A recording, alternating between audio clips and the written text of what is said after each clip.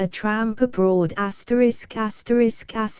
Tramp Abroad by Mark Twain Portrait.jpg, 45K, Moses.jpg, 86K, Titlepage.jpg, 41K, A Tramp Abroad, Part 1 by Mark Twain, Samuel L. Clemens. First published in 1880. Illustrations taken from an 1880 first edition. Illustrations, 1 Portrait of the author 2. Titian's Moses 3. The author's memories 4. The Black Knight 5. Opening his vizier 6. The enraged emperor 7. The portier 8. One of those boys 9. Schloss Hotel 10. In my cage 11. Heidelberg Castle 12. Heidelberg Castle, river frontage 13. The Retreat 14. Jim Baker 15. A blue flush about IT 16. Could not see IT 17. The Beer King 18. The lecturer's audience 19. Industrious students 20. Idle student 21. Companionable intercourse 22. An imposing spectacle 23. An advertisement 24. Understands his business 25. The old surgeon 26. The first wound 27. The castle court 28.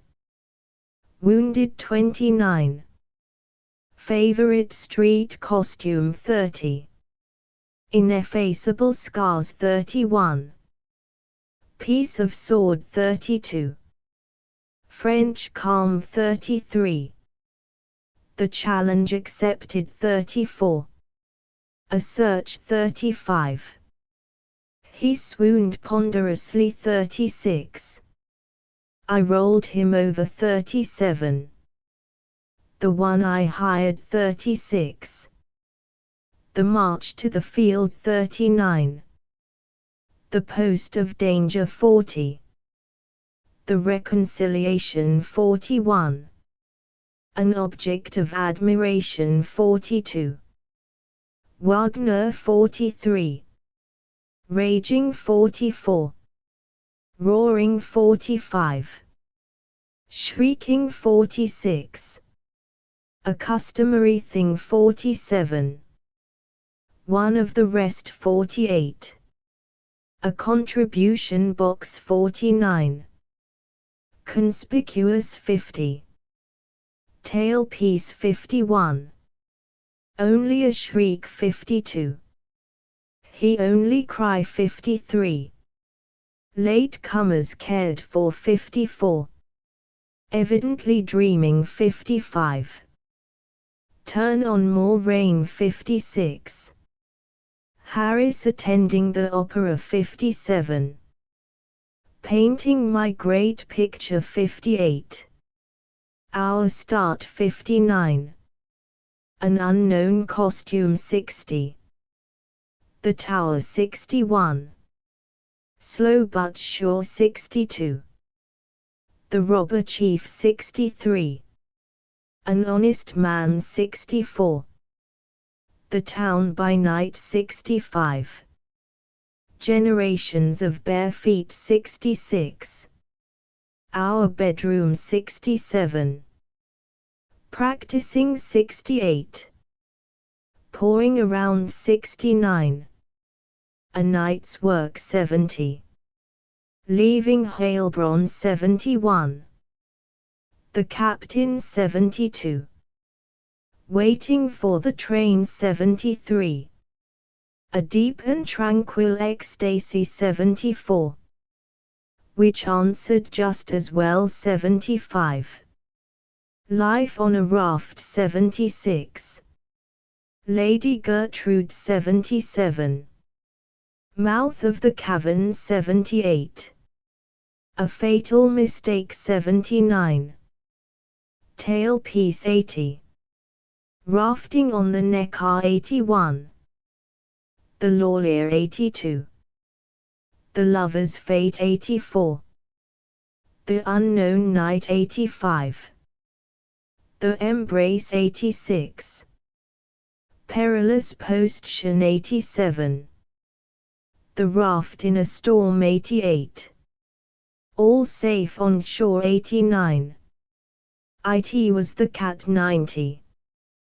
Tailpiece 91. Breakfast in the Garden 162-92. Easily Understood 93. Experimenting Through Harris 94. At the Ballroom Door 95. The Town of Dillsburg 96. Our Advance on Dillsburg 97. Inside the Town 95. The Old Well 99. Send hither the Lord Ulrich 100. Lead me to her grave 102. An excellent pilot, once 103. Scatteration 104.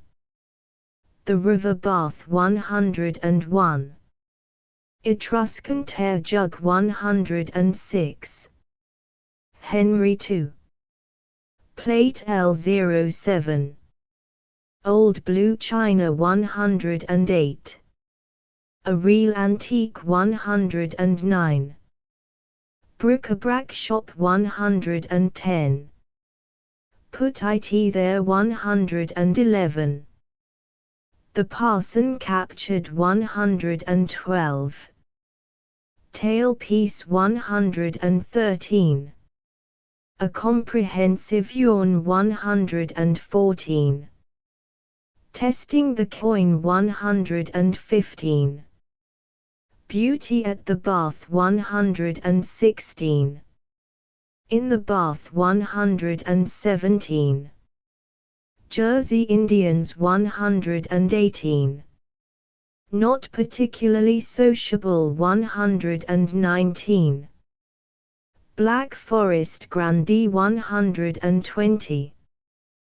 The Grandee's Daughter 121. Rich Old Huss 122.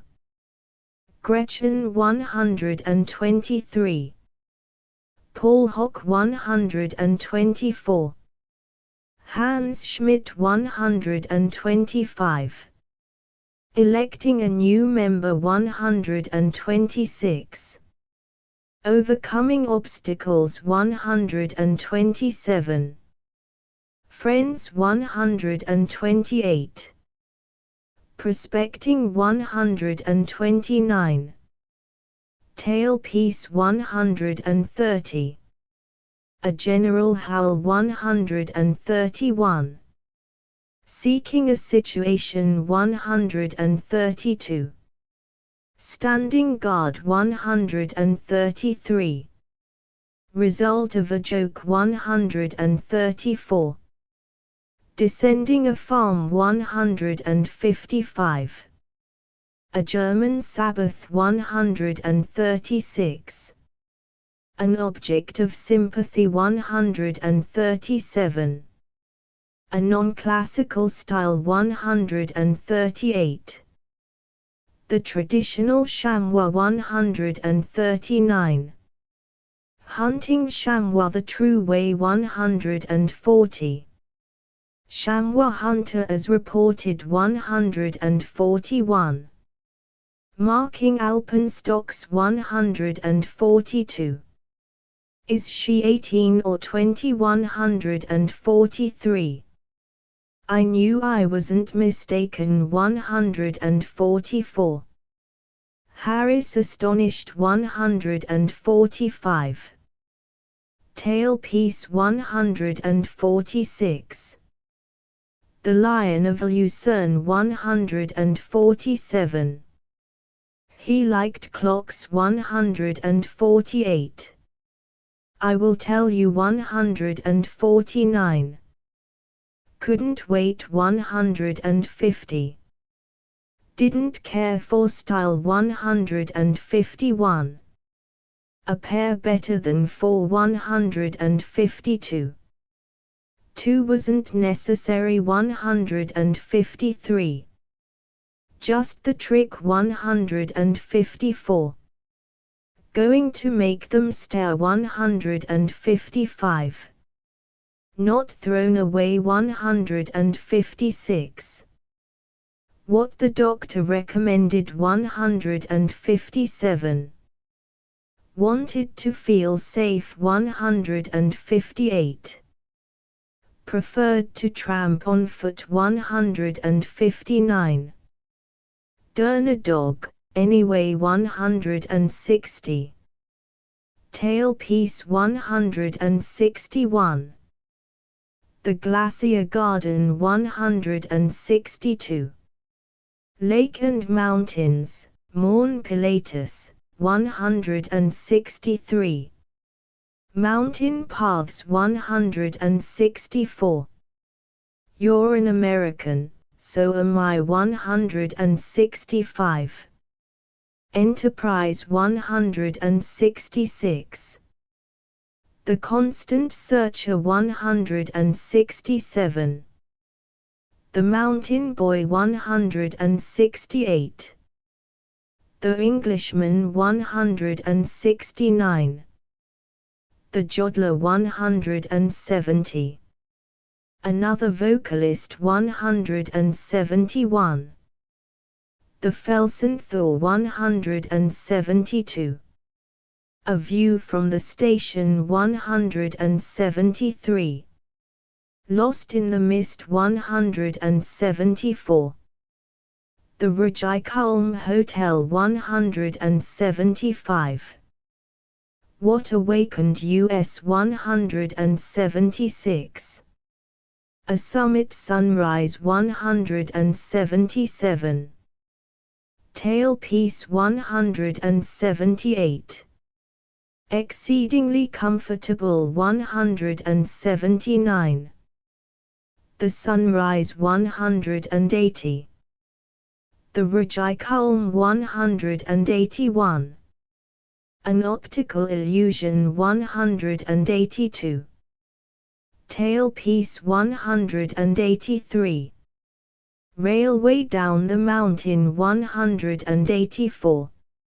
Source of the Rhone 185. A Glacier Table 186. Glacier of Grindelwald 187. Dawn on the Mountains 188. Tailpiece 189. New and Old Style 190. St. Nicholas, as a Hermit 191. A Landslide 192. Goldau Valley before and after the landslide 193. The Way They Do It 194. Our Gallant Driver 195. A Mountain Pass 196. I'm Awful Dry 197. It's the Fashion 198. What We Expected 199. We Missed the Scenery 200. The Tourists 201. The Young Bride 202. It Was a Famous Victory 203. Promenade in Interlaken 204. The Jungfrau by MT 205. Street in Interlaken 206. Without a Courier 207. Traveling with a Courier 208. Tailpiece 209. Grape and Whey Patience 210. Sociable drivers 211. A mountain cascade 212. The Gasternthal 213. Exhilarating sport 214. Falls 215. What might be 216. An alpine bouquet 217. The end of the world 218. The forget-me-not 219.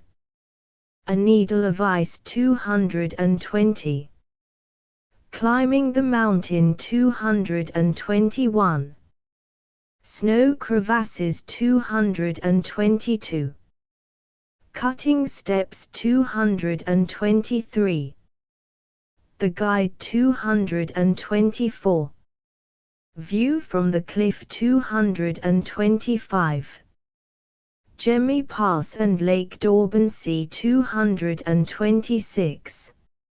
Almost a Tragedy 227. The Alpine Litter 228. Social Bathers 229. Death of Countess Herlincourt 230. They've got it all 231. Model for an Empress 232. Bath houses at Look 233. The Bathers at Look 234. Ratia mixed up 235. Tailpiece 236. A Sunday Morning's Demon 237. Just Saved 238. Seen in Valley of Zermatt 239. Arrival at Zermatt 240. Fitted out 241. A Fearful Fall 242. Tailpiece 243. Already 244. The March 245. The Caravan 246. The Hook 247. The Disabled Chaplain 248. Trying Experiments 249. Saved. 250 20 minutes work 251. The Black Ram 252. The Miracle 253. The New Guide 251. Scientific Researches 255. Mountain Chalet 256. The Grandson 257. Occasionally met with 258. Summit of the Gornergrat 259. Chiefs of the Advance Guard 260. My Picture of the Matterhorn 261. Everybody Had an Excuse 262. Sprung a Leak 263. A Scientific Question 264. A Terminal Moraine 265. Front of Glacier 266. An Old Moraine 267. Glacier of Zermatt with Lateral Moraine 269. Unexpected Meeting of Friends 269. Village of Chamonix 270. The Matterhorn 271. On the Summit 272. Accident on the Matterhorn, 1865, 273. Roped together 274. Storage of ancestors 275. Falling out of his farm 276. Child life in Switzerland 277. A Sunday play 278. The combination 279. Chillon 280. The Tête Noire 281. Mont Blanc's neighbors 282. An exquisite thing 283. A wild ride 284. Swiss peasant girl 285. Street in Chamonix 286. The proud German 287. The indignant tourist 288. Music of Switzerland 289. Only a mistake 290. A broad view 291. Preparing to start 292. Ascent of Mont Blanc 293. We all raised a tremendous shout 294. The Grande Mulets 295. Cabin on the Grande Mulets 296. Keeping warm 297. Tailpiece 298. Take it easy 299. The Emiard de Glace, Mont Blanc, 300. Taking toll 301. A descending tourist 302. Leaving by diligence 303. The satisfied Englishman 301. High pressure 305. No apology 307. A lively street 308. Having her full rights 309. How she fooled US 310. You'll take that or none 311. Robbing a beggar 312. Dishonest Italy 313. Stock in trade 314. Style 315. Specimens from old masters 316. An old master 317. The Lion of St. Mark 318. Oh, to be at our St. 319. The world's masterpiece 320. Tailpiece 321. Aesthetic tastes 322. A private family breakfast 323. European carving 323. A 24-hour fight 325. Great Heidelberg Tun 326. Bismarck in prison 327. Tailpiece 600 328.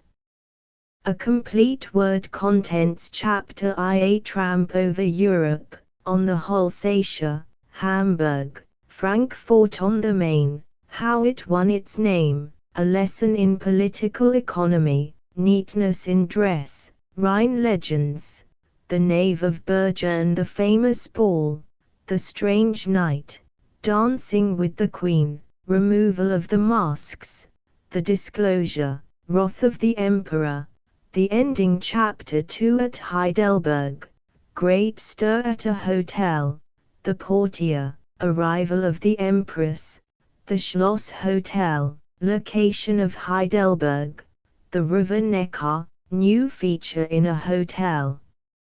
Heidelberg Castle. View from the hotel. A tramp in the woods. Meeting a raven.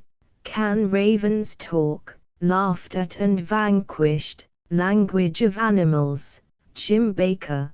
Blue Jays Chapter 3 Baker's Blue Jay Yarn. Jay Language. The cabin. Hello, I reckon I've struck something. A knot hole. Attempt to fill it. A ton of acorns. Friends called in. A great mystery. More jays called a blue flush. A discovery. A rich joke. One that couldn't see it. Chapter 4 Student Life. The 5 Core. The Beat King. A free life. Attending lectures. An immense audience. Industrious students. Politeness of the students. Intercourse with the professors. Scenes at the castle garden. Abundance of dogs. Symbol of blighted love. How the ladies advertise. Chapter V The students' dueling ground. The dueling room. The sword grinder. Frequency of the duels. The duelists. Protection against injury. The surgeon. Arrangements for the duels. The first duel. The first wound. A drawn battle. The second duel. Cutting and slashing. Interference of the surgeon. Chapter 6 The third duel. A sickening spectacle. Dinner between fights. The last duel. Fighting in earnest. Faces and heads mutilated. Great nerve of the duelists. Fatal results not infrequent. The world's view of these fights. Chapter 7 Core. Laws and usages. Volunteering to fight. Coolness of the wounded. Wounds honorable. Newly bandaged students around Heidelberg. Scarred faces abundant. A badge of honor. Prince Bismarck as a duelist. Statistics. Constant sword practice. Color of the Corps. Corps etiquette. Chapter 8 The Great French Duel. Mistaken notions. Outbreak in the French Assembly. Calmness of M. Gamita. I volunteer as second. Drawing up a will. The challenge and its acceptance. Difficulty in selection of weapons. Deciding on distance. M. Gamita's firmness. Arranging details. Hiring hearses. How it was kept from the press. March to the field. The post of danger. The duel. The result. General rejoicings. The only one hurt. A firm resolution. Chapter 9 At the theater. German ideal. At the opera. The orchestra. Howlings and wailings. A curious play. One season of rest. The wedding chorus. Germans fond of the opera. Funerals needed. A private party. What I overheard. A gentle girl. A contribution. Box. Unpleasantly conspicuous. Chapter X 4 Hours with Wagner. A wonderful singer. Once. Only a shriek. An ancient vocalist. He only cry. Emotional Germans. A wise custom. Late comers rebuked. Heard to the last. No interruptions allowed. A royal audience. An eccentric king. Real reign and more of it. Immense success. Encore. Encore. Magnanimity of the King. Chapter 11 Lessons in Art. My great picture of Heidelberg Castle. Its effect in the exhibition. Mistaken for a Turner. A studio. Waiting for orders. A tramp decided on. The start for Heilbronn. Our walking dress. Pleasant march to you. We take the rail. German people on board. Not understood. Speak only German and English. Wimpfen. a funny tower, dinner in the garden, vigorous tramping, ride in a peasant's cart, a famous room. Chapter 12. The Rathhorse, an old robber knight, Gotts von Bulikingen, his famous deeds, the square tower, a curious old church, a gay turn out, a legend, the wife's treasures, a model waiter, a miracle performed, an old town, the worn stones. Chapter 13. Early to bed, lonesome, nervous excitement, the room we occupied, disturbed by a mouse, grow desperate, the old remedy, a shoe thrown, result, hopelessly awake, an attempt to dress, a cruise in the dark, crawling on the floor, a general smash up, 4 to 7 miles travel. Chapter 14. A famous turn out, raftsman on the Neckar, the log rafts, the Neckar, a sudden idea, to Heidelberg on a raft, chartering a raft, gloomy feelings and conversation, delicious journeying, view of the banks, compared with railroading. Chapter 15. Down the river, German women's duties, bathing as we went, a handsome picture, girls in the willows, we sight a tug, steamers on the Neckar, dinner on board, legend cave of the spectre, Lady Gertrude the heiress, the crusader, the lady in the cave, a tragedy. Chapter 16. An ancient legend of the Rhine, the lawyer, Count Hermann, falling in love, a sight of the enchantress, sad effect on Count Hermann,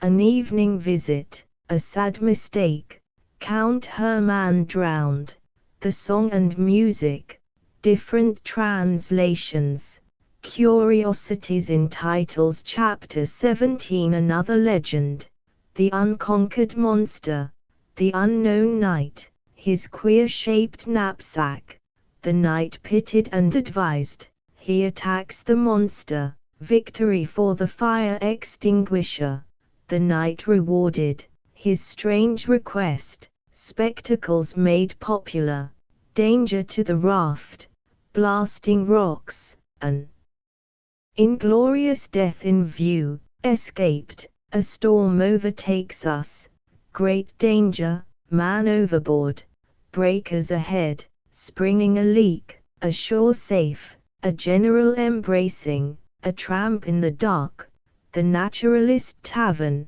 a night's troubles, it is the cat. Chapter 18. Breakfast in a garden, the old raven, castle of Hirschhorn, attempt to hire a boat, High Dutch, what you can find out by enquiring, what I found out about the students, a good German custom, Harris practices it, an embarrassing position, a nice party, at a ball, stopped at the door, assistance at hand and rendered, worthy to be an empress. Chapter 19. Arrive at Neckarsteinach, Castle of Dilsberg, a walled town, on a hill, exclusiveness of the people, a queer old place, an ancient well, an outlet proved, legend of Dilsberg Castle, the haunted chamber, the betrothed's request, the knight's slumbers and awakening,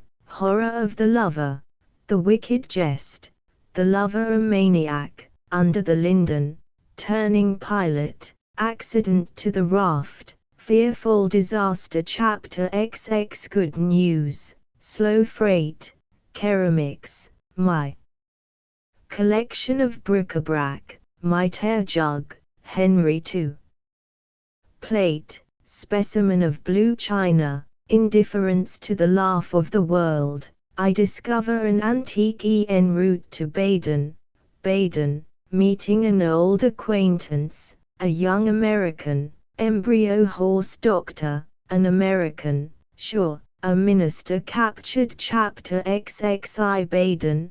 Baden, energetic girls, a comprehensive yawn, a beggar's trick, cool impudence, the bath woman, insolence of shopkeepers, taking a bath, early and late hours, popular belief regarding Indians, an old cemetery, a pious hag, curious table companions. Chapter XXII. The Black Forest, a grandee and his family, the wealthy nabob, a new standard of wealth, skeleton for a new novel, trying situation, the Common Council, choosing a new member studying natural history, the ant a fraud, eccentricities of the ant, his deceit and ignorance, a German dish, boiled oranges. Chapter 23. Off for a day's tramp, tramping and talking, storytelling, dentistry in camp, Nicodemus Dodge, seeking a situation, a butt for jokes, Jimmy Finn's skeleton, descending a farm, unexpected notoriety. Chapter XIV. Sunday on the continent, a day of rest, an incident at church, an object of sympathy, royalty at church, public grounds concert, power and grades of music, hiring a courier. Chapter XX. Lucerne, beauty of its lake, the wild chamois, a great error exposed, methods of hunting the chamois, beauties of Lucerne, the alpenstock, marking alpenstocks, guessing at nationalities, an American party, an unexpected acquaintance, getting mixed up, following blind trails, a happy half hour, defeat and revenge. Chapter XXVI. Commerce of Lucerne, benefits of martyrdom, a bit of history, the home of cuckoo clocks, a satisfactory revenge, the Alan who put up at Gadsby's, a forgotten story, wanted to be postmaster, a Tennessean at Washington, he concluded to stay a while. Application of the story. Chapter XXII. The Glacier Garden, excursion on the lake, life on the mountains, a specimen tourist, where are you from? An advertising dodge, a righteous verdict, the guidebook student, I believe that's all. Chapter XXVIII. The Rujikulm, its ascent, stripping for business, a mountain lad, an English tourist, railroad up the mountain, villages and mountain, the Jodlers, about ice water, the Felsenthor, too late, lost in the fog, the Rujikulm Hotel, the Alpine Horn, sunrise at night. Chapter XXVI. Everything convenient, looking for a western sunrise, mutual recrimination, view from the summit, down the mountain, railroading, confidence. Wanted and acquired. Chapter XXX. A trip by proxy, a visit to the Furka regions, Dead Man's Lake, source of the Rhone, glacier tables, storm in the mountains, at Grindelwald, dawn on the mountains, an explanation required, dead language, criticism of Harris's report. Chapter XXXI. Preparations for a tramp, from Lucerne to Interlaken, the Brunig Pass, modern and ancient chalets, death of Pontius Pilate, hermit home of Saint Nicholas, landslides, children selling refreshments, how they harness a horse, a great man, honors to a hero, a thirsty bride, for better or worse, German fashions, anticipations, solid comfort, an unsatisfactory /awakening, what we had lost, our surroundings. Chapter XXI. The Jungfrau Hotel, a whiskered waitress, an Arkansas bride, perfection in discord, a famous victory, a look from a window, about the Jungfrau. Chapter XXXIII. The Giesbach Falls, the spirit of the Alps, why people visit them, whey and grapes as medicines. The Kursaal, a formidable undertaking, from Interlaken to Zermatt on foot, we concluded. To take a buggy, a pair of jolly drivers, we meet with companions, a cheerful ride, Kandersteg Valley, an alpine parlor, exercise and amusement, a race with a log chapter an old guide, possible accidents, dangerous habitation, mountain flowers, embryo lions, mountain pigs, the end of the world, ghastly desolation, proposed adventure, reading up adventures, ascent of Monte Rosa, precipices and crevasses, among the snows, exciting experiences, lee ridges, the summit, adventures postponed chapter XXXV and new interest, magnificent views, a mule's preferences, turning mountain corners, terror of a horse, lady tourists, death of a young countess, a search for a hat, what we did find, Harris's opinion of chamois, a disappointed man, a giantess, model for an empress, baths at Leuk, sport in the water, the gemmy precipices, a palace for an emperor, the famous ladders, considerably mixed up, sad plight of a minister chapter XXV Sunday church bells, a cause of profanity, a magnificent glacier, fault finding by Harris, almost an accident, selfishness of Harris, approaching Zermatt, the Matterhorn, Zermatt, home of mountain climbers, fitted out for climbing, a fearful adventure, never satisfied chapter XXA, a calm decision,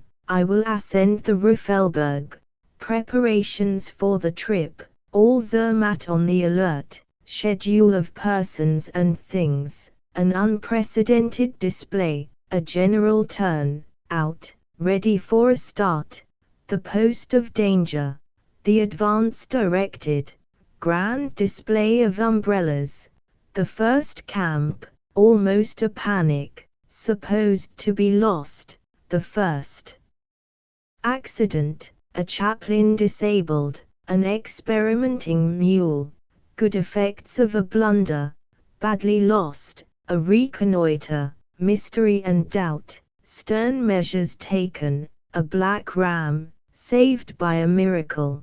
The guide's guide chapter 8-hour expedition continued, experiments with the barometer, boiling thermometer, barometer soup, an interesting scientific discovery, crippling a Latinist, a chaplain injured, short of barkeepers, digging a mountain cellar, a young American specimen, somebody's grandson, arrival at Riffelberg Battelle, ascent of Gorner Grat, faith in thermometers, the Matterhorn chapter 6 guidebooks, plans for the return of the expedition, a glacier train, parachute descent from Gorner Grat, proposed honors to Harris declined, all had an excuse, a magnificent idea abandoned, descent to the glacier, a supposed leak, a slow train,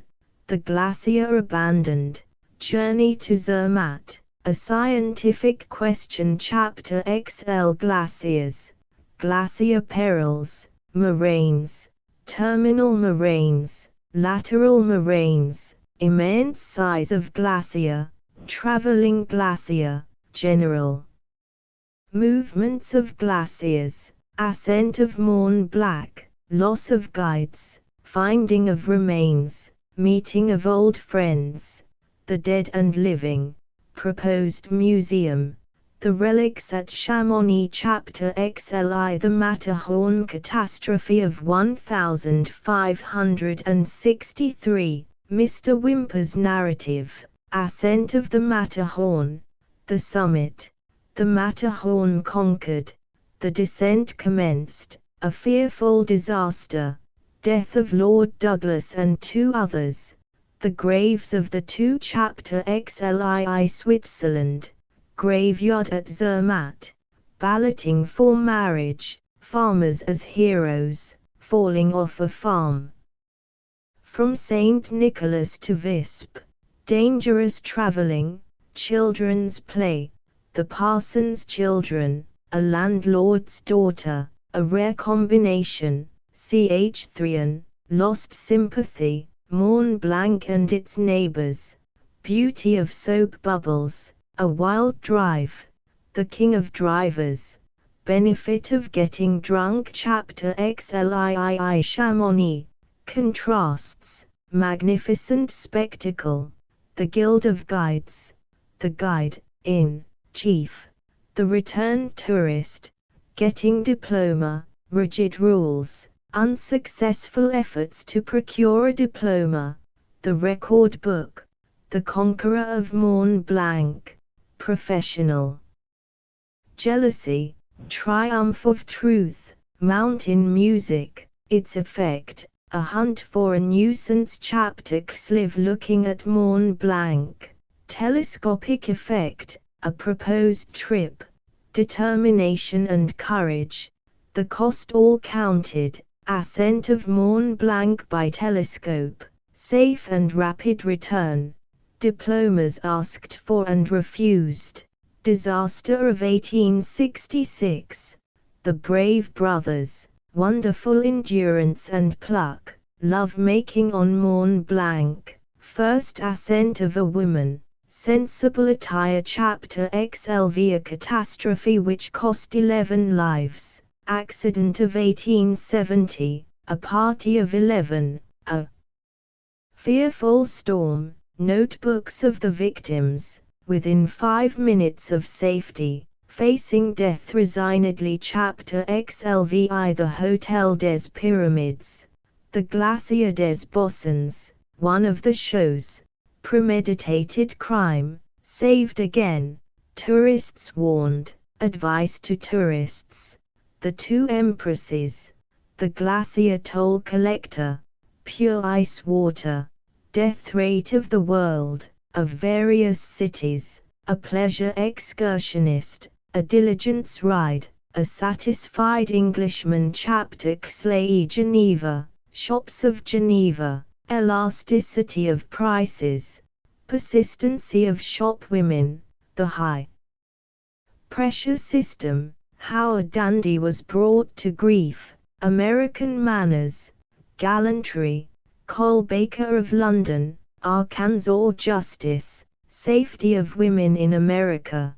Town of Chambéry. A lively place. At Turin. A railroad companion. An insulted woman. City of Turin. Italian honesty. A small mistake. Robbing a beggar woman. Chapter Xlate in Milan.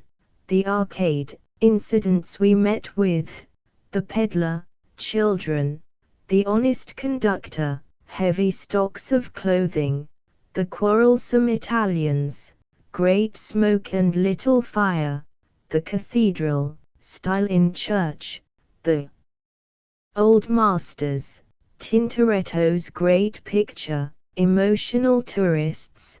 Barson's famed picture. The hair trunk. Chapter Xlix in Venice. Street marks. Cathedral. Discovery of an antique. The riches of street marks. A church robber. Trusting secrets to a friend.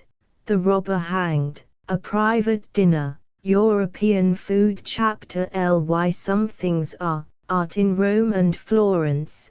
The fig leaf mania. Titian's Venus. Difference between seeing and describing a real work of art.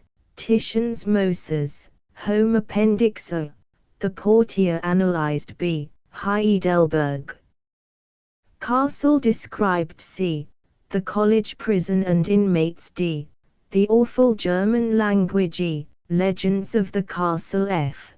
The Journals of Germany. P016.jpg, 82K. Chapter I. The Knighted Knave of Bergerne. One day it occurred to me that it had been many years since the world had been afforded the spectacle of a man adventurous enough to undertake a journey through Europe on foot. After much thought, I decided that I was a person fitted to furnish to mankind this spectacle. So I determined to do it. This was in March, 1878. I looked about me for the right sort of person to accompany me in the capacity of agent, and finally hired a Mr. Harris for this service. It was also my purpose to study art while in Europe. Mr. Harris was in sympathy with me in this. He was as much of an enthusiast in art as I was, and not less anxious to learn to paint. I desired to learn the German language, so did Harris. Toward the middle of April we sailed in the Holsatia, Captain Brandt, and had a very pleasant trip, indeed. After a brief rest at Hamburg, we made preparations for a long pedestrian trip southward in the soft spring weather, but at the last moment we changed the program, for private reasons, and took the express train. We made a short halt at Frankfurt on the Main, and found it an interesting city. I would have liked to visit the birthplace of Gutenberg, but it could not be done, as no memorandum of the site of the house has been kept. So we spent an hour in the Goethe mansion instead. The city permits this house to belong to private parties, instead of gracing and dignifying herself with the honor of possessing and protecting it. Frankfurt is one of the 16 cities which have the distinction of being the place where the following incident occurred. Charlemagne, while chasing the Saxons, as he said, or being chased by them, as they said, arrived at the bank of the river at dawn, in a fog. The enemy were either before him or behind him, but in any case he wanted to get across, very badly. He would have given anything for a guide, but none was to be had. Presently he saw a deer, followed by her young, approach the water. He watched her, judging that she would seek a ford, and he was right. She waded over, and the army followed. So a great Frankish victory or defeat was gained or avoided, and in order to commemorate the episode, Charlemagne commanded a city to be built there, which he named Frankfurt, the ford of the Franks. None of the other cities where this event happened were named for it. This is good evidence that Frankfurt was the first place it occurred at. Frankfurt has another distinction: it is the birthplace of the German alphabet, or at least of the German word for alphabet, Buchstaben. They say that the first movable types were made on birch sticks, Buchstab, hence the name. I was taught a lesson in political economy in Frankfurt. I had brought from home a box containing 1,000 very cheap cigars. By way of experiment, I stepped into a little shop in a queer old back street, took 4 gaily decorated boxes of wax matches and 3 cigars, and laid down a silver piece worth 48 cents. The man gave me 43 cents change. In Frankfurt everybody wears clean clothes, and I think we noticed that this strange thing was the case in Hamburg, too, and in the villages along the road. Even in the narrowest and poorest and most ancient quarters of Frankfurt neat and clean clothes were the rule. The little children of both sexes were nearly always nice enough to take into a body's lap. And as for the uniforms of the soldiers, they were newness and brightness carried to perfection. One could never detect a smirch or a grain of dust upon them. The streetcar conductors and drivers wore pretty uniforms which seemed to be just out of the bandbox, and their manners were as fine as their clothes. In one of the shops I had the luck to stumble upon a book which has charmed me nearly to death. It is entitled The Legends of the Rhine from Basel to Rotterdam, by F. J. Kiefer, translated by L. W. Garnham, B.A. All tourists mention the Rhine legends, in that sort of way which quietly pretends that the mentioner has been familiar with them all his life, and that the reader cannot possibly be ignorant of them, but no tourist ever tells them. So this little book fed me in a very hungry place, and I, in my turn, intend to feed my reader with one or two little lunches from the same larder. I shall not mar Garnham's translation by meddling with its English, for the most toothsome thing about it is its quaint fashion of building English sentences on the German plan, and punctuating them accordingly to no plan at all. In the chapter devoted to legends of Frankfort I find the following. The nave of Bergern in Frankfort at the Roma was a great mask ball, at the coronation festival, and in the illuminated saloon, the clanging music invited to dance, and splendidly appeared the rich toilets and charms of the ladies, and the festively costumed princes and knights. All seemed pleasure, joy, and roguish gaiety. Only one of the numerous guests had a gloomy exterior, but exactly the black armor in which he walked about excited general attention, and his tall figure, as well as the noble propriety of his movements, attracted especially the regards of the ladies. P020A.jpg, 11K, who the knight was. Nobody could guess, for his vizier was well closed, and nothing made him recognizable. Proud and yet modest he advanced to the Empress, bowed on one knee before her seat, and begged for the favor of a waltz with the queen of the festival. And she allowed his request.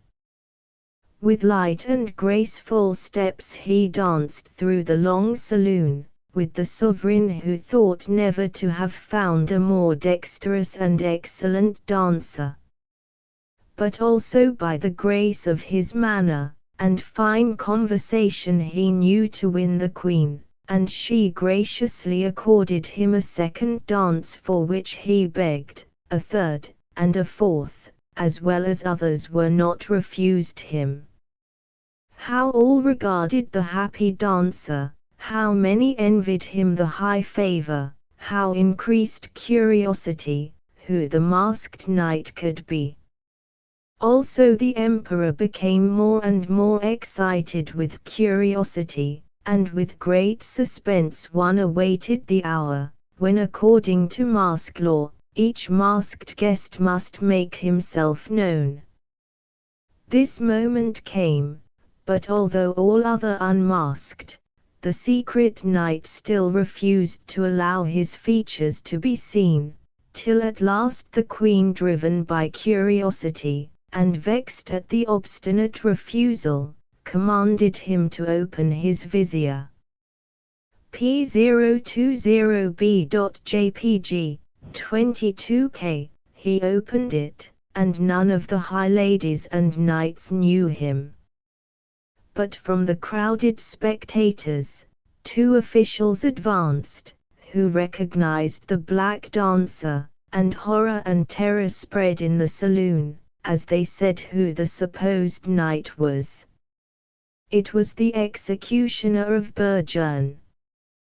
But glowing with rage, the king commanded to seize the criminal and lead him to death, who had ventured to dance with the queen, so disgraced the empress, and insulted the crown. The culpable threw himself at the emperor, and said, P021.jpg, 15K, indeed I have heavily sinned against all noble guests assembled here, but most heavily against you my sovereign and my queen. The queen is insulted by my haughtiness equal to treason, but no punishment, even blood, will not be able to wash out the disgrace which you have suffered by me. Therefore, O king, allow me to propose a remedy, to efface the shame, and to render it as if not done. Draw your sword and knight me, then I will throw down my gauntlet to everyone who dares to speak disrespectfully of my king. The emperor was surprised at this bold proposal, however it appeared the wisest to him. You are a knave, he replied after a moment's consideration, however your advice is good, and displays prudence, as your offense shows adventurous courage. Well then, and gave him the knight stroke. So I raise you to nobility, who begged for grace for your offense now kneels before me. Rise as knight, knavish you have acted, and knave of Bergern shall you be called henceforth. And gladly the Black Knight rose. 3 cheers were given in honor of the emperor, and loud cries of joy testified the approbation with which the queen danced still once with the knave of Bergern. Chapter 2 Heidelberg. Landing a monarch at Heidelberg, we stopped at a hotel by the railway station. Next morning, as we sat in my room waiting for breakfast to come up, we got a good deal interested in something which was going on over the way, in front of another hotel. First, the personage who is called the portier, who is not the porter, but is a sort of first mate of a hotel. 1. See Appendix A, appeared at the door in a spick and span new blue cloth uniform, decorated with shining brass buttons, and with bands of gold lace around his cap and wristbands, and he wore white gloves. 2. P023.jpg, 18K, he shed an official glance upon the situation, and then began to give orders. 2 women servants came out with pails and brooms and brushes, and gave the sidewalk a thorough scrubbing. Meanwhile 2 others scrubbed the 4 marble steps which led up to the door. Beyond these we could see some men servants taking up the carpet of the grand staircase. This carpet was carried away and the last grain of dust beaten and banged and swept out of it, then brought back and put down again. The brass stairrods received an exhaustive polishing and were returned to their places.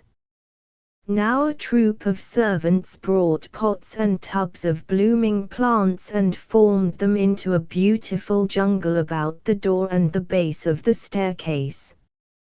Other servants adorned all the balconies of the various stories with flowers and banners. Others ascended to the roof and hoisted a great flag on a staff there. Now came some more chambermaids and retouched the sidewalk, and afterward wiped the marble steps with damp cloths and finished by dusting them off with feather brushes. Now a broad black carpet was brought out and laid down the marble steps and out across the sidewalk to the curbstone. The portier cast his eye along it, and found it was not absolutely straight. He commanded it to be straightened. The servants made the effort, made several efforts, in fact, but the portier was not satisfied. He finally had it taken up, and then he put it down himself and got it right. At this stage of the proceedings, a narrow bright red carpet was unrolled and stretched from the top of the marble steps to the curbstone, along the center of the black carpet. This red path cost the portier more trouble than even the black one had done. But he patiently fixed and refixed it until it was exactly right and lay precisely in the middle of the black carpet. In New York these performances would have gathered a mighty crowd of curious and intensely interested spectators, but here it only captured an audience of half a dozen little boys who stood in a row across the pavement, some with their school knapsacks on their backs and their hands in their pockets, others with arms full of bundles, and all absorbed in the show. Occasionally one of them skipped irreverently over the carpet and took up a position on the other side. This always visibly annoyed the portier. P024.jpg, 13K. Now came a waiting interval. The landlord, in plain clothes, and bareheaded, placed himself on the bottom marble step, abreast the portier, who stood on the other end of the same steps, 6 or 8 waiters, gloved, bareheaded, and wearing their whitest linen, their whitest cravats, and their finest swallow-tails, grouped themselves about these chiefs, but leaving the carpetway clear. Nobody moved or spoke any more but only waited. In a short time the shrill piping of a coming train was heard, and immediately groups of people began to gather in the street. 2 or 3 open carriages arrived, and deposited some maids of honor and some male officials at the hotel. Presently another open carriage brought the Grand Duke of Baden, a stately man in uniform, who wore the handsome brass-mounted, steel-spiked helmet of the army on his head. Last came the Empress of Germany and the Grand Duchess of Baden in a closed carriage. These passed through the low-bowing groups of servants and disappeared in the hotel, exhibiting to us only the backs of their heads, and then the show was over. It appears to be as difficult to land a monarch as it is to launch a ship.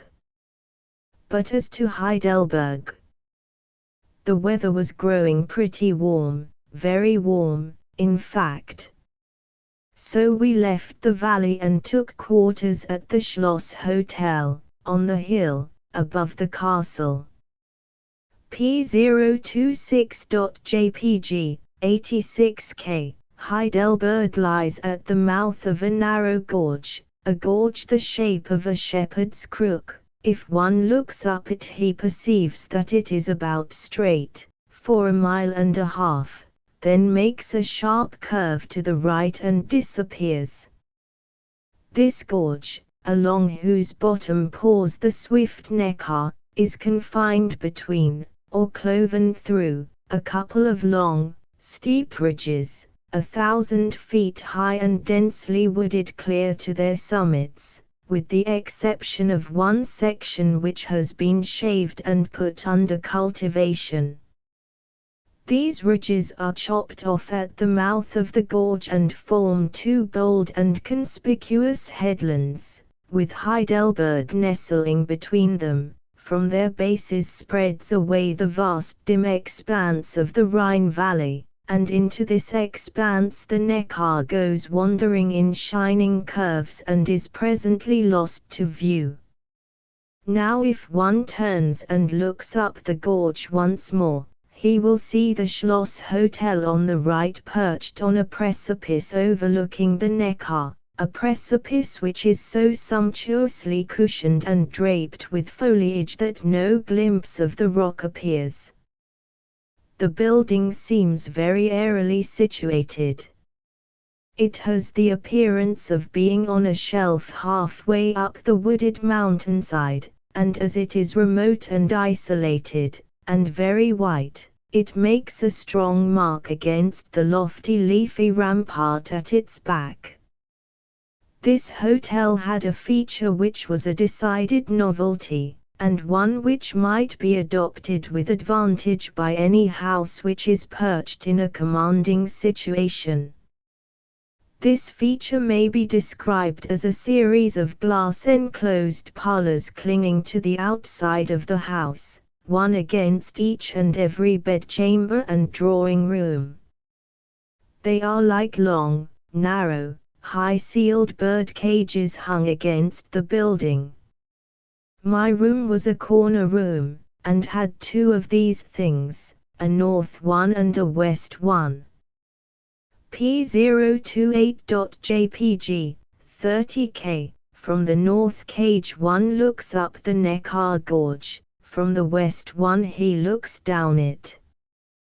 This last affords the most extensive view, and it is one of the loveliest that can be imagined, too. Out of a billowy upheaval of vivid green foliage, a rifle shot removed, rises the huge ruin of Heidelberg Castle, too.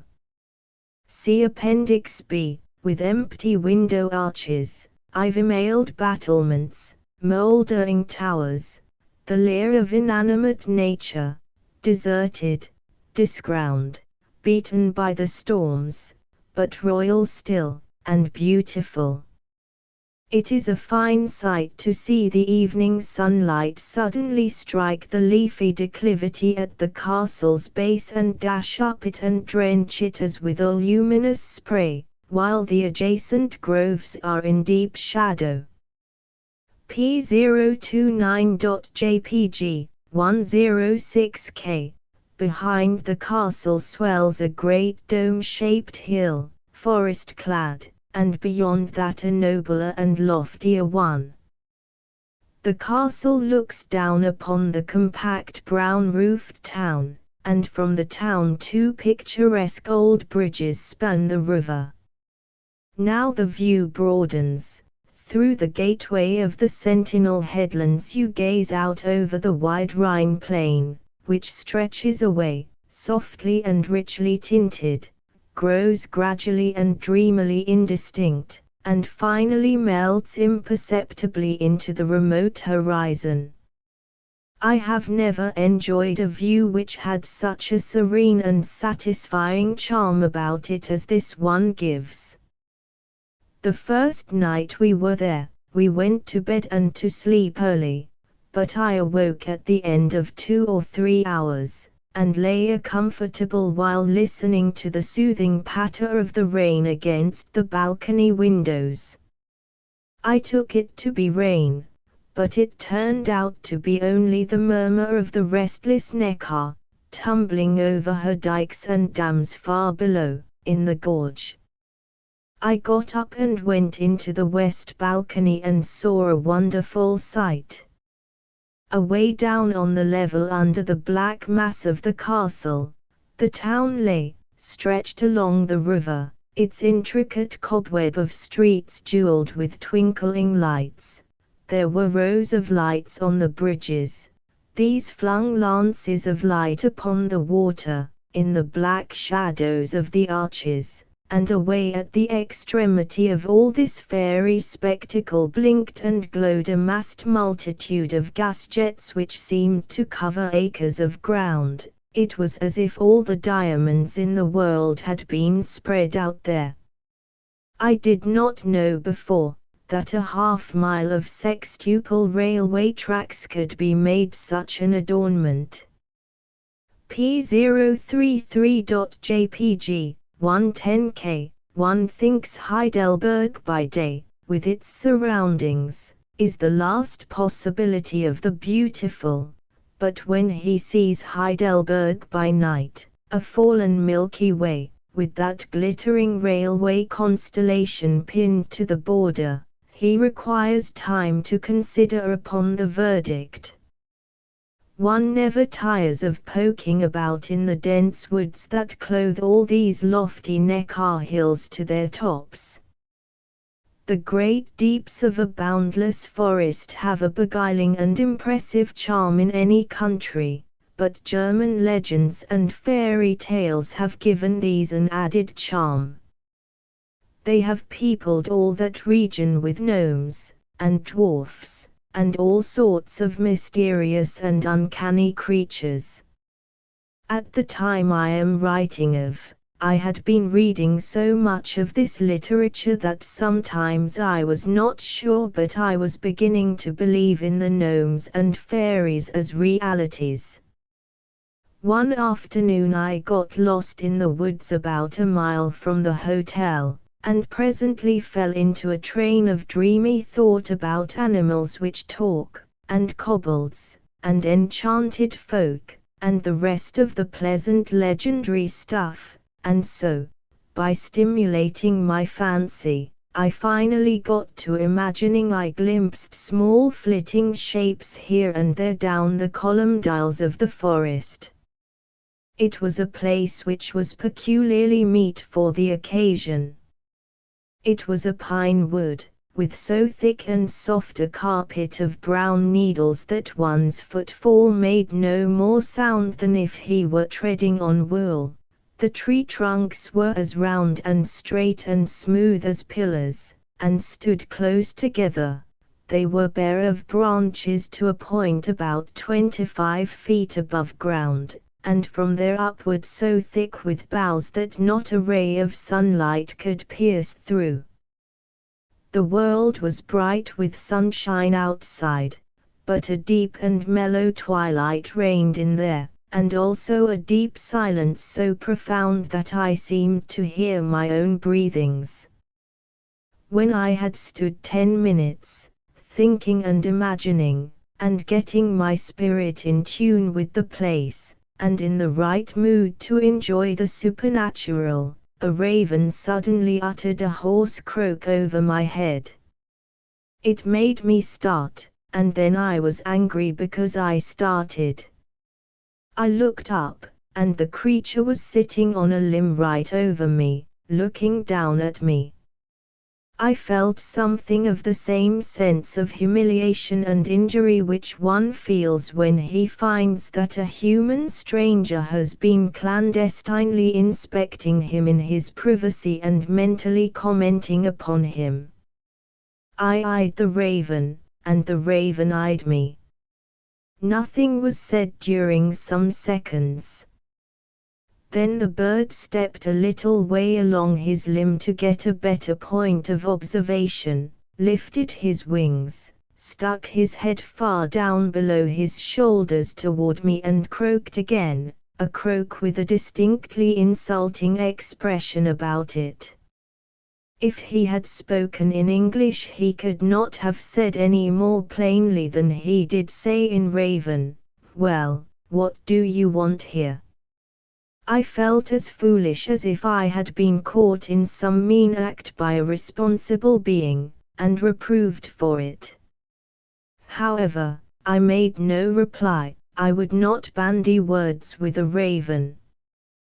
The adversary waited a while, with his shoulders still lifted, his head thrust down between them, and his keen bright eye fixed on me. Then he threw out 2 or 3 more insults, which I could not understand. Further than that I knew a portion of them consisted of language not used in church. P035.jpg, 38K, I still made no reply. Now the adversary raised his head and called. There was an answering croak from a little distance in the wood, evidently a croak of inquiry. The adversary explained with enthusiasm, and the other raven dropped everything and came. The two sat side by side on the limb and discussed me as freely and offensively as 2 great naturalists might discuss a new kind of bug. The thing became more and more embarrassing. They called in another friend. This was too much. I saw that they had the advantage of me, and so I concluded to get out of the scrape by walking out of it. They enjoyed my defeat as much as any low white people could have done. They craned their necks and laughed at me, for a raven can laugh, just like a man. They squalled insulting remarks after me as long as they could see me. They were nothing but ravens. I knew that. What they thought of me could be a matter of no consequence, and yet when even a raven shouts after you, "What a hat! Oh, pull down your vest," and that sort of thing, it hurts you and humiliates you, and there is no getting around it with fine reasoning and pretty arguments. Animals talk to each other, of course. There can be no question about that, but I suppose there are very few people who can understand them. I never knew but one man who could. I knew he could, however, because he told me so himself. He was a middle-aged, simple-hearted miner who had lived in a lonely corner of California, among the woods and mountains, a good many years, and had studied the ways of his only neighbors, the beasts and the birds, until he believed he could accurately translate any remark which they made. This was Jim Baker. According to Jim Baker, some animals have only a limited education, and some use only simple words, and scarcely ever a comparison or a flowery figure, whereas certain other animals have a large vocabulary, a fine command of language and a ready and fluent delivery. Consequently these latter talk a great deal. They like it. They are so conscious of their talent, and they enjoy showing off. Baker said that after long and careful observation, he had come to the conclusion that the blue jays were the best talkers he had found among birds and beasts. Said he, "There's more to a blue jay than any other creature. He has got more moods, and more different kinds of feelings than other creatures, and, mind you, whatever a blue jay feels, he can put into language. And no mere commonplace language, either, but rattling, out-and-out book talk, and bristling with metaphor, too, just bristling. And as for command of language, why you never see a blue jay get stuck for a word. No man ever did. They just boil out of him. And another thing, I've noticed a good deal, and there's no bird, or cow, or anything that uses as good grammar as a blue jay. You may say a cat uses good grammar. Well, a cat does, but you let a cat get excited once, you let a cat get to pulling fur with another cat on a shed, nights, and you'll hear grammar that will give you the lockjaw. Ignorant people think it's the noise which fighting cats make that is so aggravating, but it ain't so, it's the sickening grammar they use. Now I've never heard a jay use bad grammar but very seldom, and when they do, they are as ashamed as a human, they shut right down and leave. P036.jpg, 12K. You may call a jay a bird. Well, so he is, in a measure, but he's got feathers on him, and don't belong to no church, perhaps, but otherwise he is just as much human as you be. And I'll tell you for why. A jay's gifts, and instincts, and feelings, and interests, cover the whole ground. A jay hasn't got any more principle than a congressman. A jay will lie, a jay will steal, a jay will deceive, a jay will betray, and 4 times out of 5, a jay will go back on his solemnest promise. The sacredness of an obligation is such a thing which you can't cram into no blue jay's head. Now, on top of all this, there's another thing: a jay can outswear any gentleman in the mines. You think a cat can swear? Well, a cat can, but you give a blue jay a subject that calls for his reserve powers, and where is your cat? Don't talk to me, I know too much about this thing, in the one little particular of scolding, just good, clean, out-and-out scolding. A blue jay can lay over anything, human or divine. Yes, sir, a jay is everything that a man is. A jay can cry, a jay can laugh, a jay can feel shame, a jay can reason and plan and discuss, a jay likes gossip and scandal, a jay has got a sense of humor, a jay knows when he is an ass just as well as you do, maybe better. If a jay ain't human, he better take in his sign, that's all. Now I'm going to tell you a perfectly true fact about some blue jays. Chapter 3: Baker's Blue Jay Yarn. What stumped the blue jays? When I first begun to understand jay language correctly, there was a little incident happened here. 7 years ago, the last man in this region but me moved away. There stands his house, been empty ever since, a log house, with a plank roof, just one big room, and no more, no ceiling, nothing between the rafters and the floor.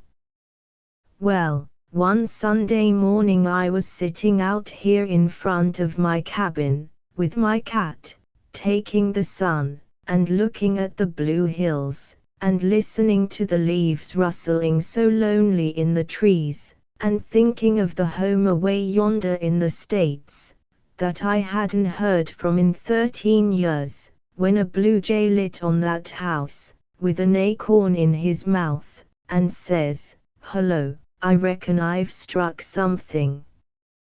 When he spoke, the acorn dropped out of his mouth and rolled down the roof, of course, but he didn't care, his mind was all on the thing he had struck.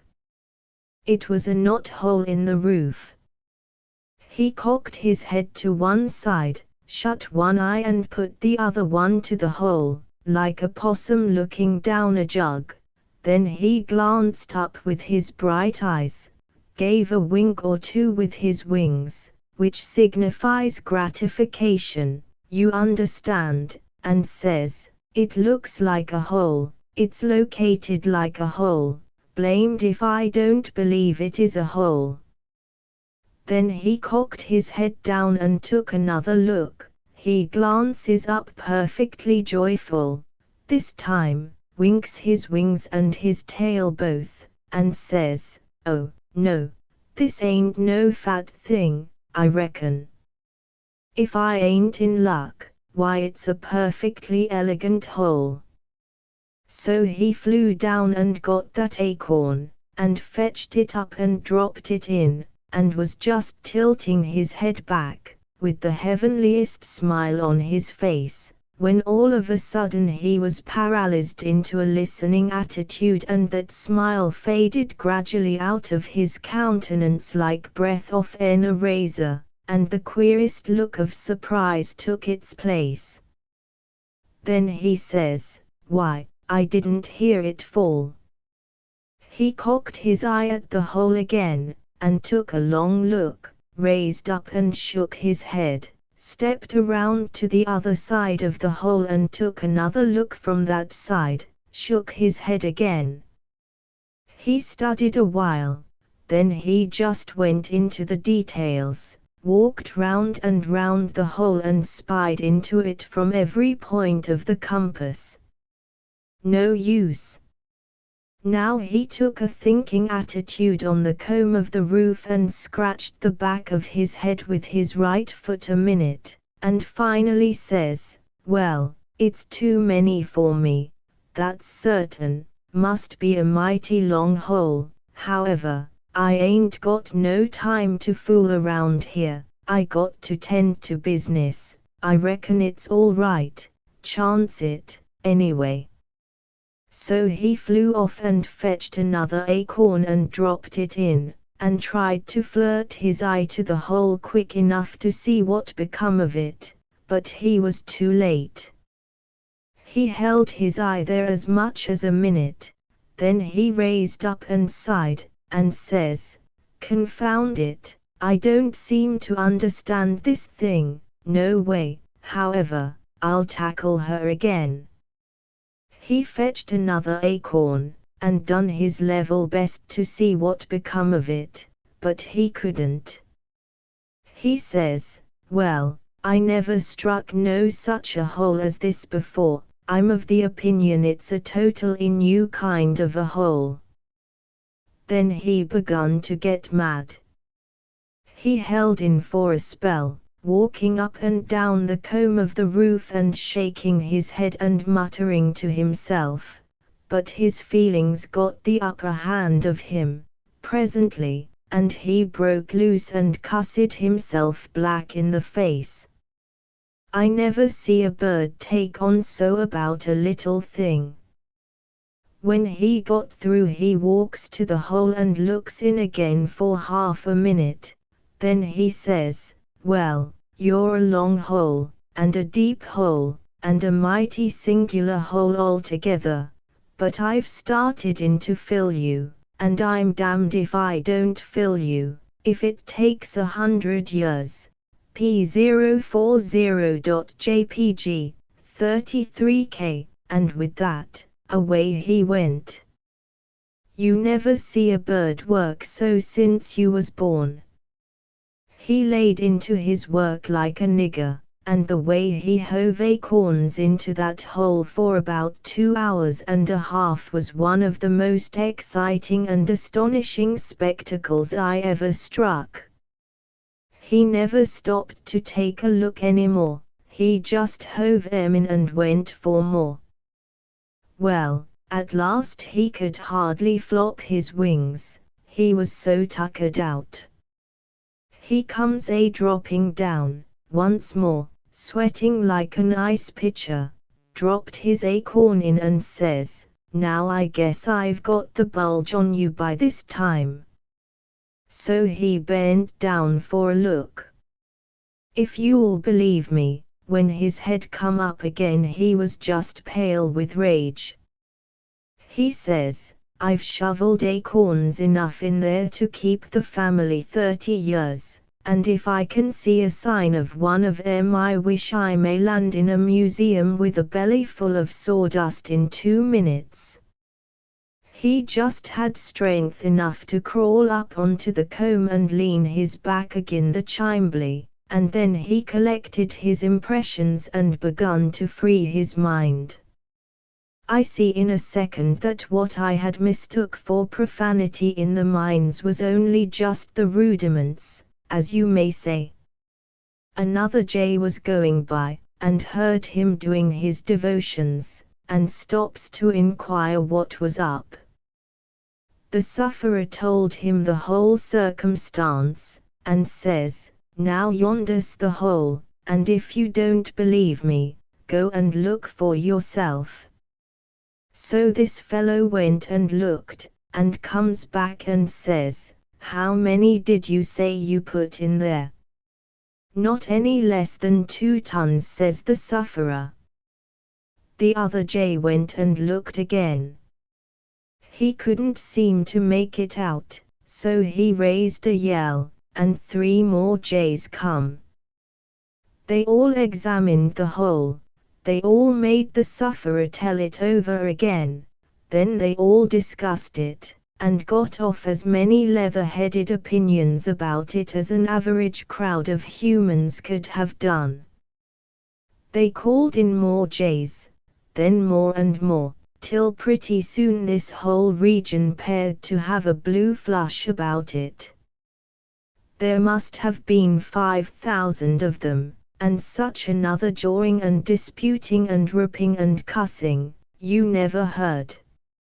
Every jay in the whole lot put his eye to the hole and delivered a more chuckle-headed opinion about the mystery than the jay that went there before him. They examined the house all over, too. The door was standing half open, and at last one old jay happened to go and light on it and look in. Of course, that knocked the mystery galley-west in a second. There lay the acorns, scattered all over the floor. He flopped his wings and raised a whoop. "Come here," he says, "come here, everybody, hanged if this fool hasn't been trying to fill up a house with acorns." They all came swooping down like a blue cloud, and as each fellow lit on the door and took a glance, the whole absurdity of the contract that first jay had tackled hit him home and he fell over backward suffocating with laughter, and the next jay took his place and done the same. Well, sir, they roosted around here on the housetop and the trees for an hour, and guffawed over that thing like human beings. It ain't any use to tell me a blue jay hasn't got a sense of humor, because I know better. And memory, too. They brought jays here from all over the United States to look down that hole, every summer for 3 years. Other birds, too. And they could all see the point except an owl that come from Nova Scotia to visit the Yosemite, and he took this thing in on his way back. He said he couldn't see anything funny in it. But then he was a good deal disappointed about Yosemite. 2P042.jpg, 23K, Chapter 4 Student Life. The laborious beer king. The summer semester was in full tide, consequently the most frequent figure in and about Heidelberg was the student. Most of the students were Germans, of course, but the representatives of foreign lands were very numerous. They hailed from every corner of the globe, for instruction is cheap in Heidelberg, and so is living, too. The Anglo-American Club, composed of British and American students, had 25 members, and there was still much material left to draw from. 9/10 of the Heidelberg students wore no badge or uniform, the other 10th wore caps of various colors, and belonged to social organizations called corps. There were 5 corps, each with a color of its own. There were white caps, blue caps, and red, yellow, and green ones. The famous duel fighting is confined to the corps boys. The neep seems to be a specialty of theirs, too. Neeps are held, now and then, to celebrate great occasions, like the election of a beer king, for instance. The solemnity is simple. The 5 corps assemble at night, and at a signal they all fall loading themselves with beer, out of pint mugs, as fast as possible, and each man keeps his own count, usually by laying aside a lucifer match for each mug he empties. P044.jpg, 24K, the election is soon decided. When the candidates can hold no more, a count is instituted and the one who has drank the greatest number of pints is proclaimed king. I was told that the last beer king elected by the corps, or by his own capabilities, emptied his mug 75 times. No stomach could hold all that quantity at one time, of course, but there are ways of frequently creating a vacuum, which those who have been much at sea will understand. One sees so many students abroad at all hours, that he presently begins to wonder if they ever have any working hours. Some of them have, some of them haven't. Each can choose for himself whether he will work or play, for German university life is a very free life, it seems to have no restraints. The student does not live in the college buildings, but hires his own lodgings, in any locality he prefers, and he takes his meals when and where he pleases. He goes to bed when it suits him, and does not get up at all unless he wants to. He is not entered at the university for any particular length of time, so he is likely to change about. He passes no examinations upon entering college. He merely pays a trifling fee of $5 or $10, receives a card entitling him to the privileges of the university, and that is the end of it. He is now ready for business, or play, as he shall prefer.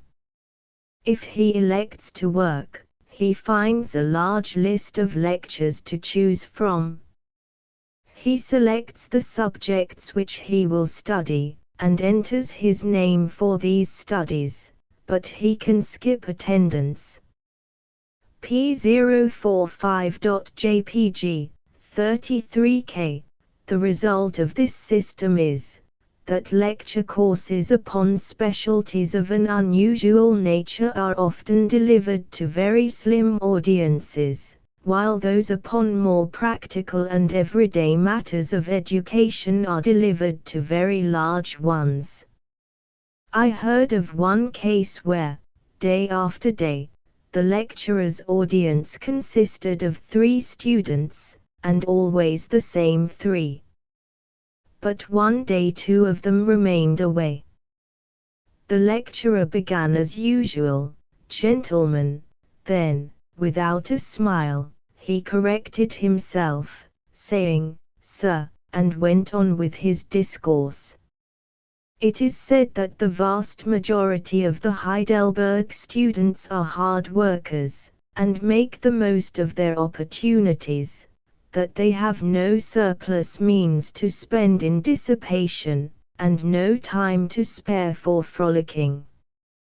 One lecture follows right on the heels of another, with very little time for the student to get out of one hall and into the next, but the industrious ones manage it by going on a trot. The professors assist them in the saving of their time by being promptly in their little boxed-up pulpits when the hours strike, and as promptly out again when the hour finishes. I entered an empty lecture room one day just before the clock struck. The place had simple, unpainted pine desks and benches for about 200 persons.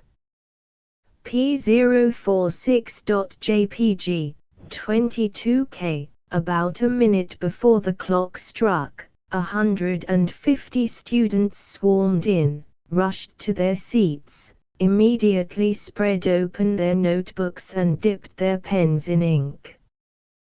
When the clock began to strike, a burly professor entered, was received with a round of applause, moved swiftly down the center aisle, said "Gentlemen," and began to talk as he climbed his pulpit steps, and by the time he had arrived in his box and faced his audience, his lecture was well under way and all the pens were going.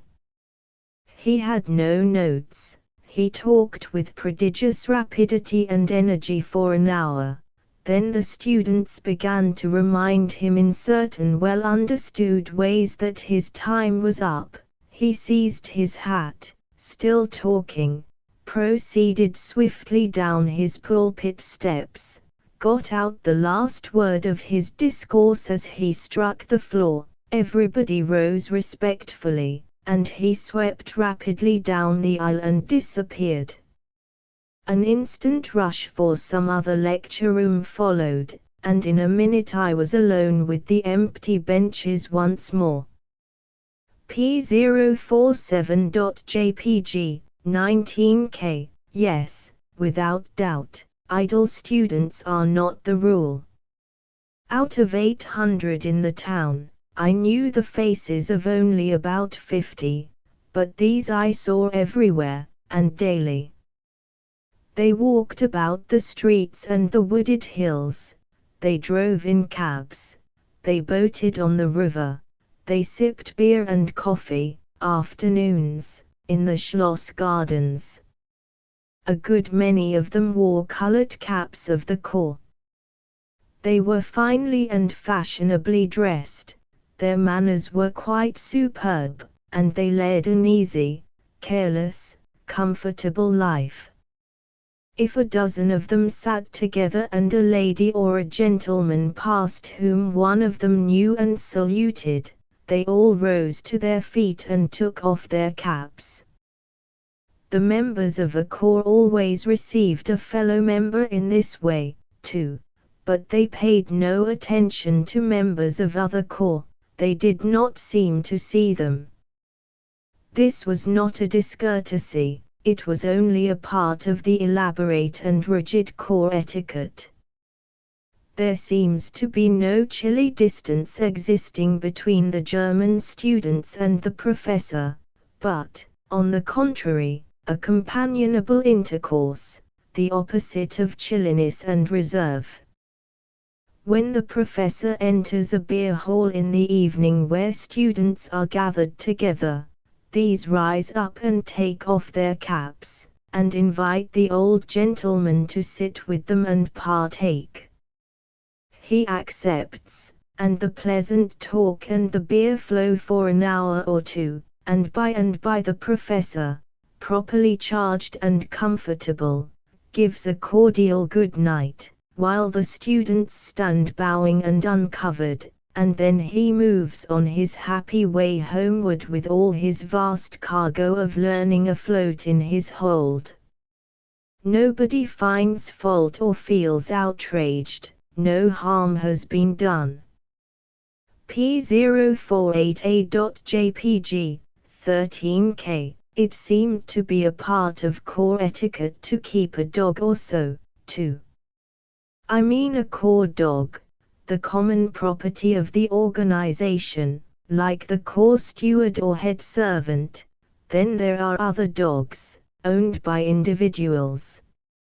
On a summer afternoon in the castle gardens, I have seen 6 students march solemnly into the grounds, in single file, each carrying a bright Chinese parasol and leading a prodigious dog by a string.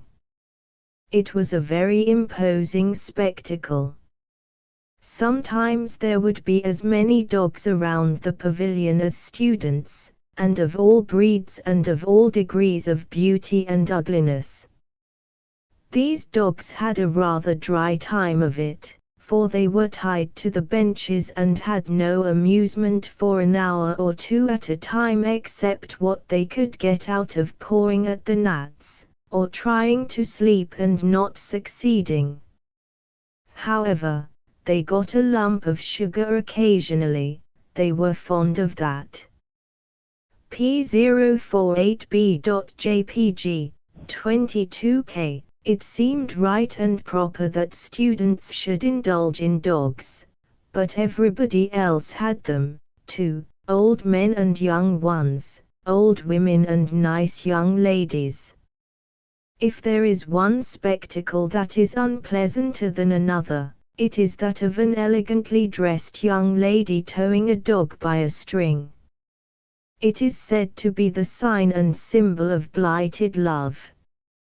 It seems to me that some other way of advertising it might be devised, which would be just as conspicuous and yet not so trying to the proprieties. P049.jpg, 60k. It would be a mistake to suppose that the easygoing pleasure-seeking student carries an empty head.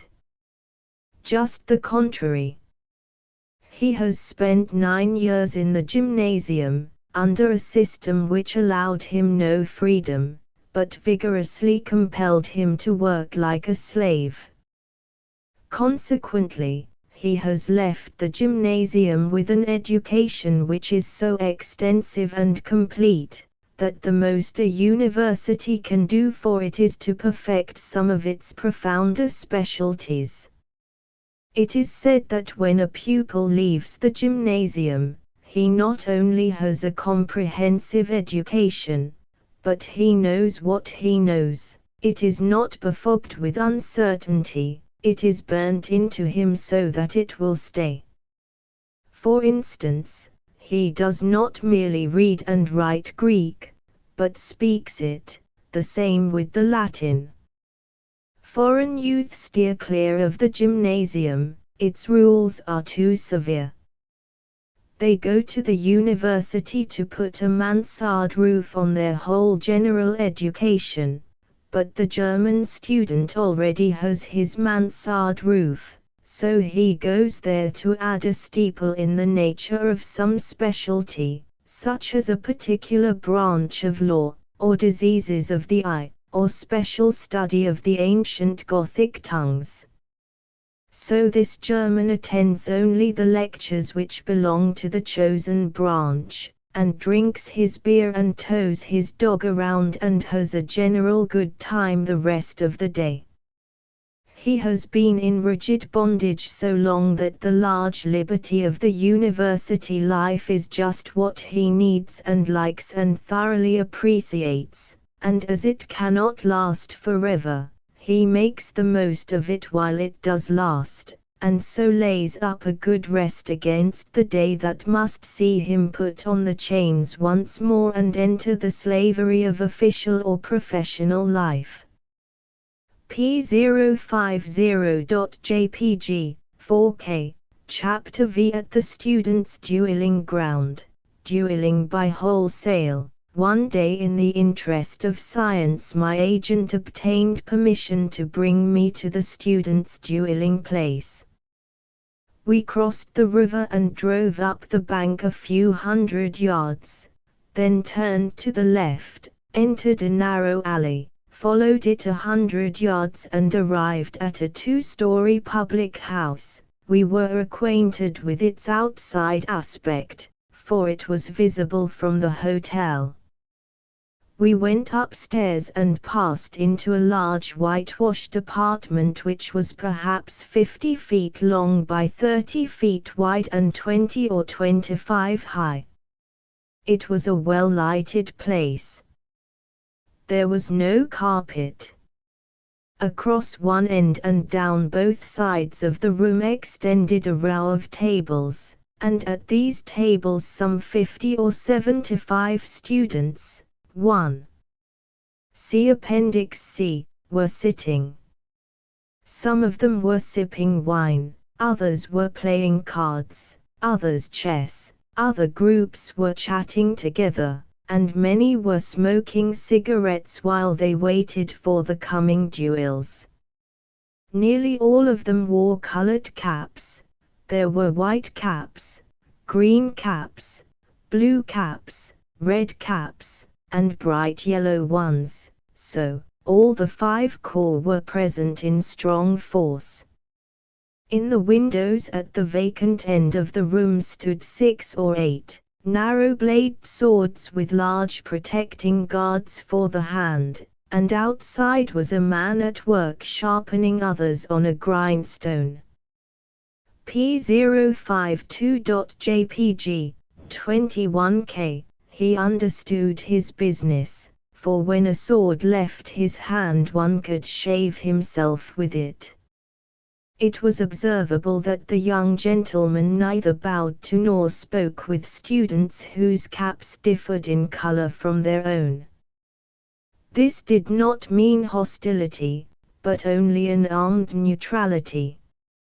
It was considered that a person could strike harder in the duel, and with a more earnest interest, if he had never been in a condition of comradeship with his antagonist. Therefore, comradeship between the corps was not permitted. At intervals the presidents of the 5 corps have a cold official intercourse with each other, but nothing further. For example, when the regular dueling day of one of the corps approaches, its president calls for volunteers from among the membership to offer battle. 3 or more respond, but there must not be less than 3. The president lays their names before the other presidents, with the request that they furnish antagonists for these challengers from among their corps. This is promptly done. It chanced that the present occasion was the battle day of the Red Cap Corps. They were the challengers, and certain caps of other colors had volunteered to meet them. The students fight duels in the room which I have described, 2 days in every week during 7½ or 8 months in every year. This custom had continued in Germany 250 years. To return to my narrative. A student in a white cap met us and introduced us to 6 or 8 friends of his who also wore white caps, and while we stood conversing, 2 strange-looking figures were led in from another room. They were students panoplied for the duel. They were bareheaded, their eyes were protected by iron goggles which projected an inch or more, the leather straps of which bound their ears flat against their heads were wound around and around with thick wrappings which a sword could not cut through. From chin to ankle they were padded thoroughly against injury, their arms were bandaged and rebandaged, layer upon layer, until they looked like solid black logs. These weird apparitions had been handsome youths, clad in fashionable attire, 15 minutes before, but now they did not resemble any beings one ever sees unless in nightmares. They strode along, with their arms projecting straight out from their bodies. They did not hold them out themselves, but fellow students walked beside them and gave the needed support. There was a rush for the vacant end of the room, now, and we followed and got good places. The combatants were placed face to face, each with several members of his own corps about him to assist. 2 seconds, well padded, and with swords in their hands, took their stations. A student belonging to neither of the opposing corps placed himself in a good position to umpire the combat. Another student stood by with a watch and a memorandum book to keep record of the time and the number and nature of the wounds. A grey-haired surgeon was present with his lint, his bandages, and his instruments. P053.jpg, 24K. After a moment's pause the duelists saluted the umpire respectfully. Then one after another the several officials stepped forward, gracefully removed their caps and saluted him also, and returned to their places. Everything was ready now. Students stood crowded together in the foreground, and others stood behind them on chairs and tables. Every face was turned toward the center of attraction. The combatants were watching each other with alert eyes, a perfect stillness, a breathless interest reigned. I felt that I was going to see some wary work. But not so. The instant the word was given, the 2 apparitions sprang forward and began to rain blows down upon each other with such lightning rapidity that I could not quite tell whether I saw the swords or only flashes they made in the air. The rattling din of these blows as they struck steel or paddings was something wonderfully stirring, and they were struck with such terrific force that I could not understand why the opposing sword was not beaten down under the assault. Presently, in the midst of the sword flashes, I saw a handful of hair skip into the air as if it had lain loose on the victim's head and a breath of wind had puffed it suddenly away. The seconds cried halt, and knocked up the combatants' swords with their own. The duelists sat down, a student official stepped forward, examined the wounded head and touched the place with a sponge once or twice. The surgeon came and turned back the hair from the wound, and revealed a crimson gash 2 or 3 inches long, and proceeded to bind an oval piece of leather and a bunch of lint over it. The tallykeeper stepped up and tallied 1 for the opposition in his book. P054.jpg, 35K. Then the duelists took position again. A small stream of blood was flowing down the side of the injured man's head, and over his shoulder and down his body to the floor, but he did not seem to mind this. The word was given, and they plunged at each other as fiercely as before. Once more the blows rained and rattled and flashed. Every few moments the quick-eyed seconds would notice that a sword was bent. Then they called halt, struck up the contending weapons, and an assisting student straightened the bent one. The wonderful turmoil went on. Presently a bright spark sprung from a blade, and that blade, broken in several pieces, sent one of its fragments flying to the ceiling. A new sword was provided and the fight proceeded. The exercise was tremendous, of course, and in time the fighters began to show great fatigue. They were allowed to rest a moment, every little while.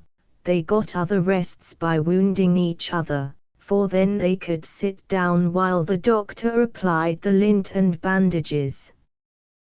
The law is that the battle must continue 15 minutes if the men can hold out. And as the pauses do not count, this duel was protracted to 20 or 30 minutes, I judged. At last it was decided that the men were too much wearied to do battle longer.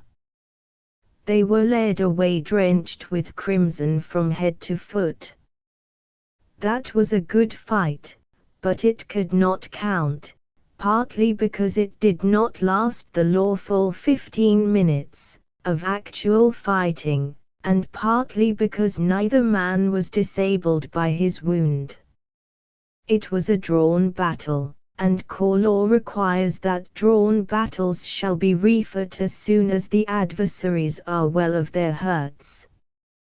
During the conflict, I had talked a little, now and then, with a young gentleman of the White Cap Corps, and he had mentioned that he was to fight next, and had also pointed out his challenger, a young gentleman who was leaning against the opposite wall smoking a cigarette and restfully observing the duel then in progress.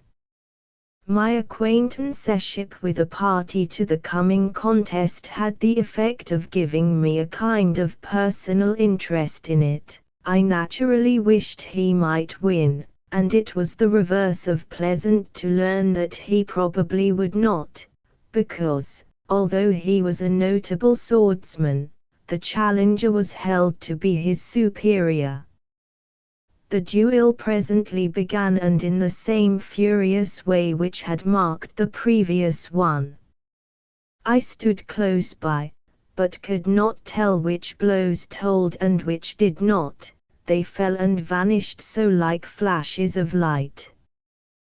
They all seemed to tell. The swords always bent over the opponents' heads, from the forehead back over the crown, and seemed to touch, all the way, But it was not so. A protecting blade, invisible to me, was always interposed between. At the end of 10 seconds each man had struck 12 or 15 blows, and warded off 12 or 15, and no harm done. Then a sword became disabled, and a short rest followed whilst a new one was brought. Early in the next round the white corps student got an ugly wound on the side of his head and gave his opponent one like it. In the third round the latter received another bad wound in the head, and the former had his underlip divided. After that, the white corps student gave many severe wounds, but got none of the consequence in return. At the end of 5 minutes from the beginning of the duel the surgeon stopped it. The challenging party had suffered such injuries that any addition to them might be dangerous. These injuries were a fearful spectacle, but are better left undescribed. So, against expectation, my acquaintance was the victor. Chapter 6. A sport that sometimes kills. The third duel was brief and bloody. The surgeon stopped it when he saw that one of the men had received such bad wounds that he could not fight longer without endangering his life. The fourth duel was a tremendous encounter, but at the end of 5 or 6 minutes the surgeon interfered once more. Another man so severely hurt as to render it unsafe to add to his harms. I watched this engagement as I watched the others, with rapt interest and strong excitement, and with a shrink and a shudder for every blow that laid open a cheek or a forehead, and a conscious paling of my face when I occasionally saw a wound of a yet more shocking nature inflicted. My eyes were upon the loser of this duel when he got his last and vanquishing wound. It was in his face and it carried away his. But no matter, I must not enter into details. I had but a glance, and then turned quickly, but I would not have been looking at all if I had known what was coming. No, that is probably not true. One thinks he would not look if he knew what was coming, but the interest and the excitement are so powerful that they would doubtless conquer all other feelings, and so, under the fierce exhilaration of the clashing steel, he would yield and look after all. Sometimes spectators of these duels faint, and it does seem a very reasonable thing to do, too. Both parties to this fourth duel were badly hurt so much that the surgeon was at work upon them nearly or quite an hour, a fact which is suggestive. But this waiting interval was not wasted in idleness by the assembled students. It was past noon, therefore they ordered their landlord, downstairs, to send up hot beefsteaks, chickens, and such things, and these they ate, sitting comfortable at the several tables, whilst they chatted, disputed and laughed. The door to the surgeon's room stood open, meantime, but the cutting, sewing, splicing, and bandaging going on in there in plain view did not seem to disturb anyone's appetite. I went in and saw the surgeon labor a while, but could not enjoy. It was much less trying to see the wounds given and received than to see them mended. The stir and turmoil, and the music of the steel, were wanting here. One's nerves were wrung by this grisly spectacle, whilst the duel's compensating pleasurable thrill was lacking. Finally the doctor finished, and the men who were to fight the closing battle of the day came forth. A good many dinners were not completed, yet, but no matter, they could be eaten cold, after the battle, therefore everybody crowded forth to see. This was not a love duel, but a satisfaction affair.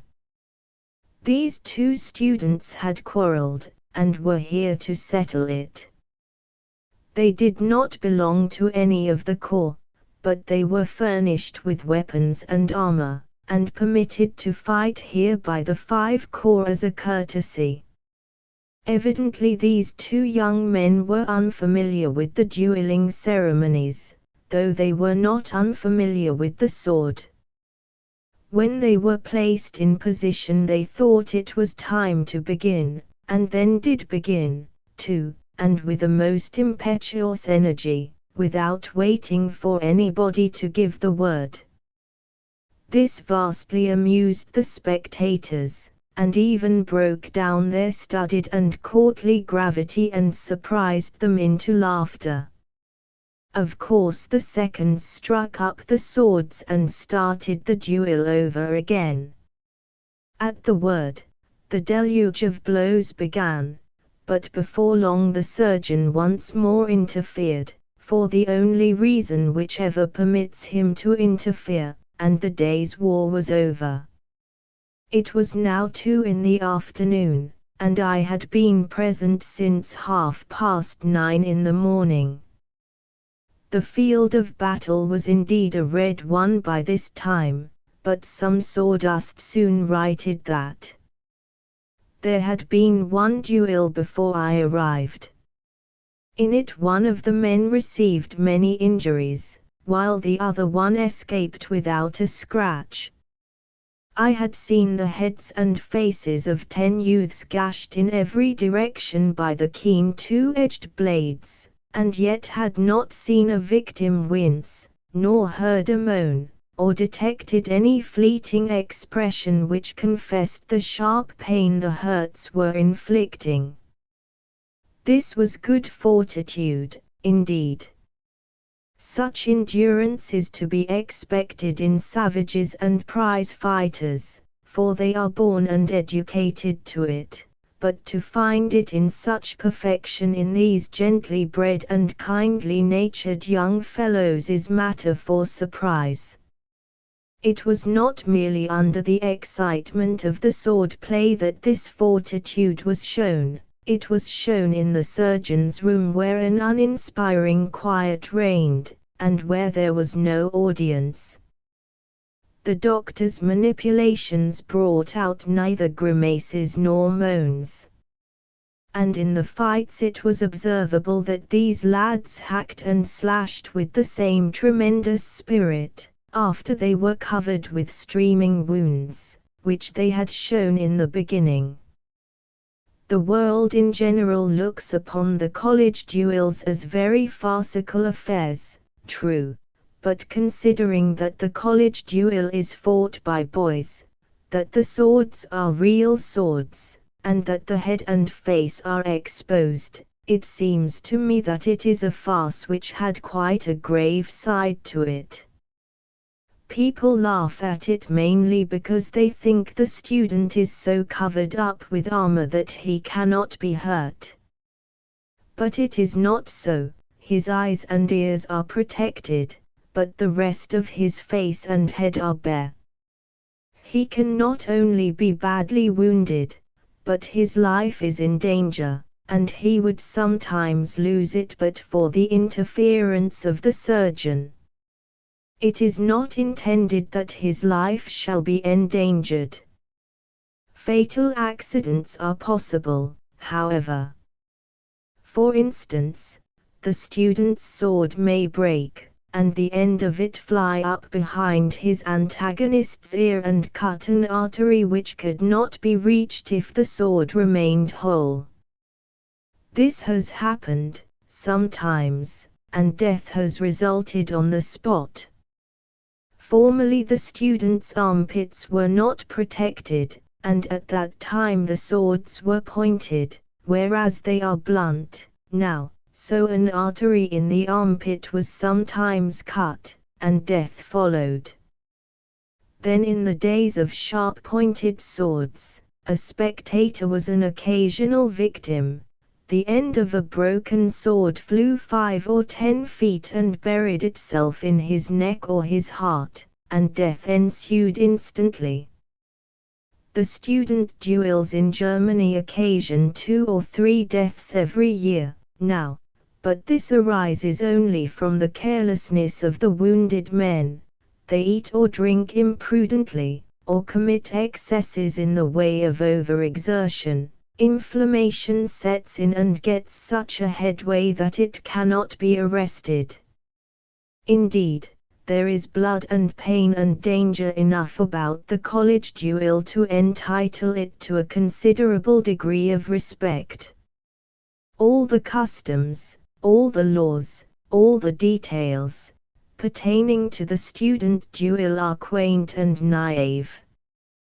The grave, precise, and courtly ceremony with which the thing is conducted, invests it with a sort of antique charm. This dignity and these knightly graces suggest the tournament, not the prize fight. The laws are as curious as they are strict. For instance, the duelist may step forward from the line he is placed upon, if he chooses, but never back of it. If he steps back of it, or even leans back, it is considered that he did it to avoid a blow or contrive an advantage, so he is dismissed from his corps in disgrace. It would seem natural to step from under a descending sword unconsciously, and against one's will and intent, yet this unconsciousness is not allowed. Again, if under the sudden anguish of a wound the receiver of it makes a grimace, he falls some degrees in the estimation of his fellows, his corps are ashamed of him, they call him harefoot, which is the German equivalent for chicken-hearted. P059.jpg, 93K, Chapter 7, How Bismarck Fought. In addition to the corps laws, there are some corps usages which have the force of laws. Perhaps the president of a corps notices that one of the membership who is no longer an exempt, that is a freshman, has remained a sophomore some little time without volunteering to fight. Some day, the president, instead of calling for volunteers, will appoint this sophomore to measure swords with a student of another corps. He is free to decline, everybody says so, there is no compulsion. This is all true, but I have not heard of any student who did decline. To decline and still remain in the corps would make him unpleasantly conspicuous, and properly so, since he knew, when he joined, that his main business, as a member, would be to fight. No, there is no law against declining, except the law of custom, which is confessedly stronger than written law, everywhere. P064A.jpg, 14K. The 10 men whose duels I had witnessed did not go away when their hurts were dressed, as I had supposed they would, but came back, one after another, as soon as they were free of the surgeon, and mingled with the assemblage in the dueling room. The white-cap student who won the second fight witnessed the remaining 3, and talked with us during the intermissions. He could not talk very well, because his opponent's sword had cut his underlip in 2, and then the surgeon had sewed it together and overlaid it with a profusion of white plaster patches. Neither could he eat easily. Still he contrived to accomplish a slow and troublesome luncheon while the last duel was preparing. The man who was the worst hurt of all played chess while waiting to see this engagement. A good part of his face was covered with patches and bandages, and all the rest of his head was covered and concealed by them. P064B.jpg, 15k. It is said that the student likes to appear on the street and in other public places in this kind of array, and that this predilection often keeps him out when exposure to rain or sun is a positive danger for him. Newly bandaged students are a very common spectacle in the public gardens of Heidelberg. It is also said that the student is glad to get wounds in the face, because the scars they leave will show so well there, and it is also said that these face wounds are so prized that youths have even been known to pull them apart from time to time and put red wine in them to make them heal badly and leave as ugly a scar as possible. It does not look reasonable, but it is roundly asserted and maintained. Nevertheless, I am sure of one thing: scars are plenty enough in Germany, among the young men, and very grim ones they are, too. They crisscross the face in angry red welts, and are permanent and ineffaceable. P065.jpg, 20k. Some of these scars are of a very strange and dreadful aspect, and the effect is striking when several such accent the milder ones, which form a city map on a man's face. They suggest the burned district then. We had often noticed that many of the students wore a colored silk band or ribbon diagonally across their breasts. It transpired that this signifies that the wearer has fought 3 duels in which a decision was reached, duels in which he either whipped or was whipped, for drawn battles do not count. 1. After a student has received his ribbon, he is free, he can cease from fighting, without reproach, except someone insult him. His president cannot appoint him to fight. He can volunteer if he wants to, or remain quiescent if he prefers to do so. Statistics show that he does not prefer to remain quiescent. They show that the duel has a singular fascination about it somewhere, for these free men, so far from resting upon the privilege of the badge, are always volunteering. A corps student told me it was of record that Prince Bismarck fought 32 of these duels in a single summer term when he was in college. So he fought 29 after his badge had given him the right to retire from the field. One from my diary. Dined in a hotel a few miles up the Neckar, in a room whose walls were hung all over with framed portrait groups of the 5 corps. Some were recent, but many antedated photography, and were pictured in lithography. The dates ranged back to 40 or 50 years ago. Nearly every individual wore the ribbon across his breast. In one portrait group representing, as each of these pictures did, an entire corps, I took pains to count the ribbons. There were 27 members, and 21 of them wore that significant badge. The statistics may be found to possess interest in several particulars. 2 days in every week are devoted to dueling. The rule is rigid that there must be 3 duels on each of these days. There are generally more, but there cannot be fewer. There were 6 the day I was present, sometimes there are 7 or 8. It is insisted that 8 duels a week, 4 for each of the 2 days, is too low an average to draw a calculation from, but I will reckon from that basis, preferring an understatement to an overstatement of the case. This requires about 480 or 500 duelists a year, for in summer the college term is about 3.5 months, and in winter it is 4 months and sometimes longer. Of the 750 students in the university at the time I am writing of, only 80 belonged to the 5 corps, and it is only these corps that do the dueling.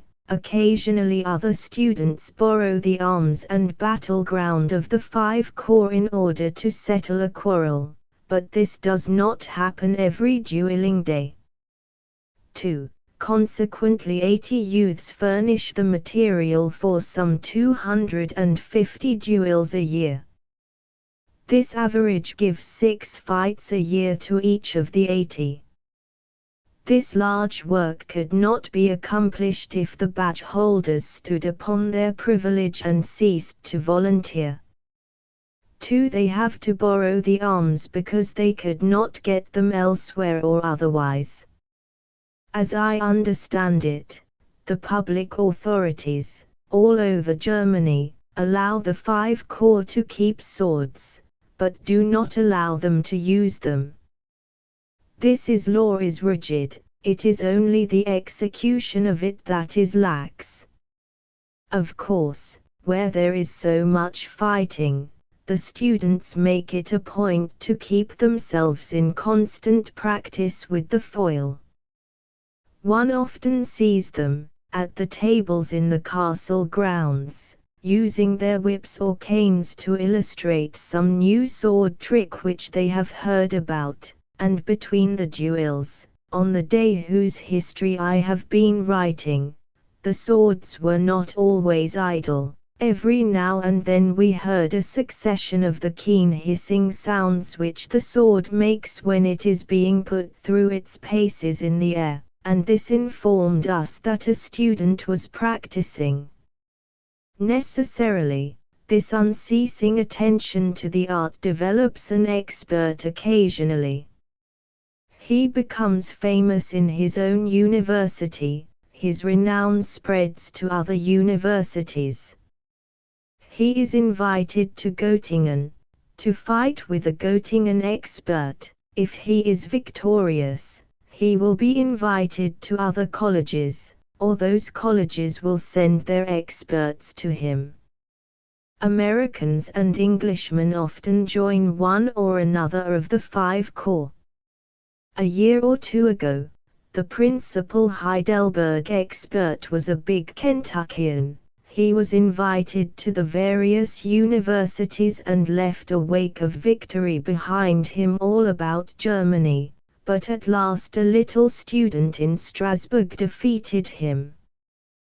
There was formerly a student in Heidelberg who had picked up somewhere and mastered a peculiar trick of cutting up under instead of cleaving down from above. While the trick lasted, he won in 16 successive duels in his university, but by that time observers had discovered what his charm was, and how to break it, therefore his championship ceased. A rule which forbids social intercourse between members of different corps is strict. In the dueling house, in the parks, on the street, and anywhere and everywhere that the students go, caps of a color group themselves together. If all the tables in a public garden were crowded but one, and that one had 2 red cap students at it and 10 vacant places, the yellow caps, the blue caps, the white caps, and the green caps, seeking seats, would go by that table and not seem to see it, nor seem to be aware that there was such a table in the grounds. The student by whose courtesy we had been enabled to visit the dueling place, wore the white cap, Prussian corps. He introduced us to many white caps, but to none of another color. The corps etiquette extended even to us, who were strangers, and required us to group with the white corps only, and speak only with the white corps, while we were their guests, and keep aloof from the caps of the other colors. Once I wished to examine some of the swords, but an American student said, it would not be quite polite, These now in the windows all have red hilts or blue. They will bring in some with white hilts presently, and those you can handle freely. When a sword was broken in the first duel, I wanted a piece of it, but its hilt was the wrong color, so it was considered best and politest to await a proper season. P068.jpg, 12K, it was brought to me after the room was cleared, and I will now make a life-size sketch of it by tracing a line around it with my pen, to show the width of the weapon. Figure 1. The length of these swords is about 3 feet, and they are quite heavy.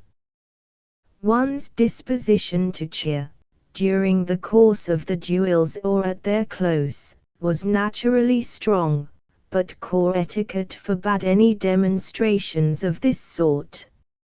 However brilliant a contest or a victory might be, no sign or sound betrayed that anyone was moved. A dignified gravity and repression were maintained at all times. When the dueling was finished and we were ready to go, the gentlemen of the Prussian corps to whom we had been introduced took off their caps in the courteous German way, and also shook hands. Their brethren of the same order took off their caps and bowed, but without shaking hands. The gentlemen of the other corps treated us just as they would have treated white caps. They fell apart, apparently unconsciously, and left us an unobstructed pathway, but did not seem to see us or know we were there. If we had gone thither the following week as guests of another corps, the white caps, without meaning any offense, would have observed the etiquette of their order and ignored our presence. How strangely are comedy and tragedy blended in this life! I had not been home a full half hour, after witnessing those playful sham duels, when circumstances made it necessary for me to get ready immediately to assist personally at a real one, a duel with no effeminate limitation in the matter of results, but a battle to the death. An account of it, in the next chapter, will show the reader that duels between boys, for fun, and duels between men in earnest, are very different affairs.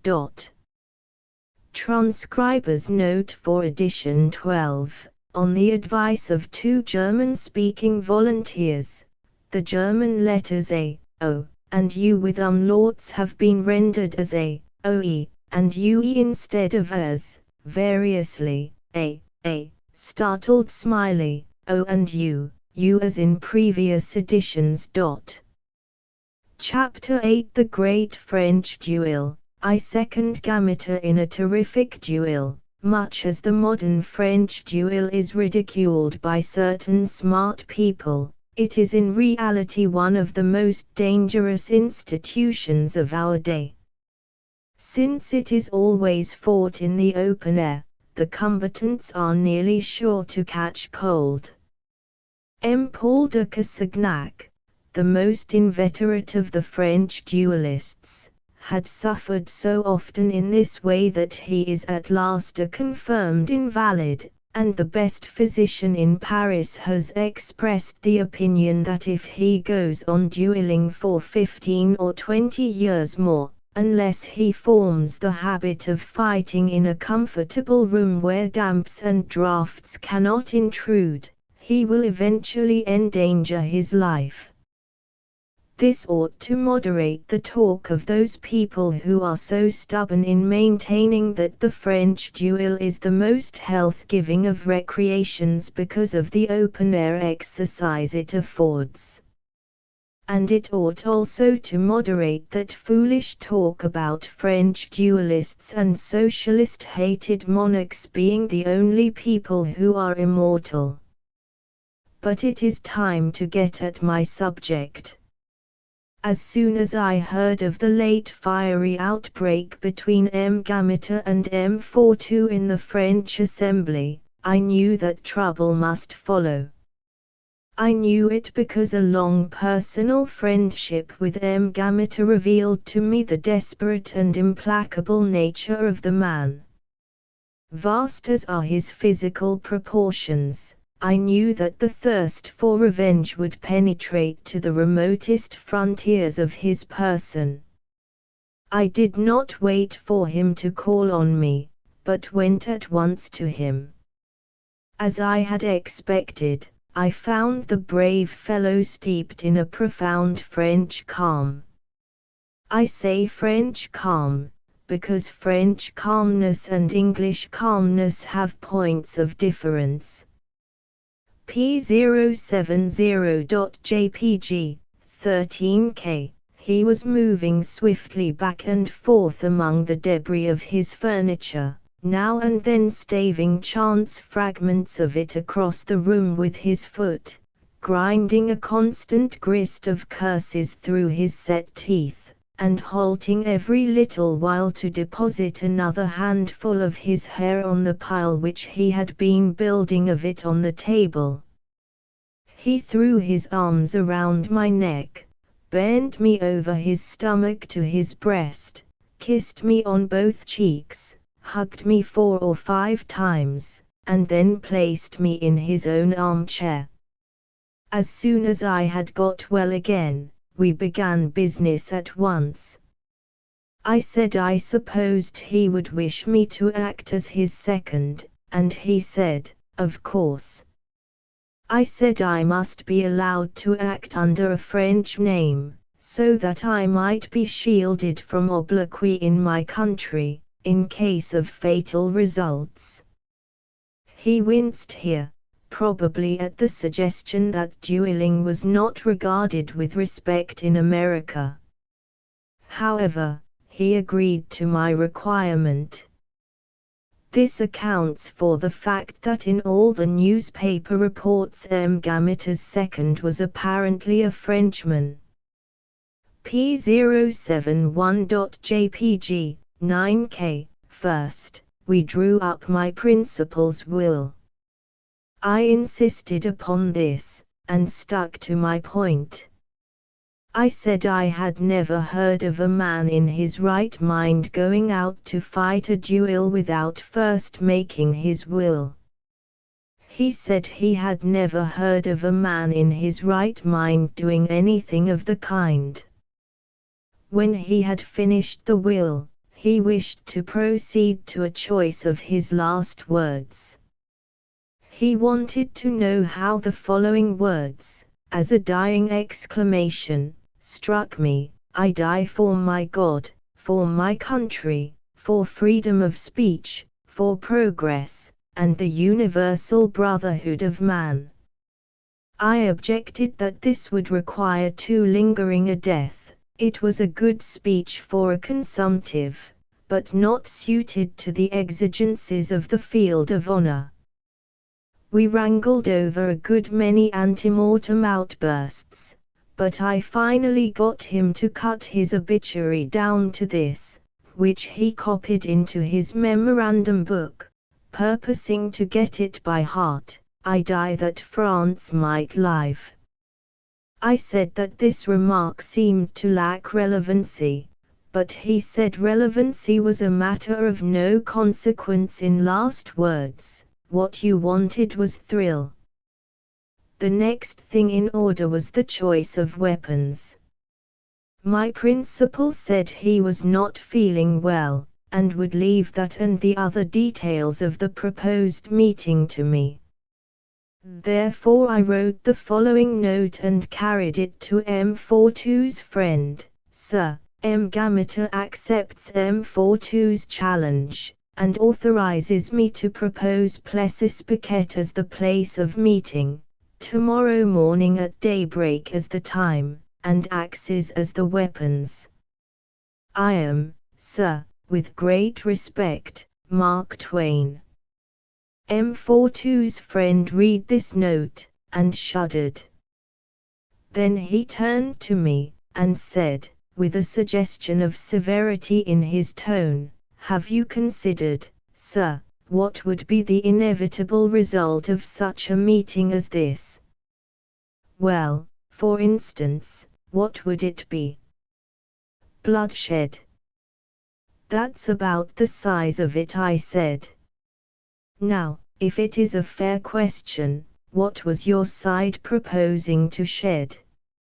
I had him there. He saw he had made a blunder, so he hastened to explain it away. He said he had spoken jestingly. Then he added that he and his principal would enjoy axes, and indeed prefer them, but such weapons were barred by the French code, and so I must change my proposal.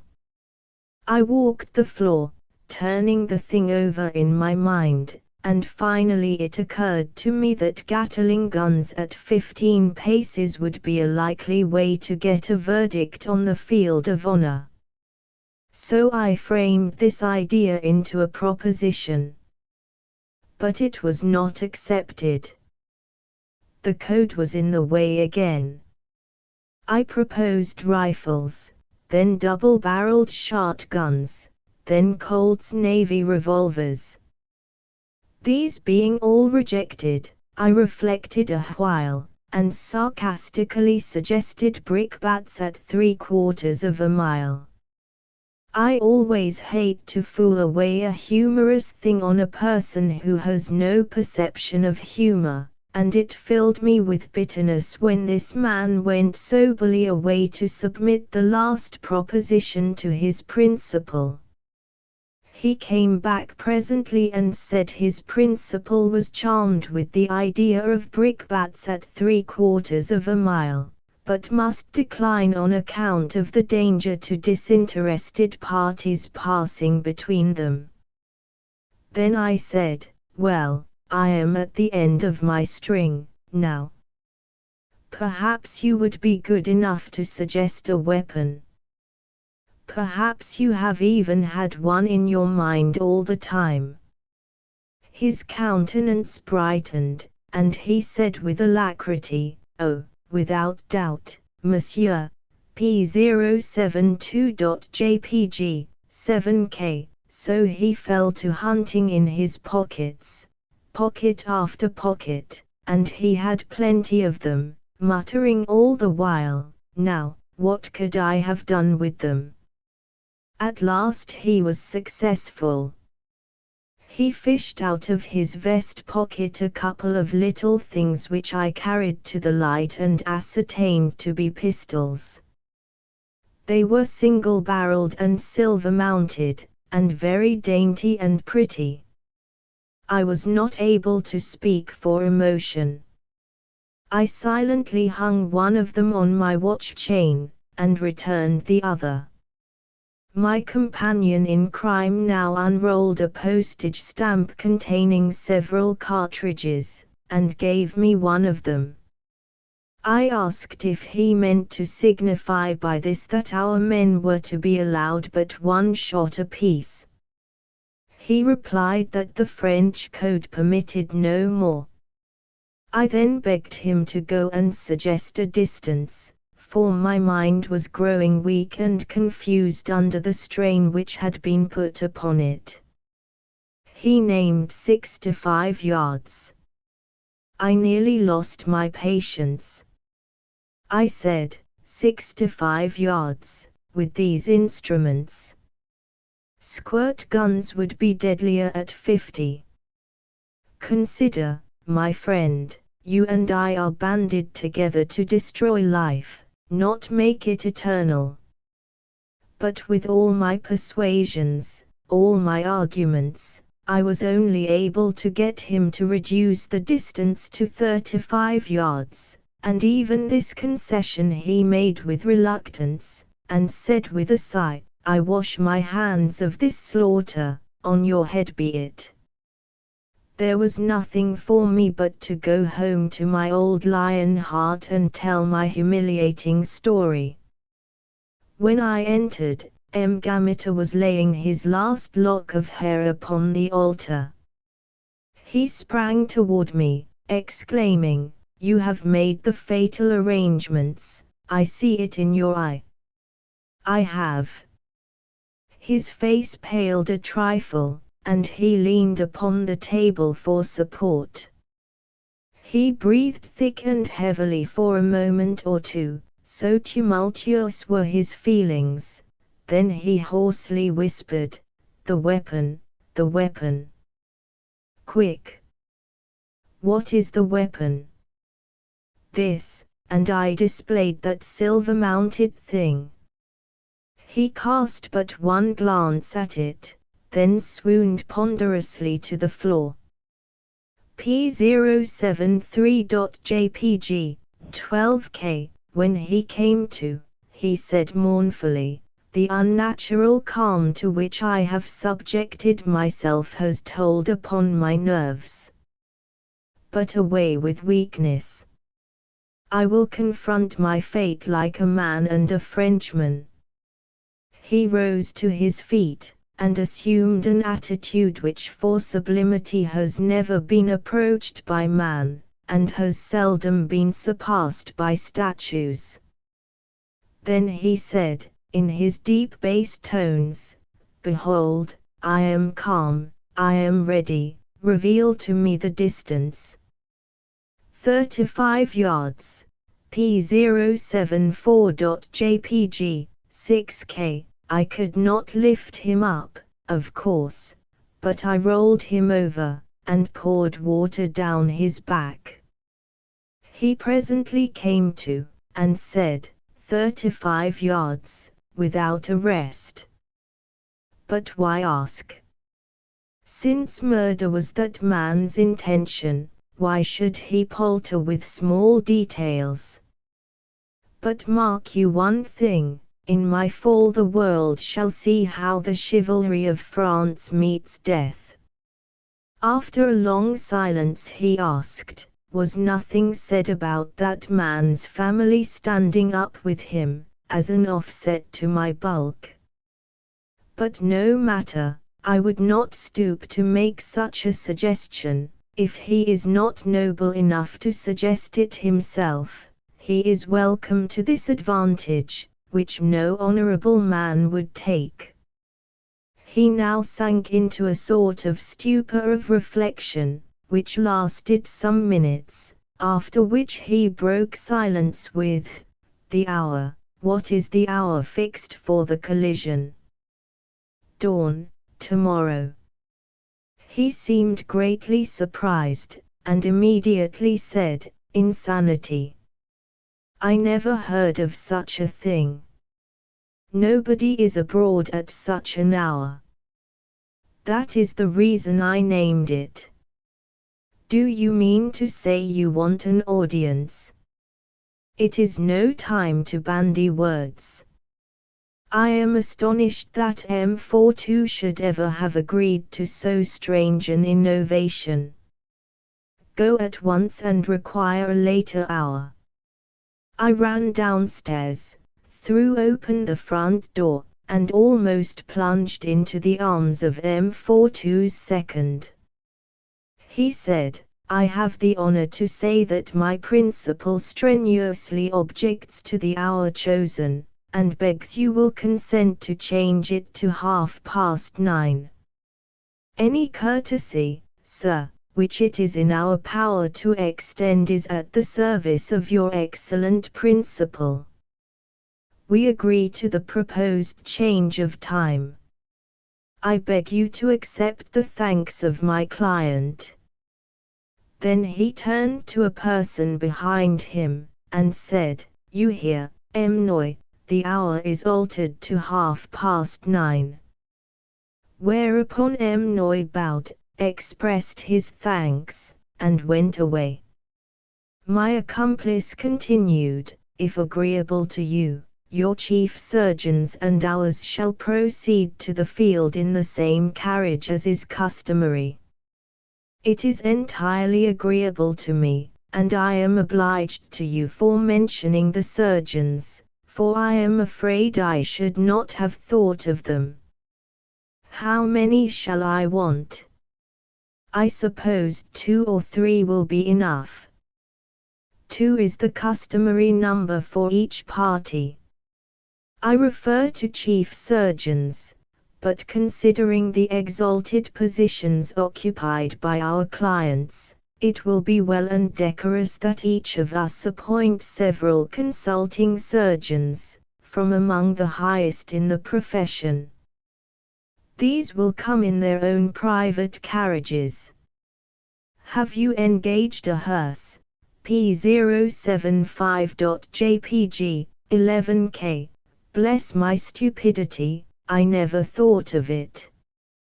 I will attend to it right away. I must seem very ignorant to you, but you must try to overlook that, because I have never had any experience of such a swell duel as this before. I have had a good deal to do with duels on the Pacific coast, but I see now that they were crude affairs. A hearse show. We used to leave the elected lying around loose, and let anybody cord them up and cart them off that wanted to. Have you anything further to suggest? Nothing, except that the head undertakers shall ride together, as is usual. The subordinates and mutes will go on foot, as is also usual. I will see you at 8 o'clock in the morning, and we will then arrange the order of the procession. I have the honor to bid you a good day. I returned to my client, who said, "Very well, at what hour is the engagement to begin?" 9:30. Very good indeed. Have you sent the fact to the newspapers? Sir. If after our long and intimate friendship you can for a moment deem me capable of so base a treachery, tut, tut. What words are these, my dear friend? Have I wounded you? Ah, forgive me, I am overloading you with labor. Therefore go on with the other details, and drop this one from your list. The bloody-minded 4-2 will be sure to attend to it. Or I myself, yes, to make certain, I will drop a note to my journalistic friend, M. Noy. Oh, come to think of it, you may save yourself the trouble, that other second has informed M. Noy. H.M. I might have known it. It is just like that 4-2, who always wants to make a display P077.jpg, 116K. At 9:30 in the morning the procession approached the field of Plessis Piquet in the following order. First came our carriage, nobody in it but M. Gamiter and myself. Then a carriage containing M42 and his second. Then a carriage containing 2 poet orators who did not believe in God, and these had MS funeral orations projecting from their breast pockets. Then a carriage containing the head surgeons and their cases of instruments. Then 8 private carriages containing consulting surgeons. Then a hack containing a coroner. Then the 2 hearses. Then a carriage containing the head undertakers. Then a train of assistants and mutes on foot. And after these came plodding through the fog a long procession of camp followers, police, and citizens generally. It was a noble turnout, and would have made a fine display if we had had thinner weather. There was no conversation. I spoke several times to my principal, but I judge he was not aware of it, for he always referred to his notebook and muttered absently, "I die that France might live." Arrived on the field, my fellow second and I paced off the 35 yards, and then drew lots for choice of position. This latter was but an ornamental ceremony, for all the choices were alike in such weather. These preliminaries being ended, I went to my principal and asked him if he was ready. He spread himself out to his full width, and said in a stern voice, "Ready. Let the batteries be charged." The loading process was done in the presence of duly constituted witnesses. We considered it best to perform this delicate service with the assistance of a lantern, on account of the state of the weather. We now placed our men. At this point the police noticed that the public had massed themselves together on the right and left of the field. They therefore begged a delay, while they should put these poor people in a place of safety. The request was granted.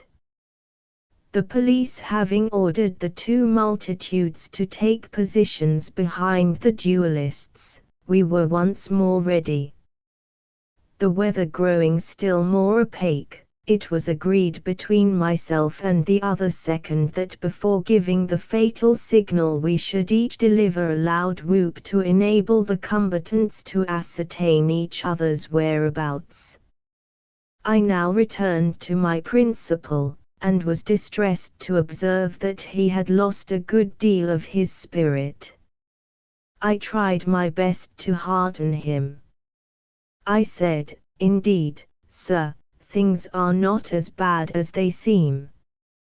Considering the character of the weapons, the limited number of shots allowed, the generous distance, the impenetrable solidity of the fog, and the added fact that one of the combatants is one-eyed and the other cross-eyed and near-sighted, it seems to me that this conflict need not necessarily be fatal. There are chances that both of you may survive. Therefore, cheer up, do not be downhearted." This speech had so good an effect that my principal immediately stretched forth his hand and said, "I am myself again, give me the weapon." I laid it, all lonely and forlorn, in the center of the vast solitude of his palm. He gazed at it and shuddered. And still mournfully contemplating it, he murmured in a broken voice, "Alas, it is not death I dread, but mutilation." I heartened him once more, and with such success that he presently said, "Let the tragedy begin. Stand at my back, do not desert me in this solemn hour, my friend." I gave him my promise. I now assisted him to point his pistol toward the spot where I judged his adversary to be standing, and cautioned him to listen well and further guide himself by my fellow second's whoop. Then I propped myself against Gameta's back, and raised a rousing whoop-ee. This was answered from out the far distances of the fog, and I immediately shouted, "1, 2, 3, fire!" Two little sounds like spit broke upon my ear, and in the same instant I was crushed to the earth under a mountain of flesh. Bruised as I was still able to catch a faint accent from above, to this effect, P080.jpg, 10K, I die for, perdition take it, what is it I die for? Oh, yes, France. I die that France may live. The surgeons swarmed around with their probes in their hands, and applied their microscopes to the whole area of Gameta's person, with the happy result of finding nothing in the nature of a wound. Then a scene ensued which was in every way gratifying and inspiriting. The two gladiators fell upon each other's neck, with floods of proud and happy tears. That other second embraced me, the surgeons, the orators, the undertakers, the police, everybody embraced, everybody congratulated, everybody cried, and the whole atmosphere was filled with praise and with joy unspeakable. It seems to me then that I would rather be a hero of a French duel than a crowned and sceptered monarch. P081.jpg, 34K. When the commotion had somewhat subsided, the body of surgeons held a consultation, and after a good deal of debate decided that with proper care and nursing there was reason to believe that I would survive my injuries. My internal hurts were deemed the most serious, since it was apparent that a broken rib had penetrated my left lung, and that many of my organs had been pressed out so far to one side or the other of where they belonged, that it was doubtful if they would ever learn to perform their functions in such remote and unaccustomed localities. They then set my left arm in two places, pulled my right hip into its socket again, and re-elevated my nose. I was an object of great interest, and even admiration, and many sincere and warm-hearted persons had themselves introduced to me, and said they were proud to know the only man who had been hurt in a French duel in 40 years. I was placed in an ambulance at the very head of the procession, and thus with gratifying éclat I was marched into Paris, the most conspicuous figure in that great spectacle, and deposited at the hospital P082.jpg, 17K. The Cross of the Legion of Honor has been conferred upon me. However, few escape that distinction. Such is the true version of the most memorable private conflict of the age. I have no complaints to make against anyone. I acted for myself, and I can stand the consequences. Without boasting, I think I may say I am not afraid to stand before a modern French duelist, but as long as I keep in my right mind I will never consent to stand behind one again. Chapter 9. What the beautiful maiden said. One day we took the train and went down to Mannheim to see King Lear played in German. It was a mistake. We sat in our seats 3 whole hours and never understood anything but the thunder and lightning, and even that was reversed to suit German ideas, for the thunder came first and the lightning followed after. The behavior of the audience was perfect. There were no rustlings, or whisperings, or other little disturbances. Each act was listened to in silence, and the applauding was done after the curtain was down. The doors opened at 4:30, the play began promptly at 5:30, and within 2 minutes afterward all who were coming were in their seats, and quiet reigned. A German gentleman in the train had said that a Shakespearean play was an appreciated treat in Germany and that we should find the house filled. It was true, all the 6 tiers were filled, and remained so to the end, which suggested that it is not only balcony people who like Shakespeare in Germany, but those of the pit and gallery, too. Another time, we went to Mannheim and attended a Charivari, otherwise an opera, the one called Lohengrin. The banging and slamming and booming and crashing were something beyond belief. The racking and pitiless pain of it remains stored up in my memory alongside the memory of the time that I had my teeth fixed. P084A.jpg, 14K.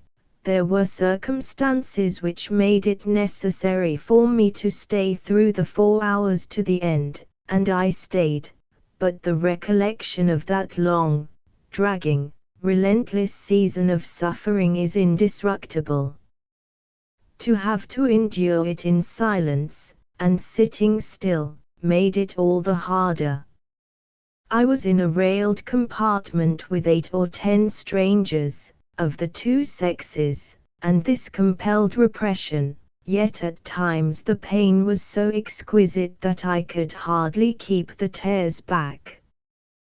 P084B.jpg, 8K, at those times, as the howlings and wailings and shrieking of the singers, and the ragings and roarings and explosions of the vast orchestra rose higher and higher, and wilder, and fiercer, I could have cried if I had been alone.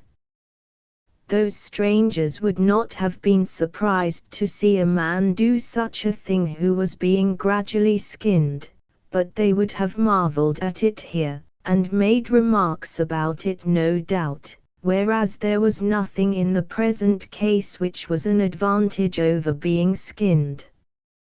P085A.jpg, 15K. There was a wait of half an hour at the end of the first act, and I could have gone out and rested during that time, but I could not trust myself to do it, for I felt that I should desert to stay out.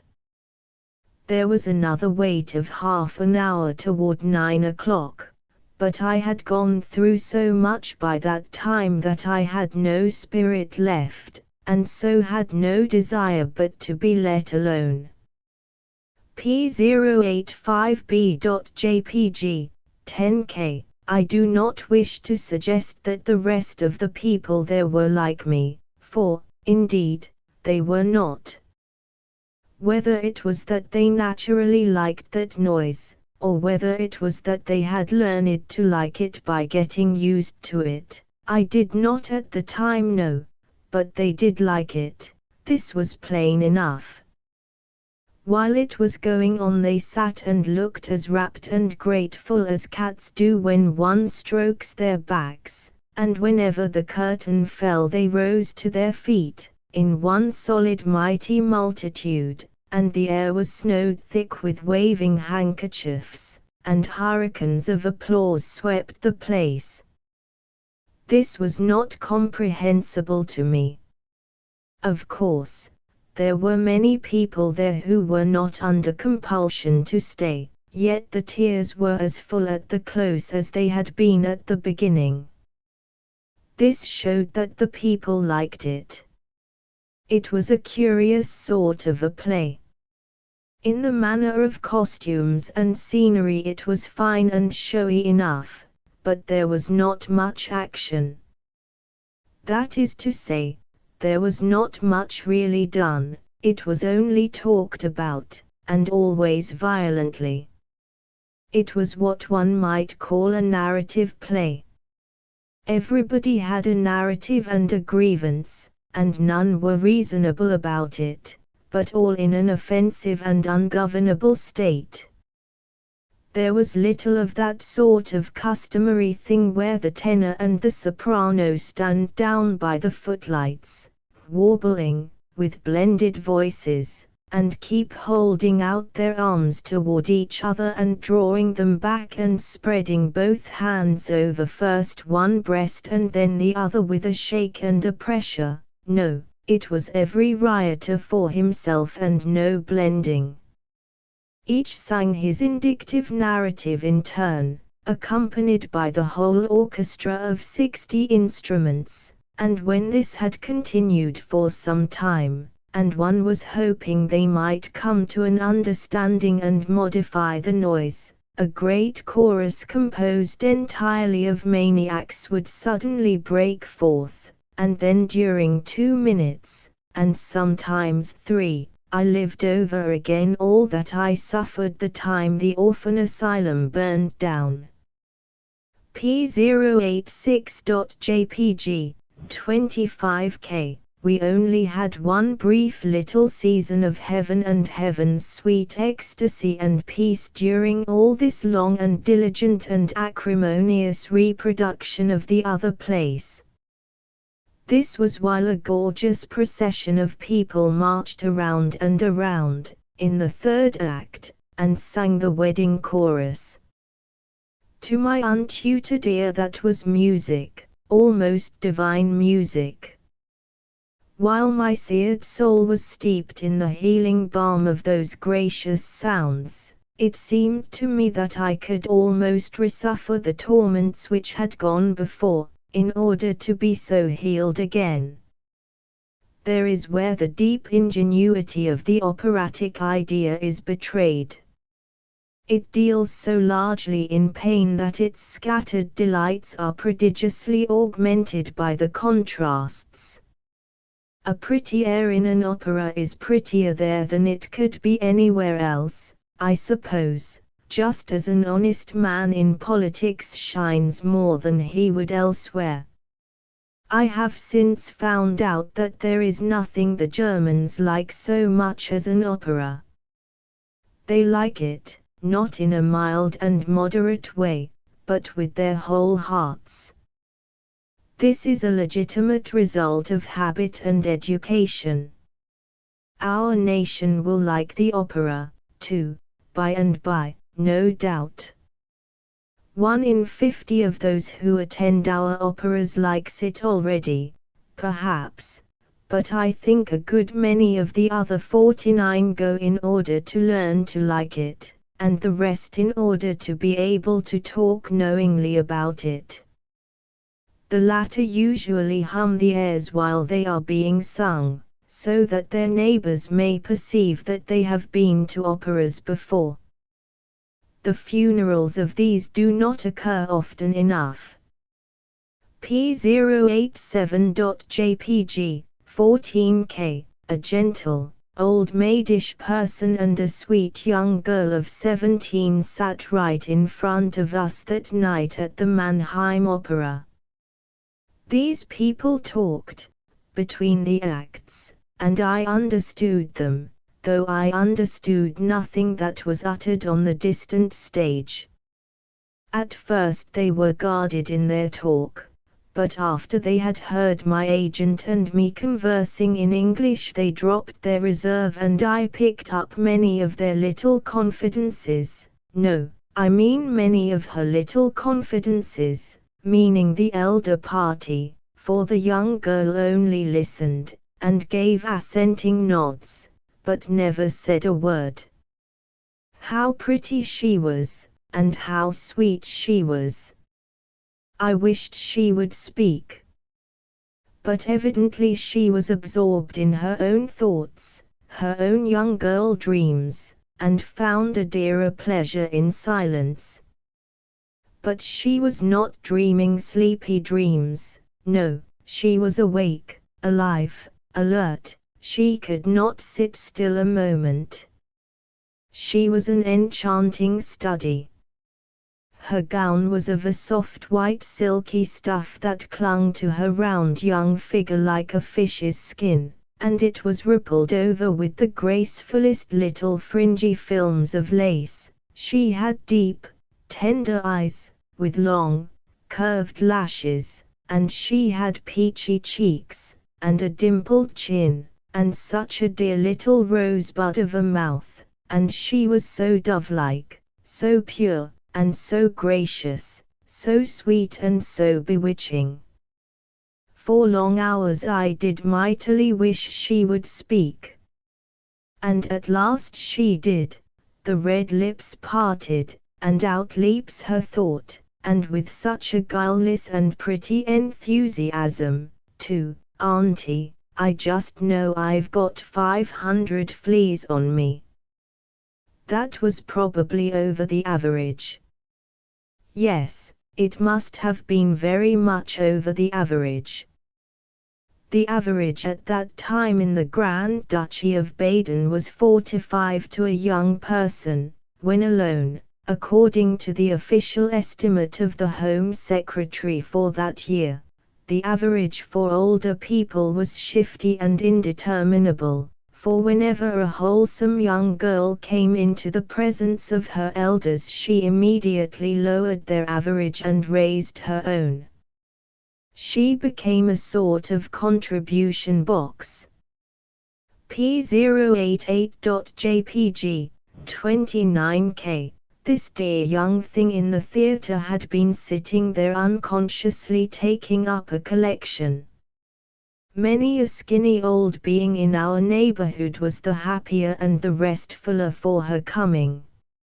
In that large audience, that night, there were 8 very conspicuous people. These were ladies who had their hats or bonnets on. What a blessed thing it would be if a lady could make herself conspicuous in our theatres by wearing her hat. P089.jpg, 17K. It is not usual in Europe to allow ladies and gentlemen to take bonnets, hats, overcoats, canes, or umbrellas into the auditorium. But in Mannheim this rule was not enforced because the audiences were largely made up of people from a distance, and among these were always a few timid ladies who were afraid that if they had to go into an anteroom to get their things when the play was over, they would miss their train.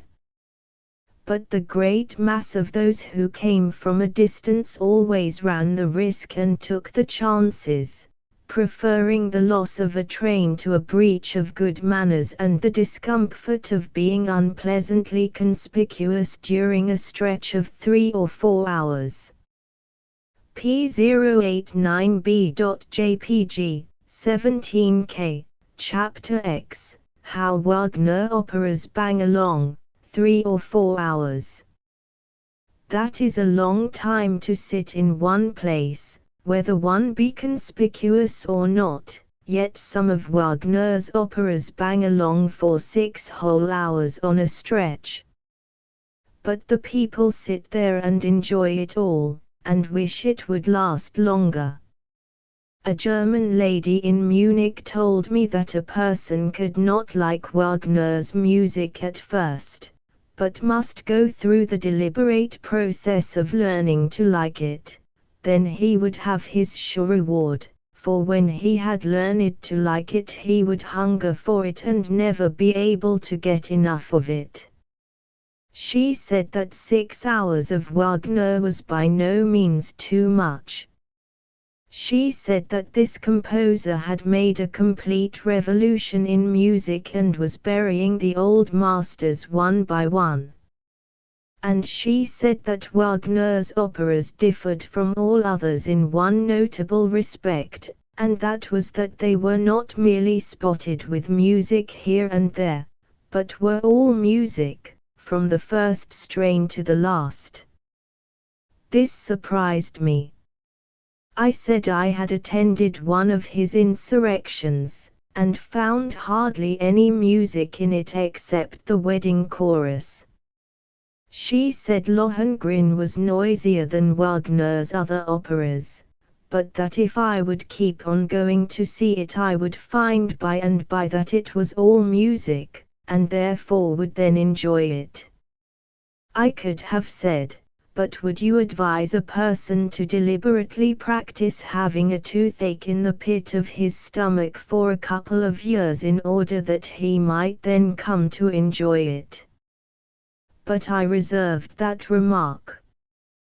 This lady was full of the praises of the head tenor who had performed in a Wagner opera the night before, and went on to enlarge upon his old and prodigious fame, and how many honors had been lavished upon him by the princely houses of Germany.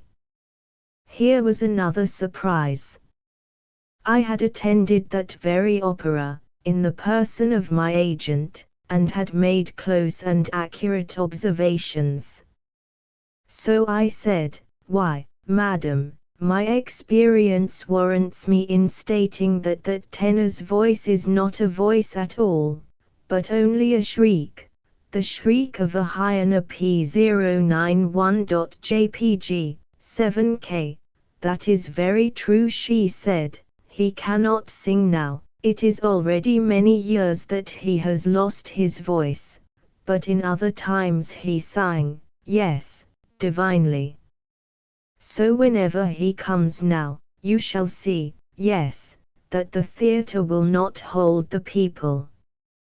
Joel be egot. His voice is wunderschön in that past time. I said she was discovering to me a kindly trait in the Germans which was worth emulating. I said that over the water we were not quite so generous, that with us, when a singer had lost his voice and a jumper had lost his legs, these parties ceased to draw. I said I had been to the opera in Hanover, once, and in Mannheim once, and in Munich, through my authorized agent, once, and this large experience had nearly persuaded me that the Germans preferred singers who couldn't sing. This was not such a very extravagant speech, either, for that burly Mannheim tenor's praises had been the talk of all Heidelberg for a week before his performance took place, yet his voice was like the distressing noise which a nail makes when you screech it across a window pane. I said so to Heidelberg friends the next day, and they said, in the calmest and simplest way, that was very true, but that in earlier times his voice had been wonderfully fine. And the tenor in Hanover was just another example of this sort. The English-speaking German gentleman who went with me to the opera there was brimming with enthusiasm over that tenor. He said, "Ach Gott, a great man. You shall see him. He is so celebrate in all Germany, and he has a pension, yes, from the government. He not obliged to sing now, only twice every year, but if he not sing twice each year they take him his pension away." Very well, we went. When the renowned old tenor appeared, I got a nudge and an excited whisper, "Now you see him." But the celebrate was an astonishing disappointment to me. If he had been behind a screen I should have supposed they were performing a surgical operation on him. I looked at my friend.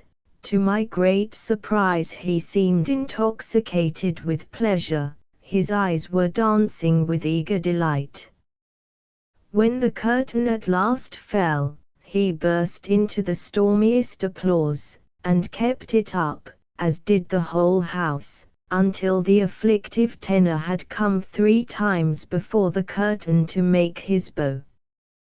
While the glowing enthusiast was swabbing the perspiration from his face, I said, "I don't mean the least harm, but really, now, do you think he can sing?" "Him? No. Gott im Himmel, aber, how he has been able to sing 25 years ago." Then pensively, "Ach, no, now he not sing any more, he only cry. When he think he sing, now, he not sing at all, no, he only make like a cat which is unwell." P092.jpg, 8K. Where and how did we get the idea that the Germans are a stolid, phlegmatic race? In truth, they are widely removed from that. They are warm-hearted, emotional, impulsive, enthusiastic. Their tears come at the mildest touch, and it is not hard to move them to laughter. They are the very children of impulse. We are cold and self-contained, compared to the Germans. They hug and kiss and cry and shout and dance and sing, and where we use one loving, petting expression, they pour out a score. Their language is full of endearing diminutives. Nothing that they love escapes the application of a petting diminutive, neither the house, nor the dog, nor the horse, nor the grandmother, nor any other creature, animate or inanimate. In the theaters at Hanover, Hamburg, and Mannheim, they had a wise custom. The moment the curtain went up, the light in the body of the house went down. The audience sat in the cool gloom of a deep twilight, which greatly enhanced the glowing splendors of the stage. It saved gas, too, and people were not sweated to death. When I saw King Lear played, nobody was allowed to see a scene shifted, if there was nothing to be done but slide a forest out of the way and expose a temple beyond. One did not see that forest split itself in the middle and go shrieking away, with the accompanying disenchanting spectacle of the hands and heels of the impelling impulse. No, the curtain was always dropped for an instant, one heard not the least movement behind it, but when it went up, the next instant, the forest was gone. Even when the stage was being entirely reset, one heard no noise. During the whole time that King Lear was playing, the curtain was never down 2 minutes at any one time.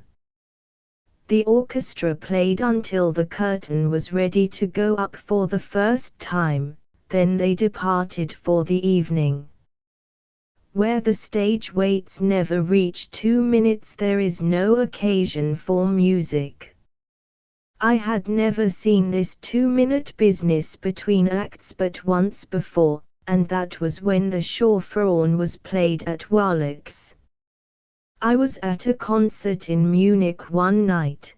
The people were streaming in, the clock hand pointed to 7, the music struck up, and instantly all movement in the body of the house ceased. Nobody was standing, or walking up the aisles, or fumbling with a seat. The stream of incomers had suddenly dried up at its source. I listened undisturbed to a piece of music that was 15 minutes long, always expecting some tardy ticket holders to come crowding past my knees, and being continuously and pleasantly disappointed. But when the last note was struck, here came the stream again. You see, they had made those late comers wait in the comfortable waiting parlor from the time the music had begun until it was ended. P094.jpg, 29K. It was the first time I had ever seen this sort of criminals denied the privilege of destroying the comfort of a house full of their betters. Some of these were pretty fine birds, but no matter, they had to tarry outside in the long parlor under the inspection of a double rank of liveried footmen and waiting maids who supported the two walls with their backs and held the wraps and traps of their masters and mistresses on their arms. We had no footmen to hold our things, and it was not permissible to take them into the concert room, but there were some men and women to take charge of them for us. They gave us checks for them and charged a fixed price, payable in advance, 5 cents. In Germany they always hear one thing at an opera which has never yet been heard in America, perhaps, I mean the closing strain of a fine solo or duet. We always smash into it with an earthquake of applause. The result is that we rob ourselves of the sweetest part of the treat. We get the whiskey, but we don't get the sugar in the bottom of the glass. Our way of scattering applause along through an act seems to me to be better than the Mannheim way of saving it all up till the act is ended. I do not see how an actor can forget himself and portray hot passion before a cold still audience. I should think he would feel foolish. It is a pain to me to this day, to remember how that old German Lear raged and wept and howled around the stage, with never a response from that hushed house, never a single outburst till the act was ended. To me there was something unspeakably uncomfortable in the solemn dead silences that always followed this old person's tremendous outpourings of his feelings. I could not help putting myself in his place. I thought I knew how sick and flat he felt during those silences, because I remembered a case which came under my observation once, and which, but I will tell the incident. One evening on board a Mississippi steamboat, a boy of 10 years lay asleep in a berth, a long, slim-legged boy. He was encased in quite a short shirt. It was the first time he had ever made a trip on a steamboat, and so he was troubled and scared, and had gone to bed with his head filled with impending snaggings, and explosions, and conflagrations, and sudden death. About 10 o'clock some 20 ladies were sitting around about the ladies' saloon, quietly reading, sewing, embroidering, and so on, and among them sat a sweet, benignant old dame with round spectacles on her nose and her busy knitting needles in her hands. Now all of a sudden, into the midst of this peaceful scene burst that slim-shanked boy in the brief shirt, wild-eyed, erect-haired, and shouting, "Fire, fire! Jump and run, the boat's afire and there ain't a minute to lose." All those ladies looked sweetly up and smiled, nobody stirred. The old lady pulled her spectacles down, looked over them, and said, gently, "But you mustn't catch cold, child. Run and put on your breastpin, and then come and tell us all about it." It was a cruel chill to give to a poor little devil's gushing vehemence. He was expecting to be a sort of hero, the creator of a wild panic, and here everybody sat and smiled a mocking smile, and an old woman made fun of his bugbear. I turned and crept away, for I was that boy, and never even cared to discover whether I had dreamed the fire or actually seen it.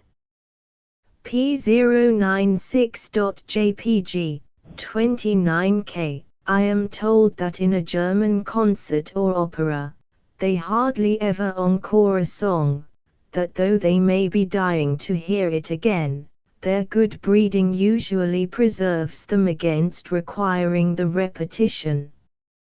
Kings may encore, that is quite another matter. It delights everybody to see that the king is pleased, and as to the actor encored, his pride and gratification are simply boundless. Still, there are circumstances in which even a royal encore, but it is better to illustrate. The King of Bavaria is a poet, and has a poet's eccentricities, with the advantage over all other poets of being able to gratify them, no matter what form they may take.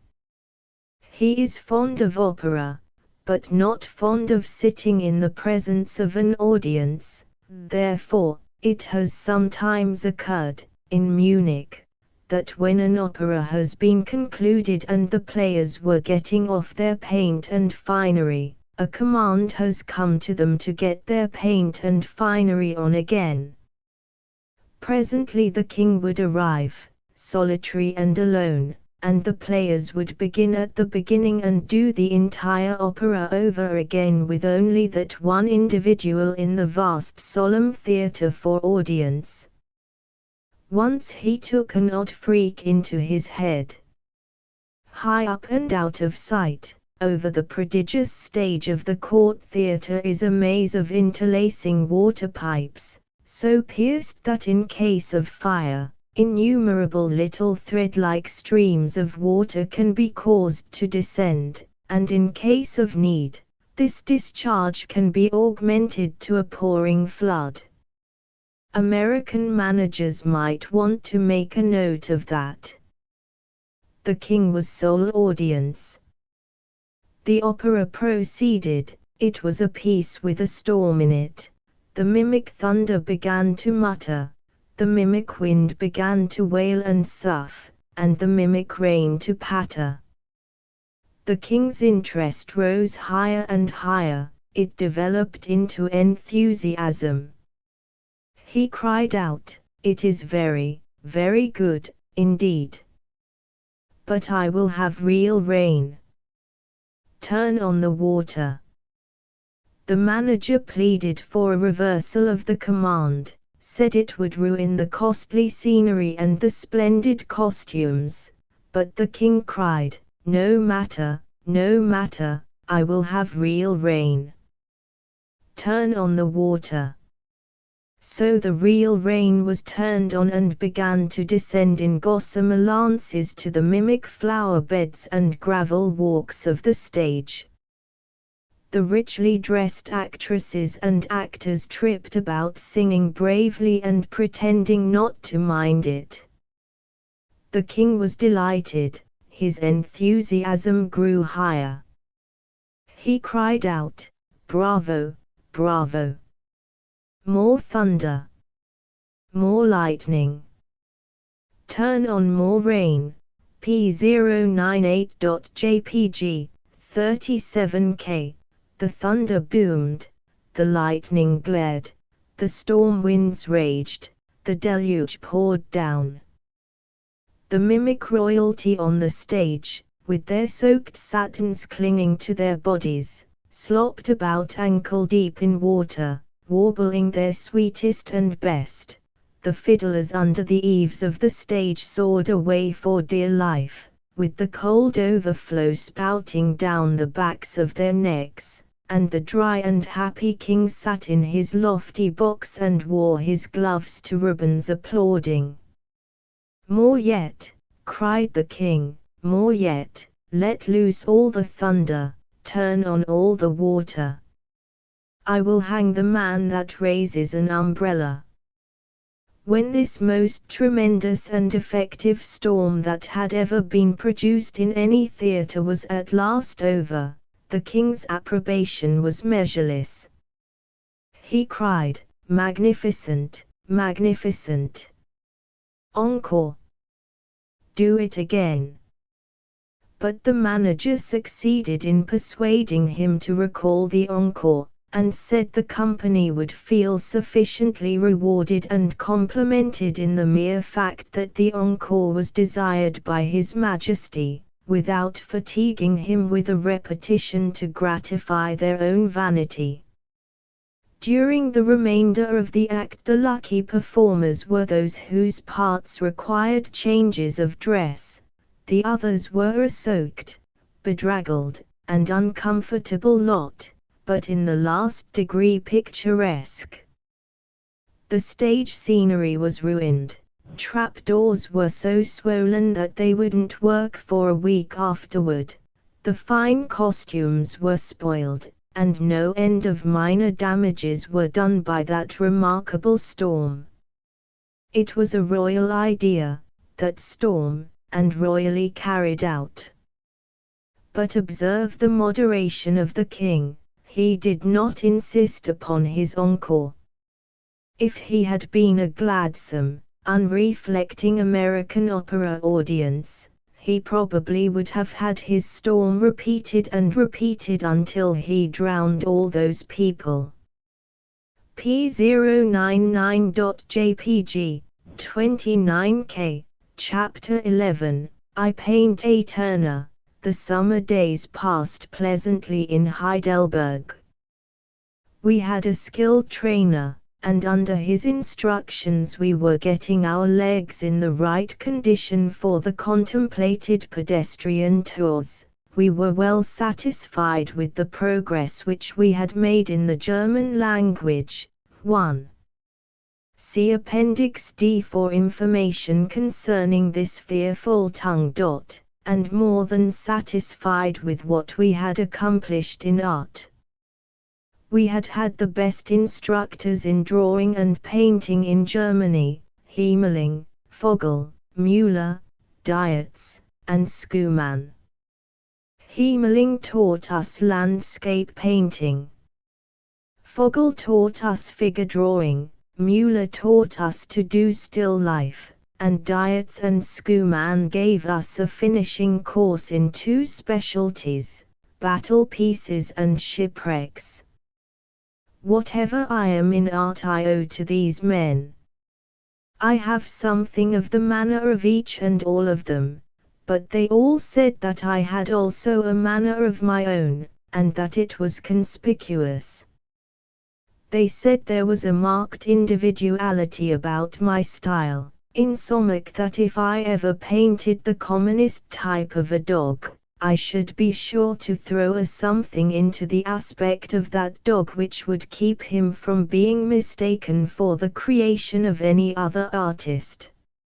Secretly I wanted to believe all these kind sayings, but I could not. I was afraid that my master's partiality for me, and pride in me, biased their judgment. So I resolved to make a test. Privately, and unknown to anyone, I painted my great picture, Heidelberg Castle Illuminated, my first really important work in oils, and had it hung up in the midst of a wilderness of oil pictures in the art exhibition, with no name attached to it. To my great gratification it was instantly recognized as mine. All the town flocked to see it, and people even came from neighboring localities to visit it. It made more stir than any other work in the exhibition. But the most gratifying thing of all was, that chance strangers, passing through, who had not heard of my picture, were not only drawn to it, as by a lodestone, the moment they entered the gallery, but always took it for a Turner P101.jpg, 45K, apparently nobody had ever done that. There were ruined castles on the overhanging cliffs and crags all the way. These were said to have their legends, like those on the Rhine, and what was better still, they had never been in print. There was nothing in the books about that lovely region, it had been neglected by the tourist, it was virgin soil for the literary pioneer. Meantime the knapsacks, the rough walking suits and the stout walking shoes which we had ordered, were finished and brought to us. A Mr. X and a young Mr. Z had agreed to go with us. We went around one evening and bade goodbye to our friends, and afterward had a little farewell banquet at the hotel. We got to bed early, for we wanted to make an early start, so as to take advantage of the cool of the morning. We were out of bed at break of day, feeling fresh and vigorous, and took a hearty breakfast, then plunged down through the leafy arcades of the castle grounds, toward the town. What a glorious summer morning it was, and how the flowers did pour out their fragrance, and how the birds did sing. It was just the time for a tramp through the woods and mountains. P103.jpg, 24K, we were all dressed alike, broad slouch hats, to keep the sun off, grey knapsacks, blue army shirts, blue overalls, leathern gaiters buttoned tight from knee down to ankle, high-quarter coarse shoes snugly laced. Each man had an opera glass, a canteen, and a guidebook case slung over his shoulder, and carried an alpenstock in one hand and a sun umbrella in the other. Around our hats were wound many folds of soft white muslin, with the ends hanging and flapping down our backs, an idea brought from the Orient and used by tourists all over Europe. Harris carried the little watch-like machine called a pedometer, whose office is to keep count of a man's steps and tell how far he has walked. Everybody stopped to admire our costumes and give us a hearty pleasant march to you. P104.jpg, 32K. When we got downtown I found that we could go by rail to within 5 miles of Heilbronn. The train was just starting, so we jumped aboard and went tearing away in splendid spirits. It was agreed all around that we had done wisely, because it would be just as enjoyable to walk down the Neckar as up it, and it could not be needful to walk both ways. There were some nice German people in our compartment. I got to talking some pretty private matters presently, and Harris became nervous, so he nudged me and said, "Speak in German, these Germans may understand English." I did so. It was well I did, for it turned out that there was not a German in that party who did not understand English perfectly. It is curious how widespread our language is in Germany.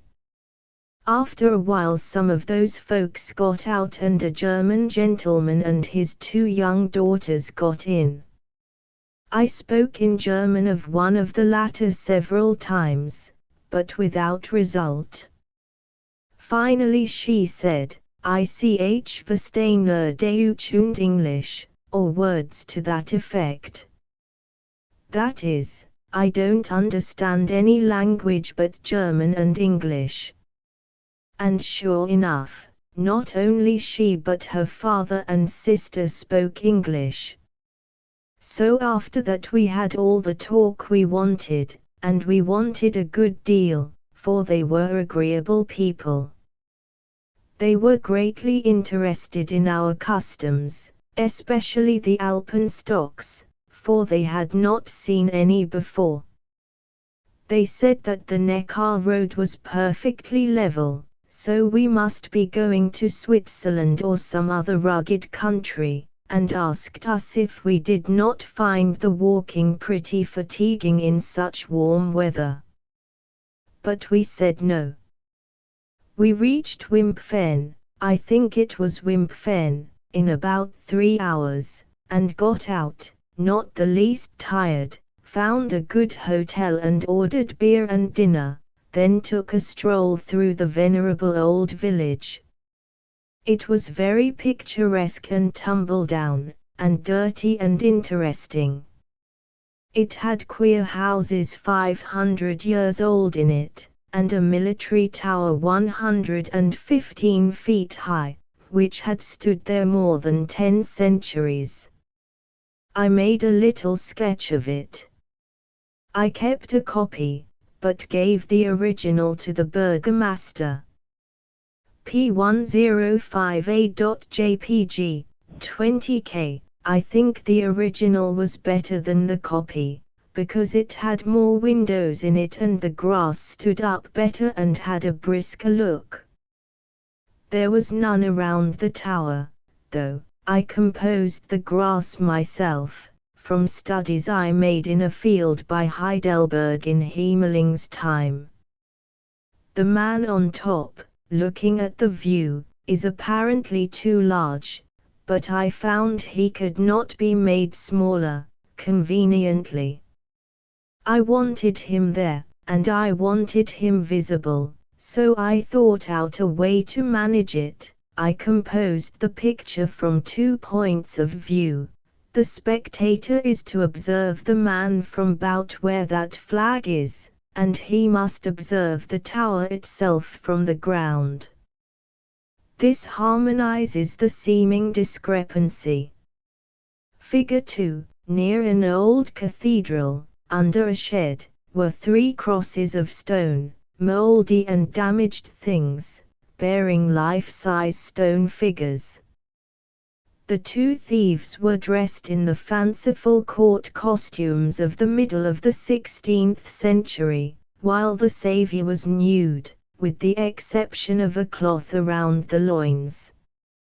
We had dinner under the green trees in a garden belonging to the hotel and overlooking the Neckar. Then, after a smoke, we went to bed. We had a refreshing nap, then got up about 3 in the afternoon and put on our panoply. As we tramped gaily out at the gate of the town, we overtook a peasant's cart, partly laden with odds and ends of cabbages and similar vegetable rubbish, and drawn by a small cow and a smaller donkey yoked together. It was a pretty slow concern, but it got us into Heilbronn before dark, 5 miles, or possibly it was 7. P105B.jpg, 37K. We stopped at the very same in which the famous old Robinite and rough fighter Goase von Berlichingen abode in after he got out of captivity in the square tower of Heilbronn between 350 and 400 years ago. Harris and I occupied the same room which he had occupied, and the same paper had not quite peeled off the walls yet. The furniture was quaint old carved stuff, full 400 years old, and some of the smells were over 1,000. There was a hook in the wall, which the landlord said the terrific old Goase used to hang his iron hand on when he took it off to go to bed. This room was very large, it might be called immense, and it was on the 1st floor, which means it was in the 2nd story, for in Europe the houses are so high that they do not count the 1st story, else they would get tired climbing before they got to the top. The wallpaper was a fiery red, with huge gold figures in it, well smirched by time, and it covered all the doors. These doors fitted so snugly and continued the figures of the paper so unbrokenly, that when they were closed one had to go feeling and searching along the wall to find them. There was a stove in the corner, one of those tall, square, stately white porcelain things that looks like a monument and keeps you thinking of death when you ought to be enjoying your travels. The windows looked out on a little alley, and over that into a stable and some poultry and pig yards in the rear of some tenement houses. There were the customary 2 beds in the room, one in one end, the other in the other, about an old-fashioned brass-mounted, single-barreled pistol shot apart. They were fully as narrow as the usual German bed, too, and had the German bed's ineradicable habit of spilling the blankets on the floor every time you forgot yourself and went to sleep. A round table as large as King Arthur's stood in the center of the room. While the waiters were getting ready to serve our dinner on it, we all went out to see the renowned clock on the front of the municipal buildings. Chapter 12. What the Wives Saved. The Rathhaus, or municipal building, is of the quaintest and most picturesque Middle Age architecture. It has a massive portico and steps, before it, heavily balustraded, and adorned with life-sized rusty iron knights in complete armor. The clock face on the front of the building is very large and of curious pattern. Ordinarily, a gilded angel strikes the hour on a big bell with a hammer. As the striking ceases, a life-sized figure of time raises its hourglass and turns it, Two golden rams advance and butt each other, a gilded cock lifts its wings, but the main features are two great angels, who stand on each side of the dial with long horns at their lips. It was said that they blew melodious blasts on these horns every hour, but they did not do it for us. We were told, later, that they blew only at night, when the town was still. Within the rath halls were a number of huge wild boars' heads, preserved, and mounted on brackets along the wall. They bore inscriptions telling who killed them and how many 100 years ago it was done. One room in the building was devoted to the preservation of ancient archives.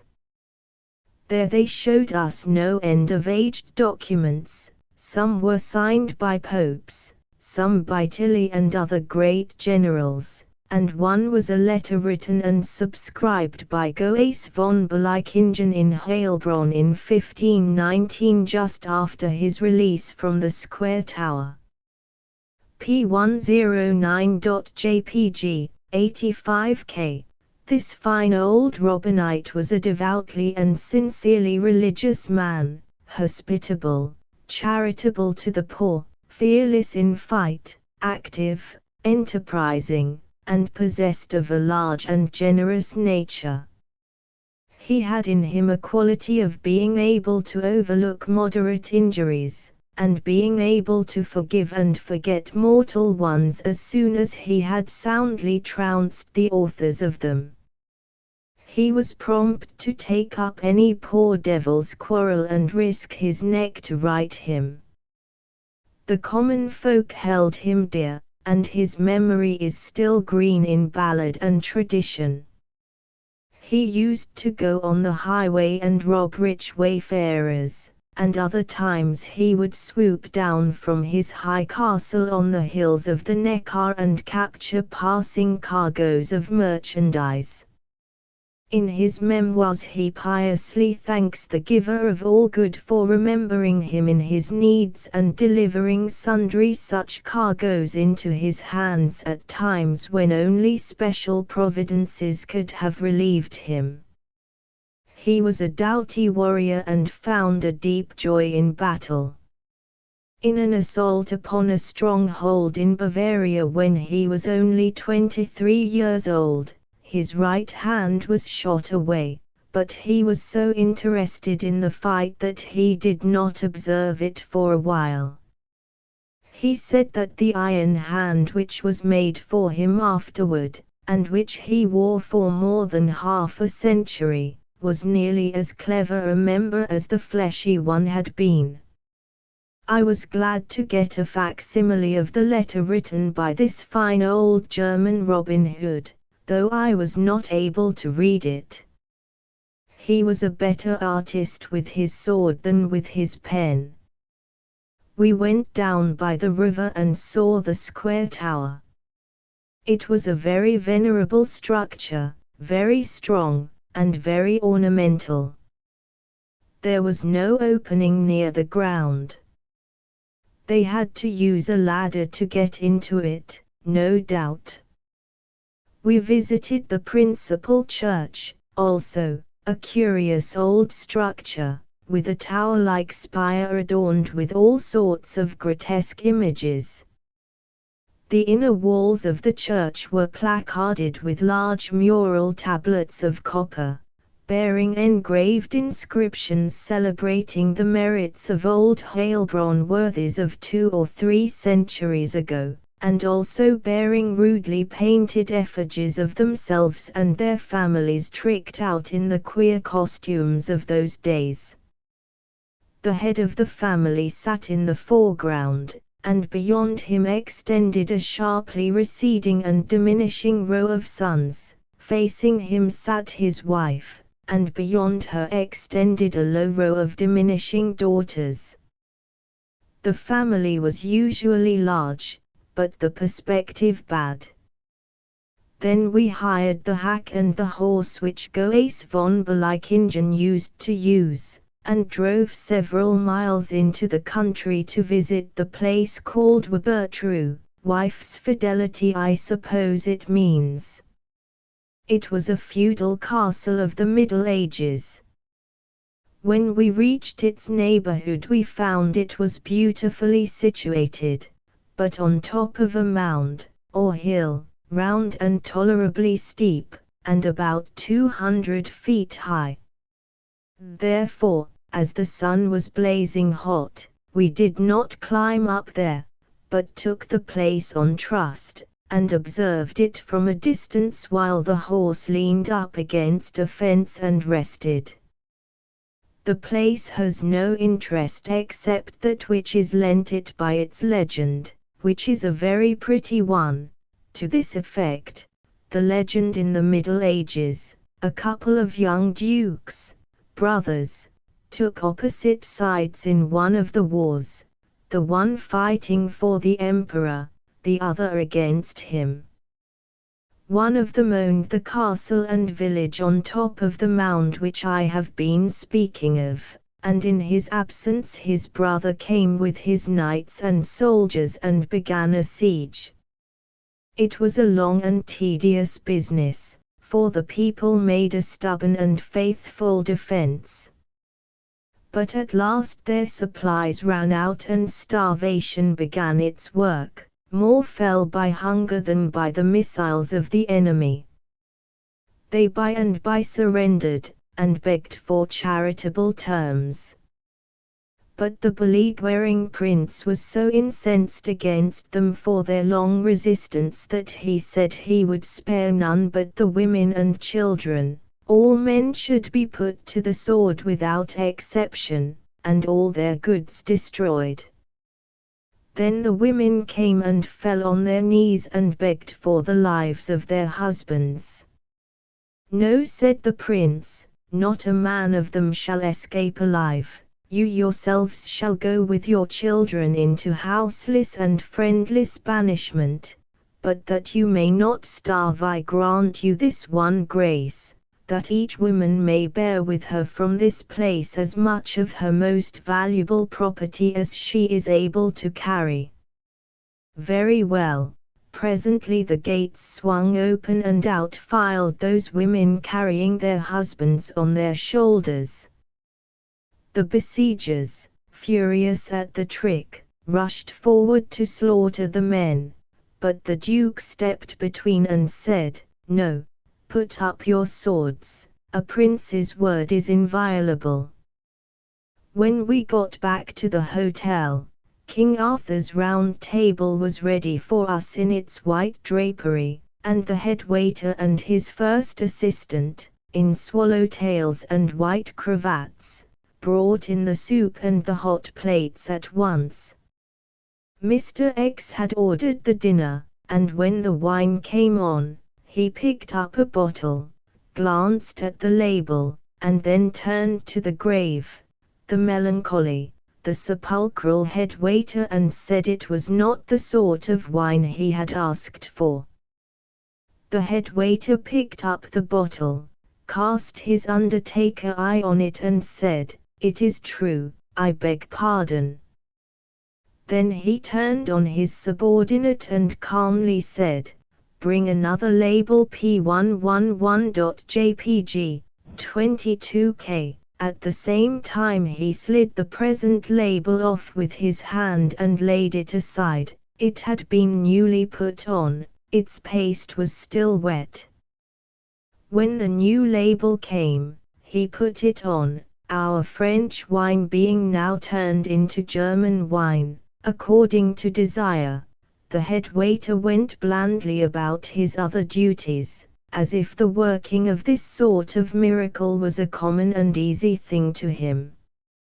Mr. X said he had not known, before, that there were people honest enough to do this miracle in public, but he was aware that thousands upon thousands of labels were imported into America from Europe every year, to enable dealers to furnish to their customers in a quiet and inexpensive way all the different kinds of foreign wines they might require.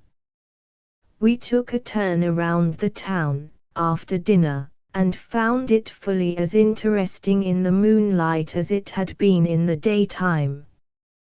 The streets were narrow and roughly paved, and there was not a sidewalk or a street lamp anywhere. The dwellings were centuries old, and vast enough for hotels. They widened all the way up, the stories projected further and further forward and aside as they ascended, and the long rows of lighted windows, filled with little bits of panes, curtained with figured white muslin and adorned outside with boxes of flowers, made a pretty effect. P112.jpg, 34K. The moon was bright, and the light and shadow very strong, and nothing could be more picturesque than those curving streets, with their rows of huge high gables leaning far over toward each other in a friendly gossiping way, and the crowds below drifting through the alternating blots of gloom and mellow bars of moonlight. Nearly everybody was abroad, chatting, singing, romping, or massed in lazy comfortable attitudes in the doorways. In one place there was a public building which was fenced about with a thick, rusty chain, which sagged from post to post in a succession of low swings. The pavement, here, was made of heavy blocks of stone. In the glare of the moon a party of barefooted children were swinging on those chains and having a noisy good time. They were not the first ones who have done that, even their great-great-grandfathers had not been the first to do it when they were children. The strokes of the bare feet had worn grooves inches deep in the stone flags. It had taken many generations of swinging children to accomplish that. P113.jpg, 39K. Everywhere in the town were the mold and decay that go with antiquity, and evidence of it, but I do not know that anything else gave us so vivid a sense of the old age of Heilbronn as those foot-worn grooves in the paving stones. Chapter 13, My Long Crawl in the Dark. When we got back to the hotel I wound and set the pedometer and put it in my pocket, for I was to carry it next day and keep record of the miles we made. The work which we had given the instrument to do during the day which had just closed had not fatigued it perceptibly. We were in bed by 10. For we wanted to be up and away on our tramp homeward with the dawn. I hung fire, but Harris went to sleep at once. I hate a man who goes to sleep at once. There is a sort of indefinable something about it which is not exactly an insult, and yet is an insolence, and one which is hard to bear, too. I lay there fretting over this injury, and trying to go to sleep, but the harder I tried, the wider awake I grew. I got to feeling very lonely in the dark, with no company but an undigested dinner. My mind got a start by and by, and began to consider the beginning of every subject which has ever been thought of, but it never went further than the beginning. It was touch and go, it fled from topic to topic with a frantic speed. At the end of an hour my head was in a perfect whirl and I was dead tired, fagged out. The fatigue was so great that it presently began to make some head against the nervous excitement. While imagining myself wide awake, I would really doze into momentary unconsciousness, and come suddenly out of it with a physical jerk which nearly wrenched my joints apart, the delusion of the instant being that I was tumbling backward over a precipice. After I had fallen over 8 or 9 precipices and thus found out that one half of my brain had been asleep 8 or 9 times without the wide-awake, hard-working other half suspecting it, the periodical unconsciousnesses began to extend their spell gradually over more of my brain territory, and at last I sank into a drowse which grew deeper and deeper and was doubtless just on the very point of being a solid, blessed dreamless stupor, when, what was that? My dulled faculties dragged themselves partly back to life and took a receptive attitude. Now out of an immense, a limitless distance, came a something which grew and approached, and presently was recognizable as a sound. It had rather seemed to be a feeling, before.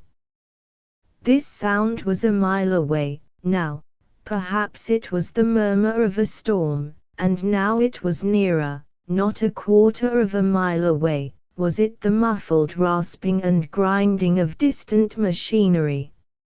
No, it came still nearer. Was it the measured tramp of a marching troop?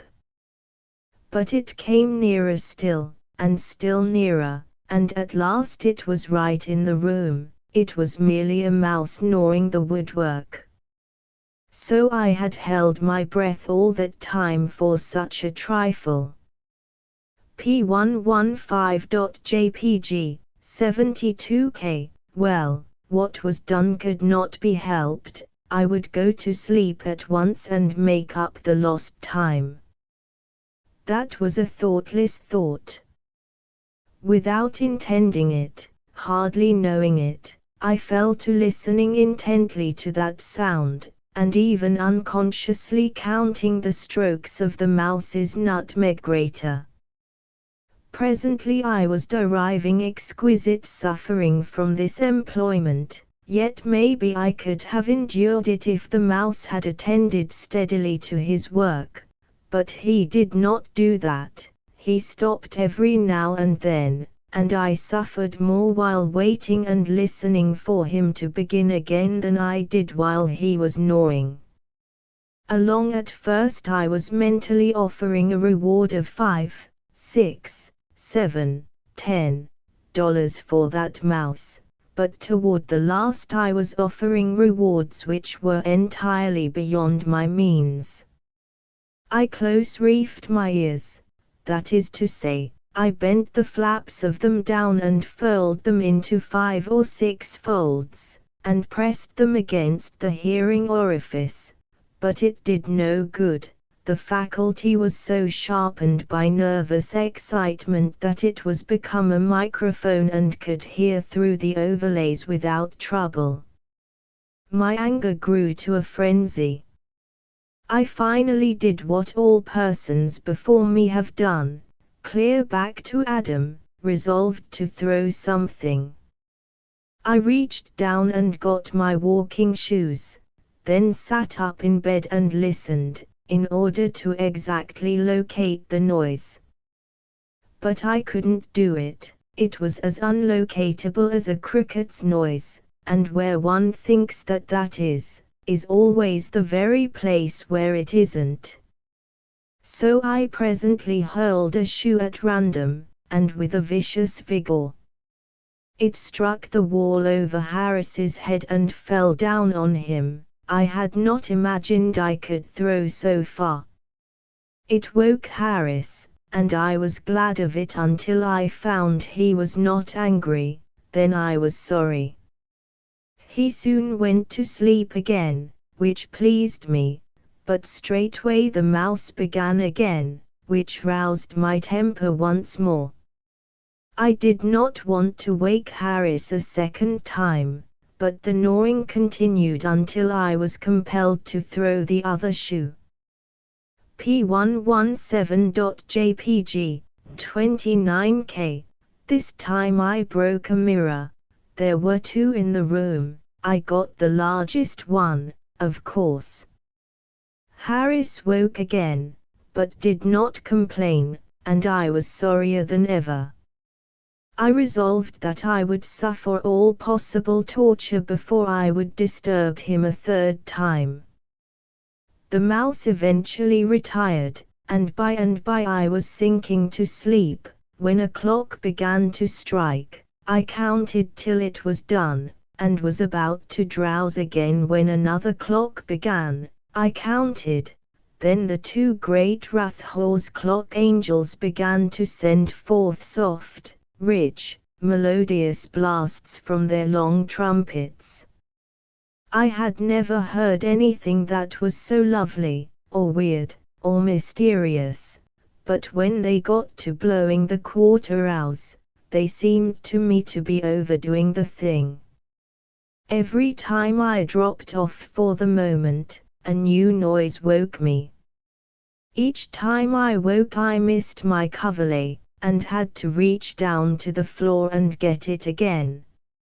At last all sleepiness forsook me. I recognized the fact that I was hopelessly and permanently wide awake. Wide awake, and feverish and thirsty. When I had lain tossing there as long as I could endure it, it occurred to me that it would be a good idea to dress and go out in the great square and take a refreshing wash in the fountain, and smoke and reflect there until the remnant of the night was gone. I believed I could dress in the dark without waking Harris. I had banished my shoes after the mouse, but my slippers would do for a summer night. So I rose softly, and gradually got on everything, down to one sock. I couldn't seem to get on the track of that sock, any way I could fix it. But I had to have it, so I went down on my hands and knees, with one slipper on and the other in my hand, and began to paw gently around and rake the floor, but with no success. I enlarged my circle, and went on pawing and raking. With every pressure of my knee, how the floor creaked. And every time I chanced to rake against any article, it seemed to give out 35 or 36 times more noise than it would have done in the daytime. In those cases I always stopped and held my breath till I was sure Harris had not awakened, then I crept along again. I moved on, but I could not find the sock. I could not seem to find anything but furniture. I could not remember that there was much furniture in the room when I went to bed, but the place was alive with it now, especially chairs everywhere. Had a couple of families moved in the meantime? And I never could seem to glance on one of those chairs, but always struck it full and square with my head. My temper rose, by steady and sure degrees, and as I poured on, I fell to making vicious comments under my breath. P118.jpg, 36K. Finally, with a venomous access of irritation, I said I would leave without the sock. So I rose up and made straight for the door, as I supposed, and suddenly confronted my dim spectral image in the unbroken mirror. It startled the breath out of me. For an instant, it also showed me that I was lost, and had no sort of idea where I was. When I realized this, I was so angry that I had to sit down on the floor and take hold of something to keep from lifting the roof off with an explosion of opinion. If there had been only one mirror, it might possibly have helped to locate me, but there were two, and two were as bad as 1,000. Besides, these were on opposite sides of the room. I could see the dim blur of the windows, but in my turned-around condition they were exactly where they ought not to be, and so they only confused me instead of helping me. I started to get up, and knocked down an umbrella. It made a noise like a pistol shot when it struck that hard, slick, carpetless floor. I grated my teeth and held my breath. Harris did not stir. I set the umbrella slowly and carefully on end against the wall, but as soon as I took my hand away, its heel slipped from under it, and down it came again with another bang. I shrunk together and listened a moment in silent fury. No harm done, everything quiet. With the most painstaking care and nicety, I stood the umbrella up once more, took my hand away, and down it came again. I have been strictly reared, but if it had not been so dark and solemn and awful there in that lonely, vast room, I do believe I should have said something then which could not be put into a Sunday school book without injuring the sale of it. If my reasoning powers had not been already sapped dry by my harassments, I would have known better than to try to set an umbrella on end on one of those glassy German floors in the dark. It can't be done in the daytime without 4 failures to 1 success. I had one comfort, though. Harris was yet still and silent. He had not stirred. The umbrella could not locate me. There were 4 standing around the room, and all alike. I thought I would feel along the wall and find the door in that way. I rose up and began this operation, but raked down a picture. It was not a large one, but it made noise enough for a panorama. Harris gave out no sound, but I felt that if I experimented any further with the pictures I should be sure to wake him. Better give up trying to get out. Yes, I would find King Arthur's Round Table once more. I had already found it several times, and use it for a base of departure on an exploring tour for my bed. If I could find my bed I could then find my water pitcher. I would quench my raging thirst and turn in. So I started on my hands and knees, because I could go faster that way, and with more confidence, too, and not knock down things. By and by I found the table, with my head, rubbed the bruise a little, then rose up and started, with hands abroad and fingers spread, to balance myself. I found a chair, then a wall, then another chair, then a sofa, then an alpenstock, then another sofa. This confounded me, for I had thought there was only one sofa. I hunted up the table again and took a fresh start, found some more chairs. It occurred to me, now, as it ought to have done before, that as the table was round, it was therefore of no value as a base to aim from, so I moved off once more, and at random among the wilderness of chairs and sofas, wandering off into unfamiliar regions, and presently knocked a candlestick and knocked off a lamp, grabbed at the lamp and knocked off a water pitcher with a rattling crash, and thought to myself, I've found you at last. I judged I was close upon you. Harris shouted murder and thieves and finished with I'm absolutely drowned. The crash had roused the house. Mr. X pranced in his long night garment, with a candle, young Z after him with another candle. A procession swept in at another door, with candles and lanterns, landlord and 2 German guests in their nightgowns and a chambermaid in hers. I looked around. I was at Harris's bed, a Sabbath day's journey from my own. There was only one sofa, it was against the wall. there was only one chair where a body could get at it. I had been revolving around it like a planet, and colliding with it like a comet half the night. P121.jpg, 52K, I explained how I had been employing myself, and why. Then the landlord's party left, and the rest of us set about our preparations for breakfast, for the dawn was ready to break.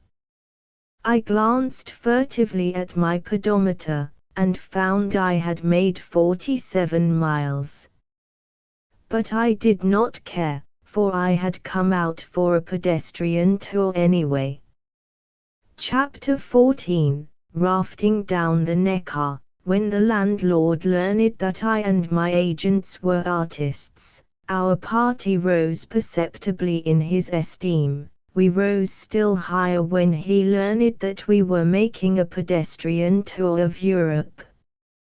He told us all about the Heidelberg Road, and which were the best places to avoid and which the best ones to tarry at. He charged me less than cost for the things I broke in the night. He put up a fine luncheon for us and added to it a quantity of great light green plums, the pleasantest fruit in Germany. He was so anxious to do us honor that he would not allow us to walk out of Heilbronn, but called up Goes von Beleikingen's horse and cab and made us ride.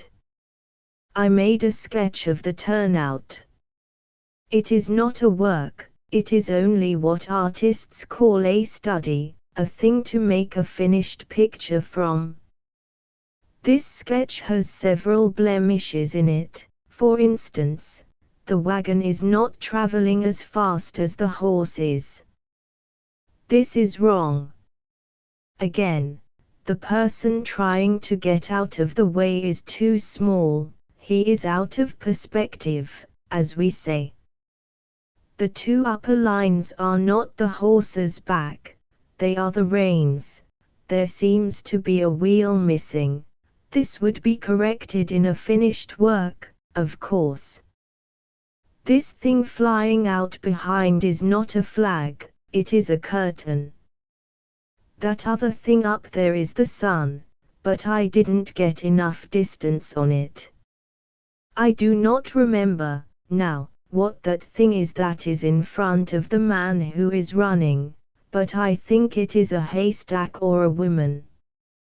This study was exhibited in the Paris Salon of 1879, but did not take any medal. They do not give medals for studies.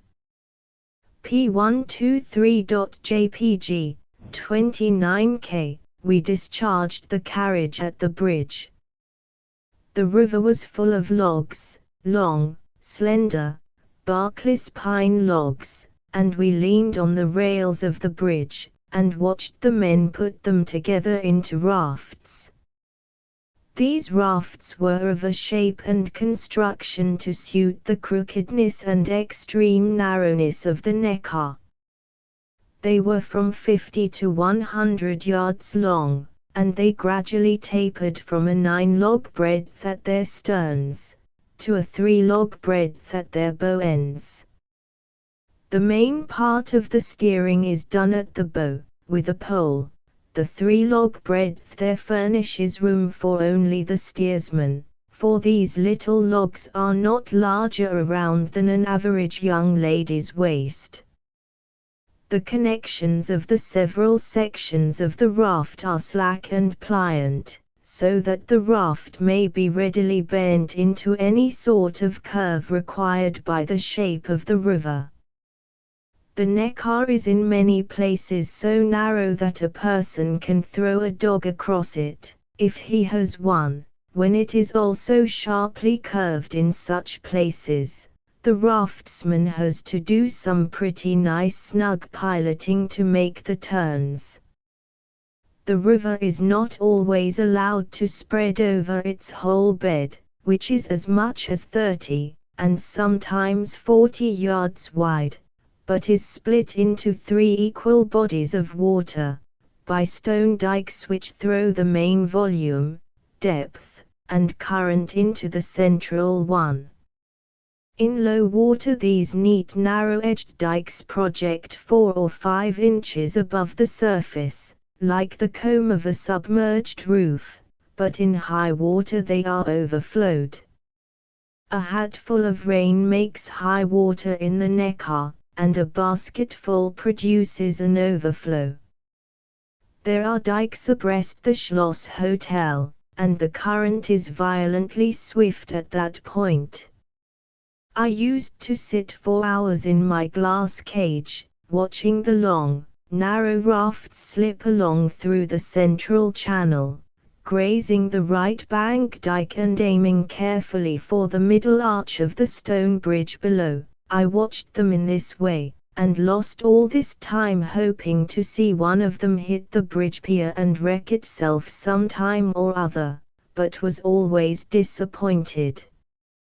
One was smashed there one morning, but I had just stepped into my room a moment to light a pipe, so I lost it. While I was looking down upon the rafts that morning in Heilbronn, the daredevil spirit of adventure came suddenly upon me, and I said to my comrades, "I am going to Heidelberg on a raft. Will you venture with me?" Their faces paled a little, but they assented with as good a grace as they could. Harris wanted to cable his mother, thought it his duty to do that, as he was all she had in this world, so, while he attended to this, I went down to the longest and finest raft and hailed the captain with a hearty "Ahoy, shipmate," which put us upon pleasant terms at once, and we entered upon business. I said we were on a pedestrian tour to Heidelberg, and would like to take passage with him.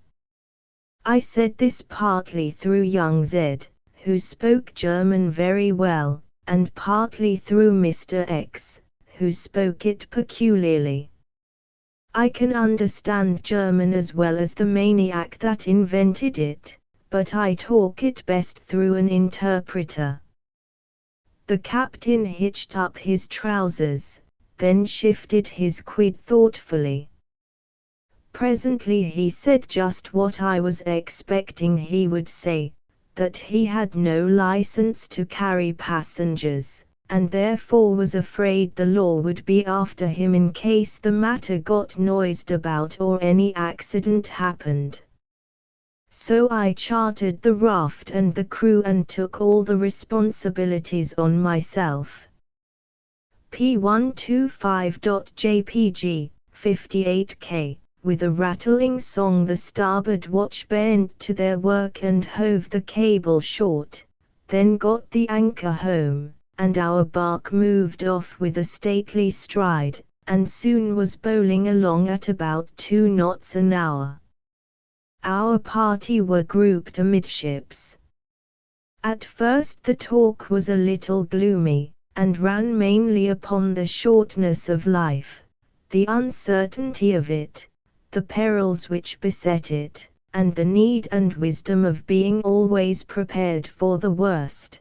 This shaded off into low-voiced references to the dangers of the deep, and kindred matters, but as the grey east began to redden and the mysterious solemnity and silence of the dawn to give place to the joy songs of the birds, the talk took a cheerier tone, and our spirits began to rise steadily.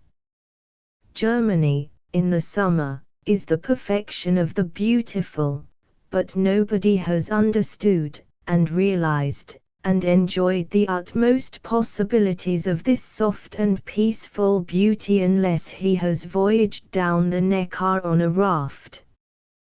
The motion of a raft is the needful motion, it is gentle, and gliding, and smooth, and noiseless, it calms down all feverish activities. It soothes to sleep all nervous hurry and impatience, under its restful influence all the troubles and vexations and sorrows that harass the mind vanish away, and existence becomes a dream, a charm, a deep and tranquil ecstasy. How it contrasts with hot and perspiring pedestrianism, and dusty and deafening railroad rush, and tedious jolting behind tired horses over blinding white roads. We went slipping silently along, between the green and fragrant banks, with a sense of pleasure and contentment that grew, and grew, all the time. Sometimes the banks were overhung with thick masses of willows that wholly hid the ground behind. Sometimes we had noble hills on one hand, clothed densely with foliage to their tops, and on the other hand open levels blazing with poppies, or clothed in the rich blue of the cornflower. Sometimes we drifted in the shadow of forests, and sometimes along the margin of long stretches of velvety grass, fresh and green and bright, a tireless charm to the eye. And the birds, they were everywhere, they swept back and forth across the river constantly, and their jubilant music was never stilled. It was a deep and satisfying pleasure to see the sun create the new morning, and gradually, patiently, lovingly, clothe it on with splendor after splendor, and glory after glory, till the miracle was complete. How different is this marvel observed from a raft, from what it is when one observes it through the dingy windows of a railway station in some wretched village while he munches a petrified sandwich and waits for the train. P127.jpg, 23K, Transcriber's Note for Edition 12, on the advice of two German-speaking volunteers, the German letters A, O, and U with umlauts have been rendered as A, OE, and UE instead of as, variously, A, startled smiley, O and U as in previous editions. Chapter 15, Charming Waterside Pictures. Men and women and cattle were at work in the dewy fields by this time.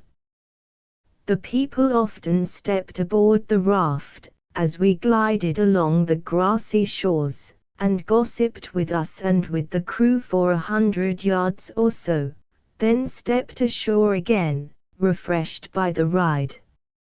Only the men did this. The women were too busy. The women do all kinds of work on the continent. They dig, they hoe, they reap, they sow, they bear monstrous burdens on their backs, they shove similar ones long distances on wheelbarrows, they drag the cart when there is no dog or lean cow to drag it, and when there is, they assist the dog or cow. Age is no matter, the older the woman the stronger she is, apparently. On the farm a woman's duties are not defined, she does a little of everything, but in the towns it is different, there she only does certain things, the men do the rest. For instance, a hotel chambermaid has nothing to do but make beds and fires in 50 or 60 rooms, bring towels and candles, and fetch several tons of water up several flights of stairs, 100 pounds at a time, in prodigious metal pitchers. She does not have to work more than 18 or 20 hours a day, and she can always get down on her knees and scrub the floors of halls and closets when she is tired and needs a rest. As the morning advanced and the weather grew hot, we took off our outside clothing and sat in a row along the edge of the raft and enjoyed the scenery, with our sun umbrellas over our heads and our legs dangling in the water. P129.jpg, 22K, every now and then we plunged in and had a swim. Every projecting grassy cape had its joyous group of naked children, the boys to themselves and the girls to themselves, the latter usually in care of some motherly dame who sat in the shade of a tree with her knitting. The little boys swam out to us, sometimes, but the little maids stood knee-deep in the water and stopped their splashing and frolicking to inspect the raft with their innocent eyes as it drifted by. Once we turned a corner suddenly and surprised a slender girl of 12 years or upward, just stepping into the water. She had not time to run, but she did what answered just as well. She promptly drew a lithe young willow bough athwart her white body with one hand, and then contemplated us with a simple and untroubled interest. Thus she stood while we glided by. She was a pretty creature, and she and her willow bough made a very pretty picture, and one which could not offend the modesty of the most fastidious spectator. Her white skin had a low bank of fresh green willows for background and effective contrast, for she stood against them, and above and out of them projected the eager faces and white shoulders of two smaller girls. P130.jpg, 64K. Toward noon we heard the inspiriting cry, "Sail ho!" "Where away?" shouted the captain. 3 points off the weather bow. We ran forward to see the vessel. It proved to be a steamboat, for they had begun to run a steamer up the Neckar, for the first time in May. She was a tug, and one of a very peculiar build and aspect. I had often watched her from the hotel, and wondered how she propelled herself, for apparently she had no propeller or paddles. She came churning along, now, making a deal of noise of one kind or another, and aggravating it every now and then by blowing a hoarse whistle. She had 9 keelboats hitched on behind and following after her in a long, slender rank. We met her in a narrow place, between dikes, and there was hardly room for us both in the cramped passage. As she went grinding and groaning by, we perceived the secret of her moving impulse. She did not drive herself up the river with paddles or propeller, she pulled herself by hauling on a great chain. This chain is laid in the bed of the river and is only fastened at the 2 ends. It is 70 miles long.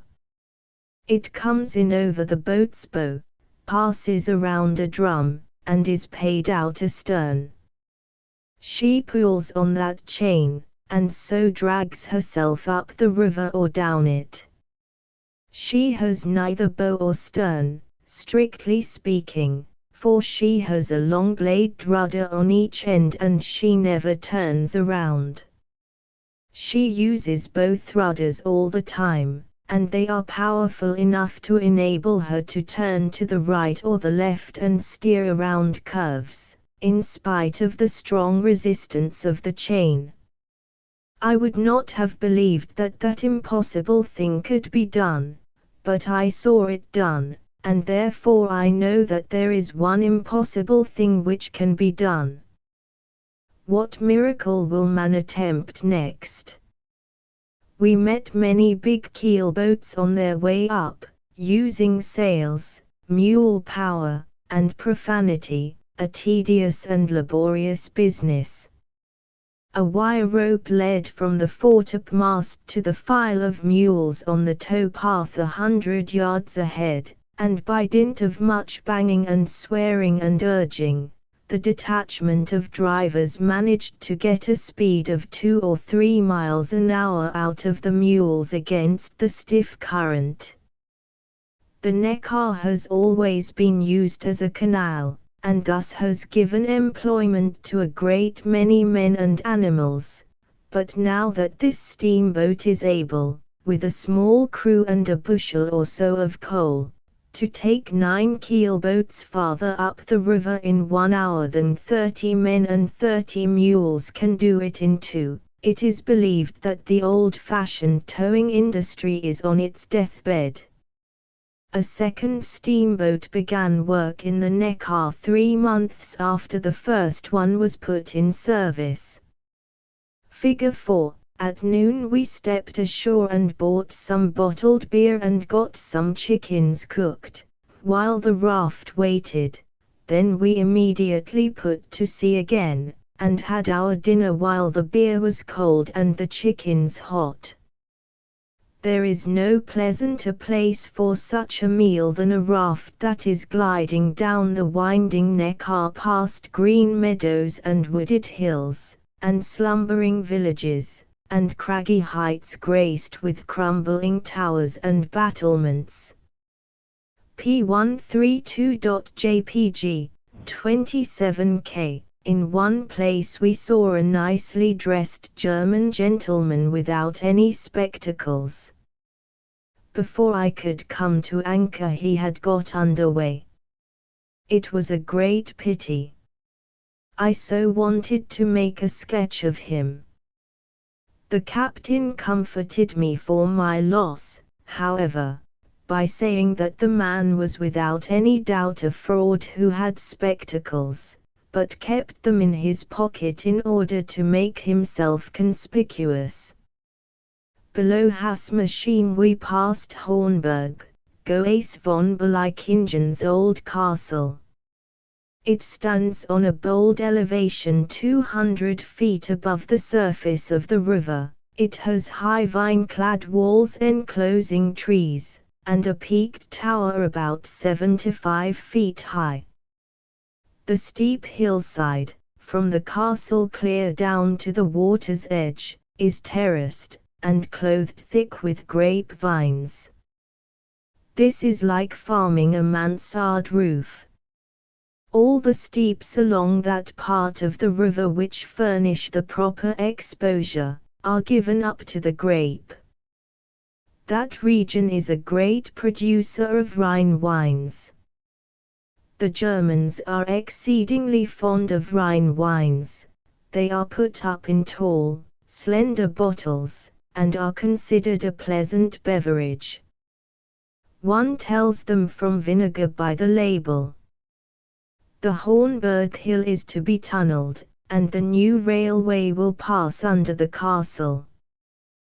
The cave of the Spectre 2 miles below Hornberg Castle is a cave in a low cliff, which the captain of the raft said had once been occupied by a beautiful heiress of Hornberg, the Lady Gertrude, in the old times.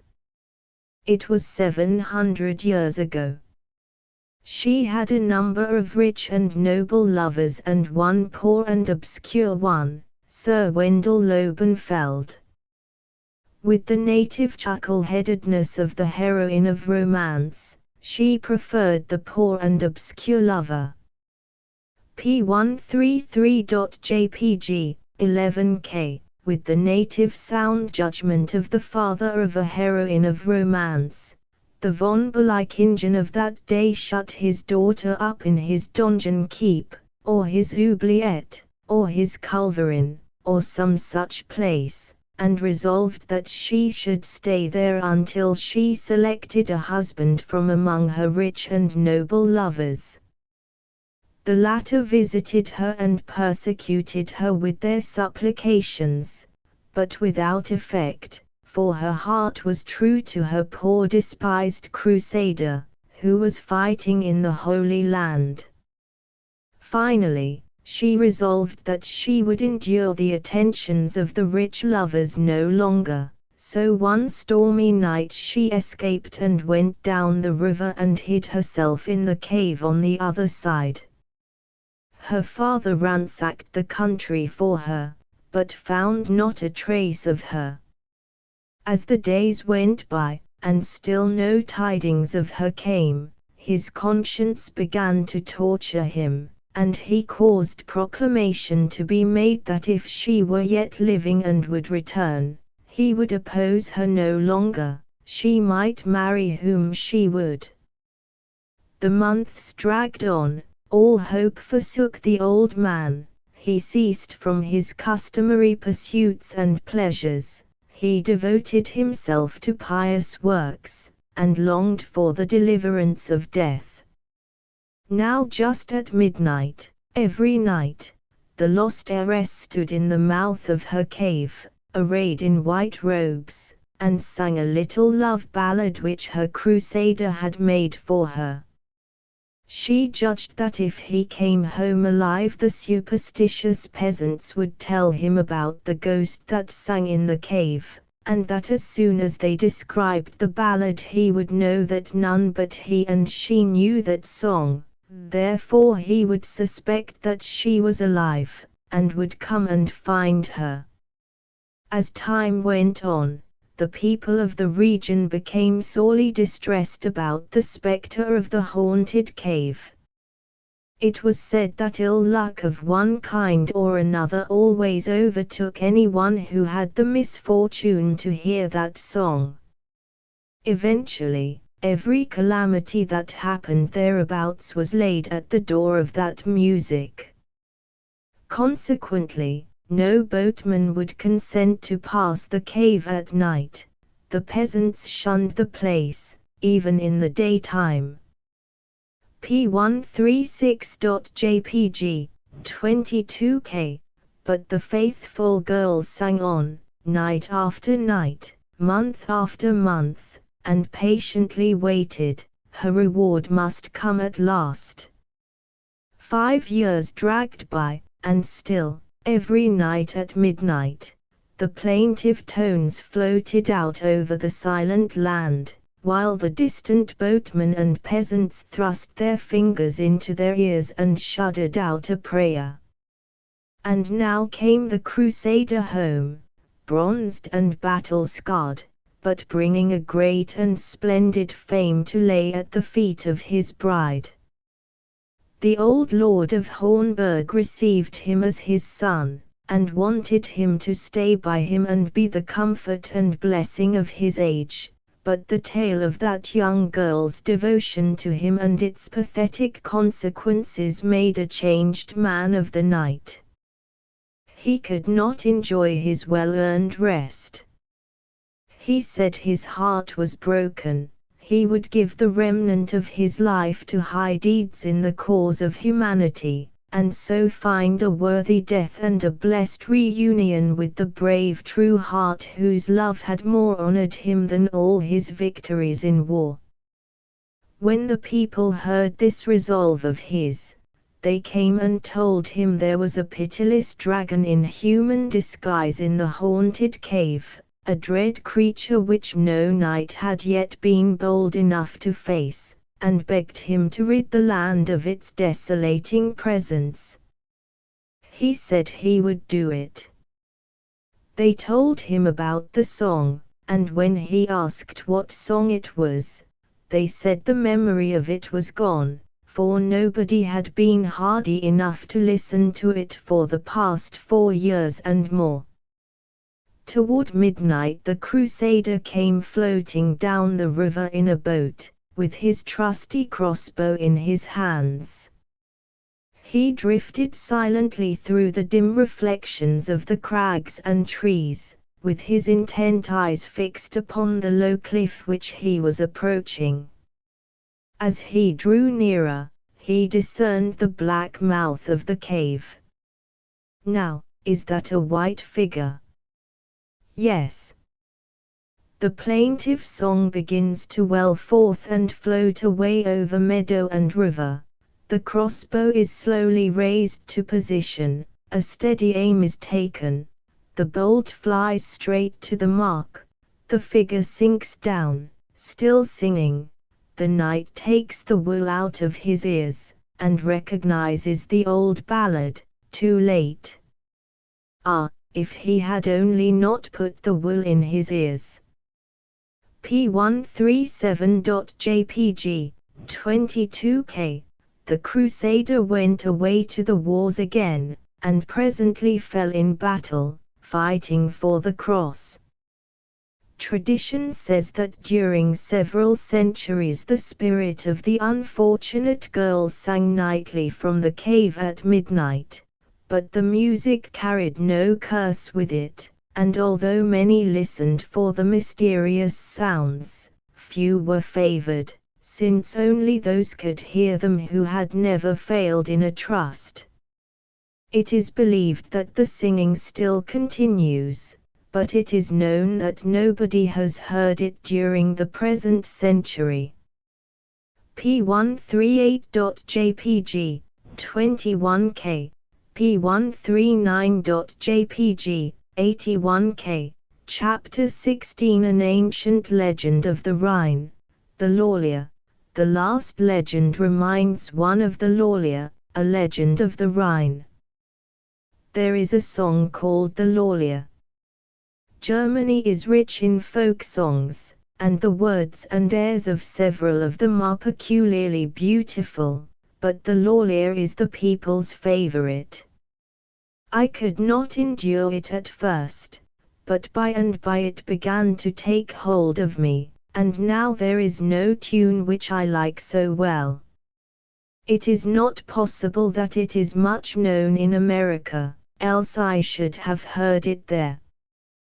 The fact that I never heard it there, is evidence that there are others in my country who have fared likewise. Therefore, for the sake of these, I mean to print the words and music in this chapter. And I will refresh the reader's memory by printing the legend of the Laulia, too. I have it by me in the Legends of the Rhine, done into English by the wildly gifted Garnham, Bachelor of Arts. I print the legend partly to refresh my own memory, too, for I have never read it before. The legend Law, 2 syllables, was a water nymph who used to sit on a high rock called the Lay or Lay, pronounced like our word lie, in the Rhine, and lure boatmen to destruction in a furious rapid which marred the channel at that spot. She so bewitched them with her plaintive songs and her wonderful beauty that they forgot everything else to gaze up at her, and so they presently drifted among the broken reefs and were lost.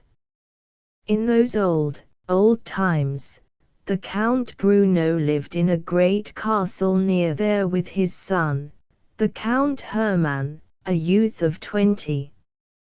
Hermann had heard a great deal about the beautiful Law, and had finally fallen very deeply in love with her without having seen her. So he used to wander to the neighborhood of the Lay, evenings, with his zither and express his longing in low singing as Garnham says.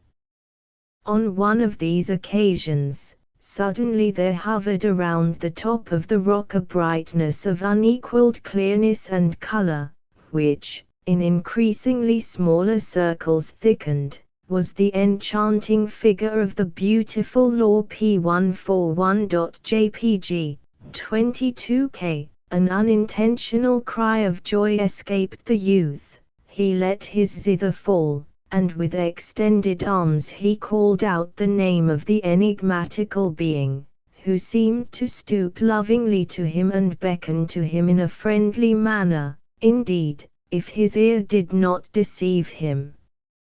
She called his name with unutterable sweet whispers, proper to love. Beside himself with delight the youth lost his senses and sank senseless to the earth. After that he was a changed person. He went dreaming about, thinking only of his fairy and caring for naught else in the world.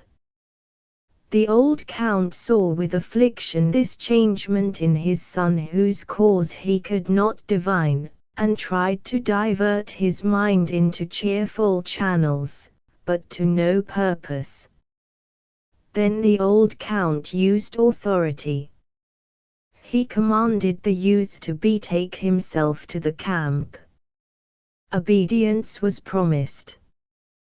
Garnham says, it was on the evening before his departure, as he wished still once to visit the lay and offer to the nymph of the Rhine his sighs, the tones of his zither, and his songs.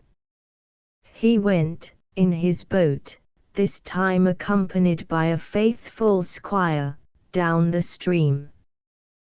The moon shed her silvery light over the whole country. The steep bank mountains appeared in the most fantastical shapes, and the high oaks on either side bowed their branches on Hermann's passing. As soon as he approached the lay, and was aware of the surf waves, his attendant was seized with an inexpressible anxiety and he begged permission to land, but the knight swept the strings of his guitar and sang, "Once I saw thee in dark night, in supernatural beauty bright, of light rays, was the figure wove, to share its light, locked hair strove. Thy garment color wave dove by thy hand the sign of love, thy eyes sweet enchantment, raying to me, oh, enchantment. Oh, would thou but my sweetheart, how willingly thy love to part. With delight I should be bound to thy rocky house in deep ground." That Hermann should have gone to that place at all, was not wise. That he should have gone with such a song as that in his mouth was a most serious mistake. The lawyer did not call his name in unutterable sweet whispers this time. No, that song naturally worked an instant and thorough changement in her, and not only that, but it stirred the bowels of the whole afflicted region around about there, for, scarcely had these tones sounded, everywhere there began tumult and sound, as if voices above and below the water. On the lay rose flames. The fairy stood above, at that time, and beckoned with her right hand clearly and urgently to the infatuated knight, while with a staff in her left hand she called the waves to her service. They began to mount heavenward. The boat was upset, mocking every exertion. The waves rose to the gunwale, and splitting on the hard stones, the boat broke into pieces. The youth sank into the depths, but the squire was thrown on shore by a powerful wave P143.jpg, 32K. The bitterest things have been said about the lawyer during many centuries, but surely her conduct upon this occasion entitles her to our respect. One feels drawn tenderly toward her and is moved to forget her many crimes and remember only the good deed that crowned and closed her career. The fairy was never more seen, but her enchanting tones have often been heard. In the beautiful, refreshing, still nights of spring, when the moon pours her silver light over the country, the listening shipper hears from the rushing of the waves, the echoing clang of a wonderfully charming voice, which sings a song from the crystal castle, and with sorrow and fear he thinks on the young Count Hermann, seduced by the nymph. Here is the music, and the German words by Heinrich Heine. This song has been a favorite in Germany for 40 years, and will remain a favorite always, maybe. Illustration: I have a prejudice against people who print things in a foreign language and add no translation. When I am the reader, and the author considers me able to do the translating myself, he pays me quite a nice compliment, but if he would do the translating for me I would try to get along without the compliment. If I were at home, no doubt I could get a translation of this poem, but I am abroad and can't, therefore I will make a translation myself. It may not be a good one, for poetry is out of my line, but it will serve my purpose, which is to give the UN German young girl a jingle of words to hang the tune on until she can get hold of a good version, made by someone who is a poet and knows how to convey a poetical thought from one language to another. The lawlier I cannot divine what it meaneth, this haunting nameless pain, a tale of the bygone ages keeps brooding through my brain. The faint air cools in the glooming, and peaceful flows the Rhine. The thirsty summits are drinking the sunset's flooding wine.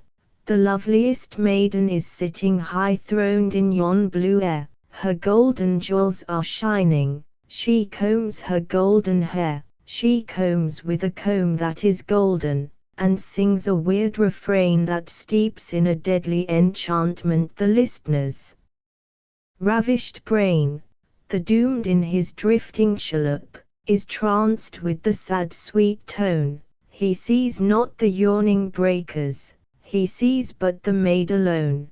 The pitiless billows engulf him, so perish sailor and bark, and this, with her baleful singing, is the lawlier's gruesome work.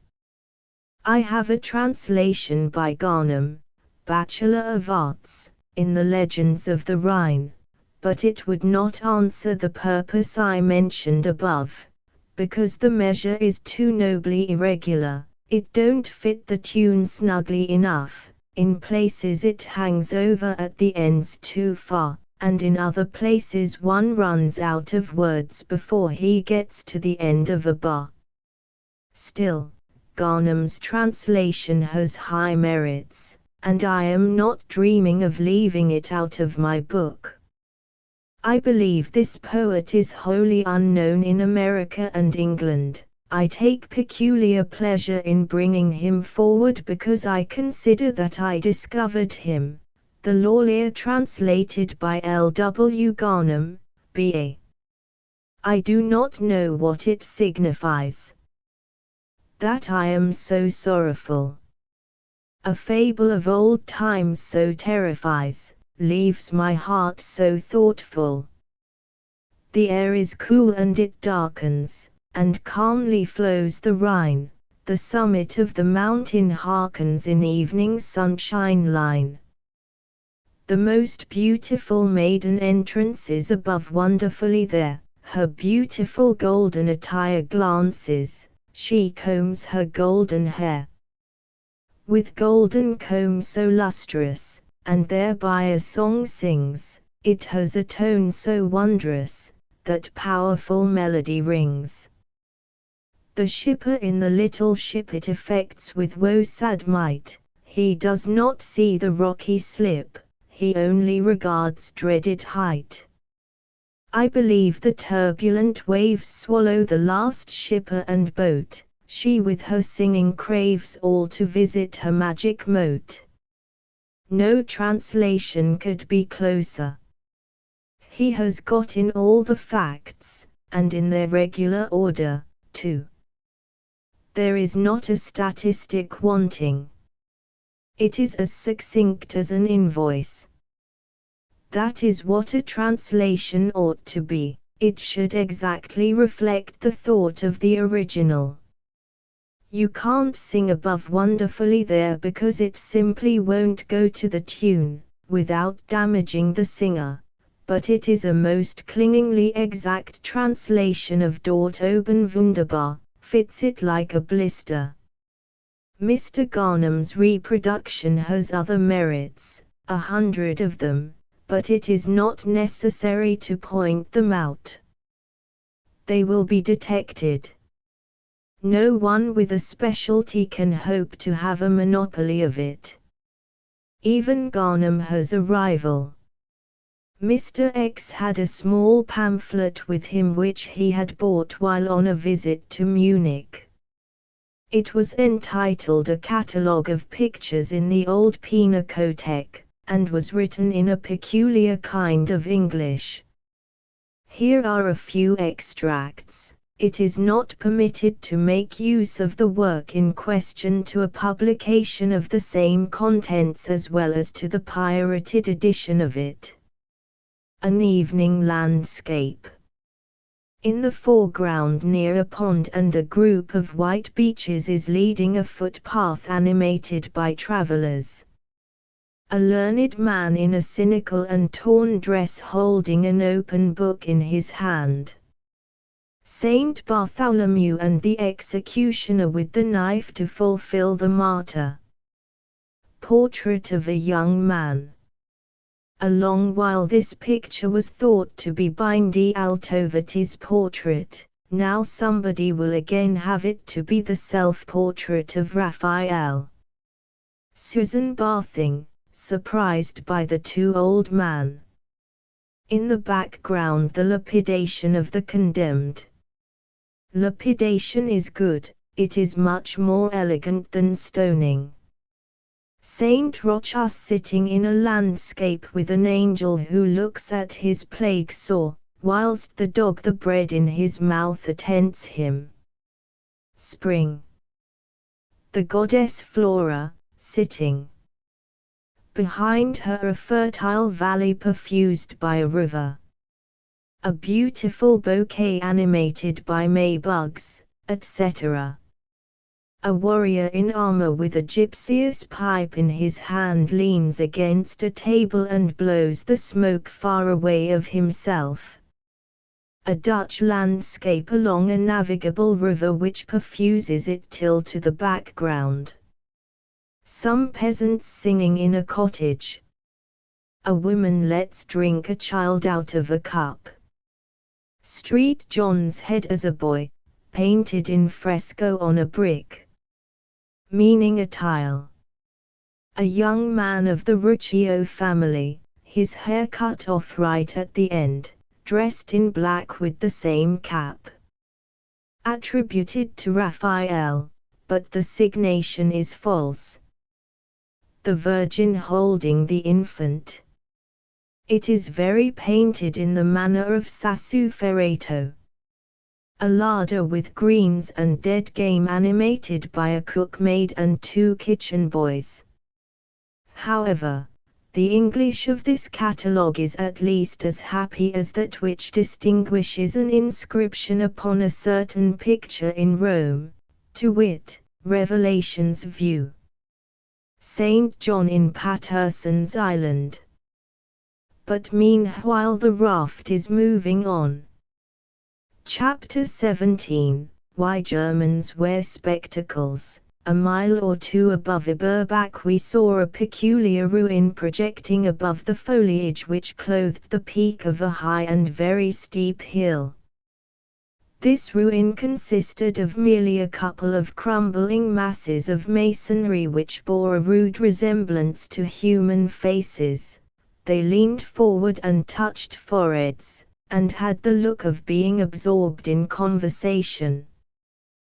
This ruin had nothing very imposing or picturesque about it, and there was no great deal of it, yet it was called the Spectacular Ruin. Legend of the Spectacular Ruin. The captain of the raft, who was as full of history as he could stick, said that in the Middle Ages a most prodigious fire-breathing dragon used to live in that region, and made more trouble than a tax collector. He was as long as a railway train, and had the customary impenetrable green scales all over him. His breath bred pestilence and conflagration, and his appetite bred famine. He ate men and cattle impartially, and was exceedingly unpopular. The German emperor of that day made the usual offer: he would grant to the destroyer of the dragon any one solitary thing he might ask for he had a surplusage of daughters, and it was customary for dragon killers to take a daughter for pay. So the most renowned knights came from the four corners of the earth and retired down the dragon's throat one after the other. A panic arose and spread. Heroes grew cautious. The procession ceased. The dragon became more destructive than ever. The people lost all hope of succor, and fled to the mountains for refuge. At last Sir Wisenskift, a poor and obscure knight, out of a far country, arrived to do battle with the monster. A pitiable object he was, with his armor hanging in rags about him, and his strange-shaped knapsack strapped upon his back. Everybody turned up their noses at him, and some openly jeered him. But he was calm. He simply inquired if the emperor's offer was still in force. The emperor said it was, but charitably advised him to go and hunt hares and not endanger so precious a life as his in an attempt which had brought death to so many of the world's most illustrious heroes. P151.jpg, 23K. But this tramp only asked, were any of these heroes men of science? This raised a laugh, of course, for science was despised in those days. But the tramp was not in the least ruffled. He said he might be a little in advance of his age, but no matter, science would come to be honored, some time or other. He said he would march against the dragon in the morning. Out of compassion, then, a decent spear was offered him, but he declined, and said, spears were useless to men of science. They allowed him to sup in the servants' hall, and gave him a bed in the stables. When he started forth in the morning, thousands were gathered to see. The emperor said, do not be rash, take a spear, and leave off your knapsack. But the tramp said, it is not a knapsack, and moved straight on. The dragon was waiting and ready. He was breathing forth vast volumes of sulphurous smoke and lurid blasts of flame. The ragged knight stole warily to a good position, then he unslung his cylindrical knapsack, which was simply the common fire extinguisher known to modern times, and the first chance he got he turned on his hose and shot the dragon square in the center of his cavernous mouth. Out went the fires in an instant, and the dragon curled up and died. P152.jpg, 13K. This man had brought brains to his aid. He had reared dragons from the egg, in his laboratory. He had watched over them like a mother, and patiently studied them and experimented upon them while they grew. Thus he had found out that fire was the life principle of a dragon. Put out the dragon's fires and it could make steam no longer, and must die. He could not put out a fire with a spear, therefore he invented the extinguisher. The dragon being dead, the emperor fell on the hero's neck and said, Deliverer, name your request, at the same time beckoning out behind with his heel for a detachment of his daughters to form and advance. But the tramp gave them no observance. He simply said, my request is, that upon me be conferred the monopoly of the manufacture and sale of spectacles in Germany. The emperor sprang aside and exclaimed, this transcends all the impudence I ever heard. A modest demand, by my halidome. Why didn't you ask for the imperial revenues at once, and be done with it? But the monarch had given his word, and he kept it. To everybody's surprise, the unselfish monopolist immediately reduced the price of spectacles to such a degree that a great and crushing burden was removed from the nation. The emperor, to commemorate this generous act, and to testify his appreciation of it, issued a decree commanding everybody to buy this benefactor's spectacles and wear them, whether they needed them or not. So originated the widespread custom of wearing spectacles in Germany, and as a custom once established in these old lands is imperishable, this one remains universal in the empire to this day. Such is the legend of the monopolist's once stately and sumptuous castle, now called the Spectacular Ruin. On the right bank, 2 or 3 miles below the Spectacular Ruin, we passed by a noble pile of castellated buildings overlooking the water from the crest of a lofty elevation.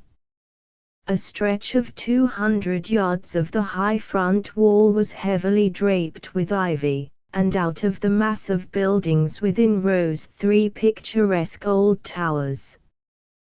The place was in fine order, and was inhabited by a family of princely rank.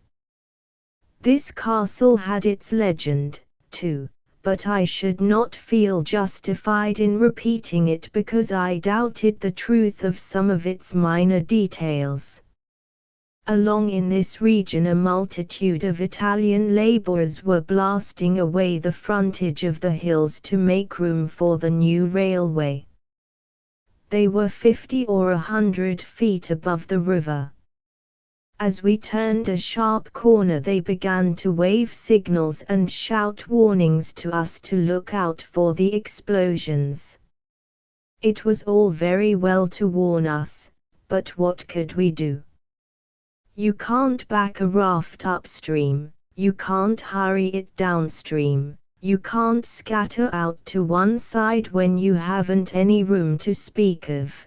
You won't take to the perpendicular cliffs on the other shore when they appear to be blasting there, too. Your resources are limited, you see. There is simply nothing for it but to watch and pray.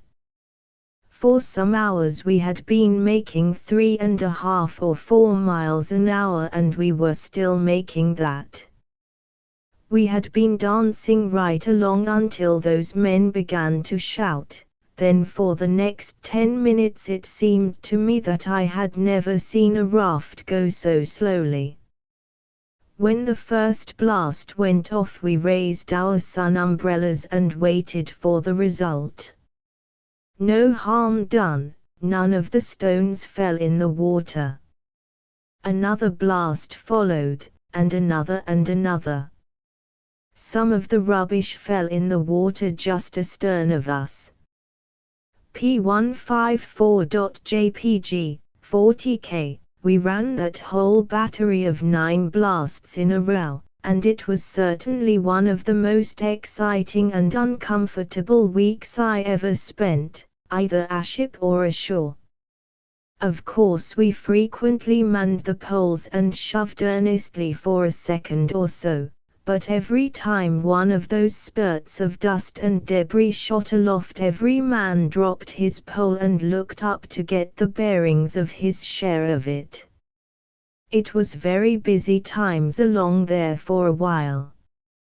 It appeared certain that we must perish, but even that was not the bitterest thought, no, the abjectly unheroic nature of the death, that was the sting, that and the bizarre wording of the resulting obituary, shot with a rock, on a raft. There would be no poetry written about it. None could be written about it. Example, not by war's shock, or war's shaft, shot, with a rock, on a raft. No poet who valued his reputation would touch such a theme as that. I should be distinguished as the only distinguished dead who went down to the grave unsonneted, in 1878. But we escaped, and I have never regretted it. The last blast was a peculiarly strong one, and after the small rubbish was done raining around us and we were just going to shake hands over our deliverance, a later and larger stone came down amongst our little group of pedestrians and wrecked an umbrella.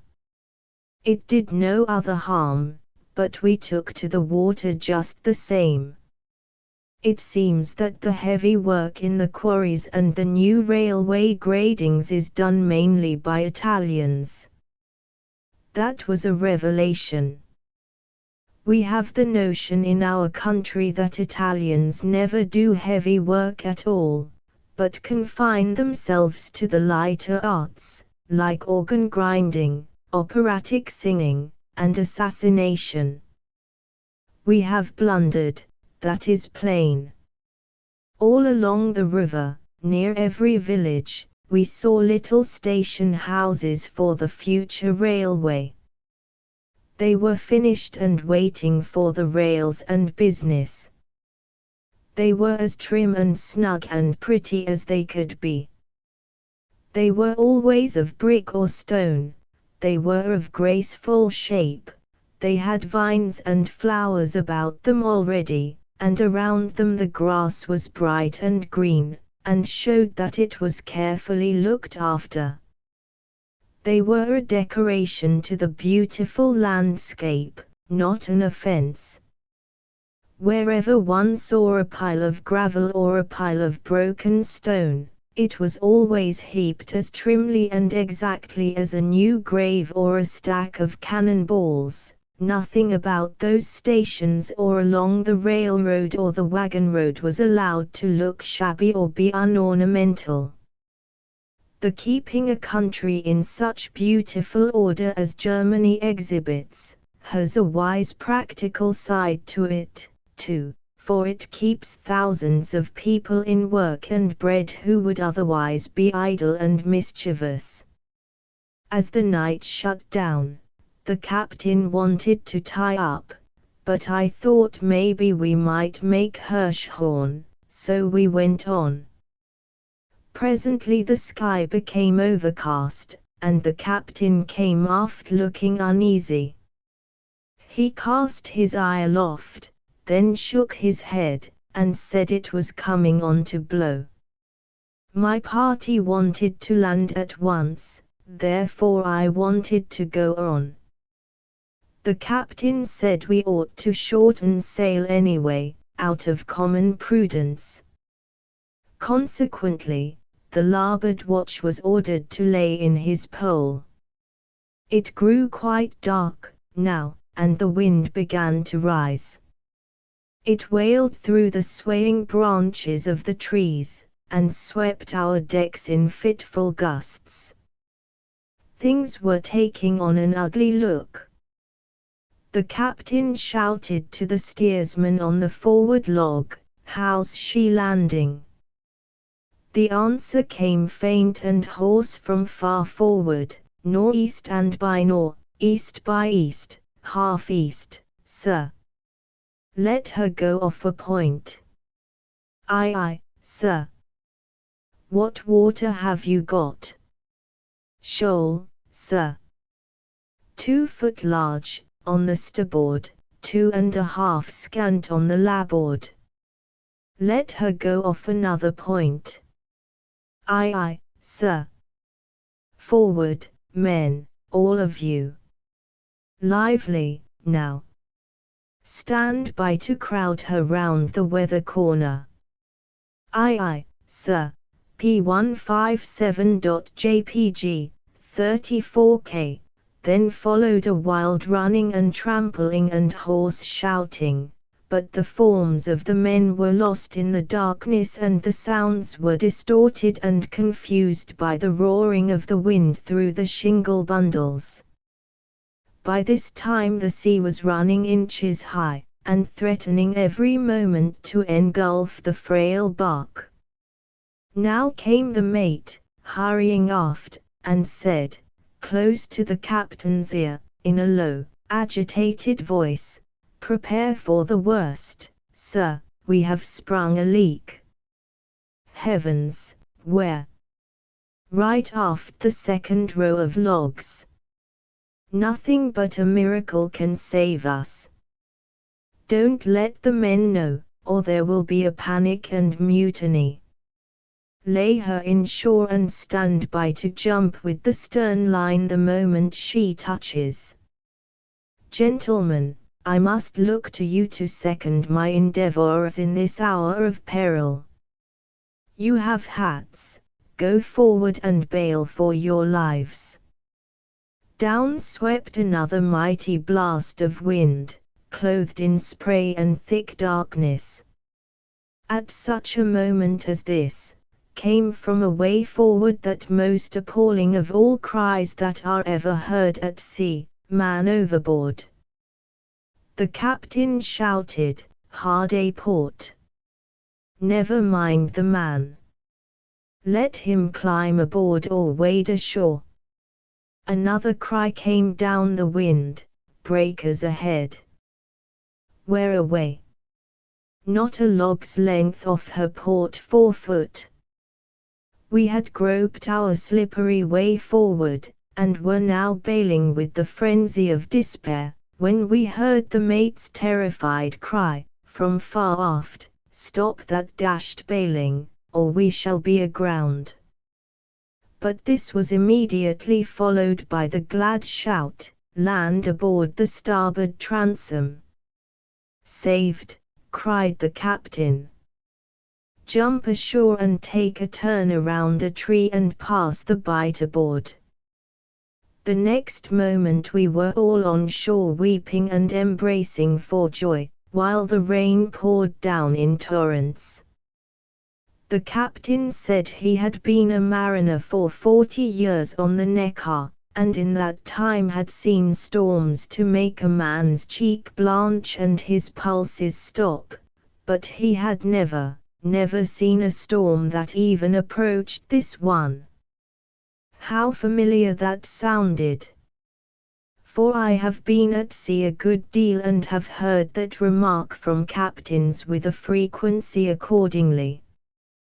P158.jpg, 39K, we framed in our minds the usual resolution of thanks and admiration and gratitude, and took the first opportunity to vote it, and put it in writing and present it to the captain, with the customary speech.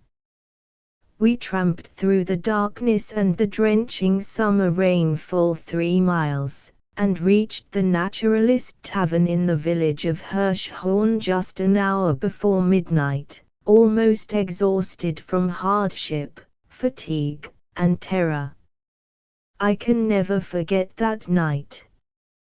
The landlord was rich, and therefore could afford to be crusty and disobliging. He did not at all like being turned out of his warm bed to open his house for us. But no matter, his household got up and cooked a quick supper for us, and we brewed a hot punch for ourselves, to keep off consumption. After supper and punch we had an hour's soothing smoke while we fought the naval battle over again and voted the resolutions. Then we retired to exceedingly neat and pretty chambers upstairs that had clean, comfortable beds in them with heirloom pillowcases most elaborately and tastefully embroidered by hand. Such rooms and beds and embroidered linen are as frequent in German village inns as they are rare in ours. Our villages are superior to German villages in more merits, excellences, conveniences, and privileges than I can enumerate, but the hotels do not belong in the list. The Naturalist Tavern was not a meaningless name, for all the halls and all the rooms were lined with large glass cases which were filled with all sorts of birds and animals, glass-eyed, ably stuffed, and set up in the most natural, eloquent and dramatic attitudes. The moment we were abed, the rain cleared away and the moon came out. I dozed off to sleep while contemplating a great white stuffed owl which was looking intently down on me from a high perch with the air of a person who thought he had met me before, but could not make out for certain. P160A.jpg, 31K, but young Z did not get off so easily. He said that as he was sinking deliciously to sleep, the moon lifted away the shadows and developed a huge cat, on a bracket, dead and stuffed, but crouching, with every muscle tense, for a spring, and with its glittering glass eyes aimed straight at him. It made Zed uncomfortable. He tried closing his own eyes, but that did not answer, for a natural instinct kept making him open them again to see if the cat was still getting ready to launch at him, which she always was. He tried turning his back, but that was a failure. He knew the sinister eyes were on him still. So at last he had to get up, after an hour or two of worry and experiment, and set the cat out in the hall. So he won, that time. P160B.jpg, 10K, Chapter 18, The Kindly Courtesy of Germans. In the morning we took breakfast in the garden, under the trees, in the delightful German summer fashion. The air was filled with the fragrance of flowers and wild animals. The living portion of the menagerie of the Naturalist Tavern was all about us. There were great cages populous with fluttering and chattering foreign birds, and other great cages and greater wire pens, populous with quadrupeds, both native and foreign.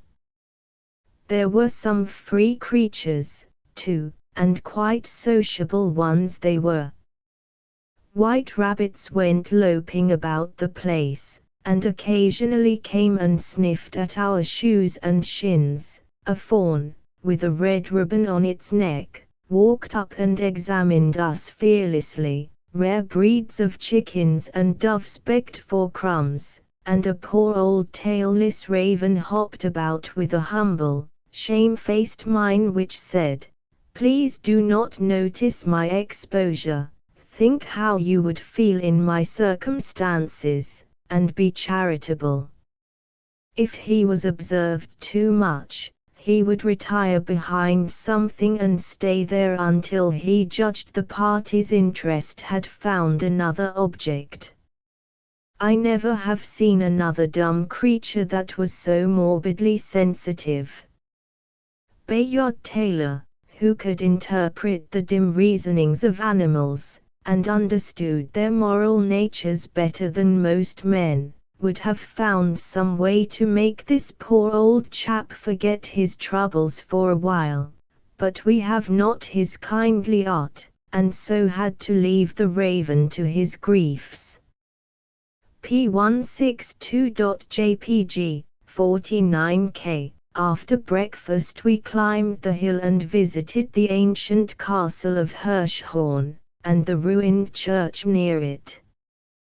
There were some curious old bas-reliefs leaning against the inner walls of the church, sculptured lords of Hirschhorn in complete armor, and ladies of Hirschhorn in the picturesque court costumes of the Middle Ages. These things are suffering damage and passing to decay, for the last Hirschhorn has been dead 200 years. And there is nobody now who cares to preserve the family relics. In the chancel was a twisted stone column, and the captain told us a legend about it, of course, for in the matter of legends he could not seem to restrain himself, but I do not repeat his tale because there was nothing plausible about it except that the hero wrenched this column into its present screw shape with his hands, just one single wrench. All the rest of the legend was doubtful. But Hirschhorn is best seen from a distance, down the river. Then the clustered brown towers perched on the green hilltop, and the old battlemented stone wall, stretching up and over the grassy ridge and disappearing in the leafy sea beyond, make a picture whose grace and beauty entirely satisfy the eye. We descended from the church by steep stone stairways which curved this way and that down narrow alleys between the packed and dirty tenements of the village. It was a quarter well stocked with deformed, leering, unkempt and uncombed idiots, who held out hands or caps and begged piteously. The people of the quarter were not all idiots, of course, but all that begged seemed to be, and were said to be. I was thinking of going by skiff to the next town, Neshastinak, so I ran to the riverside in advance of the party and asked a man there if he had a boat to hire. I suppose I must have spoken High German, Court German, I intended it for that, anyway, so he did not understand me. I turned and twisted my question around and about, trying to strike that man's average, but failed. He could not make out what I wanted. Now Mr. X arrived, faced this same man, looked him in the eye, and emptied this sentence on him, in the most glib and confident way, "Can man boat get here?" The mariner promptly understood and promptly answered. I can comprehend why he was able to understand that particular sentence, because by mere accident all the words in it except get have the same sound and the same meaning in German that they have in English, but how he managed to understand Mr. X's next remark puzzled me. I will insert it presently. X turned away a moment, and I asked the mariner if he could not find a board, and so construct an additional seat. I spoke in the purest German, but I might as well have spoken in the purest Choctaw for all the good it did. The man tried his best to understand me, he tried, and kept on trying, harder and harder, until I saw it was really of no use, and said, "There, don't strain yourself, it is of no consequence." Then X turned to him and crisply said, "Machen Sie a flatboard." I wish my epitaph may tell the truth about me if the man did not answer up at once, and say he would go and borrow a board as soon as he had lit the pipe which he was filling.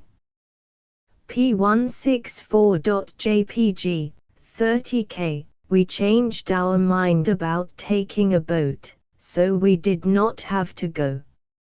I have given Mr. X's 2 remarks just as he made them. 4 of the 5 words in the first one were English, and that they were also German was only accidental, not intentional. 3 out of the 5 words in the second remark were English, and English only, and the 2 German ones did not mean anything in particular, in such a connection. X always spoke English to Germans, but his plan was to turn the sentence wrong end first and upside down, according to German construction, and sprinkle in a German word without any essential meaning to it, here and there, by way of flavor. Yet he always made himself understood. He could make those dialect-speaking raftsmen understand him, sometimes, when even young Zed had failed with them, and young Zed was a pretty good German scholar. For one thing, X always spoke with such confidence, perhaps that helped. And possibly the raftsman's dialect was what is called Plattdeutsch, and so they found his English more familiar to their ears than another man's German. Quite indifferent students of German can read Fritz Reuter's charming Plattdeutsch tales with some little facility because many of the words are English. I suppose this is the tongue which our Saxon ancestors carried to England with them. By and by I will inquire of some other philologist. However, in the meantime it had transpired that the men employed to caulk the raft had found that the leak was not a leak at all, but only a crack between the logs, a crack that belonged there, and was not dangerous, but had been magnified into a leak by the disordered imagination of the mate. Therefore we went aboard again with a good degree of confidence, and presently got to sea without accident. As we swam smoothly along between the enchanting shores, we fell to swapping notes about manners and customs in Germany and elsewhere. As I write, now, many months later, I perceive that each of us, by observing and noting and inquiring, diligently and day by day, had managed to lay in a most varied and opulent stock of misinformation. But this is not surprising. It is very difficult to get accurate details in any country. For example, I had the idea once, in Heidelberg, to find out all about those 5 student corps. I started with the White Cap Corps. I began to inquire of this and that and the other citizen, and here is what I found out. 1. It is called the Prussian Corps, because none but Prussians are admitted to it.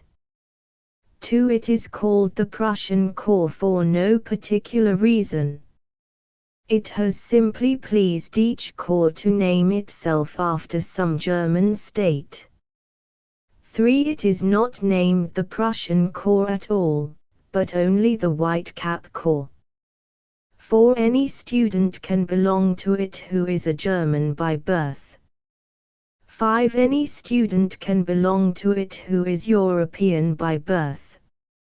6. Any European-born student can belong to it, except he be a Frenchman.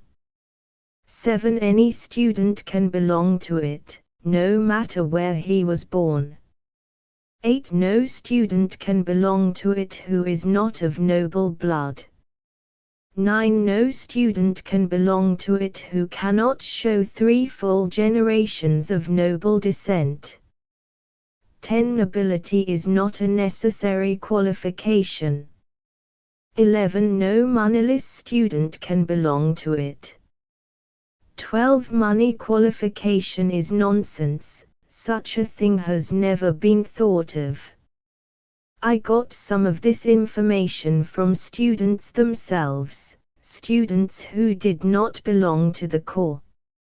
I finally went to headquarters, to the White Caps, where I would have gone in the first place if I had been acquainted. But even at headquarters I found difficulties. I perceived that there were things about the White Cap Corps which one member knew and another one didn't. It was natural, for very few members of any organization know all that can be known about it. I doubt there is a man or a woman in Heidelberg who would not answer promptly and confidently 3 out of every 5 questions about the White Cap Corps which a stranger might ask, yet it is a very safe bet that 2 of the 3 answers would be incorrect every time.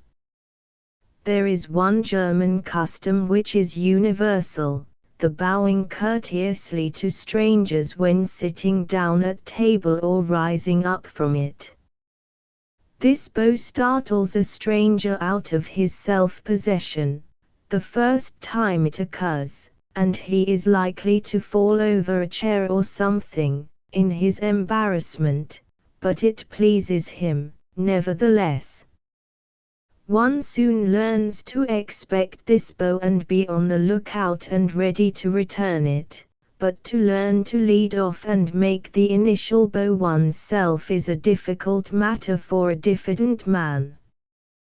One thinks, if I rise to go, and tender my bow, and these ladies and gentlemen take it into their heads to ignore the custom of their nation, and not return it, how shall I feel, in case I survive to feel anything?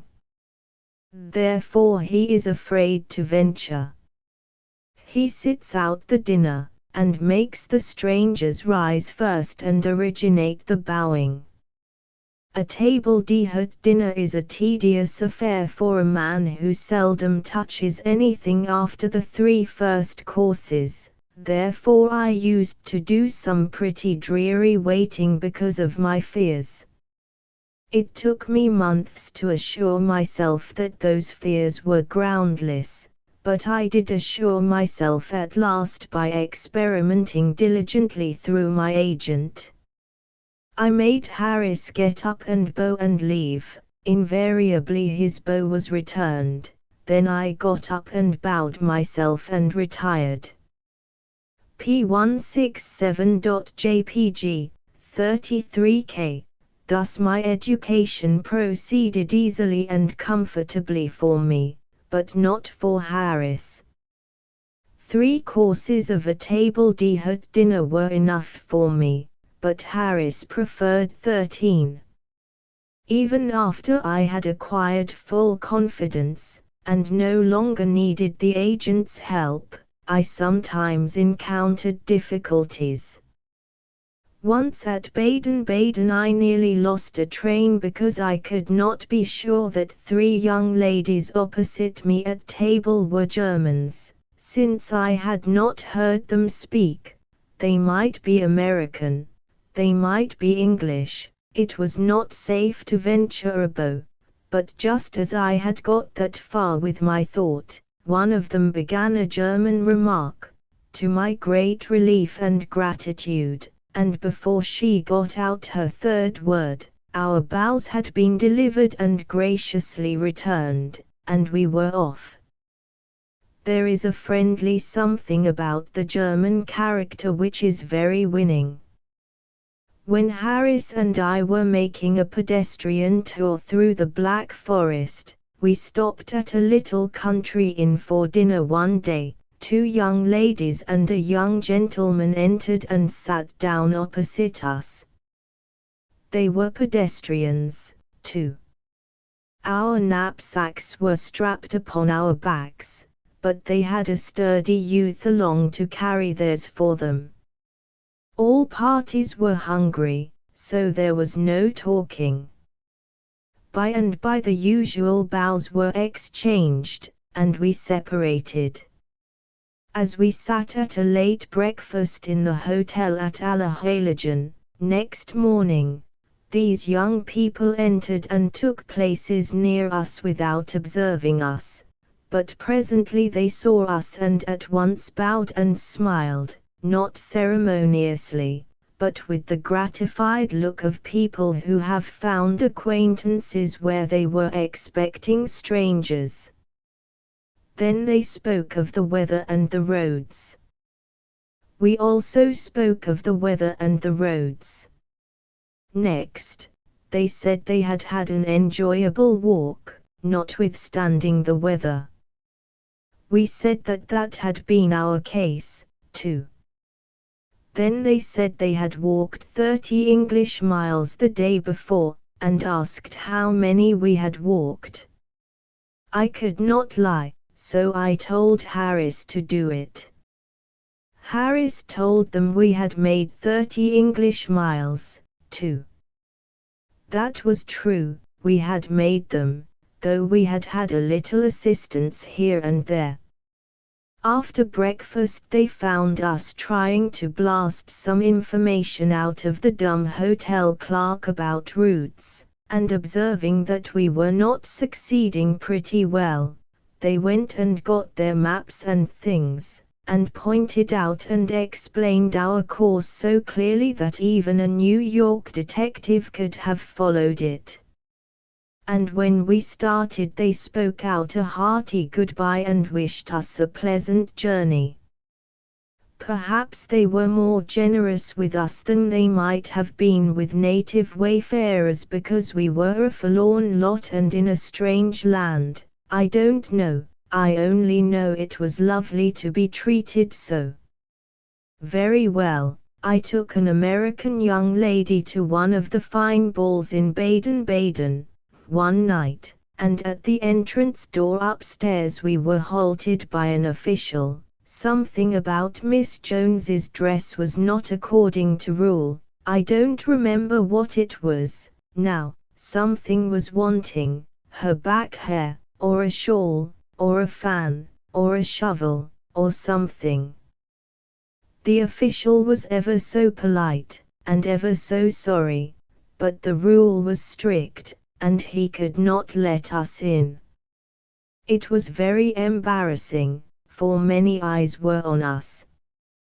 But now a richly dressed girl stepped out of the ballroom, inquired into the trouble, and said she could fix it in a moment. She took Miss Jones to the robing room, and soon brought her back in regulation trim, and then we entered the ballroom with this benefactress unchallenged. P169.jpg, 43K, being safe. Now, I began to puzzle through my sincere but ungrammatical thanks, when there was a sudden mutual recognition. The benefactress and I had met at Allerheiligen. 2 weeks had not altered her good face, and plainly her heart was in the right place yet, but there was such a difference between these clothes and the clothes I had seen her in before, when she was walking 30 miles a day in the Black Forest, that it was quite natural that I had failed to recognize her sooner. I had on my other suit, too, but my German would betray me to a person who had heard it once, anyway. She brought her brother and sister, and they made our way smooth for that evening. Well, months afterward, I was driving through the streets of Munich in a cab with a German lady, one day, when she said, "There, that is Prince Ludwig and his wife, walking along there." Everybody was bowing to them, cabmen, little children, and everybody else, and they were returning all the bows and overlooking nobody, when a young lady met them and made a deep courtesy. "That is probably one of the ladies of the court," said my German friend. I said, "She is an honor to it, then. I know her. I don't know her name, but I know her. I have known her at Allerheiligen and Baden-Baden. She ought to be an empress, but she may be only a duchess. It is the way things go in this way. If one asks a German a civil question, he will be quite sure to get a civil answer. If you stop a German in the street and ask him to direct you to a certain place, he shows no sign of feeling offended. If the place be difficult to find, 10 to 1 the man will drop his own matters and go with you and show you. In London, too, many a time, strangers have walked several blocks with me to show me my way. There is something very real about this sort of politeness. Quite often, in Germany, shopkeepers who could not furnish me the article I wanted have sent one of their employees with me to show me a place where it could be had. Chapter 19.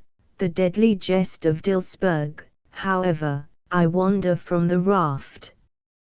We made the port of Neshasteenak in good season, and went to the hotel and ordered a trout dinner, the same to be ready against our return from a 2-hour pedestrian excursion to the village and castle of Dilsberg, a mile distant, on the other side of the river. I do not mean that we proposed to be 2 hours making 2 miles, no, we meant to employ most of the time in inspecting Dilsberg. For Dilsberg is a quaint place. It is most quaintly and picturesquely situated, too.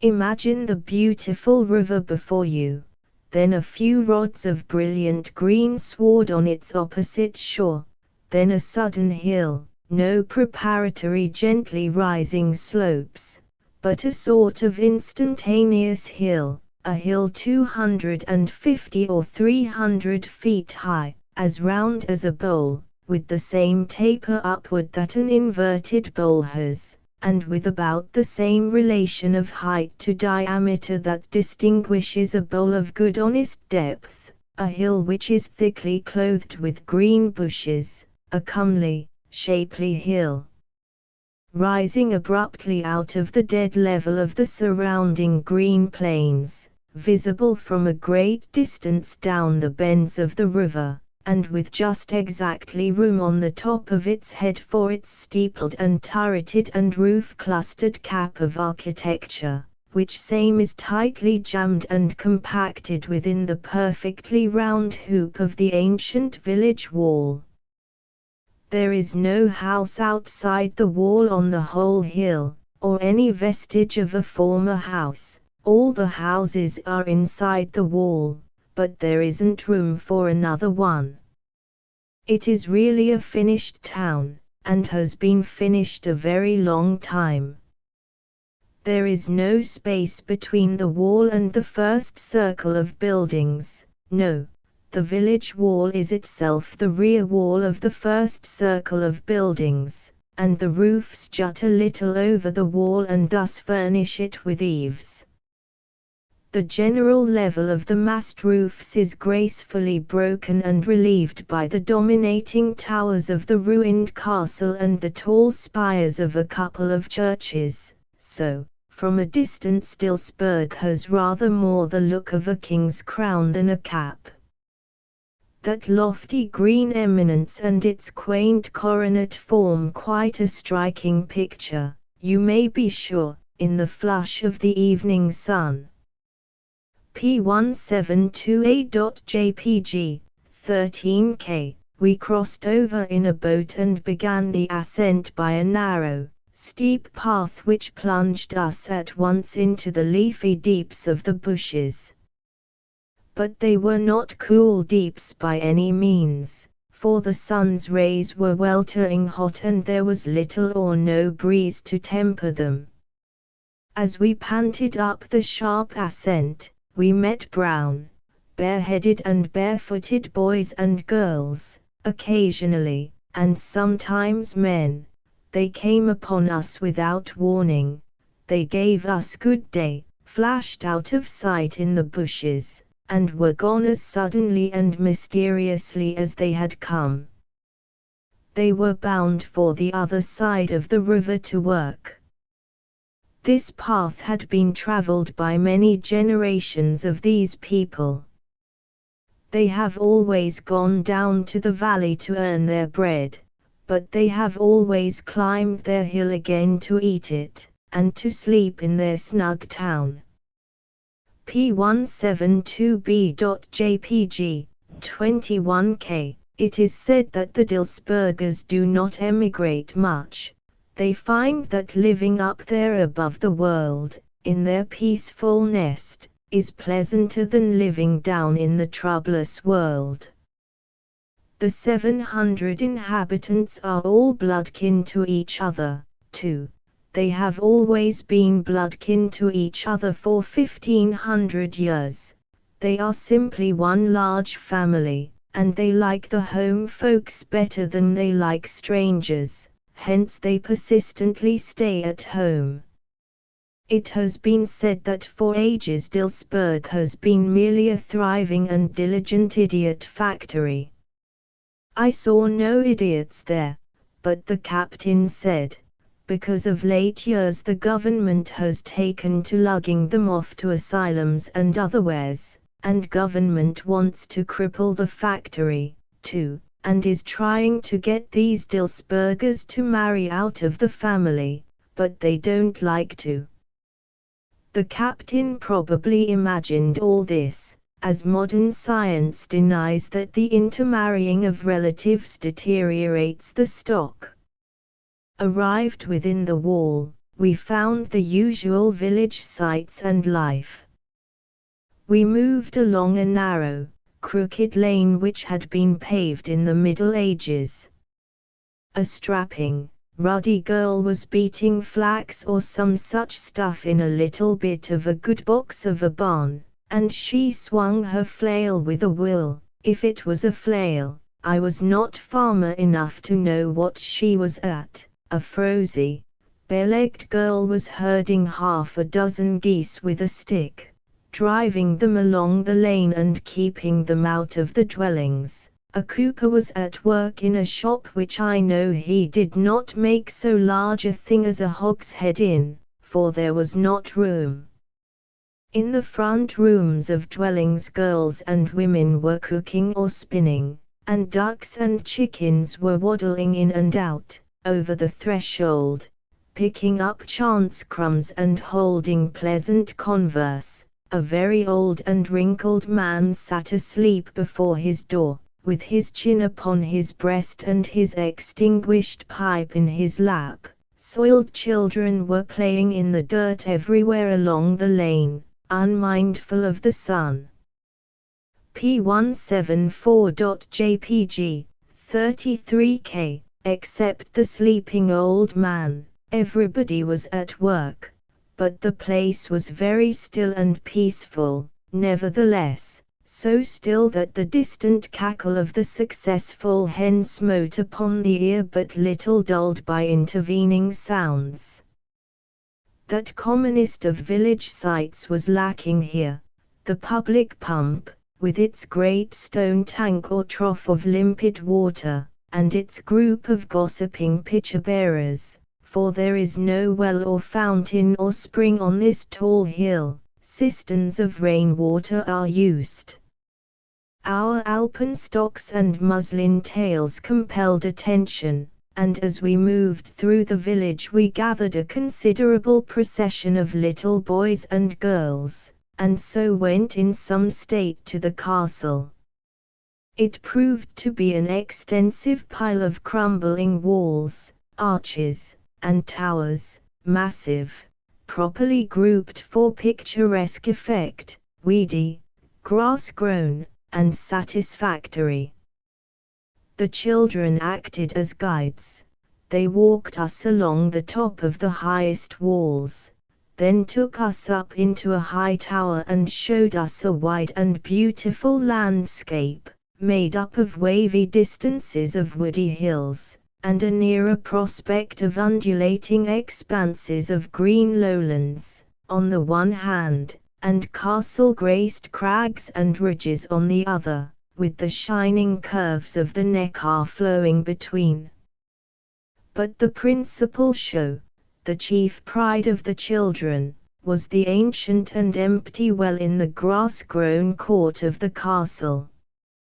Its massive stone curb stands up 3 or 4 feet above ground, and is whole and uninjured. The children said that in the Middle Ages this well was 400 feet deep, and furnished all the village with an abundant supply of water, in war and peace. They said that in the old day its bottom was below the level of the Neckar, hence the water supply was inexhaustible. But there were some who believed it had never been a well at all, and was never deeper than it is now, 80 feet, that at that depth a subterranean passage branched from it and descended gradually to a remote place in the valley, where it opened into somebody's cellar or other hidden recess, and that the secret of this locality is now lost.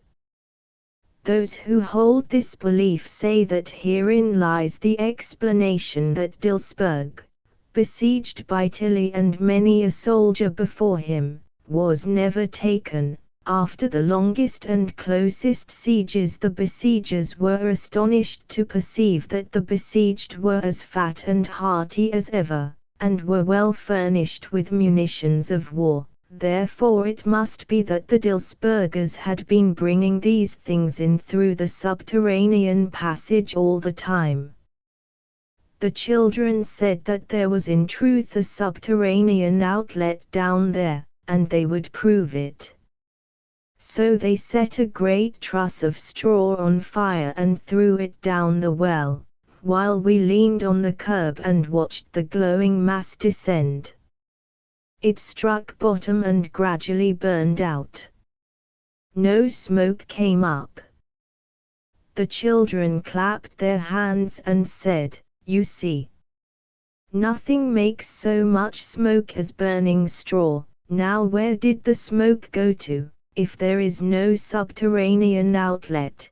P176.jpg, 21K. So it seemed quite evident that the subterranean outlet indeed existed. But the finest thing within the ruins' limits was a noble linden, which the children said was 400 years old, and no doubt it was. It had a mighty trunk and a mighty spread of limb and foliage. The limbs near the ground were nearly the thickness of a barrel. That tree had witnessed the assaults of men in mail. How remote such a time seems, and how ungraspable is the fact that real men ever did fight in real armor, and it had seen the time when these broken arches and crumbling battlements were a trim and strong and stately fortress, fluttering its gay banners in the sun, and peopled with vigorous humanity. How impossibly long ago that seems, and here it stands yet, and possibly may still be standing here, sunning itself and dreaming its historical dreams, when today shall have been joined to the days called ancient. Well, we sat down under the tree to smoke, and the captain delivered himself of his legend. The legend of Dilsberg Castle. It was to this effect. In the old times there was once a great company assembled at the castle, and festivity ran high. Of course there was a haunted chamber in the castle, and one day the talk fell upon that. It was said that whoever slept in it would not wake again for 50 years. Now when a young knight named Conrad von Gaisberg heard this, he said that if the castle were his he would destroy that chamber, so that no foolish person might have the chance to bring so dreadful a misfortune upon himself and afflict such as loved him with the memory of it. Straightway, the company privately laid their heads together to contrive some way to get this superstitious young man to sleep in that chamber. And they succeeded, in this way. They persuaded his betrothed, a lovely mischievous young creature, niece of the lord of the castle, to help them in their plot. She presently took him aside and had speech with him. She used all her persuasions, but could not shake him. He said his belief was firm, that if he should sleep there he would wake no more for 50 years, and it made him shudder to think of it. Katharina began to weep. This was a better argument. Conrad could not hold out against it. He yielded and said she should have her wish if she would only smile and be happy again. She flung her arms about his neck, and the kisses she gave him showed that her thankfulness and her pleasure were very real. Then she flew to tell the company her success, and the applause she received made her glad and proud she had undertaken her mission, since all alone she had accomplished what the multitude had failed in. At midnight, that night, after the usual feasting, Conrad was taken to the haunted chamber and left there. He fell asleep, by and by. When he awoke again and looked about him, his heart stood still with horror. The whole aspect of the chamber was changed. The walls were mouldy and hung with ancient cobwebs, the curtains and beddings were rotten, the furniture was rickety and ready to fall to pieces. He sprang out of bed, but his quaking knees sunk under him and he fell to the floor. "This is the weakness of age," he said. He rose and sought his clothing. It was clothing no longer. The colors were gone, the garments gave way in many places while he was putting them on. He fled, shuddering, into the corridor, and along it to the great hall. Here he was met by a middle-aged stranger of a kind countenance, who stopped and gazed at him with surprise. Conrad said, "Good sir, will you send hither the Lord Ulrich?" The stranger looked puzzled a moment, then said, "The Lord Ulrich?" "Yes, if you will be so good. P178.jpg, 19K. The stranger called, "Wilhelm."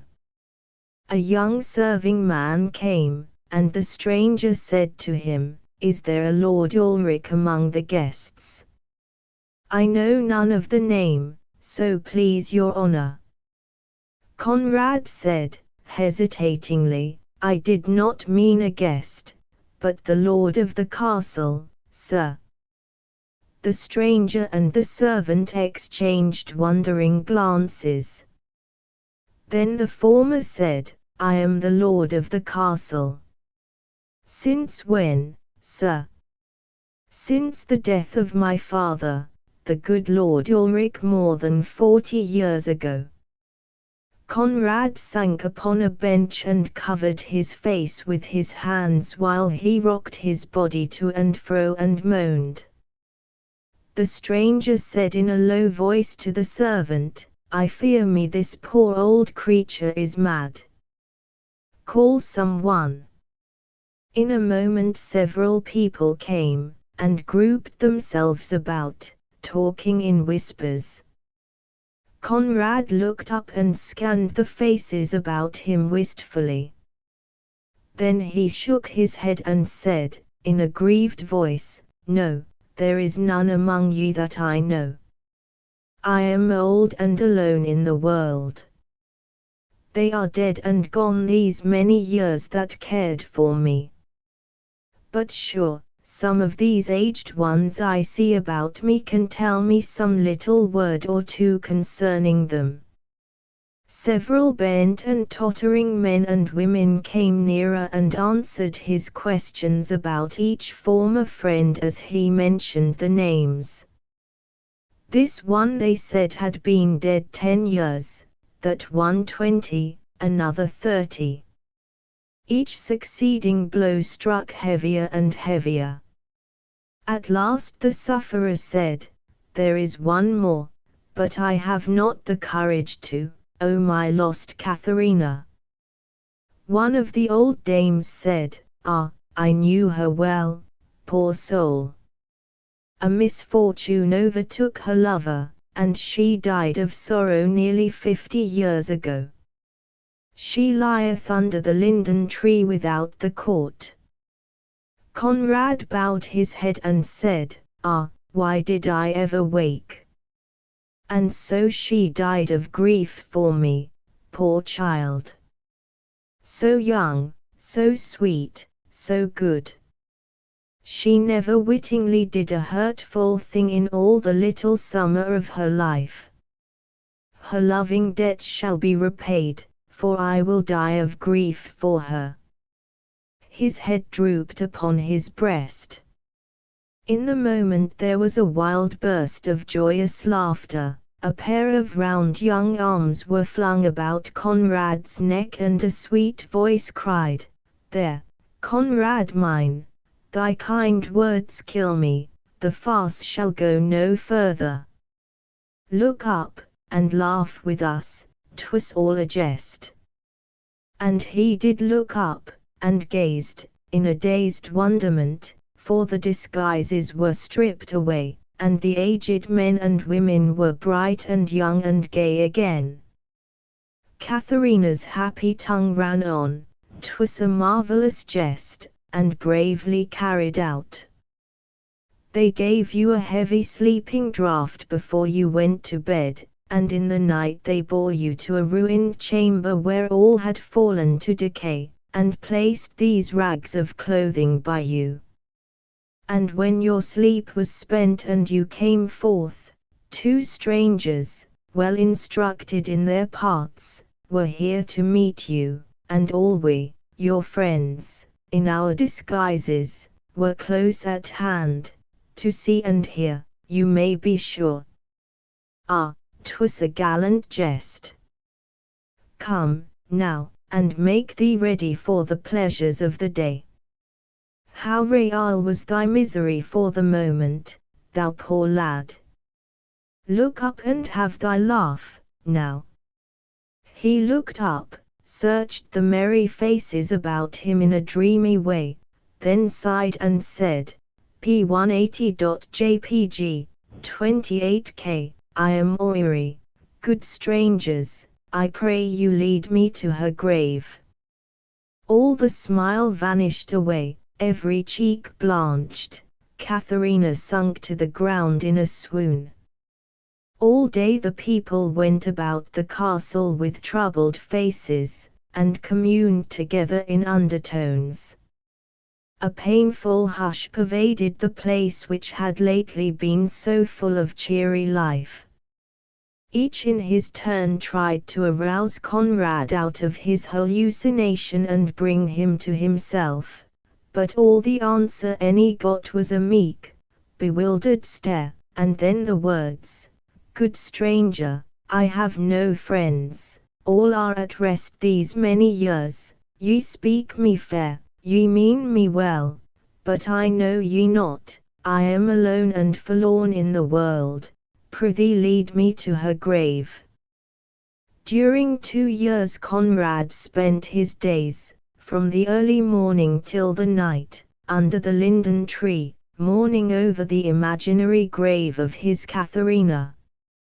Katharina was the only company of the harmless madman. He was very friendly toward her because, as he said, in some ways she reminded him of his Katharina whom he had lost 50 years ago. He often said, "She was so gay, so happy-hearted, but you never smile, and always when you think I am not looking, you cry." When Conrad died, they buried him under the linden, according to his directions, so that he might rest near his poor Katharina. Then Katharina sat under the linden alone, every day and all day long, a great many years, speaking to no one, and never smiling, and at last her long repentance was rewarded with death, and she was buried by Conrad's side.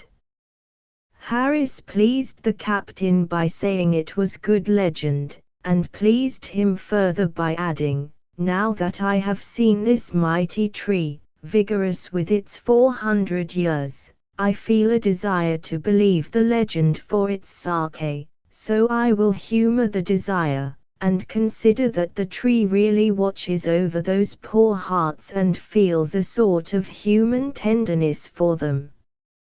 We returned to Neshasteenak, plunged our hot heads into the trough at the town pump, and then went to the hotel and ate our trout dinner in leisurely comfort, in the garden, with the beautiful Neckar flowing at our feet, the quaint Dillsburg looming beyond, and the graceful towers and battlements of a couple of medieval castles, called the Swallow's Nest, one, and the brothers, assisting the rugged scenery of a bend of the river down to our right.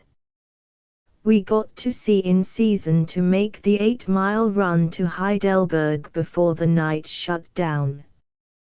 We sailed by the hotel in the mellow glow of sunset, and came slashing down with the mad current into the narrow passage between the dikes. I believed I could shoot the bridge myself, and I went to the forward triplet of logs and relieved the pilot of his pole and his responsibility.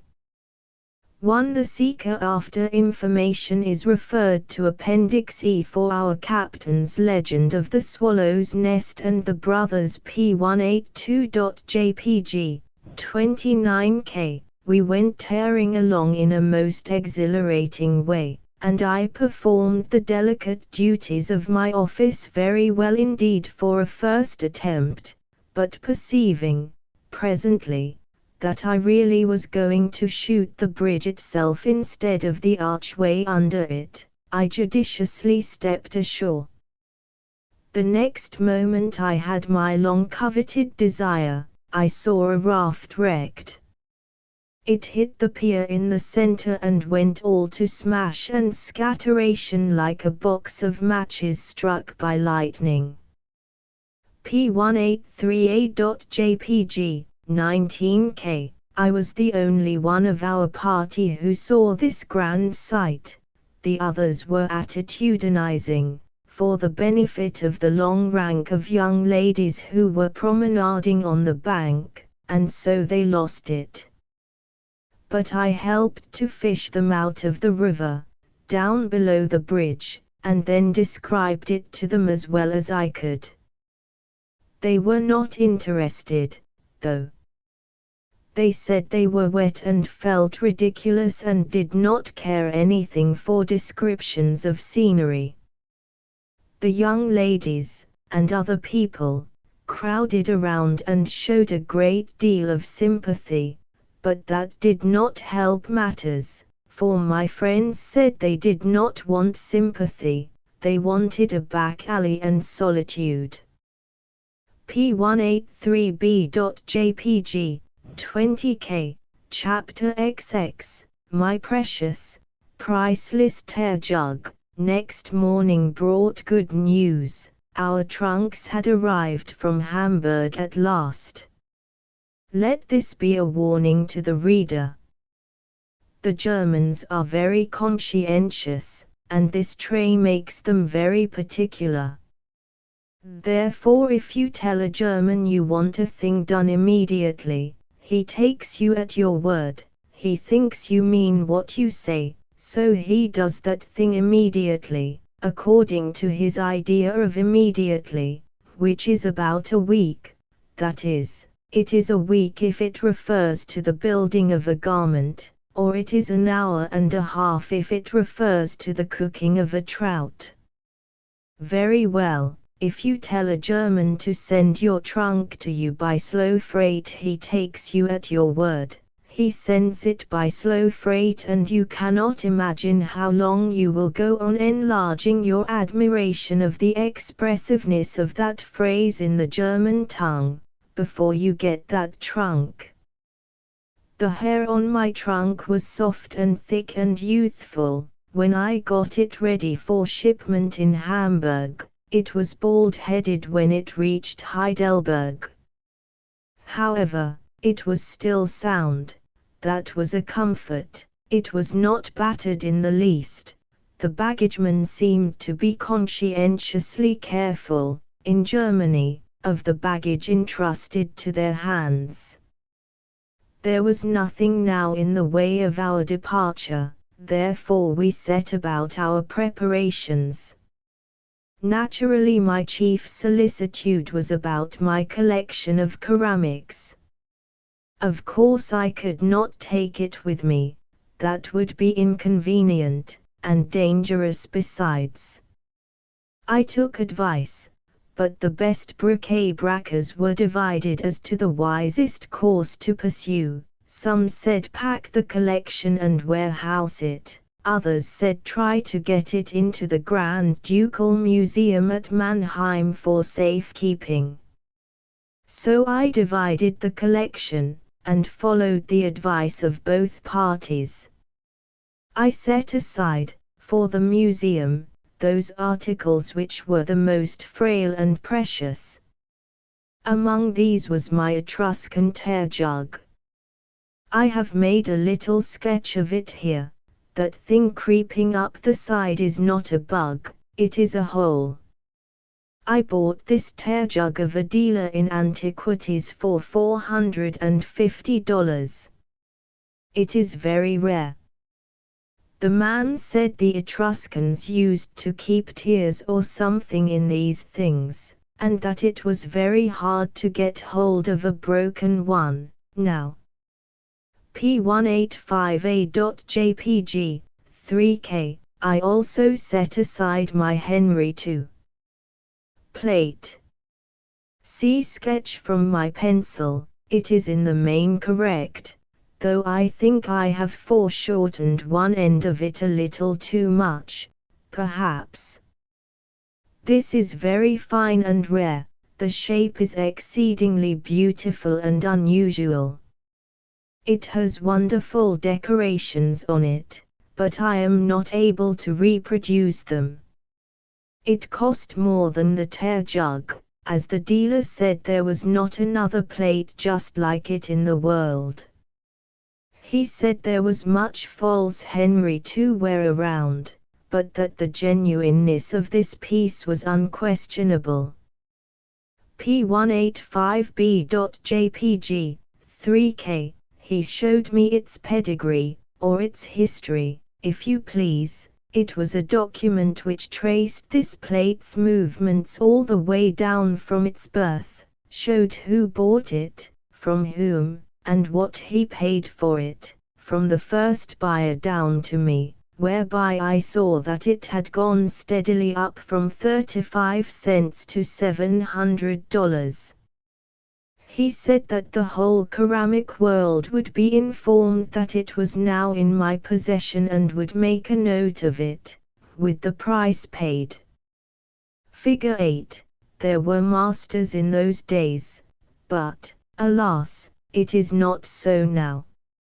Of course the main preciousness of this piece lies in its color. It is that old sensuous, pervading, ramifying, interpolating, transboreal blue which is the despair of modern art. The little sketch which I have made of this gem cannot and does not do it justice, since I have been obliged to leave out the color. But I've got the expression, though. P186.jpg, 70K, however, I must not be frittering away the reader's time with these details. I did not intend to go into any detail at all, at first, but it is the failing of the true ceramiker, or the true devotee in any department of bric-a-brackery, that once he gets his tongue or his pen started on his darling theme, he cannot well stop until he drops from exhaustion. He has no more sense of the flight of time than has any other lover when talking of his sweetheart. The very marks on the bottom of a piece of rare crockery are able to throw me into a gibbering ecstasy, and I could forsake a drowning relative to help dispute about whether the stopple of a departed BUON Retiro scent bottle was genuine or spurious. P188.jpg, 34K. Many people say that for a male person, bric-a-brac hunting is about as robust a business as making doll clothes, or decorating Japanese pots with decalcomania butterflies would be, and these people fling mud at the elegant Englishman, Byng, who wrote a book called The Bric-a-Brac Hunter, and make fun of him for chasing around after what they choose to call his despicable trifles, and for gushing over these trifles, and for exhibiting his deep infantile delight in what they call his twopenny collection of beggarly trivialities, and for beginning his book with a picture of himself seated, in a sappy, self-complacent attitude, in the midst of his poor little ridiculous bric-a-brac junk shop. It is easy to say these things, it is easy to revile us, easy to despise us, therefore, let these people rail on. They cannot feel as Byng and I feel, it is their loss, not ours. For my part I am content to be a bric-a-bracer and a keramica, more, I am proud to be so named. I am proud to know that I lose my reason as immediately in the presence of a rare jug with an illustrious mark on the bottom of it, as if I had just emptied that jug.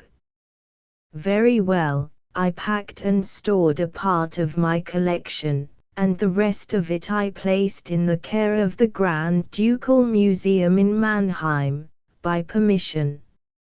My old blue china cat remains there yet. I presented it to that excellent institution. P189.jpg, 97K. I had but one misfortune with my things. An egg which I had kept back from breakfast that morning, was broken in packing. It was a great pity. I had shown it to the best connoisseurs in Heidelberg, and they all said it was an antique. We spent a day or two in farewell visits, and then left for Baden-Baden. We had a pleasant trip to it, for the Rhine Valley is always lovely. The only trouble was that the trip was too short. If I remember rightly, it only occupied a couple of hours, therefore I judge that the distance was very little, if any, over 50 miles. We quitted the train at Oos, and walked the entire remaining distance to Baden-Baden, with the exception of a lift of less than an hour which we got on a passing wagon, the weather being exhaustingly warm. We came into town on foot. One of the first persons we encountered, as we walked up the street, was the Reverend Mr., an old friend from America, a lucky encounter, indeed, for his is a most gentle, refined, and sensitive nature, and his company and companionship are a genuine refreshment. We knew he had been in Europe some time, but were not at all expecting to run across him. Both parties burst forth into loving enthusiasms, and Reverend Mr. said, "I have got a brimful reservoir of talk to pour out on you, and an empty one ready and thirsting to receive what you have got. We will sit up till midnight and have a good satisfying interchange, for I leave here early in the morning." We agreed to that, of course. I had been vaguely conscious, for a while, of a person who was walking in the street abreast of us. I had glanced furtively at him once or twice, and noticed that he was a fine, large, vigorous young fellow, with an open, independent countenance, faintly shaded with a pale and even almost imperceptible crop of early down, and that he was clothed from head to heel in cool and enviable snow-white linen. I thought I had also noticed that his head had a sort of listening tilt to it. Now about this time the Reverend Mr. said, "The sidewalk is hardly wide enough for three, so I will walk behind, but keep the talk going, there's no time to lose, and you may be sure I will do my share." He ranged himself behind us, and straightway that stately snow-white young fellow closed up to the sidewalk alongside him, fetched him a cordial slap on the shoulder with his broad palm, and sung out with a hearty cheeriness, "Americans for 2.5 and the money up." Hey! The Reverend winced, but said mildly, "Yes, we are Americans. Lord love you, you can just bet that's what _I_'em, every time.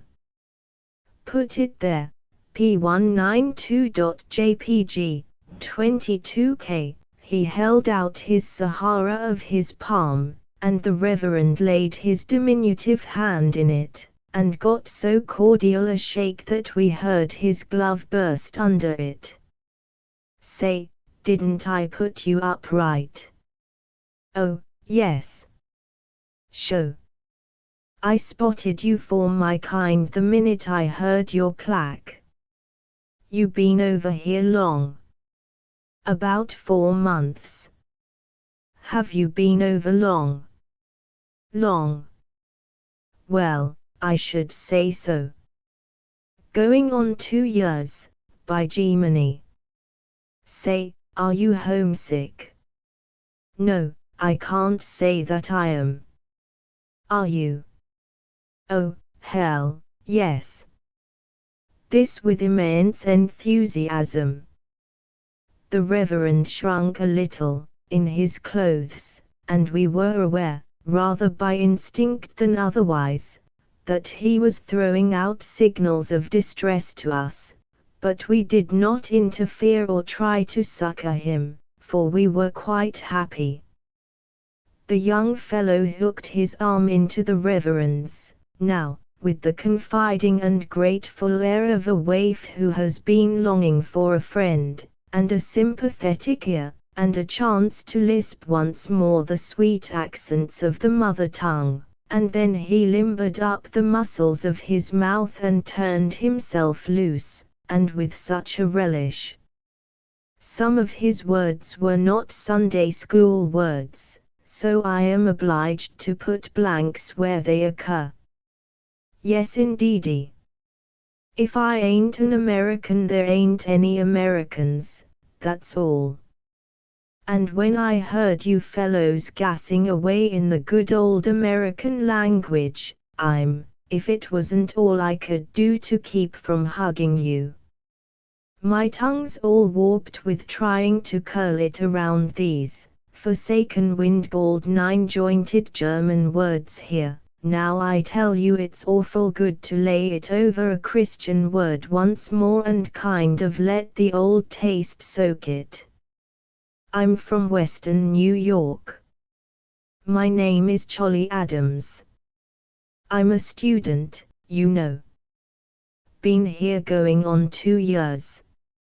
I'm learning to be a horse doctor. I like that part of it, you know, but these people, they won't learn a fellow in his own language, they make him learn in German, so before I could tackle the horse doctoring I had to tackle this miserable language.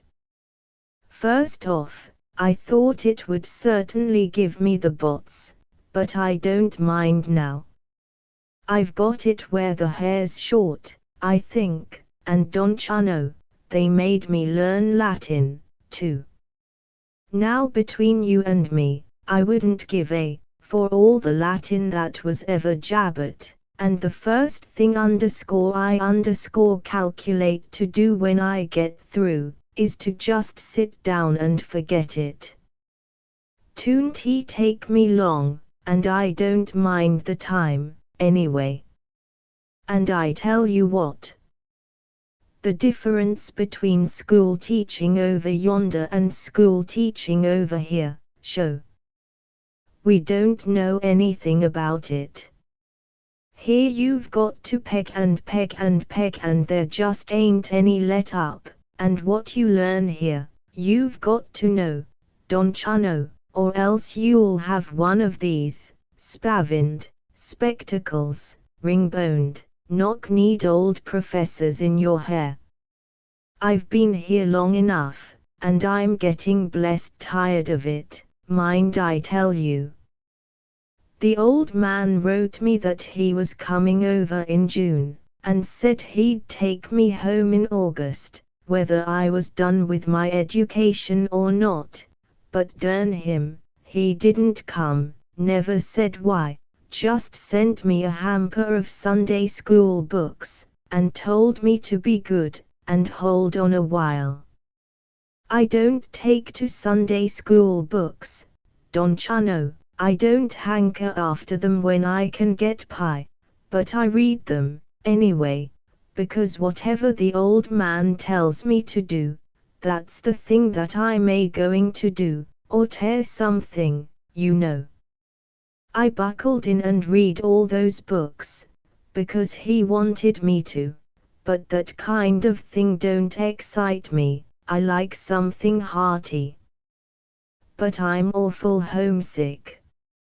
I'm homesick from ear socket to crupper, and from crupper to hock joint, but it ain't any use, I've got to stay here, till the old man drops the rag and give the word, yes, sir, right here in this country I've got to linger till the old man says come, and you bet your bottom dollar, Johnny, it ain't just as easy as it is for a cat to have twins. At the end of this profane and cordial explosion he fetched a prodigious whoosh, to relieve his lungs and make recognition of the heat, and then he straightway dived into his narrative again for Johnny's benefit, beginning, well, it ain't any use talking, some of those old American words do have a kind of a bully swing to them, a man can express himself with them. A man can get at what he wants to say. Don Chano P194.jpg, 12K, when we reached our hotel and it seemed that he was about to lose the Reverend, he showed so much sorrow, and begged so hard and so earnestly that the Reverend's heart was not hard enough to hold out against the pleadings. So he went away with the parent-honoring student, like a right Christian, and took supper with him in his lodgings, and sat in the surf beat of his slang and profanity till near midnight, and then left him pretty well talked out, but grateful clear down to his frogs as he expressed it. The Reverend said it had transpired during the interview that Cholly Adams's father was an extensive dealer in horses in western New York. This accounted for Cholly's choice of a profession. The Reverend brought away a pretty high opinion of Cholly as a manly young fellow, with stuff in him for a useful citizen. He considered him rather a rough gem, but a gem nevertheless. P195.jpg, 13K, Chapter XXI, Insolent Shopkeepers and Gabbling Americans. Baden sits in the lap of the hills, and the natural and artificial beauties of the surroundings are combined effectively and charmingly. The level strip of ground which stretches through and beyond the town is laid out in handsome pleasure grounds, shaded by noble trees and adorned at intervals with lofty and sparkling fountain jets. Thrice a day a fine band makes music in the public promenade before the Conversation House, and in the afternoon and evening that locality is populous with fashionably dressed people of both sexes, who march back and forth past the great music stand and look very much bored, though they make a show of feeling otherwise. It seems like a rather aimless and stupid existence. A good many of these people are there for a real purpose, however. They are racked with rheumatism, and they are there to stew it out in the hot baths. These invalids looked melancholy enough, limping about on their canes and crutches, and apparently brooding over all sorts of cheerless things. People say that Germany, with her damp stone houses, is the home of rheumatism. If that is so, Providence must have foreseen that it would be so, and therefore filled the land with the healing baths. Perhaps no other country is so generously supplied with medicinal springs as Germany. Some of these baths are good for one ailment, some for another, and again, peculiar ailments are conquered by combining the individual virtues of several different baths. For instance, for some forms of disease, the patient drinks the native hot water of Baden-Baden, with a spoonful of salt from the Carlsbad springs dissolved in it. That is not a dose to be forgotten right away. They don't sell this hot water, no, you go into the great Trinkal, and stand around, first on one foot and then on the other, while 2 or 3 young girls sit pottering at some sort of ladylike sewing work in your neighborhood and can't seem to see you, polite as $3 clerks in government offices. P197.jpg, 41K.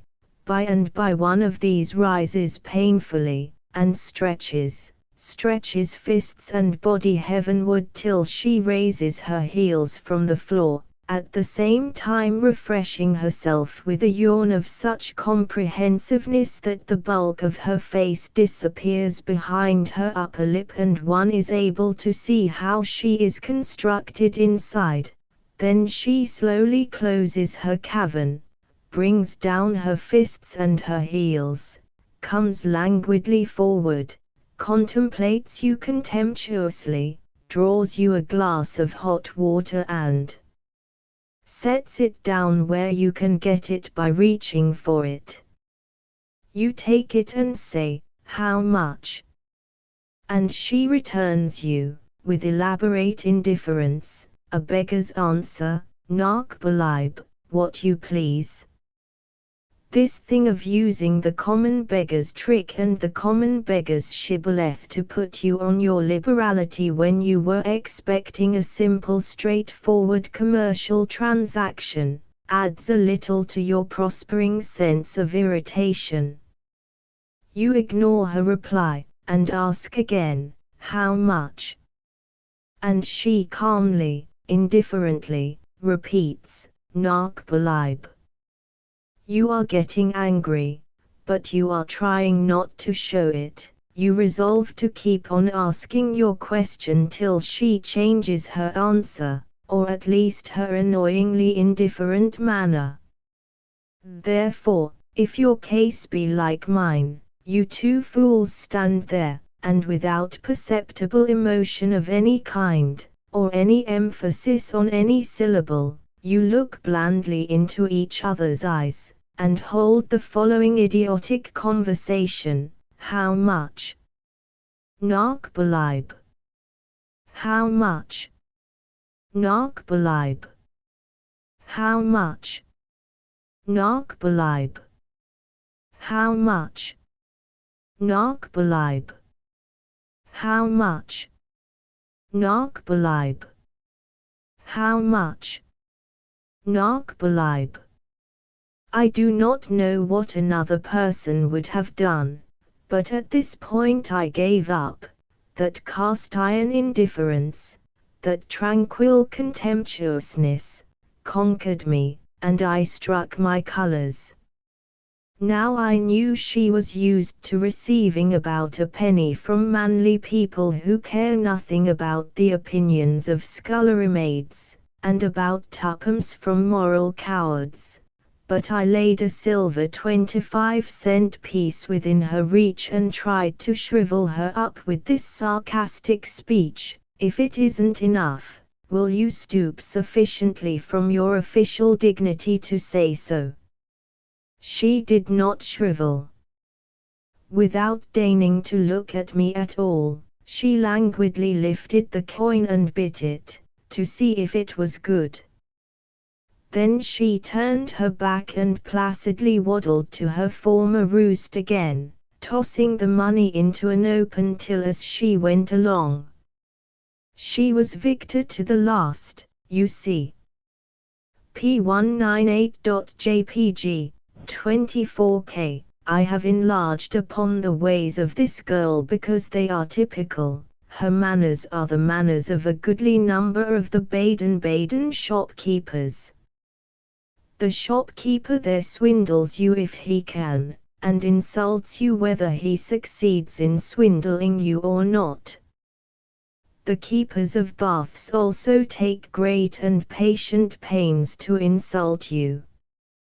The frowsy woman who sat at the desk in the lobby of the Great Friederichsbad and sold bath tickets, not only insulted me twice every day, with rigid fidelity to her great trust, but she took trouble enough to cheat me out of a shilling, one day, to have fairly entitled her to 10.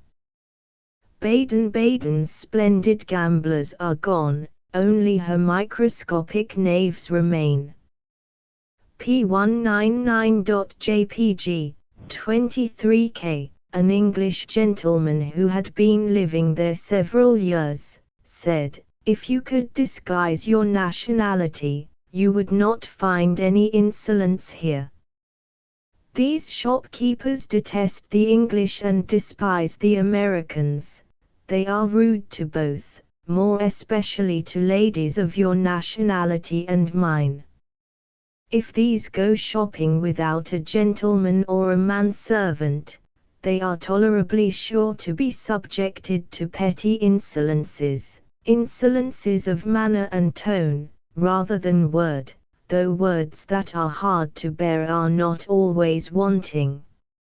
I know of an instance where a shopkeeper tossed a coin back to an American lady with the remark, snappishly uttered, "We don't take French money here."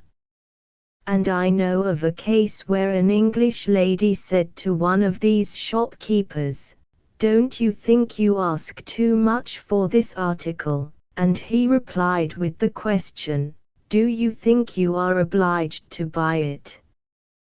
However, these people are not impolite to Russians or Germans. And as to rank, they worship that, for they have long been used to generals and nobles. If you wish to see what abysses servility can descend, present yourself before a Baden-Baden shopkeeper in the character of a Russian prince. It is an inane town, filled with sham, and petty fraud, and snobbery, but the baths are good. I spoke with many people, and they were all agreed in that. I had the twinges of rheumatism unceasingly during 3 years, but the last one departed after a fortnight's bathing there, and I have never had one since.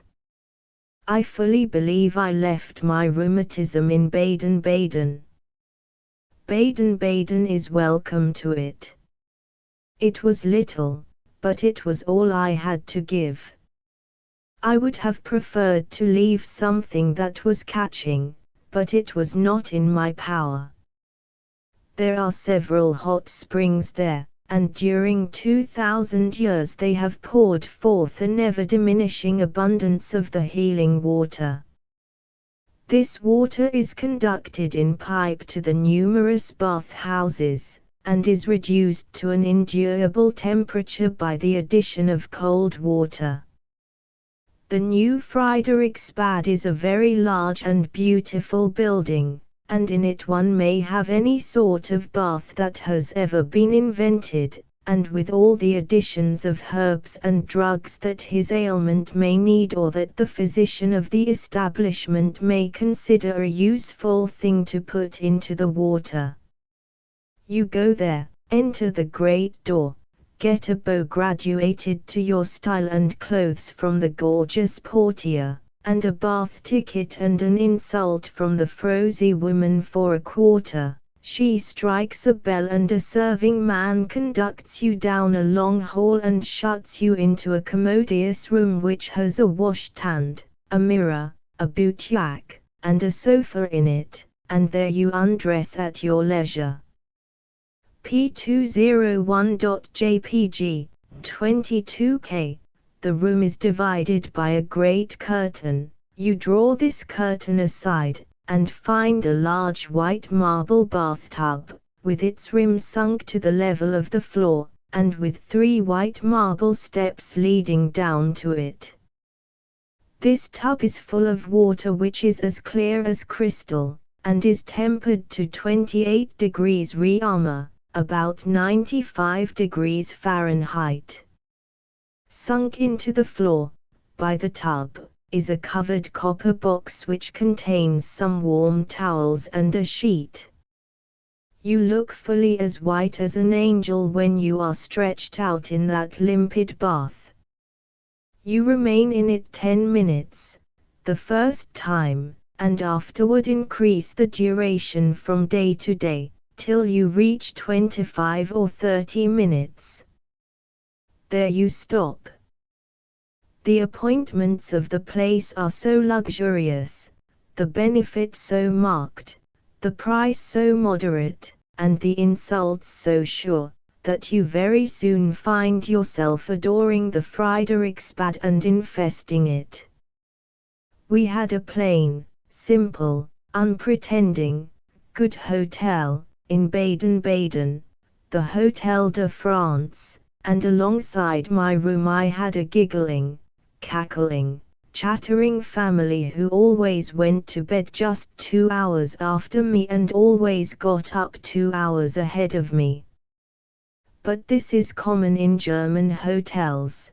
The people generally go to bed long after 11 and get up long before 8. The partitions convey sound like a drumhead, and everybody knows it. But no matter, a German family who are all kindness and consideration in the daytime make apparently no effort to moderate their noises for your benefit at night. They will sing, laugh, and talk loudly, and bang furniture around in a most pitiless way. If you knock on your wall appealingly, they will quiet down and discuss the matter softly among themselves for a moment, then, like the mice, they fall to persecuting you again, and as vigorously as before. They keep cruelly late and early hours, for such noisy folk. Of course, when one begins to find fault with foreign people's ways, he is very likely to get a reminder to look nearer home, before he gets far with it. I open my notebook to see if I can find some more information of a valuable nature about Baden-Baden, and the first thing I fall upon is this: Baden-Baden, no date. Lot of vociferous Americans at breakfast this morning. Talking at everybody, while pretending to talk among themselves. On their first travels, manifestly. Showing off. The usual signs, airy, easygoing references to grand distances and foreign places. Well, goodbye, old fellow, if I don't run across you in Italy. You hunt me up in London before you sail.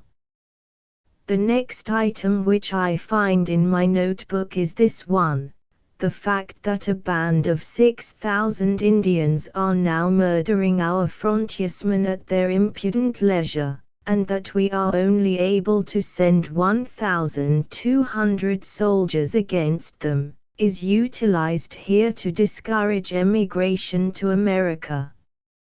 The common people think the Indians are in New Jersey. P203.jpg, 35K. This is a new and peculiar argument against keeping our army down to a ridiculous figure in the matter of numbers. It is rather a striking one, too. I have not distorted the truth in saying that the facts in the above item, about the army and the Indians, are made use of to discourage emigration to America. That the common people should be rather foggy in their geography, and foggy as to the location of the Indians, is a matter for amusement, maybe, but not of surprise. There is an interesting old cemetery in Baden-Baden, and we spent several pleasant hours in wandering through it and spelling out the inscriptions on the aged tombstones. Apparently after a man has laid there a century or two, and has had a good many people buried on top of him, it is considered that his tombstone is not needed by him any longer. I judge so from the fact that hundreds of old gravestones have been removed from the graves and placed against the inner walls of the cemetery. What artists they had in the old times! They chiseled angels and cherubs and devils and skeletons on the tombstones in the most lavish and generous way, as to supply, but curiously grotesque and outlandish as to form. It is not always easy to tell which of the figures belong among the blessed and which of them among the opposite party. But there was an inscription, in French, on one of those old stones, which was quaint and pretty, and was plainly not the work of any other than a poet. It was to this effect: "Here reposes in God, Caroline de Cla, a religieuse of Saint Denis aged 83 years, and blind." The light was restored to her in Baden the 5th of January, 1839. We made several excursions on foot to the neighboring villages, over winding and beautiful roads and through enchanting woodland scenery.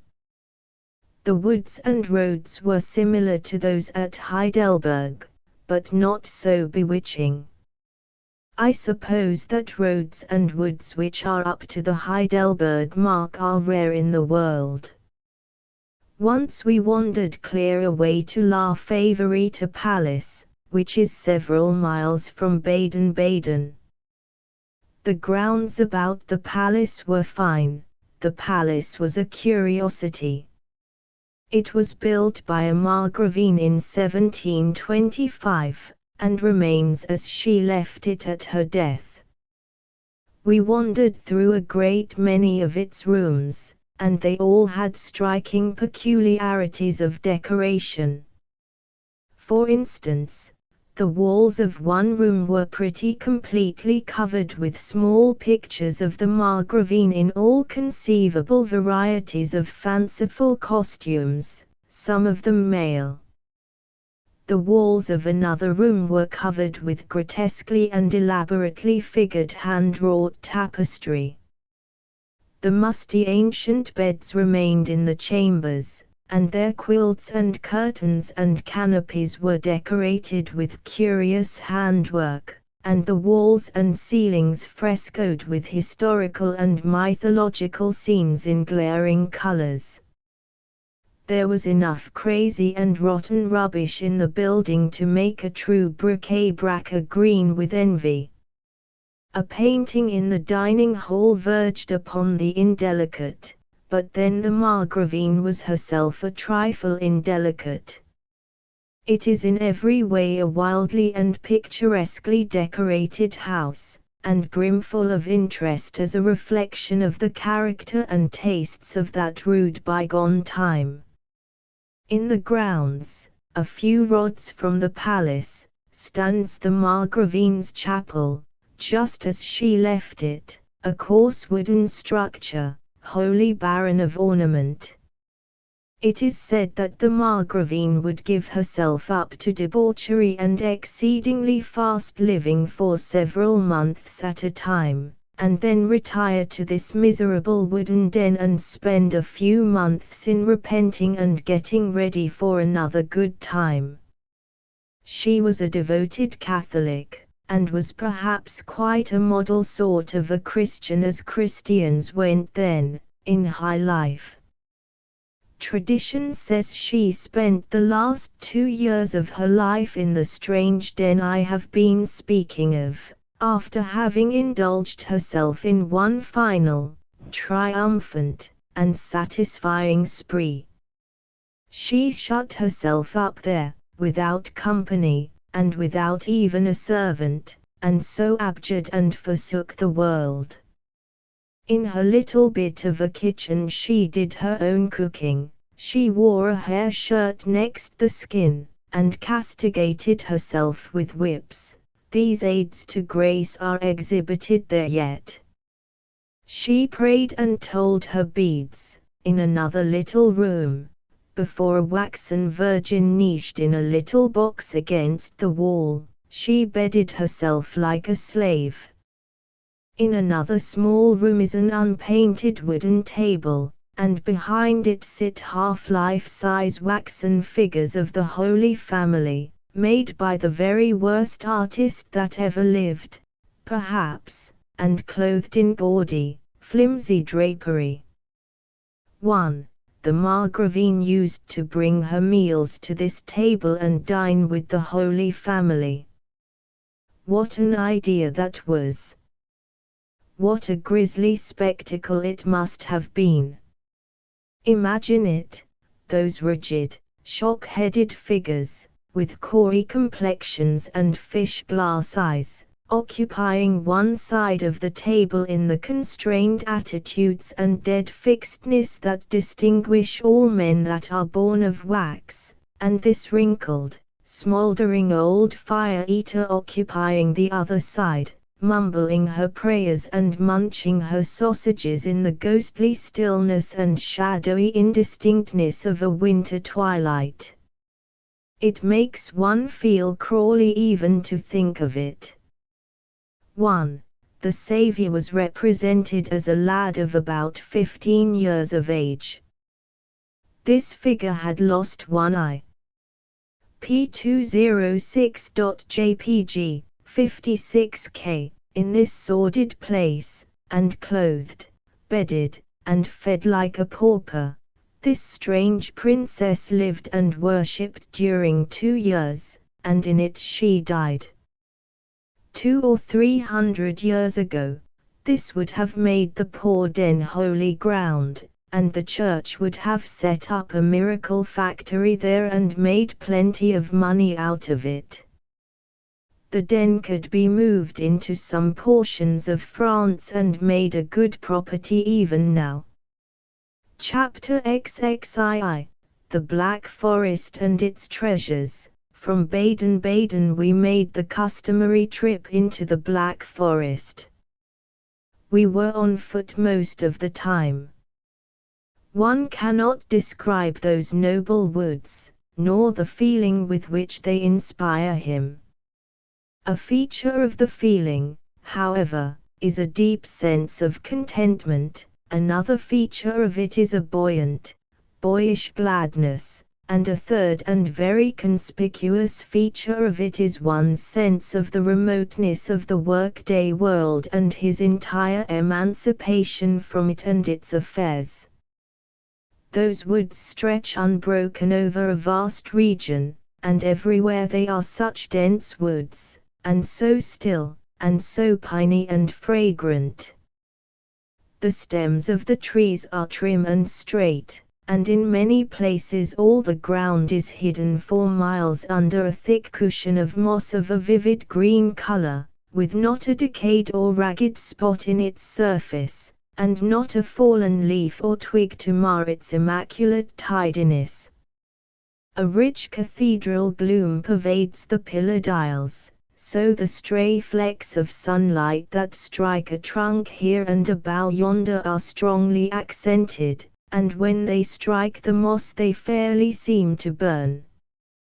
But the weirdest effect, and the most enchanting, is that produced by the diffused light of the low afternoon sun. No single ray is able to pierce its way in, then, but the diffused light takes color from moss and foliage, and pervades the place like a faint, green-tinted mist, the theatrical fire of fairyland. The suggestion of mystery and the supernatural which haunts the forest at all times is intensified by this unearthly glow. We found the Black Forest farmhouses and villages all that the Black Forest stories have pictured them. The first genuine specimen which we came upon was the mansion of a rich farmer and member of the Common Council of the parish or district. He was an important personage in the land, and so was his wife also, of course.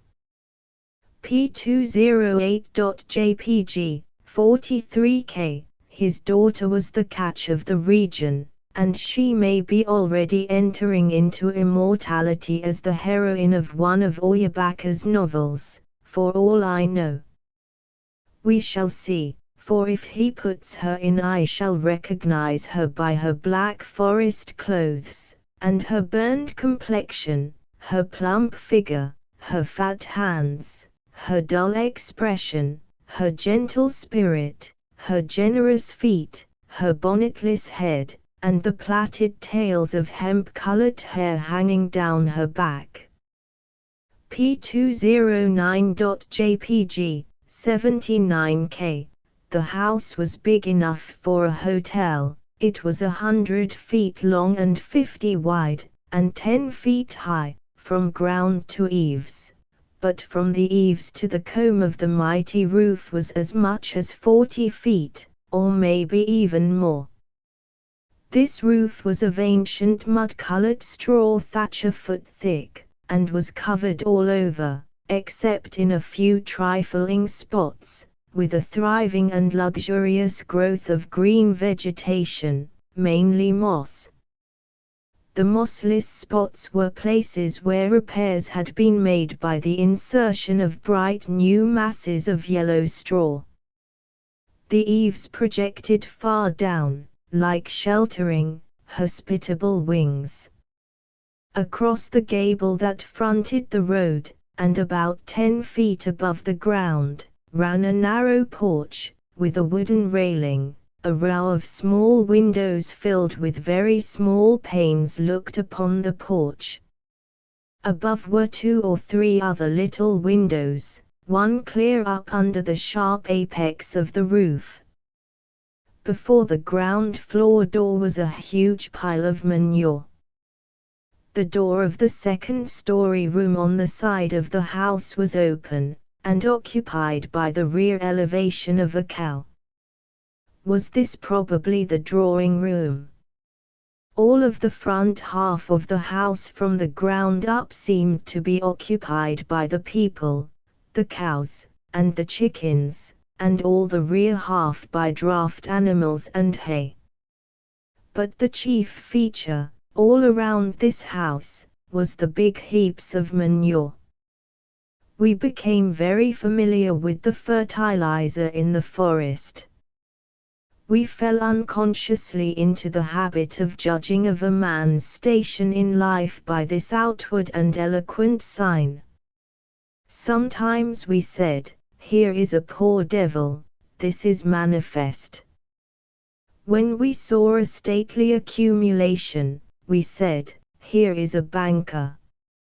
When we encountered a country seat surrounded by an alpine pomp of manure, we said, "Doubtless a duke lives here." The importance of this feature has not been properly magnified in the Black Forest stories. Manure is evidently the Black Forester's main treasure, his coin, his jewel, his pride, his old master, his ceramics, his bric-a-brac, his darling, his title to public consideration, envy, veneration, and his first solicitude when he gets ready to make his will. The true Black Forest novel, if it is ever written, will be skeletoned somewhat in this way. Skeleton for a Black Forest novel: rich old farmer, named Huss.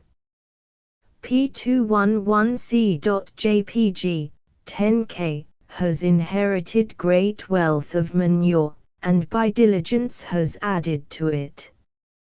It is double-starred in Baedeker. 1. The Black Forest artist paints it, his masterpiece. The king comes to see it. Gretchen Huss, daughter and heiress. Paul Hock, young neighbor, suitor for Gretchen's hand, ostensibly, he really wants the manure. P211D.jpg, 15K, Hock has a good many cartloads of the Black Forest currency himself, and therefore is a good catch, but he is sordid, mean, and without sentiment, whereas Gretchen is all sentiment and poetry. Hans Schmidt, young neighbor, full of sentiment, full of poetry, loves Gretchen, Gretchen loves him. But he has no manure. Old Huss forbids him in the house. His heart breaks, he goes away to die in the woods, far from the cruel world, for he says, bitterly, what is man, without manure? 1. When Baedeker's guidebooks mention a thing and put 2 stars, asterisk asterisk, after it, it means well worth visiting. Empty, interval of 6 months. P212A.jpg, 11K, Paul Hock comes to old Huss and says, I am at last as rich as you required, come and view the pile. Old Huss views it and says, it is sufficient, take her and be happy, meaning Gretchen. Interval of 2 weeks. Wedding party assembled in old Huss's drawing room. Hock placid and content, Gretchen weeping over her hard fate. Enter old Huss's head bookkeeper. Huss says fiercely, I gave you 3 weeks to find out why your books don't balance, and to prove that you are not a defaulter. The time is up, find me the missing property or you go to prison as a thief.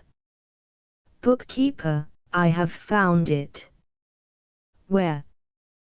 Bookkeeper, sternly, tragically in the bridegroom's pile. Behold the thief, see him blench and tremble. Sensation.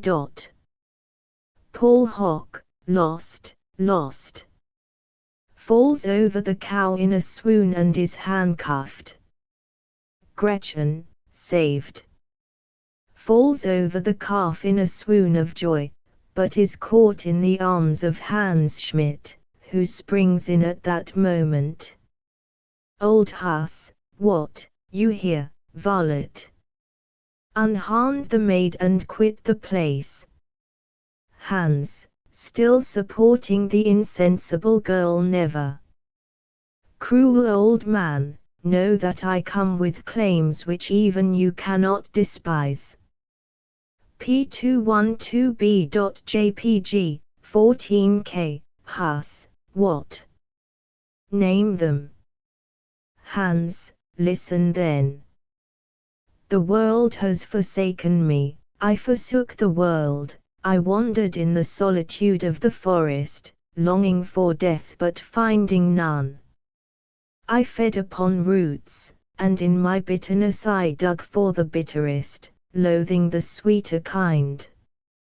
Digging, 3 days agone, I struck a manure mine, a Golconda, a limitless bonanza, of solid manure.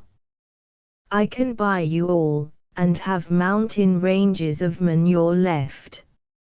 Ha ha, now thou smilest a smile. Immense sensation. Exhibition of specimens from the mine. Old Huss, enthusiastically wake her up, shake her up, noble young man, she is yours. Wedding takes place on the spot, bookkeeper restored to his office and emoluments, Paul Hock led off to jail. The Bonanza King of the Black Forest lives to a good old age, blessed with the love of his wife and of his 27 children, and the still sweeter envy of everybody around. We took our noon meal of fried trout one day at the Plough Inn, in a very pretty village, Ottenhuifen, and then went into the public room to rest and smoke. There we found 9 or 10 Black Forest grandees assembled around a table.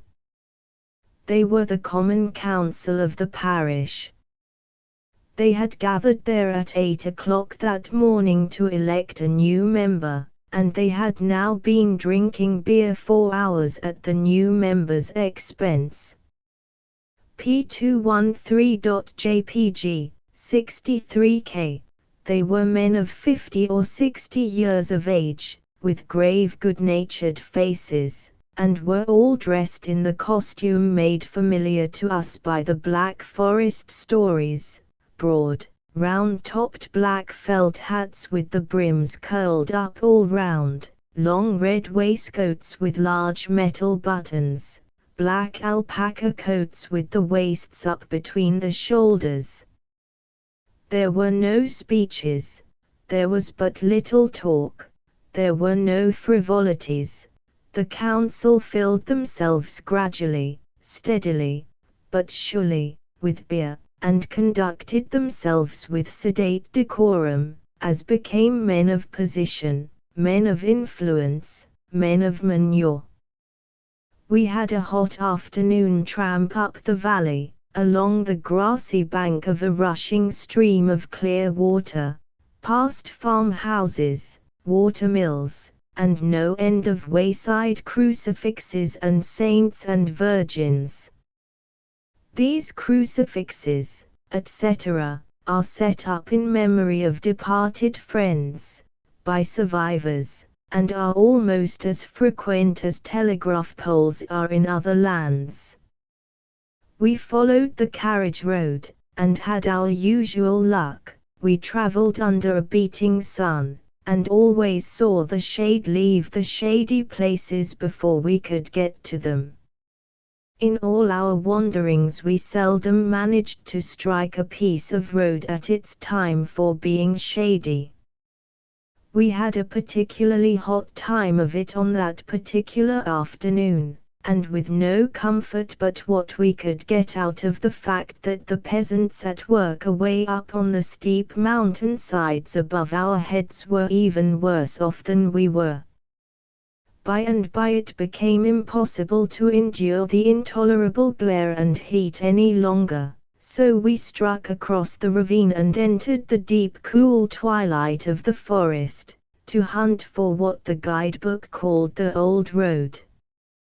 We found an old road, and it proved eventually to be the right one, though we followed it at the time with the conviction that it was the wrong one.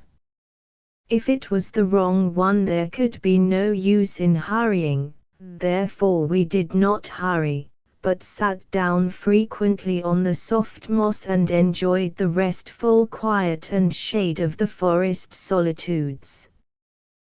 There had been distractions in the carriage road, school children, peasants, wagons, troops of pedestrianizing students from all over Germany, but we had the old road to ourselves. Now and then, while we rested, we watched the laborious ant at his work. I found nothing new in him, certainly nothing to change my opinion of him. It seems to me that in the matter of intellect the ant must be a strangely overrated bird. During many summers, now, I have watched him, when I ought to have been in better business, and I have not yet come across a living ant that seemed to have any more sense than a dead one. I refer to the ordinary ant, of course. I have had no experience of those wonderful Swiss and African ones which vote, keep drilled armies, hold slaves, and dispute about religion. Those particular ants may be all that the naturalist paints them, but I am persuaded that the average ant is a sham. I admit his industry, of course. He is the hardest working creature in the world, when anybody is looking, but his leather-headedness is the point I make against him. He goes out foraging, he makes a capture, and then what does he do? Go home. No, he goes anywhere but home. He doesn't know where home is. His home may be only 3 feet away, no matter, he can't find it. He makes his capture, as I have said, it is generally something which can be of no sort of use to himself or anybody else. It is usually 7 times bigger than it ought to be. He hunts out the awkwardest place to take hold of it. He lifts it bodily up in the air by main force, and starts, not toward home, but in the opposite direction. P215.jpg, 19K, not calmly and wisely, but with a frantic haste which is wasteful of his strength. He fetches up against a pebble, and instead of going around it, he climbs over it backward, dragging his booty after him, tumbles down on the other side, jumps up in a passion, kicks the dust off his clothes, moistens his hands, grabs his property viciously, yanks it this way, then that, shoves it ahead of him a moment, turns tail and lugs it after him another moment, gets madder and madder, then presently hoists it into the air and goes tearing away in an entirely new direction, comes to a weed. It never occurs to him to go around it, no, he must climb it. And he does climb it, dragging his worthless property to the top, which is as bright a thing to do as it would be for me to carry a sack of flour from Heidelberg to Paris by way of Strasbourg steeple. When he gets up there he finds that that is not the place, takes a cursory glance at the scenery and either climbs down again or tumbles down, and starts off once more, as usual, in a new direction. At the end of half an hour, he fetches up within 6 inches of the place he started from and lays his burden down. Meantime he has been over all the ground for 2 yards around, and climbed all the weeds and pebbles he came across. Now he wipes the sweat from his brow, strokes his limbs, and then marches aimlessly off, in as violently a hurry as ever. He does not remember to have ever seen it before. He looks around to see which is not the way home, grabs his bundle and starts. He goes through the same adventures he had before, finally stops to rest, and a friend comes along.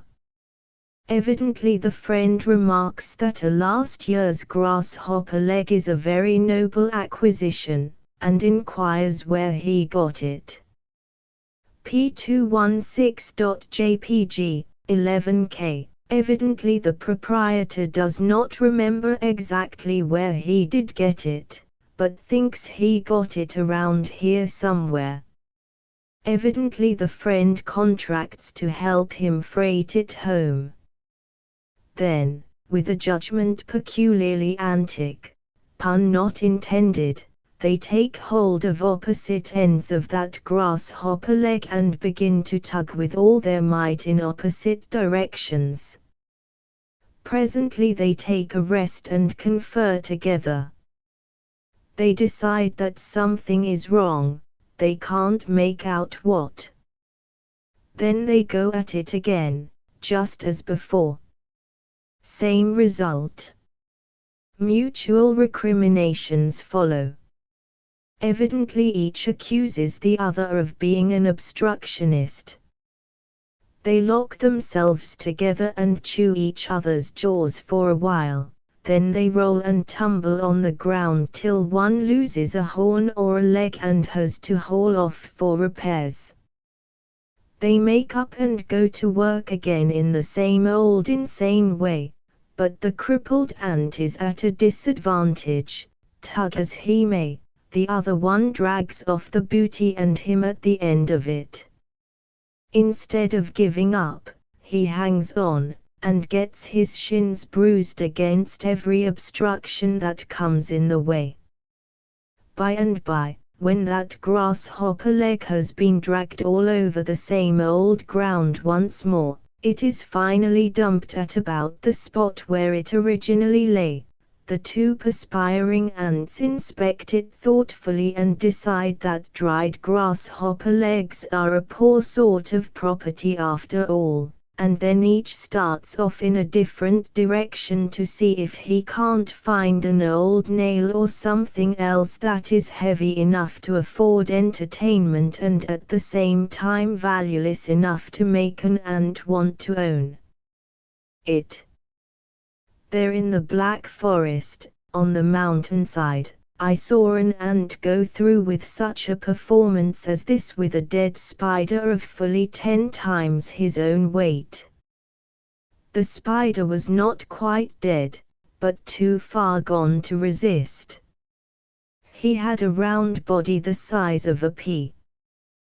The little ant, observing that I was noticing, turned him on his back, sunk his fangs into his throat, lifted him into the air and started vigorously off with him, stumbling over little pebbles, stepping on the spider's legs and tripping himself up, dragging him backward, shoving him bodily ahead, dragging him up stones 6 inches high instead of going around them, climbing weeds 20 times his own height and jumping from their summits, and finally leaving him in the middle of the road to be confiscated by any other fool of an ant that wanted him. I measured the ground which this ass traversed, and arrived at the conclusion that what he had accomplished inside of 20 minutes would constitute some such job as this, relatively speaking, for a man, to wit, to strap 2 800-pound horses together, carry them 1800 feet, mainly over, not around, boulders averaging 6 feet high, and in the course of the journey climb up and jump from the top of one precipice like Niagara, and 3 steeples, each 120 feet high, and then put the horses down, in an exposed place, without anybody to watch them, and go off to indulge in some other idiotic miracle for vanity's sake. P218.jpg, 29K. Science has recently discovered that the ant does not lay up anything for winter use. This will knock him out of literature, to some extent. He does not work, except when people are looking, and only then when the observer has a green, naturalistic look, and seems to be taking notes. This amounts to deception, and will injure him for the Sunday schools. He has not judgment enough to know what is good to eat from what isn't. This amounts to ignorance, and will impair the world's respect for him. He cannot stroll around a stump and find his way home again.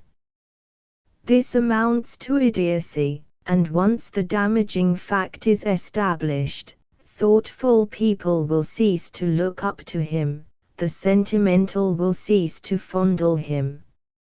His vaunted industry is but a vanity and of no effect, since he never gets home with anything he starts with.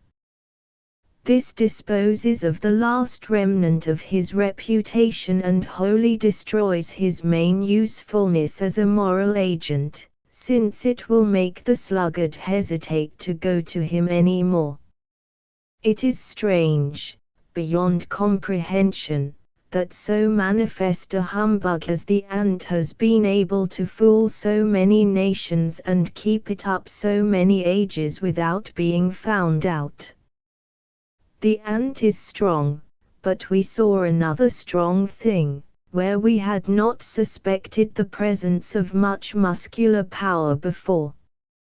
A toadstool, that vegetable which springs to full growth in a single night, had torn loose and lifted a matted mass of pine needles and dirt of twice its own bulk into the air, and supported it there, like a column supporting a shed.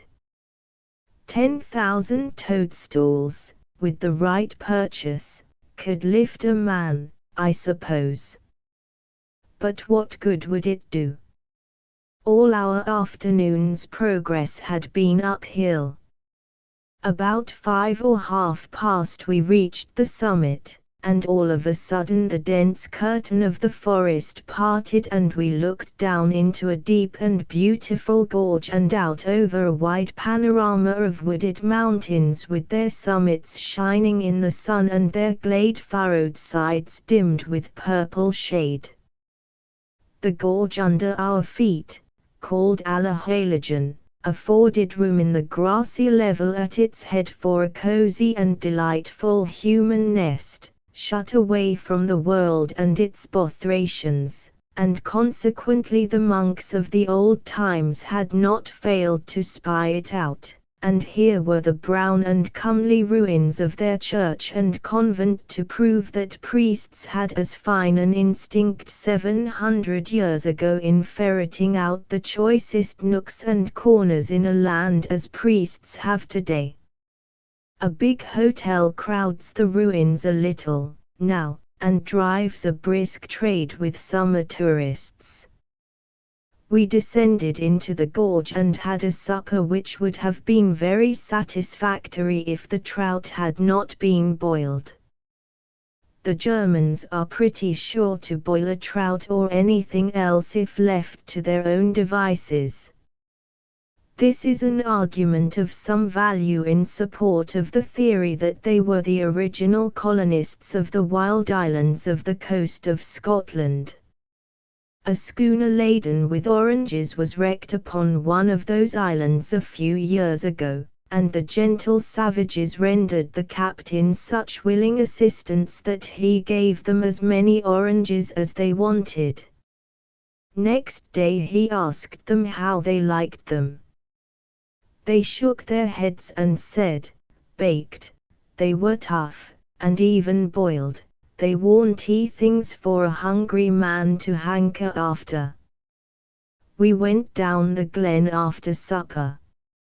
It is beautiful, a mixture of sylvan loveliness and craggy wildness.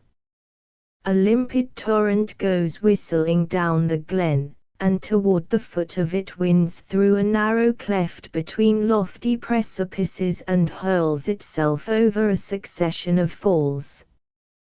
After one passes the last of these he has a backward glimpse at the falls which is very pleasing.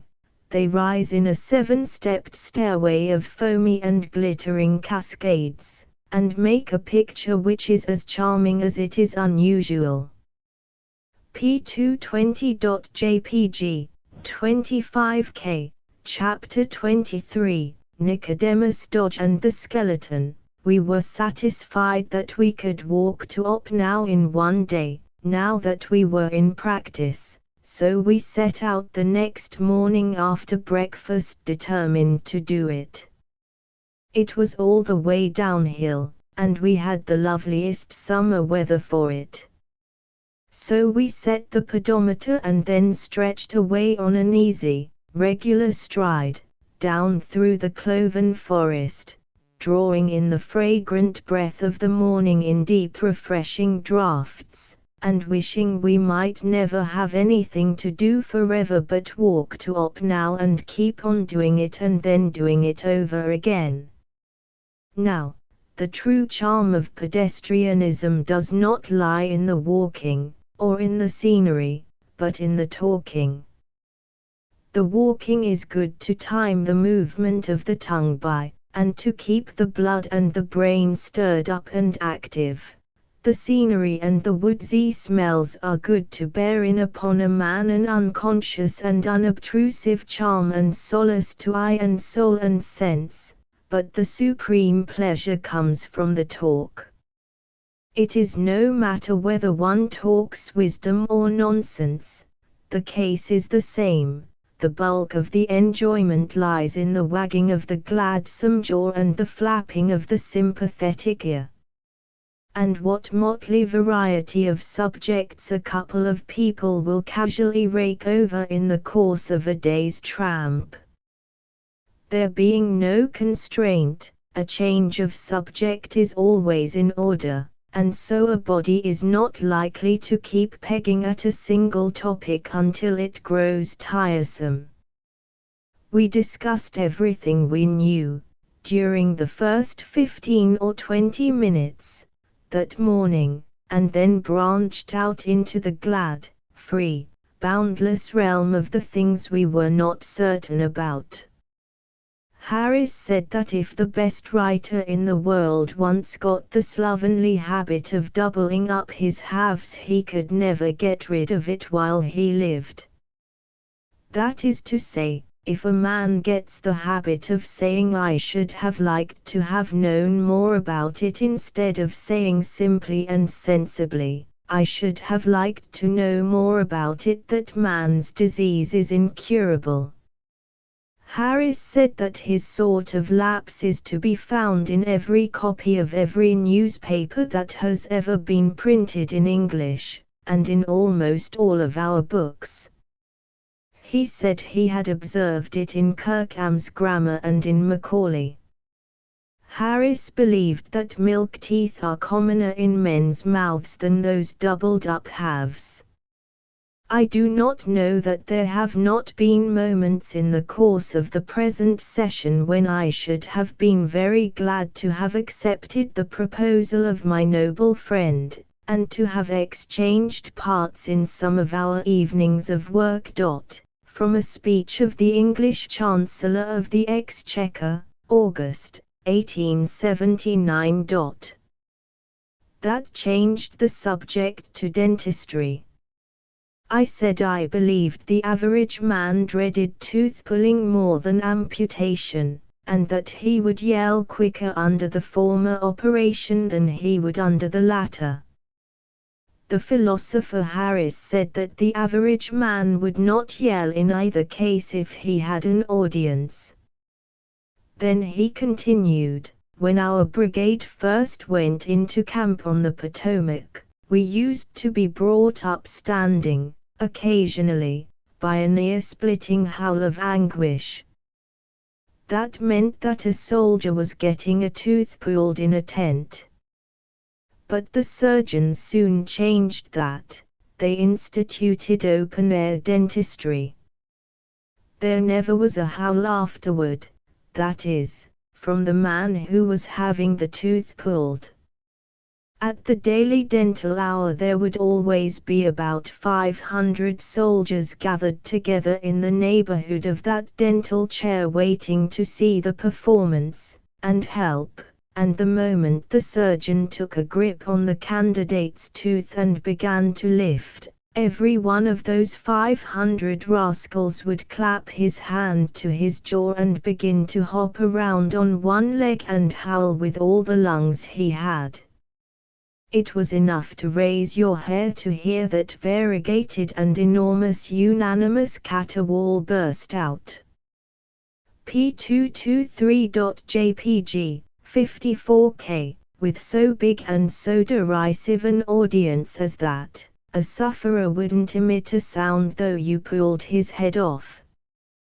The surgeons said that pretty often a patient was compelled to laugh in the midst of his pangs, but that they had never caught one crying out, after the open-air exhibition was instituted. Dental surgeons suggested doctors, doctors suggested death, death suggested skeletons, and so, by a logical process the conversation melted out of one of these subjects and into the next, until the topic of skeletons raised up Nicodemus Dodge out of the deep grave in my memory where he had lain buried and forgotten for 25 years. When I was a boy in a printing office in Missouri, a loose-jointed, long-legged, tow-headed, jeans-clad countrified cub of about 16 lounged in one day, and without removing his hands from the depths of his trousers pockets or taking off his faded ruin of a slouch hat, whose broken rim hung limp and ragged about his eyes and ears like a bug-eaten cabbage leaf, stared indifferently around, then leaned his hip against the editor's table, crossed his mighty brogans, aimed at a distant fly from a crevice in his upper teeth, laid him low, and said with composure, "Who's the boss?" "I am the boss," said the editor, following this curious bit of architecture wonderingly along up to its clock face with his eye. "Don't want anybody fur to learn the business, Tiny likely." "Well, I don't know. Would you like to learn it? P224.jpg, 27K. Paps so po he can't run me no mo, so I want to git a show some as if I kin. Tain't no difference what, I'm strong and hearty, and I don't turn my back on no kind of work, hard nor soft. Do you think you would like to learn the printing business?"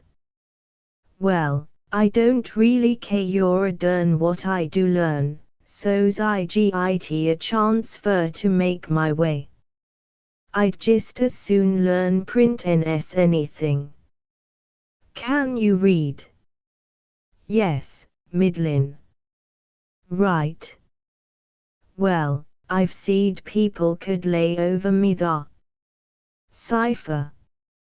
Not good enough to keep store, I don't reckon, but up as fur as 12 times 12 I ain't no slouch. T'other side of that is what gets me." "Where is your home?" "I'm FM Old Shelby." "What's your father's religious denomination?" "Him? Oh, he's a blacksmith." No, I don't mean his trade." "What's his religious denomination?" "Oh, I didn't understand you before."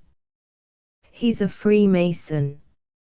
No, you don't get my meaning yet." "What I mean is, does he belong to any church?" "Now you're talking." "Couldn't make out what you was trying to git through yo head no way." "Belong to a church? Why, boss, he's been the piznest kind of free will bapty for 40 year. They ain't no pisner ones in what he is. Mighty good man, pap is. Everybody says that. If they said any different they wouldn't say it who I was, not much they wouldn't." "What is your own religion?" "Well, boss, you've kinda got me, there, and yet you hain't got me so mighty much, nuther. I think if a fella he ps another fella when he's in trouble, and don't cuss, and don't do no mean things, ner nothin' he ain't no business to do, and don't spell the Saviour's name with a little g, he ain't running no risks, he's about as safe as he belonged to a church." "But suppose he did spell it with a little g, what then?" "Well, if he done it purpose, I reckon he wouldn't stand no chance. He oughtn't to have no chance, anyway, I'm most rotten certain 'bout that." "What is your name?" "Nicodemus Dodge." "I think maybe you'll do, Nicodemus. We'll give you a trial, anyway." "All right." When would you like to begin? Now. So, within 10 minutes after we had first glimpsed this nondescript he was one of us, and with his coat off and hard at it. Beyond that end of our establishment, which was furthest from the street, was a deserted garden, pathless, and thickly grown with the bloomy and villainous Jimpson weed and its common friend the stately sunflower. In the midst of this mournful spot was a decayed and aged little frame house with but one room, one window, and no ceiling. It had been a smoke house a generation before. Nicodemus was given this lonely and ghostly den as a bedchamber. The village smarties recognized a treasure in Nicodemus, right away, a butt to play jokes on. It was easy to see that he was inconceivably green and confiding. George Jones had the glory of perpetrating the first joke on him. He gave him a cigar with a firecracker in it and winked to the crowd to come. The thing exploded presently and swept away the bulk of Nicodemus's eyebrows and eyelashes. He simply said, "I consider them kind of cigars dangersome," and seemed to suspect nothing. The next evening Nicodemus waylaid George and poured a bucket of ice water over him. One day, while Nicodemus was in swimming, Tom McElroy tied his clothes. Nicodemus made a bonfire of Tom's by way of retaliation. A third joke was played upon Nicodemus a day or two later. He walked up the middle aisle of the village church, Sunday night, with a staring handbill pinned between his shoulders. The joker spent the remainder of the night, after church, in the cellar of a deserted house, and Nicodemus sat on the cellar door till toward breakfast time to make sure that the prisoner remembered that if any noise was made, some rough treatment would be the consequence. The cellar had 2 feet of stagnant water in it, and was bottomed with 6 inches of soft mud. P227.jpg, 49K, but I wander from the point. It was the subject of skeletons that brought this boy back to my recollection. Before a very long time had elapsed, the village smarties began to feel an uncomfortable consciousness of not having made a very shining success out of their attempts on the simpleton from Old Shelby. Experimenters grew scarce and chary. Now the young doctor came to the rescue. There was delight and applause when he proposed to scare Nicodemus to death, and explained how he was going to do it.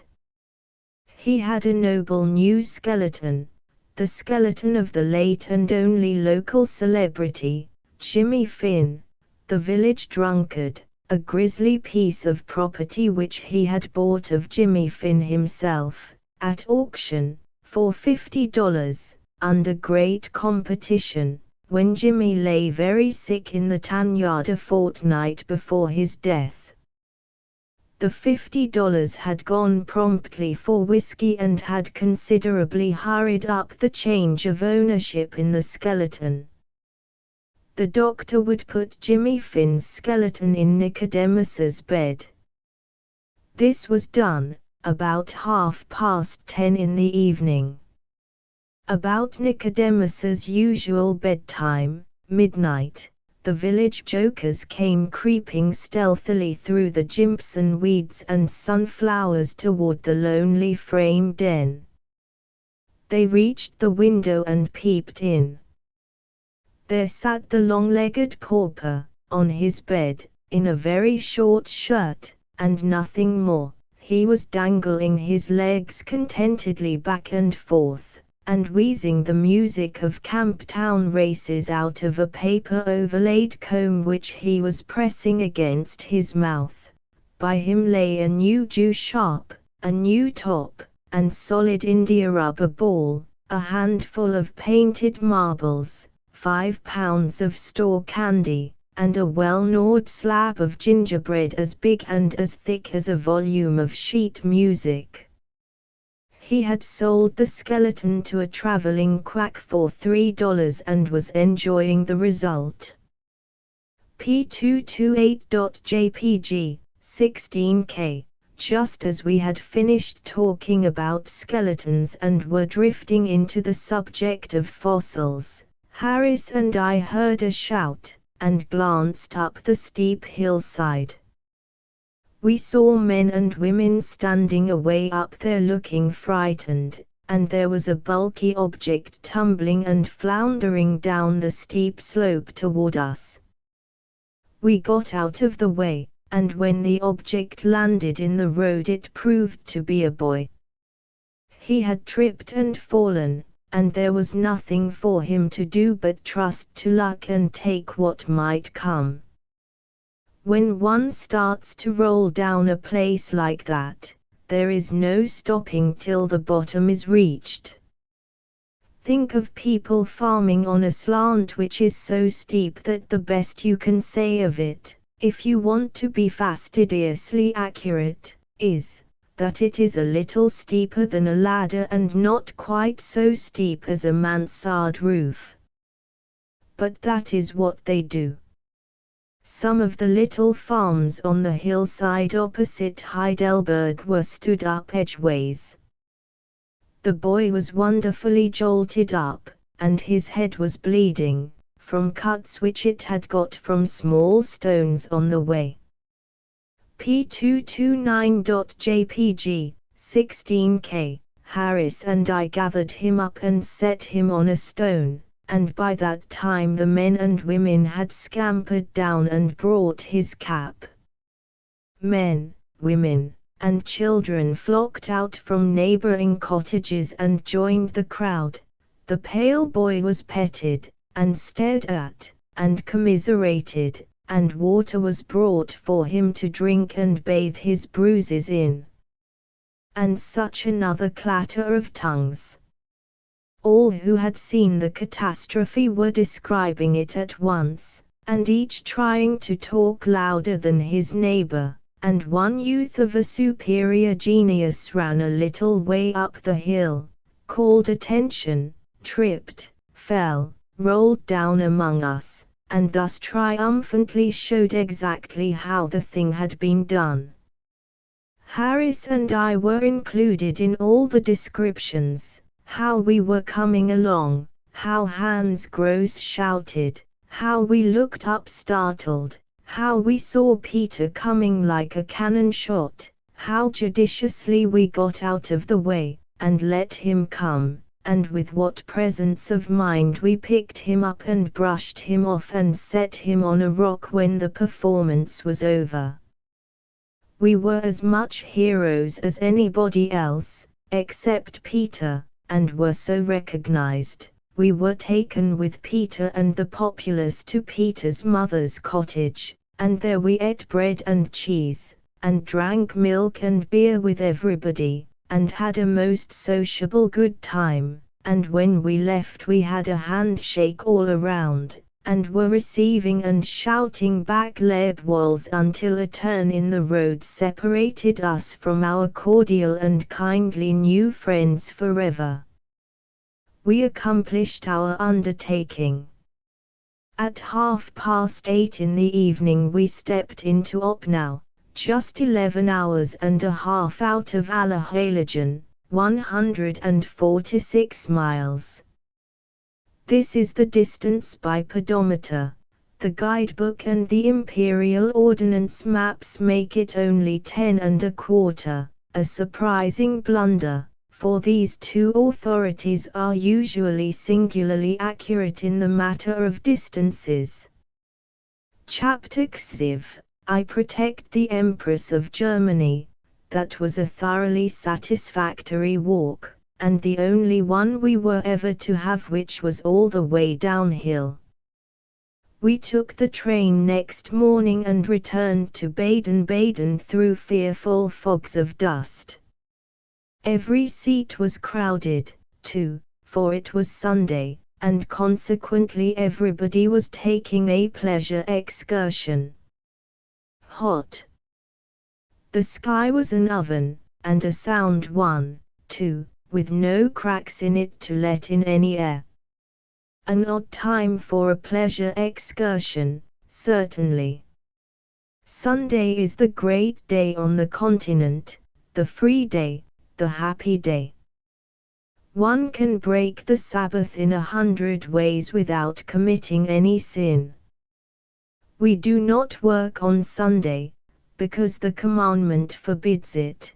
The Germans do not work on Sunday, because the commandment forbids it. We rest on Sunday, because the commandment requires it. The Germans rest on Sunday because the commandment requires it. But in the definition of the word rest lies all the difference.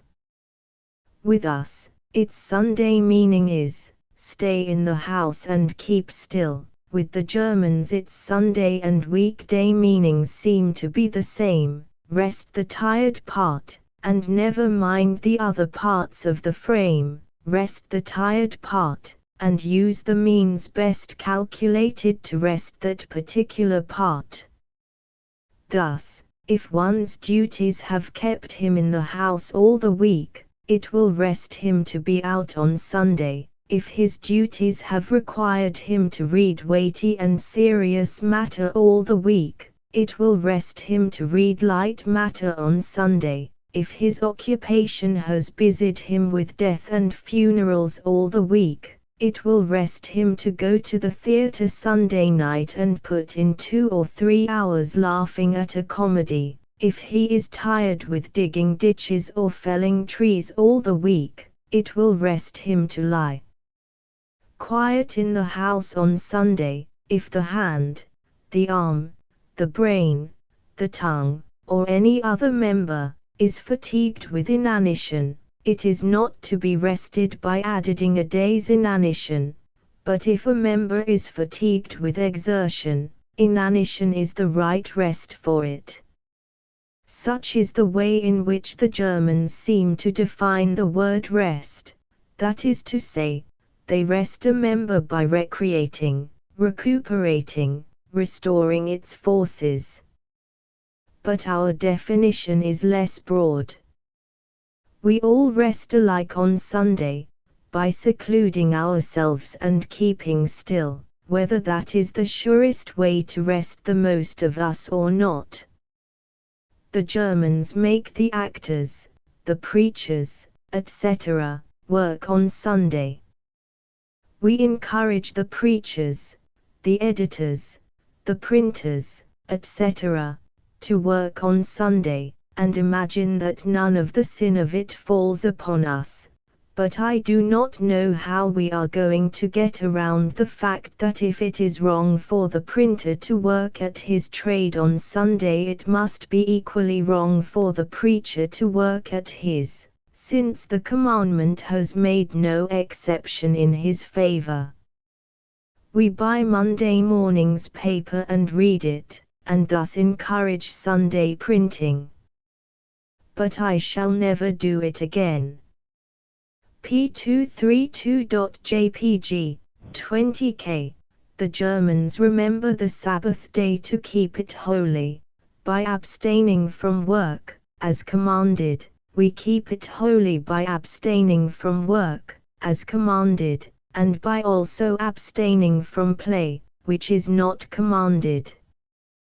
Perhaps we constructively break the command to rest, because the resting we do is in most cases only a name, and not a fact.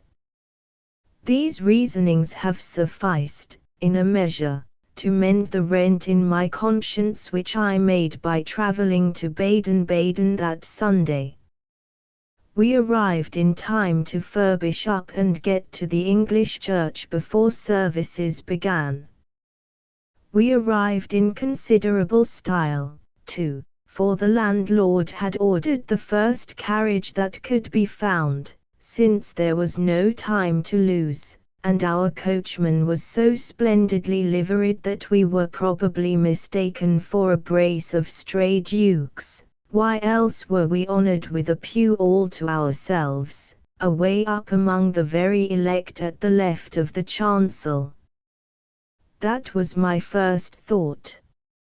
In the pew directly in front of us sat an elderly lady, plainly and cheaply dressed. At her side sat a young lady with a very sweet face, and she also was quite simply dressed, but around us and about us were clothes and jewels which it would do anybody's heart good to worship in. I thought it was pretty manifest that the elderly lady was embarrassed at finding herself in such a conspicuous place arrayed in such cheap apparel. I began to feel sorry for her and troubled about her. She tried to seem very busy with her prayer book and her responses, and unconscious that she was out of place, but I said to myself, she is not succeeding. There is a distressed tremulousness in her voice which betrays increasing embarrassment. Presently the Saviour's name was mentioned, and in her flurry she lost her head completely, and rose and courtesied, instead of making a slight nod as everybody else did. The sympathetic blood surged to my temples and I turned and gave those fine birds what I intended to be a beseeching look, but my feelings got the better of me and changed it into a look which said, "If any of you pets of fortune laugh at this poor soul, you will deserve to be flayed for it." Things went from bad to worse, and I shortly found myself mentally taking the unfriended lady under my protection. My mind was wholly upon her. I forgot all about the sermon. Her embarrassment took stronger and stronger hold upon her. She got to snapping the lid of her smelling bottle. It made a loud, sharp sound, but in her trouble she snapped and snapped away, unconscious of what she was doing. The last extremity was reached when the collection plate began its rounds. The moderate people threw in pennies, the nobles and the rich contributed silver, but she laid a 20-mark gold piece upon the bookrest before her with a sounding slap. I said to myself, she has parted with all her little hoard to buy the consideration of these unpitying people. It is a sorrowful spectacle. I did not venture to look around this time, but as the service closed, I said to myself, let them laugh, it is their opportunity, but at the door of this church they shall see her step into our fine carriage with us, and our gaudy coachman shall drive her home P234.jpg, 54K. Then she rose, and all the congregation stood while she walked down the aisle. She was the Empress of Germany. No, she had not been so much embarrassed as I had supposed. My imagination had got started on the wrong scent, and that is always hopeless. One is sure, then, to go straight on misinterpreting everything, clear through to the end. The young lady with her imperial majesty was a maid of honor, and I had been taking her for one of her boarders, all the time. This is the only time I have ever had an empress under my personal protection, and considering my inexperience, I wonder I got through with it so well. I should have been a little embarrassed myself if I had known earlier what sort of a contract I had on my hands. We found that the Empress had been in Baden-Baden several days. It is said that she never attends any but the English form of church service. I lay abed and read and rested from my journey's fatigues the remainder of that Sunday, but I sent my agent to represent me at the afternoon service, for I never allow anything to interfere with my habit of attending church twice every Sunday.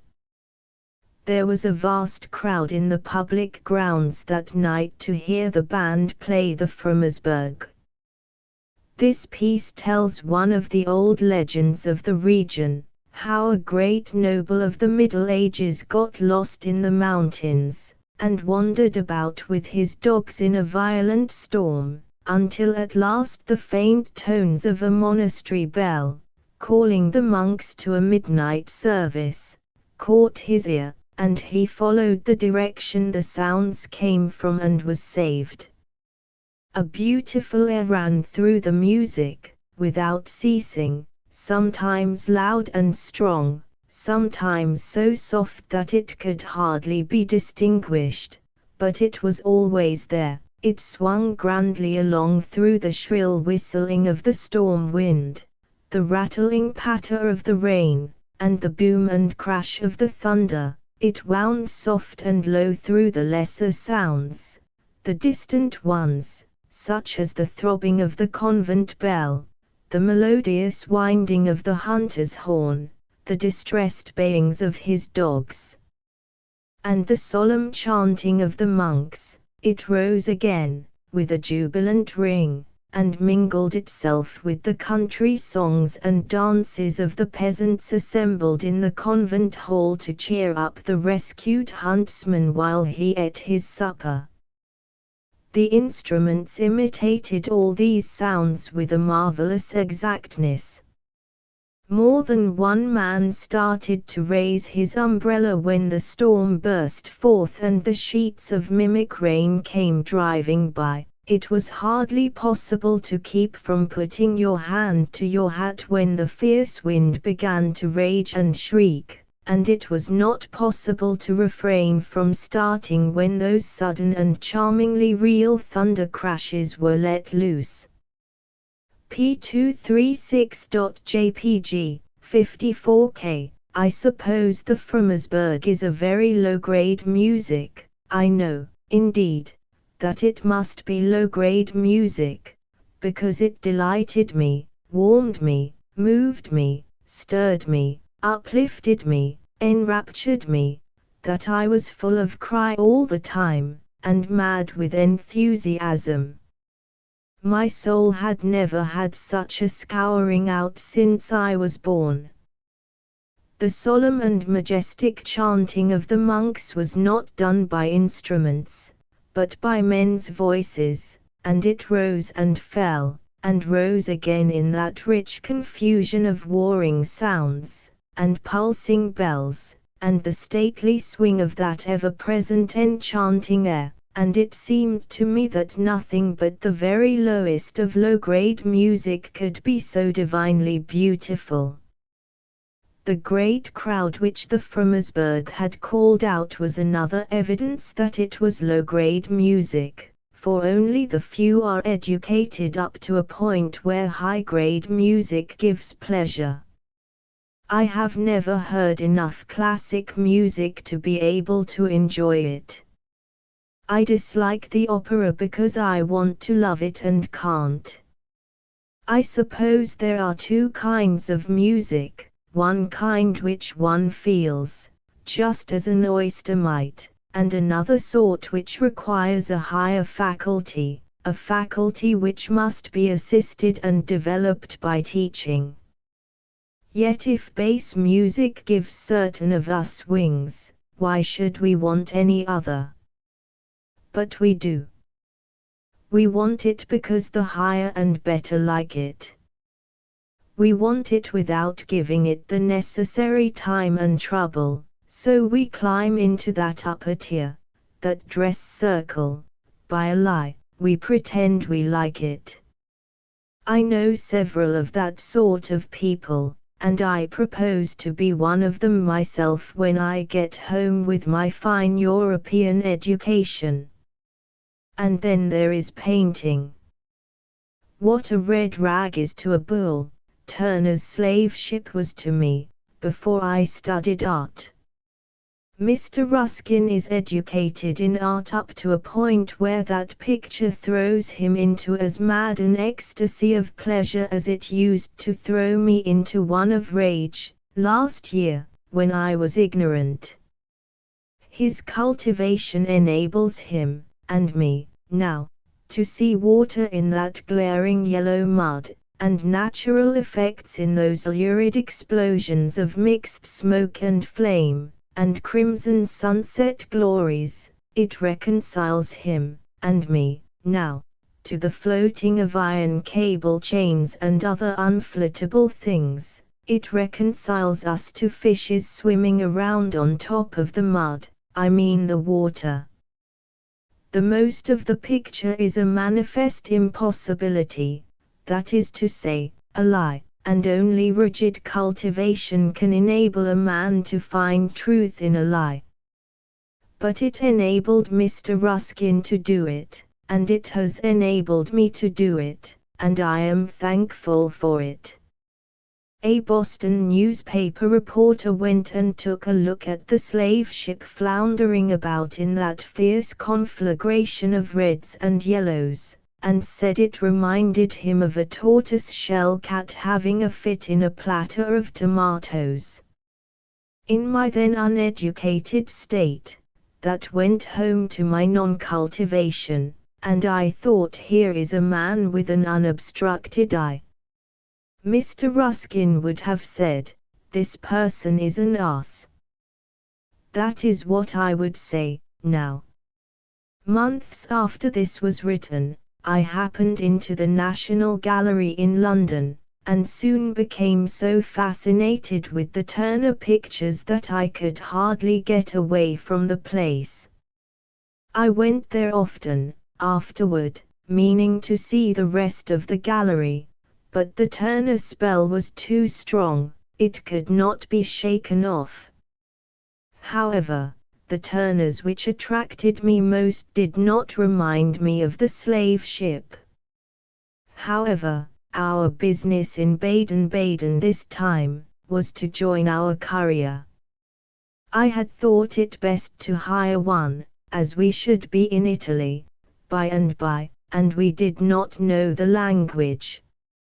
Neither did he.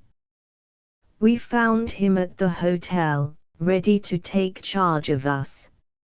I asked him if he was all fixed. He said he was. That was very true. He had a trunk, 2 small satchels, and an umbrella. I was to pay him $55 a month and railway fares. On the continent the railway fare on a trunk is about the same it is on a man. Couriers do not have to pay any board and lodging. This seems a great saving to the tourist, at first. It does not occur to the tourist that somebody pays that man's board and lodging. It occurs to him by and by, however, in one of his lucid moments. Chapter XXV, Hunted by the Little Chamois. P238.jpg, 87K. Next morning we left in the train for Switzerland, and reached Lucerne about 10 o'clock at night. The first discovery I made was that the beauty of the lake had not been exaggerated. Within a day or two I made another discovery. This was, that the lauded chamois is not a wild goat, that it is not a horned animal, that it is not shy, that it does not avoid human society, and that there is no peril in hunting it. P242.jpg, 38K. The chamois is a black or brown creature no bigger than a mustard seed. You do not have to go after it, it comes after you. It arrives in vast herds and skips and scampers all over your body, inside your clothes. Thus it is not shy, but extremely sociable. It is not afraid of man, on the contrary, it will attack him. Its bite is not dangerous, but neither is it pleasant. Its activity has not been overstated. If you try to put your finger on it, it will skip 1,000 times its own length at one jump, and no eye is sharp enough to see where it lights. A great deal of romantic nonsense has been written about the Swiss chamois and the perils of hunting it, whereas the truth is that even women and children hunt it, and fearlessly. Indeed, everybody hunts it. The hunting is going on all the time, day and night, in bed and out of it. It is poetic foolishness to hunt it with a gun. Very few people do that. There is not one man in a million who can hit it with a gun. It is much easier to catch it than it is to shoot it, and only the experienced chamois hunter can do either. Another common piece of exaggeration is that about the scarcity of the chamois. It is the reverse of scarce. Droves of 100 million chamois are not unusual in the Swiss hotels. Indeed, they are so numerous as to be a great pest. The romancers always dress up the chamois hunter in a fanciful and picturesque costume, whereas the best way to hunt this game is to do it without any costume at all. P243.jpg 109K. The article of commerce called chamois skin is another fraud. Nobody could skin a chamois, it is too small. The creature is a humbug in every way, and everything which has been written about it is sentimental exaggeration.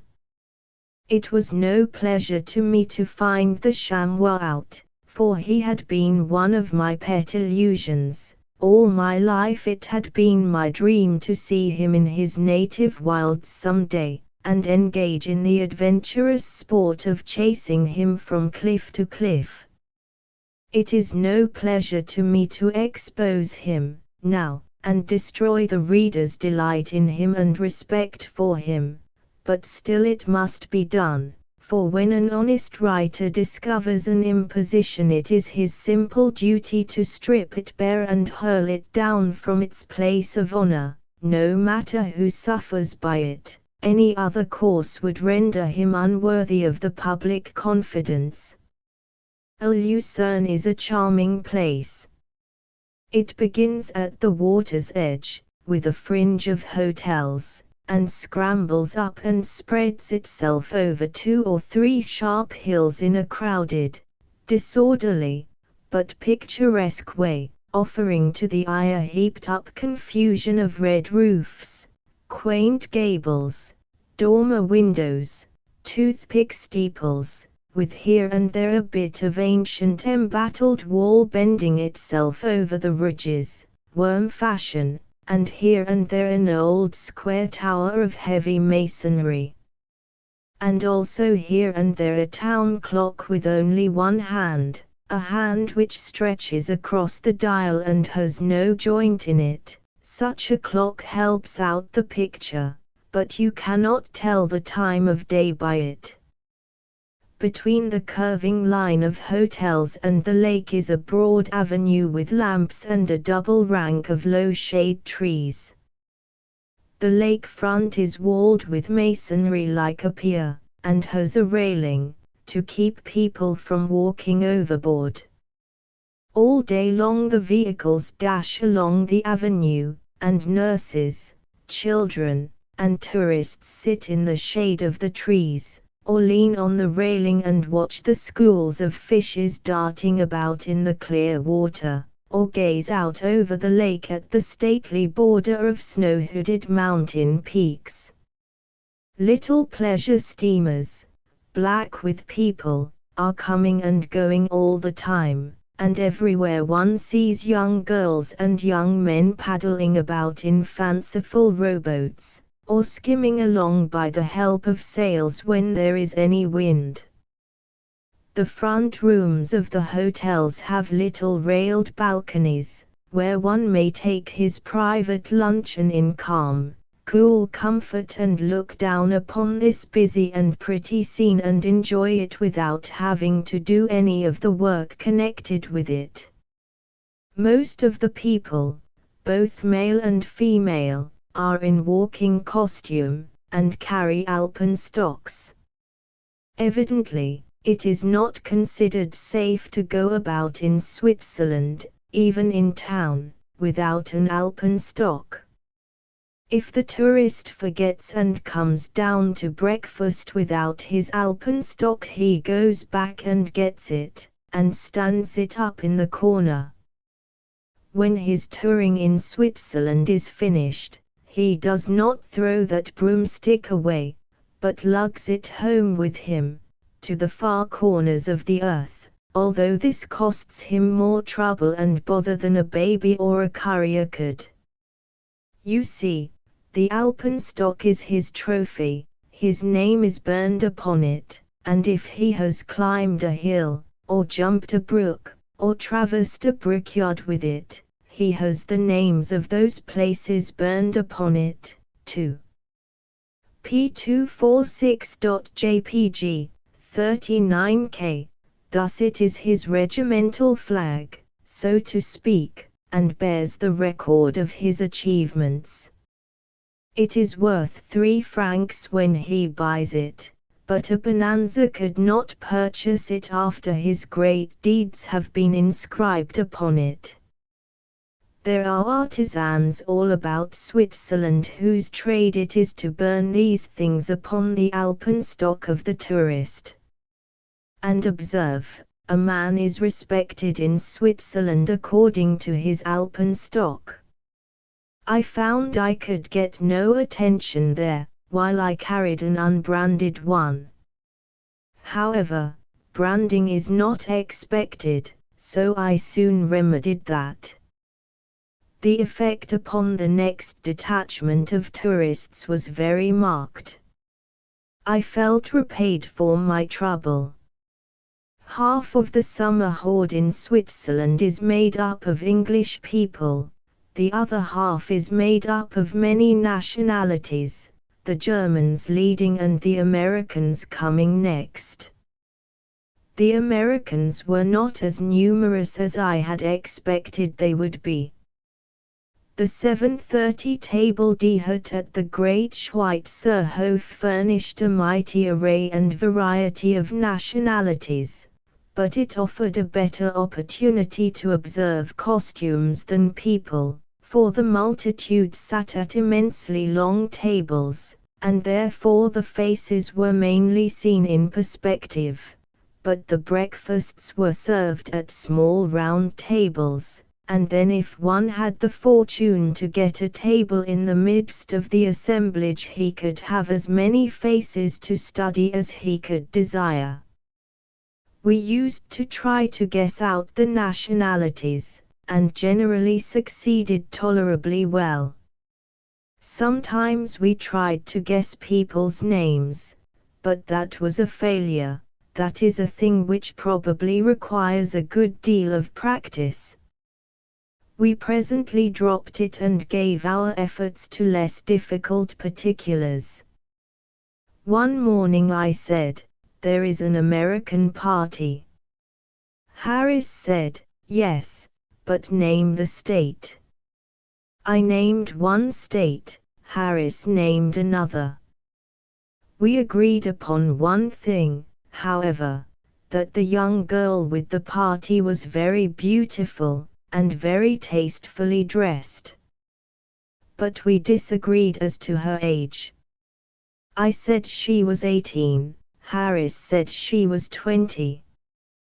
The dispute between us waxed warm, and I finally said, with a pretense of being in earnest, "Well, there is one way to settle the matter, I will go and ask her." P247.jpg, 13K, Harris said, sarcastically, "Certainly, that is the thing to do.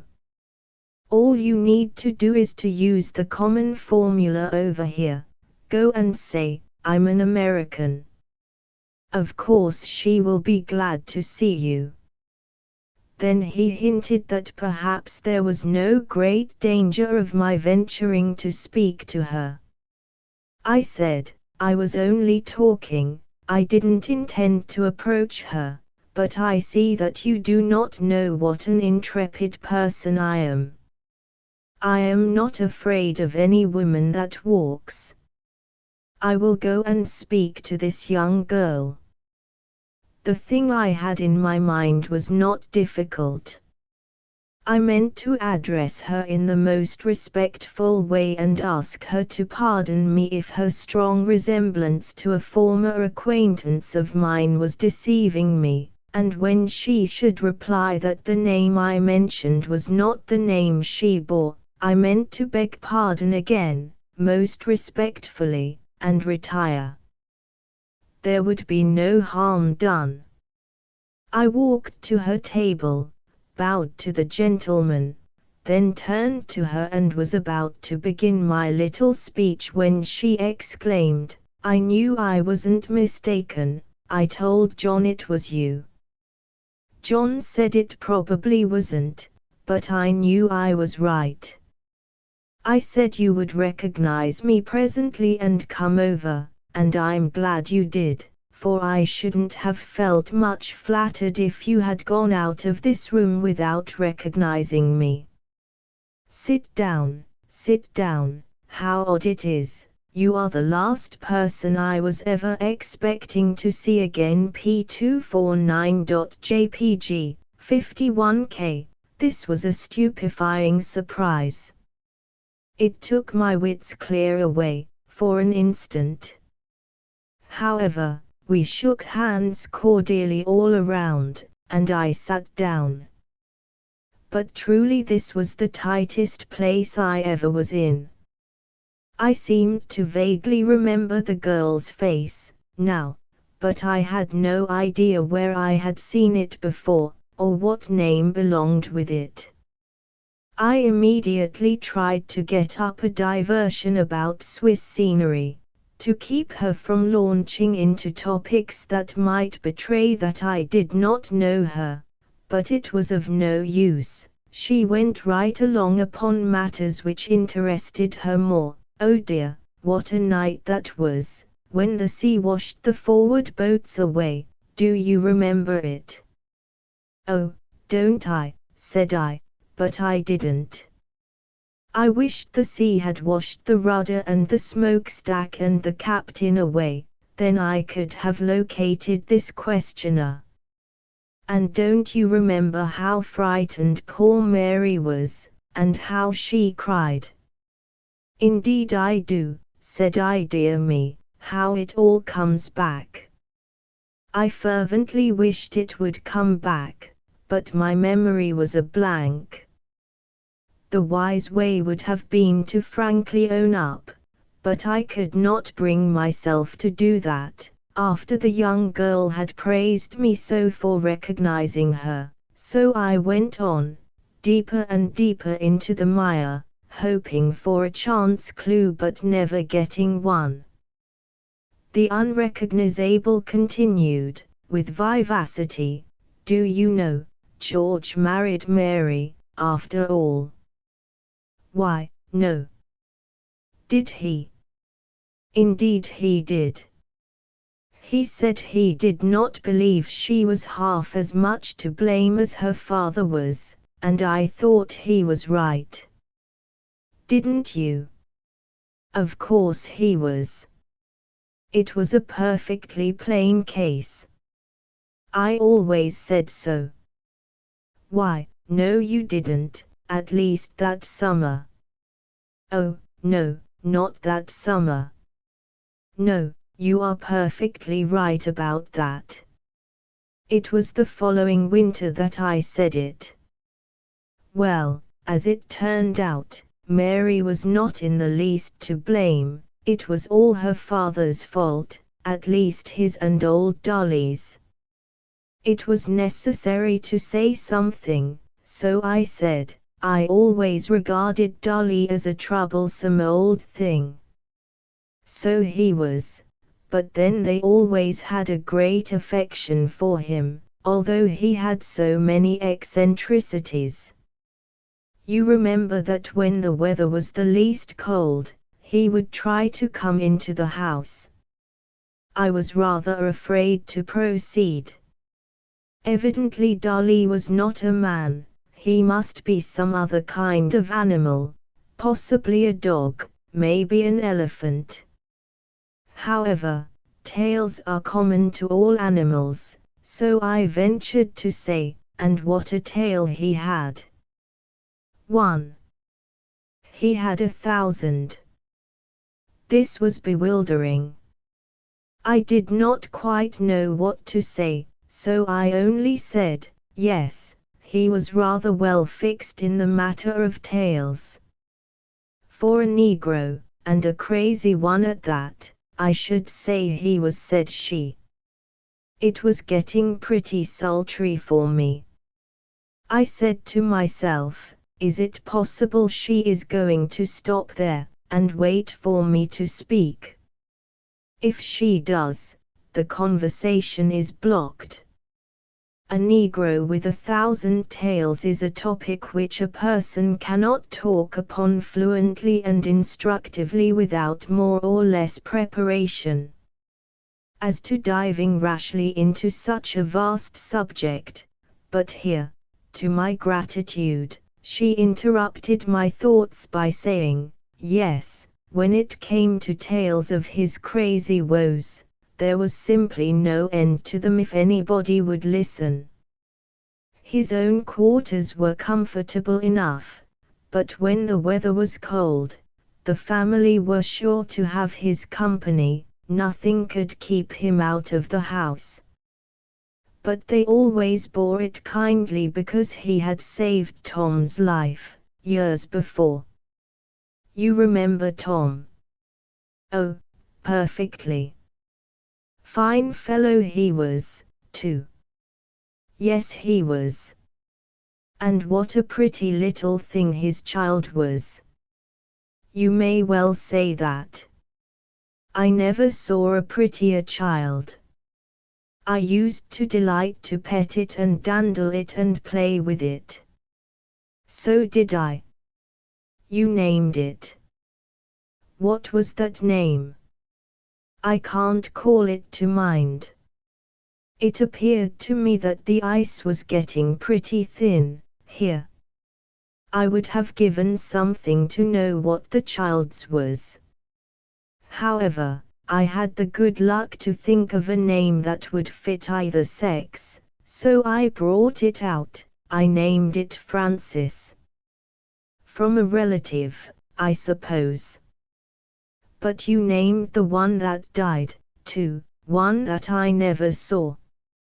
What did you call that one? I was out of neutral names, but as the child was dead and she had never seen it, I thought I might risk a name for it and trust to luck. Therefore I said, I called that one Thomas Henry. She said, musingly, that is very singular, very singular. I sat still and let the cold sweat run down. I was in a good deal of trouble, but I believed I could worry through if she wouldn't ask me to name any more children. I wondered where the lightning was going to strike next. She was still ruminating over that last child's title, but presently she said, I have always been sorry you were away at the time. I would have had you name my child. Your child. Are you married? I have been married 13 years. Christened, you mean? No, married. The youth by your side is my son.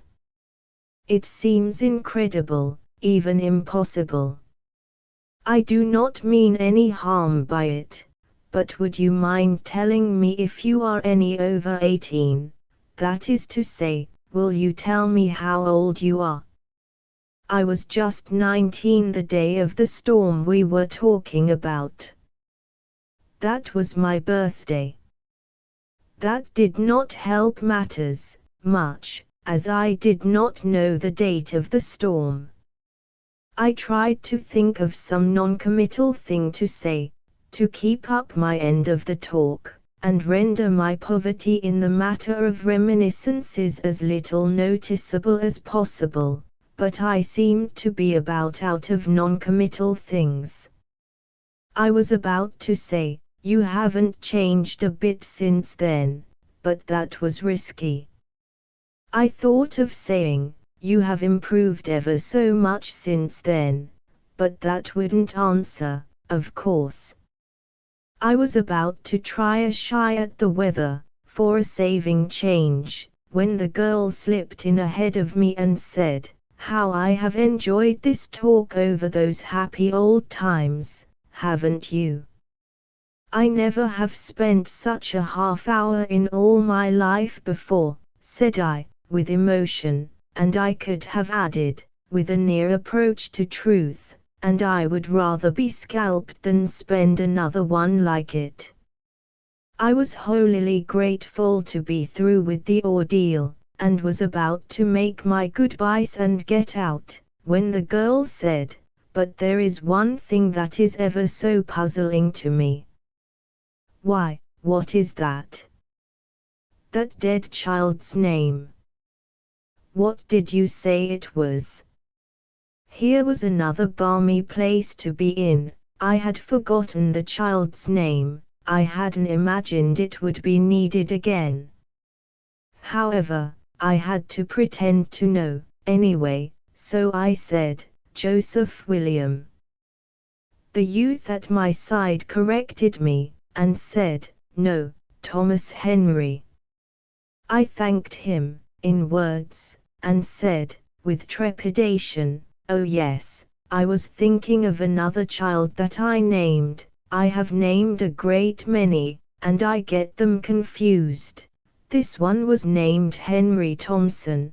"Thomas Henry," calmly interposed the boy. I thanked him again, strictly in words, and stammered out, "Thomas Henry, yes, Thomas Henry was the poor child's name. I named him for Thomas, Thomas Carlyle, the great author, you know, and Henry, Henry VIII. The parents were very grateful to have a child named Thomas Henry." "That makes it more singular than ever," murmured my beautiful friend. "Does it?" "Why?" "Because when the parents speak of that child now, they always call it Susan Amelia." That spiked my gun. I could not say anything. I was entirely out of verbal obliquities. To go further would be to lie, and that I would not do, so I simply sat still and suffered, sat mutely and resignedly there, and sizzled, for I was being slowly fried to death in my own blushes. Presently the enemy laughed a happy laugh and said, "I have enjoyed this talk over old times, but you have not. I saw very soon that you were only pretending to know me, and so as I had wasted a compliment on you in the beginning, I made up my mind to punish you. And I have succeeded pretty well. I was glad to see that you knew George and Tom and Dolly, for I had never heard of them before and therefore could not be sure that you had, and I was glad to learn the names of those imaginary children, too.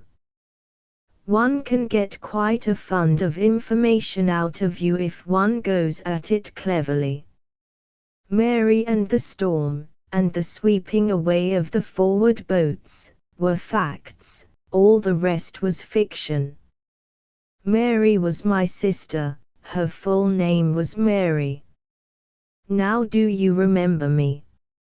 "Yes," I said, "I do remember you now, and you are as hard-headed as you were 13 years ago in that ship, else you wouldn't have punished me so."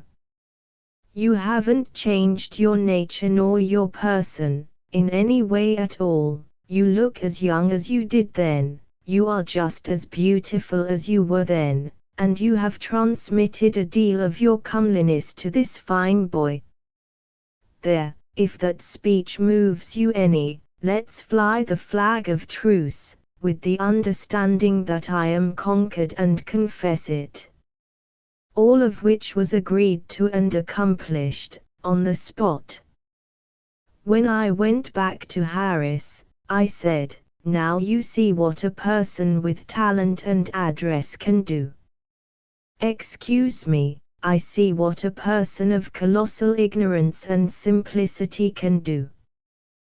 The idea of your going and intruding on a party of strangers, that way, and talking for half an hour, why I never heard of a man in his right mind doing such a thing before. What did you say to them? P255.jpg, 20k, I never said any harm. I merely asked the girl what her name was. I don't doubt it. Upon my word I don't. I think you were capable of it. It was stupid in me to let you go over there and make such an exhibition of yourself. But you know I couldn't really believe you would do such an inexcusable thing. What will those people think of us? But how did you say it? I mean the manner of it. I hope you were not abrupt. No, I was careful about that. I said, my friend, and I would like to know what your name is, if you don't mind. No, that was not abrupt. There is a polish about it that does you infinite credit.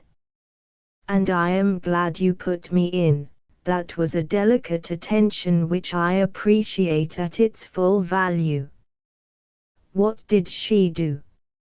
She didn't do anything in particular. She told me her name. Simply told you her name. Do you mean to say she did not show any surprise? Well, now I come to think, she did show something. Maybe it was surprise. I hadn't thought of that. I took it for gratification. Oh, undoubtedly you were right. It must have been gratification. It could not be otherwise than gratifying to be assaulted by a stranger with such a question as that. Then what did you do? I offered my hand and the party gave me a shake. I saw it. I did not believe my own eyes, at the time. Did the gentleman say anything about cutting your throat? No, they all seemed glad to see me, as far as I could judge. And do you know, I believe they were. I think they said to themselves, doubtless this curiosity has got away from his keeper, let us amuse ourselves with him. There is no other way of accounting for their facile docility. You sat down. Did they ask you to sit down? No, they did not ask me, but I suppose they did not think of it. You have an unerring instinct. What else did you do? What did you talk about? Well, I asked the girl how old she was. Undoubtedly. Your delicacy is beyond praise. Go on, don't mind my apparent misery. I always look so when I am steeped in a profound and reverent joy. Go on, she told you her age. Yes, she told me her age, and all about her mother, and her grandmother, and her other relations, and all about herself. Did she volunteer these statistics? No, not exactly that. I asked the questions and she answered them. This is divine. Go on, it is not possible that you forgot to inquire into her politics. No, I thought of that. She is a Democrat, her husband is a Republican, and both of them are Baptists. Her husband. Is that child married? She is not a child. She is married, and that is her husband who is there with her. Has she any children? Yes, 7.5. That is impossible. No, she has them. She told me herself. Well, but 7.5. How do you make out the half? Where does the half come in? There is a child which she had by another husband, not this one but another one, so it is a stepchild, and they do not count in full measure. Another husband. Has she another husband? Yes, 4. This one is number 4. I don't believe a word of it. It is impossible, upon its face. Is that boy there her brother? No, that is her son. He is her youngest. He is not as old as he looked, he is only 11.5. These things are all manifestly impossible. This is a wretched business. It is a plain case, they simply took your measure, and concluded to fill you up. They seem to have succeeded. I am glad I am not in the mess. They may at least be charitable enough to think there ain't a pair of us. Are they going to stay here long? No, they leave before noon. There is one man who is deeply grateful for that. How did you find out? You asked, I suppose. No, along at first I inquired into their plans, in a general way, and they said they were going to be here a week, and make trips round about, but toward the end of the interview, when I said you and I would tour around with them with pleasure, and offered to bring you over and introduce you, they hesitated a little, and asked if you were from the same establishment that I was. I said you were, and then they said they had changed their mind and considered it necessary to start at once and visit a sick relative in Siberia. Ah, me, you struck the summit. You struck the loftiest altitude of stupidity that human effort has ever reached.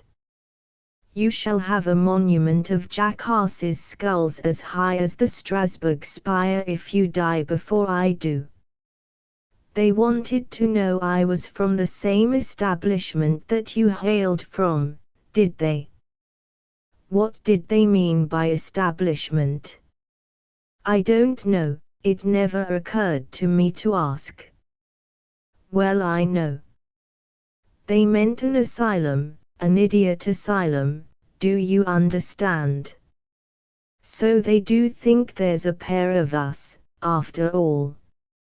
Now what do you think of yourself? Well, I don't know.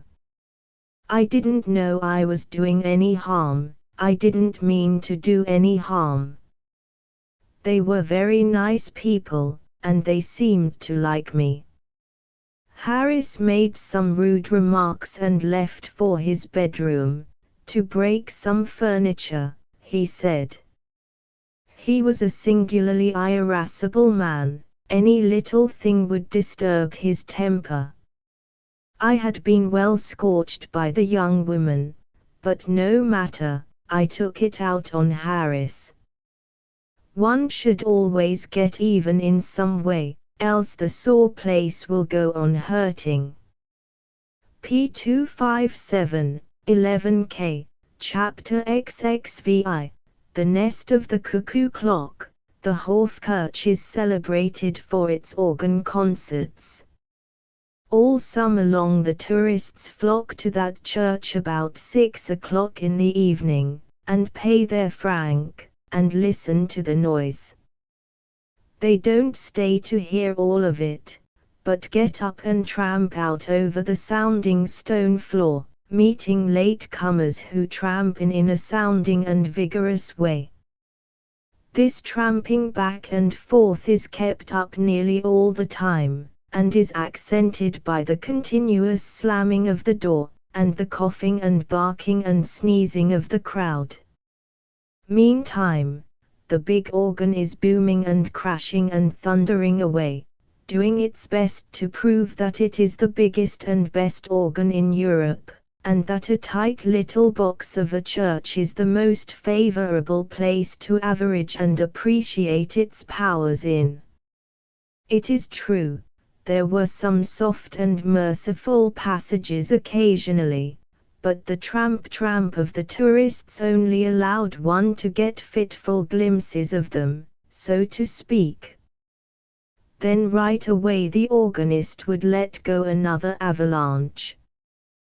The commerce of Lucerne consists mainly in gimcrackery of the souvenir sort. The shops are packed with alpine crystals, photographs of scenery, and wooden and ivory carvings. I will not conceal the fact that miniature figures of the Lion of Lucerne are to be had in them. Millions of them. But they are libels upon him, every one of them. There is a subtle something about the majestic pathos of the original which the copyist cannot get. Even the sun fails to get it. Both the photographer and the carver give you a dying lion, and that is all.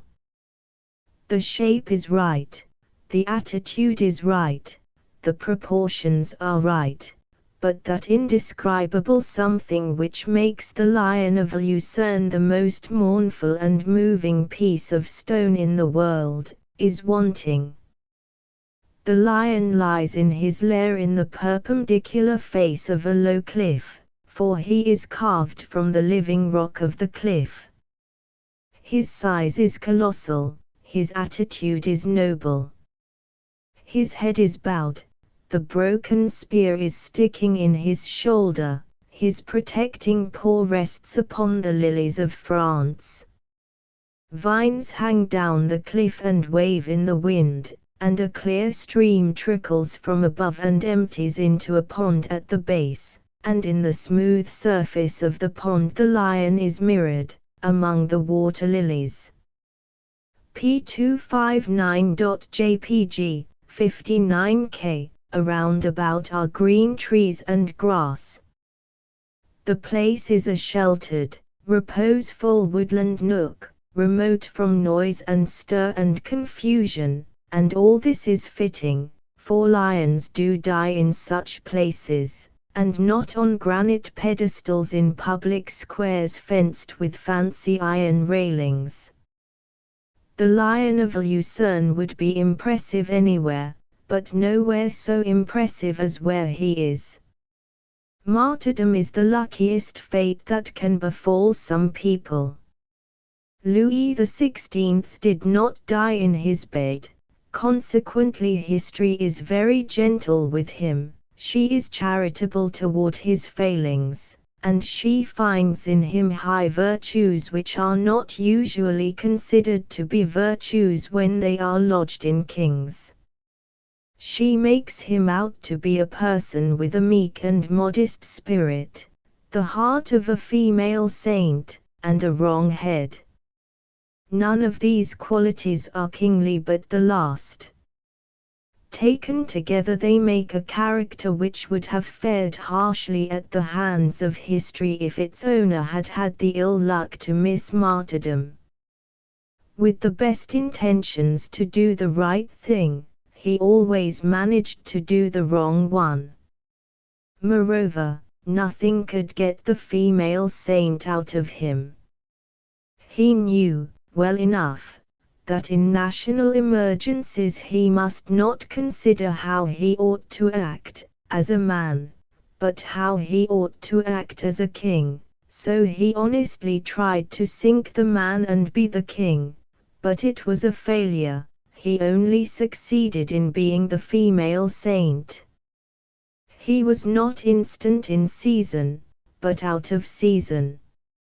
He could not be persuaded to do a thing while it could do any good. He was iron, he was adamant in his stubbornness then, but as soon as the thing had reached a point where it would be positively harmful to do it he would, and nothing could stop him. He did not do it because it would be harmful, but because he hoped it was not yet too late to achieve by it the good which it would have done if applied earlier. His comprehension was always a train or two behindhand. If a national toe required amputating, he could not see that it needed anything more than poulticing. When others saw that the mortification had reached the knee, he first perceived that the toe needed cutting off, so he cut it off, and he severed the leg at the knee when others saw that the disease had reached the thigh. He was good, and honest, and well-meaning, in the matter of chasing national diseases, but he never could overtake one. As a private man, he would have been lovable, but viewed as a king, he was strictly contemptible. His was a most unroyal career, but the most pitiable spectacle in it was his sentimental treachery to his Swiss guard on that memorable 10th of August, when he allowed those heroes to be massacred in his cause, and forbade them to shed the sacred French blood purporting to be flowing in the veins of the red-capped mob of miscreants that was raging around the palace. He meant to be kingly, but he was only the female saint once more. Some of his biographers think that upon this occasion the spirit of Saint Louis had descended upon him. It must have found pretty cramped quarters. If Napoleon I had stood in the shoes of Louis XVI that day, instead of being merely a casual and unknown looker-on, there would be no Lion of Lucerne, now, but there would be a well-stocked communist graveyard in Paris which would answer just as well to remember the 10th of August by. Martyrdom made a saint of Mary Queen of Scots 300 years ago, and she has hardly lost all of her saintship yet.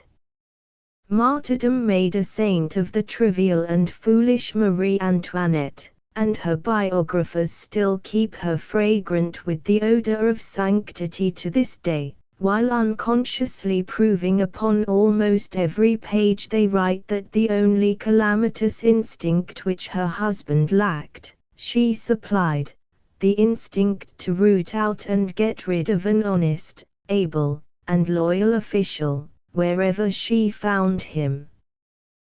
The hideous but beneficent French Revolution would have been deferred, or would have fallen short of completeness, or even might not have happened at all, if Marie Antoinette had made the unwise mistake of not being born. The world owes a great deal to the French Revolution, and consequently to its two chief promoters, Louis the Poor in spirit and his queen. We did not buy any wooden images of the lion, nor any ivory or ebony or marble or chalk or sugar or chocolate ones, or even any photographic slanders of him. The truth is, these copies were so common, so universal, in the shops and everywhere, that they presently became as intolerable to the wearied eye as the latest popular melody usually becomes to the harassed ear. In Lucerne, too, the wood carvings of other sorts, which had been so pleasant to look upon when one saw them occasionally at home, soon began to fatigue us. We grew very tired of seeing wooden quails and chickens picking and strutting around clock faces, and still more tired of seeing wooden images of the alleged chamois skipping about wooden rocks, or lying upon them in family groups, or peering alertly up from behind them. The first day, I would have bought 150 of these clocks if I had the money, and I did buy 3, but on the third day the disease had run its course, I had convalesced, and was in the market once more, trying to sell. However, I had no luck, which was just as well, for the things will be pretty enough, no doubt, when I get them home. For years my pet aversion had been the cuckoo clock. Now here I was, at last, right in the creature's home, so wherever I went that distressing hoo-hoo, hoo-hoo, hoo-hoo, was always in my ears. For a nervous man, this was a fine state of things. Some sounds are hatefuller than others, but no sound is quite so inane, and silly, and aggravating as the hoo-hoo of a cuckoo clock, I think. I bought one, and am carrying it home to a certain person, for I have always said that if the opportunity ever happened, I would do that man an ill turn.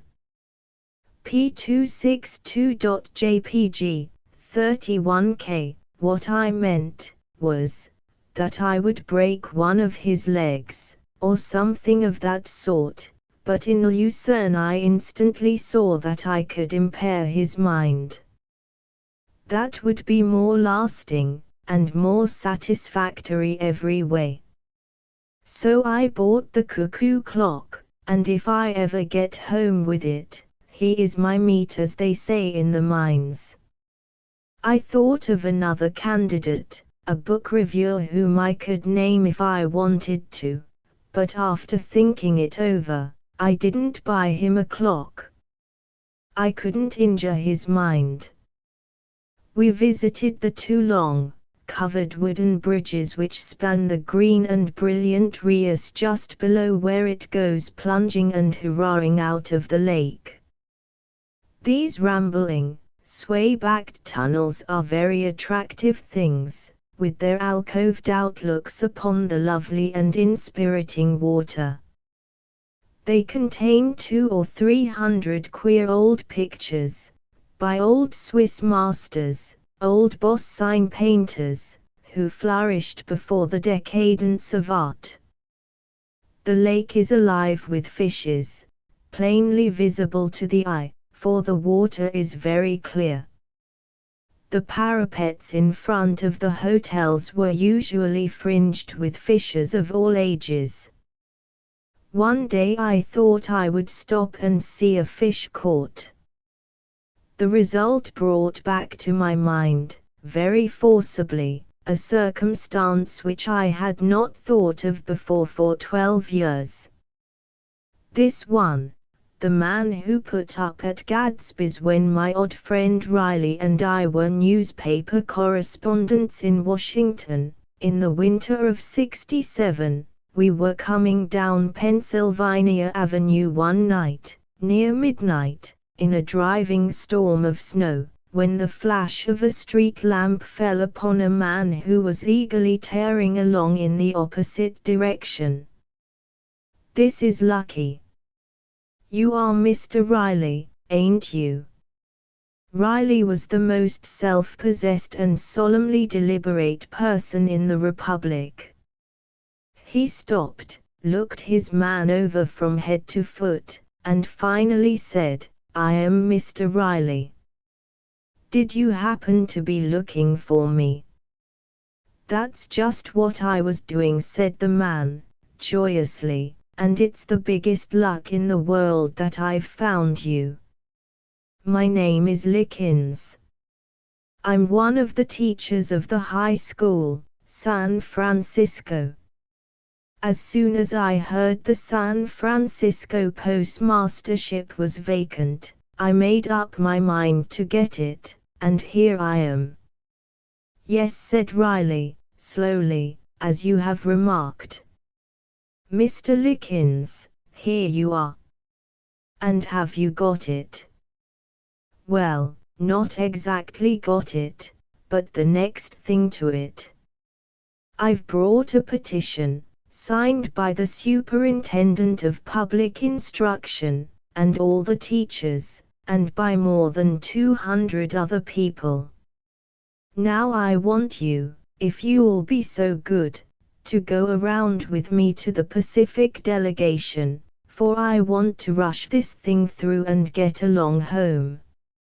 If the matter is so pressing, you will prefer that we visit the delegation tonight," said Riley, in a voice which had nothing mocking in it, to an unaccustomed ear. "Oh, tonight, by all means. I haven't got any time to fool around. I want their promise before I go to bed. I ain't the talking kind, I'm the doing kind."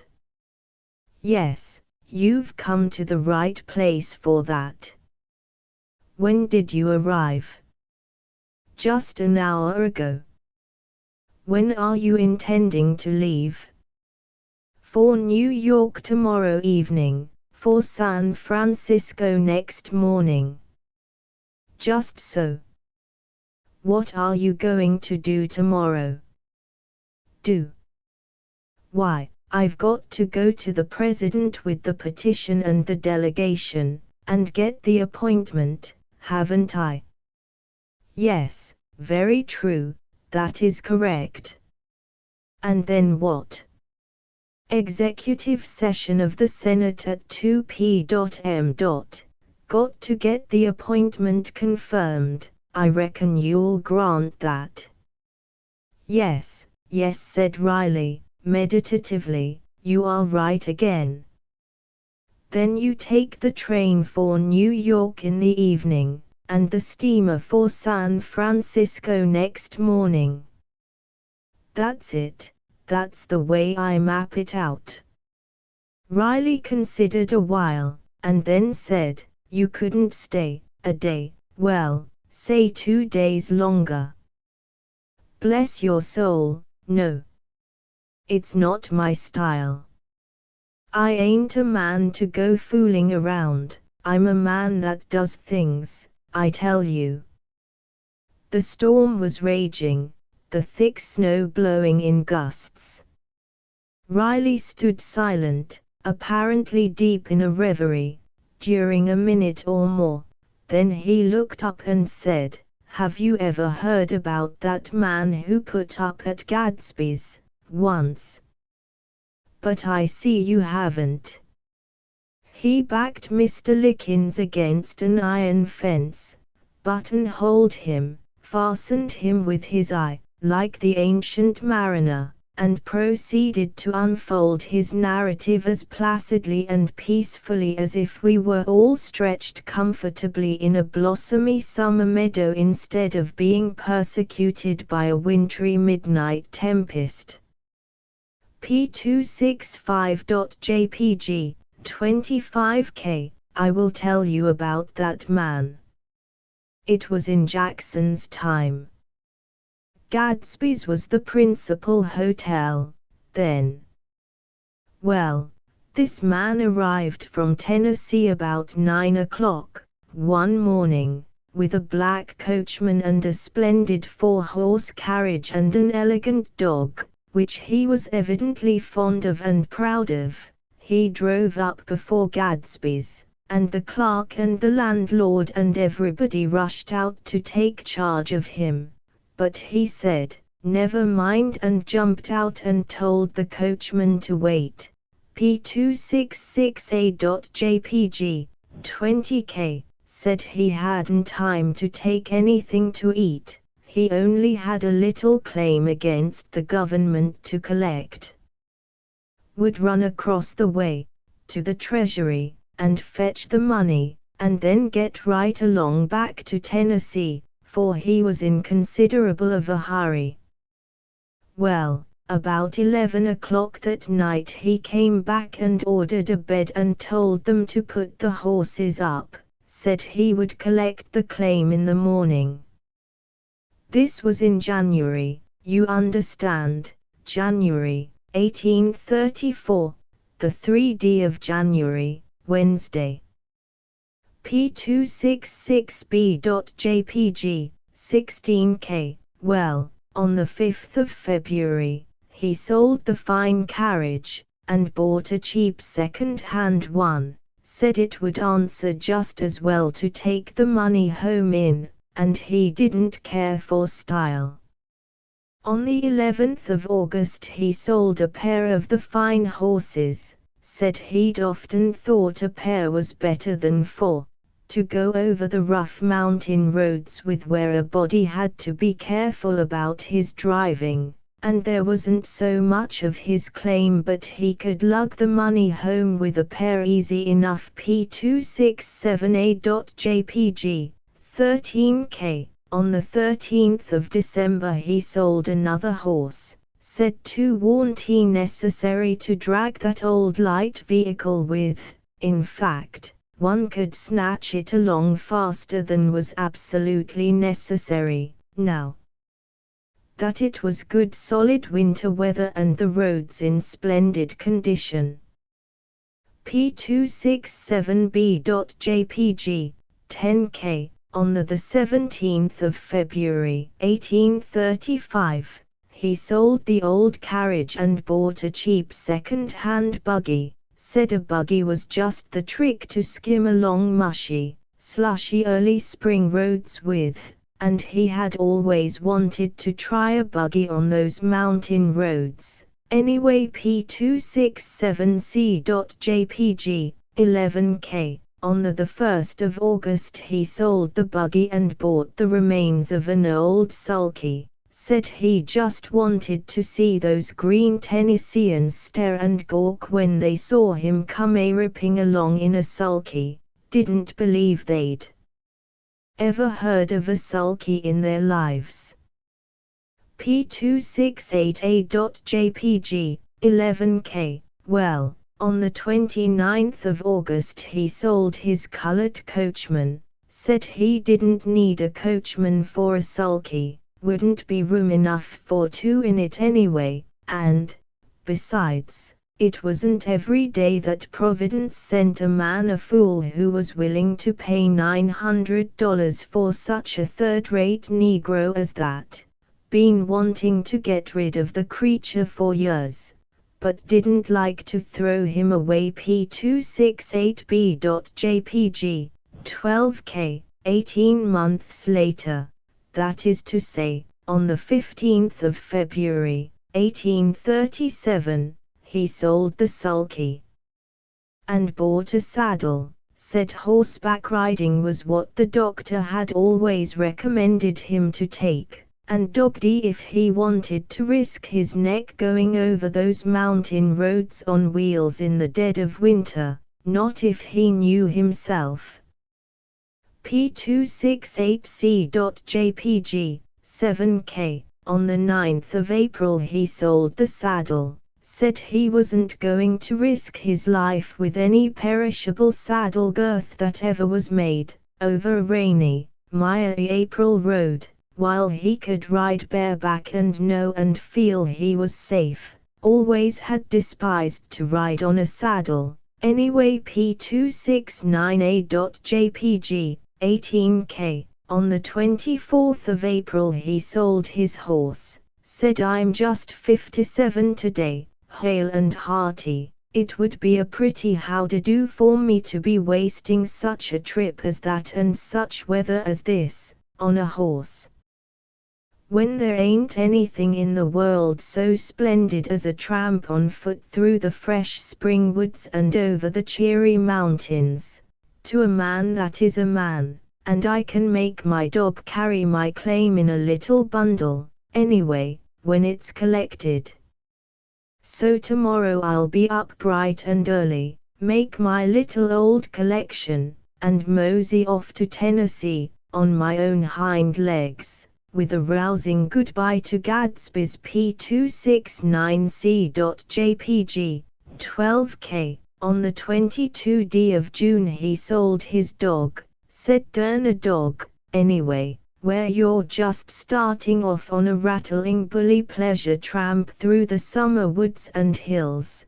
Perfect nuisance, chases the squirrels, barks at everything, goes a-capering and splattering around in the fords. Man can't get any chance to reflect and enjoy nature, and I'd a blamed sight ruther carry the claim myself. It's a mighty sight safer. A dog's mighty uncertain in a financial way, always noticed it. Well, goodbye, boys, last call. I'm off for Tennessee with a good leg and a gay heart. Early in the morning P270.jpg, 9K. There was a pause and a silence, except the noise of the wind and the pelting snow. Mr. Lickins said, impatiently, "Well." Riley said, "Well, that was 30 years ago." Very well, what of it? I'm great friends with that old patriarch. He comes every evening to tell me goodbye. I saw him an hour ago. He's off for Tennessee early tomorrow morning, as usual. Said he calculated to get his claim through and be off before night owls like me have turned out of bed. The tears were in his eyes. He was so glad he was going to see his old Tennessee and his friends once more. Another silent pause. The stranger broke it. Is that all? That is all. Well, for the time of night, and the kind of night, it seems to me the story was full long enough. But what's it all for? Oh, nothing in particular. Well, where's the point of it? Oh, there isn't any particular point to it. Only, if you are not in too much of a hurry to rush off to San Francisco with that post office appointment, Mr. Lickins, I'd advise you to put up at Gadsby's for a spell, and take it easy. Goodbye. God bless you." So saying, Riley blandly turned on his heel and left the astonished schoolteacher standing there, a musing and motionless snow image shining in the broad glow of the street lamp. He never got that post office. To go back to Lucerne and its fishers, I concluded, after about 9 hours waiting, that the man who proposes to tarry till he sees something hook one of those well-fed and experienced fishes will find it wisdom to put up at Gadsby's and take it easy. It is likely that a fish has not been caught on that lake pier for 40 years, but no matter. The patient fisher watches his cork there all the day long, just the same, and seems to enjoy it. One may see the fisher loafers just as thick and contented and happy and patient all along the Seine at Paris, but tradition says that the only thing ever caught there in modern times is a thing they don't fish for at all, the recent dog and the translated cat. P271.jpg, 12K, Chapter XXAE, I spare an awful bore. Close by the Lion of Lucerne is what they call the Glacier Garden, and it is the only one in the world. It is on high ground. 4 or 5 years ago, some workmen who were digging foundations for a house came upon this interesting relic of a long-departed age. Scientific men perceived in it a confirmation of their theories concerning the glacial period, so through their persuasions the little tract of ground was bought and permanently protected against being built upon. The soil was removed, and there lay the rasped and gutted track which the ancient glacier had made as it moved along upon its slow and tedious journey. This track was perforated by huge pot-shaped holes in the bedrock, formed by the furious washing around in them of boulders by the turbulent torrent which flows beneath all glaciers. These huge round boulders still remain in the holes. They and the walls of the holes are worn smooth by the long-continued chafing which they gave each other in those old days. P273.jpg, 89K. It took a mighty force to churn these big lumps of stone around in that vigorous way. The neighboring country had a very different shape at that time. The valleys have risen up and become hills since, and the hills have become valleys. The boulders discovered in the pots had traveled a great distance, for there is no rock like them nearer than the distant Rhone glacier. For some days we were content to enjoy looking at the blue Lake Lucerne and at the piled-up masses of snow mountains that border it all around, an enticing spectacle, this last, for there is a strange and fascinating beauty and charm about a majestic snow peak with the sun blazing upon it or the moonlight softly enriching it. But finally we concluded to try a bit of excursioning around on a steamboat, and a dash on foot at the Rigi. Very well, we had a delightful trip to Fluelen, on a breezy, sunny day.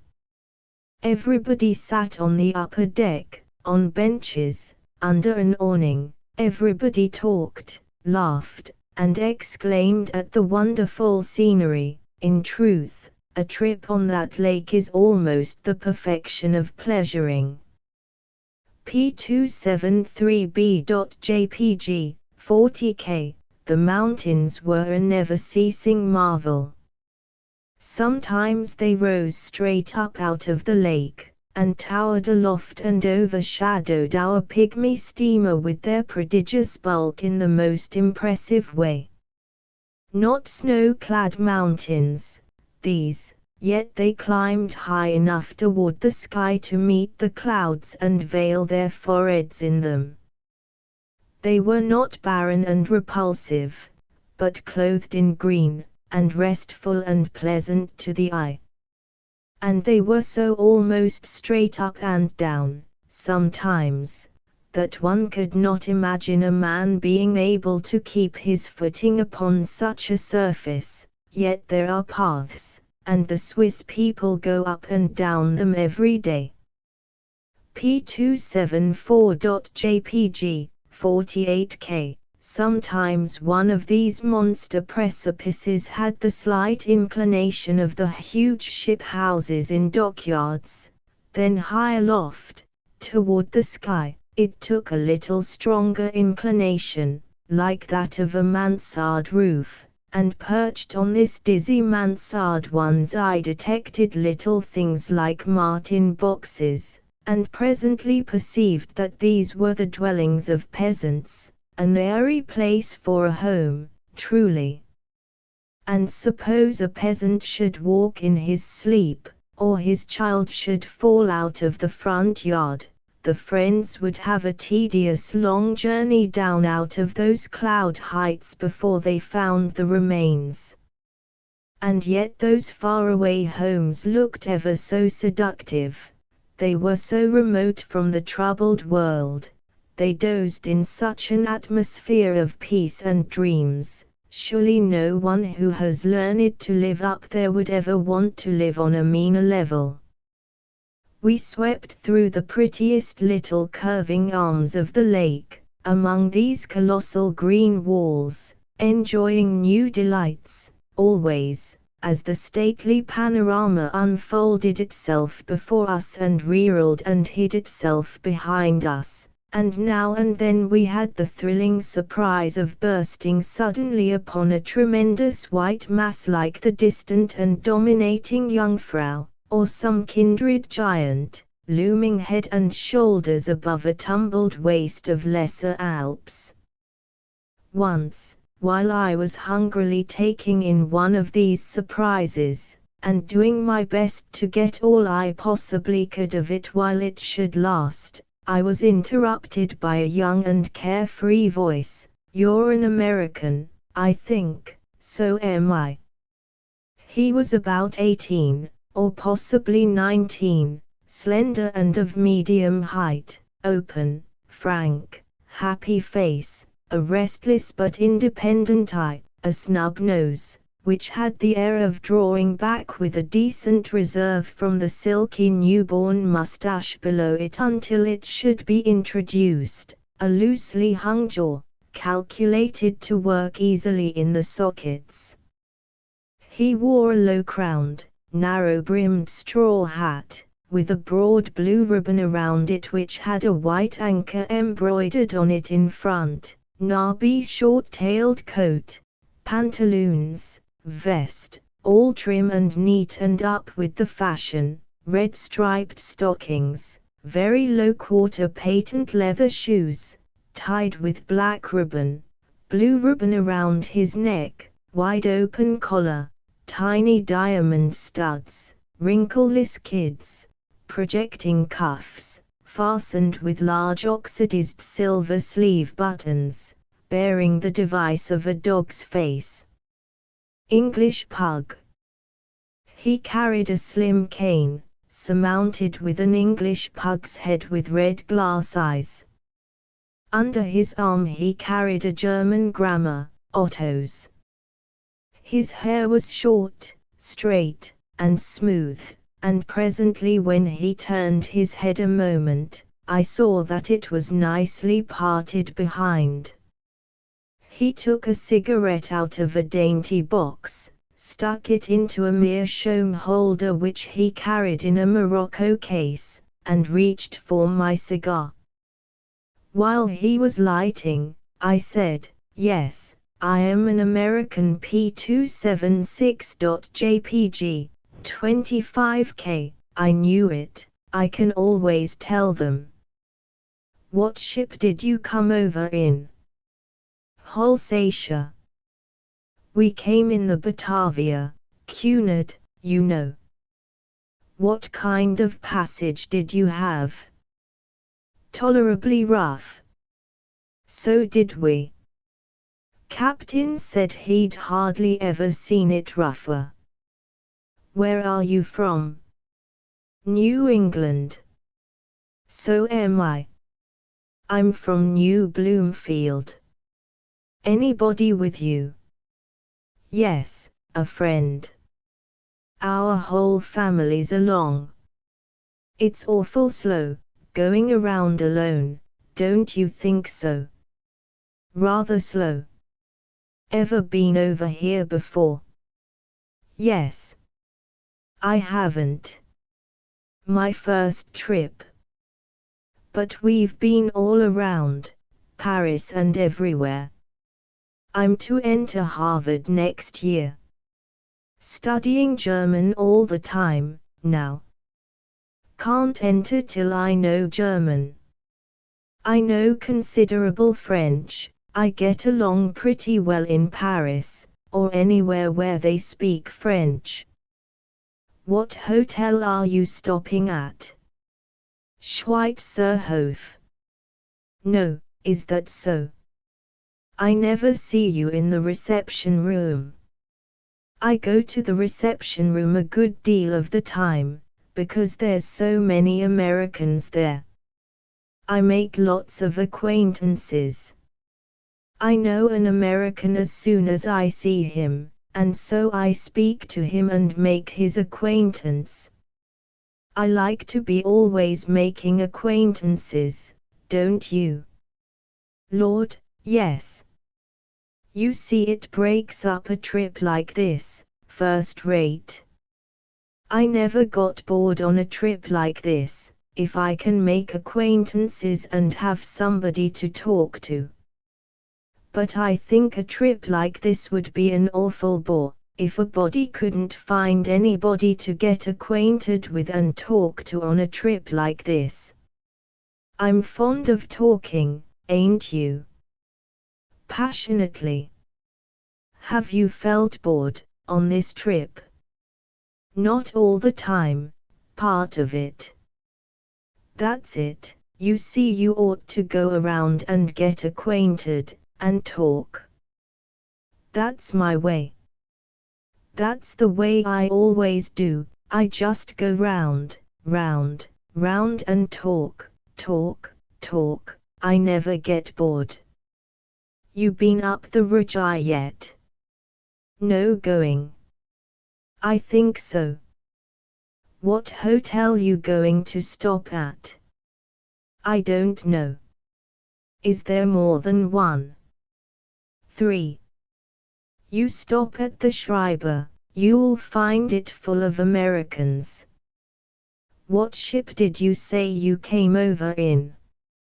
City of Antwerp. German, I guess. You going to Geneva? Yes. What hotel you going to stop at? Hotel de l'Ecu de Genève. Don't you do it. No Americans there. You stop at one of those big hotels over the bridge, they're packed full of Americans. But I want to practice my Arabic. Good gracious, do you speak Arabic? Yes, well enough to get along. Why, hang it, you won't get along in Geneva. They don't speak Arabic, they speak French. What hotel are you stopping at here? Hotel Pension Barivage. Show, you ought to stop at the Schweizerhof. Didn't you know the Schweizerhof was the best hotel in Switzerland? Look at your Baedeker. Yes, I know, but I had an idea there weren't any Americans there. No Americans. Why, bless your soul, it's just alive with them. I'm in the great reception room most all the time. I make lots of acquaintances there. Not as many as I did at first, because now only the new ones stop in there, the others go right along through. Where are you from? Arkansas. Is that so? I'm from New England, New Bloomfield's my town when I'm at home. I'm having a mighty good time today, ain't you? Divine. That's what I call it. I like this knocking around, loose and easy, and making acquaintances and talking. I know an American, soon as I see him, so I go and speak to him and make his acquaintance. I ain't ever bored, on a trip like this, if I can make new acquaintances and talk. I'm awful fond of talking when I can get hold of the right kind of a person, ain't you? I prefer it to any other dissipation. That's my notion, too. Now some people like to take a book and sit down and read, and read, and read, or moon around yawping at the lake or these mountains and things. But that ain't my way, no, sir. If they like it, let 'em do it, I don't object. But as for me, talking's what I like. You been up the Rajai? Yes. What hotel did you stop at? Schreiber. That's the place, I stopped there too, full of Americans, wasn't it? It always is, always is. That's what they say. Everybody says that. What ship did you come over in? Ville de Paris. French, I reckon. What kind of a passage did, excuse me a minute, there's some Americans I haven't seen before. And away he went. He went uninjured, too. I had the murderous impulse to harpoon him in the back with my alpenstock, but as I raised the weapon the disposition left me. I found I hadn't the heart to kill him. He was such a joyous, innocent, good-natured numbskull.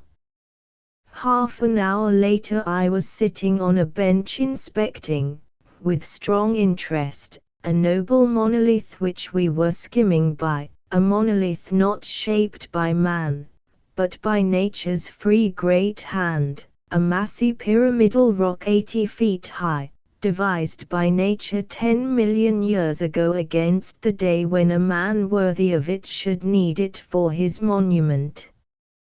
The time came at last, and now this grand remembrancer bears Schiller's name in huge letters upon its face. Curiously enough, this rock was not degraded or defiled in any way. It is said that 2 years ago a stranger let himself down from the top of it with ropes and pulleys, and painted all over it, in blue letters bigger than those in Schiller's name, these words: Trysozodont, by Sunstove Polish, Helmboldt-Buchu, tribenzolin for the blood. He was captured and it turned out that he was an American. Upon his trial the judge said to him, "You are from a land where any insolent that wants to is privileged to profane and insult nature, and, through her, nature's God, if by so doing he can put a sordid penny in his pocket." But here the case is different. Because you are a foreigner and ignorant, I will make your sentence light. If you were a native I would deal strenuously with you. Hear and obey. You will immediately remove every trace of your offensive work from the Schiller monument. You pay a fine of 10,000 francs, you will suffer 2 years' imprisonment at hard labor, you will then be horso-hipped, tarred and feathered, deprived of your ears, ridden on a rail to the confines of the canton, and banished forever. The severest penalties are omitted in your case, not as a grace to you, but to that great republic which had the misfortune to give you birth. P280.jpg, 12K. The steamer's benches were ranged back to back across the deck. My back hair was mingling innocently with the back hair of a couple of ladies. Presently they were addressed by someone and I overheard this conversation. "You are Americans, I think." "So am I." "Yes, we are Americans."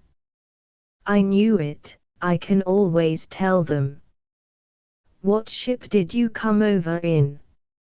"City of Chester." "Oh, yes, in Man Line." "We came in the Batavia, Cunard, you know." "What kind of a passage did you have?" "Pretty fair." "That was luck." "We had it awful rough." "Captain said he'd hardly seen it rougher." "Where are you from?" "New Jersey." "So am I." "No, I didn't mean that, I'm from New England." "New Bloomfield's my place." "These your children, belong to both of you?"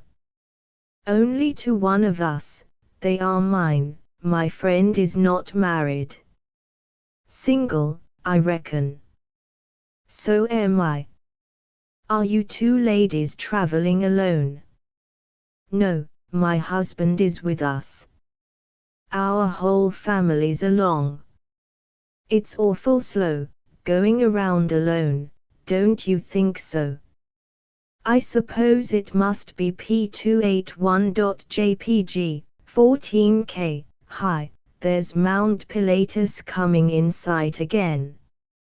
Named after Pontius Pilate, you know, that shot the apple off of William Tell's head. Guidebook tells all about it, they say. I didn't read it, an American told me. I don't read when I'm knocking around like this, having a good time. Did you ever see the chapel where William Tell used to preach? I did not know he ever preached there. Oh, yes, he did. That American told me so.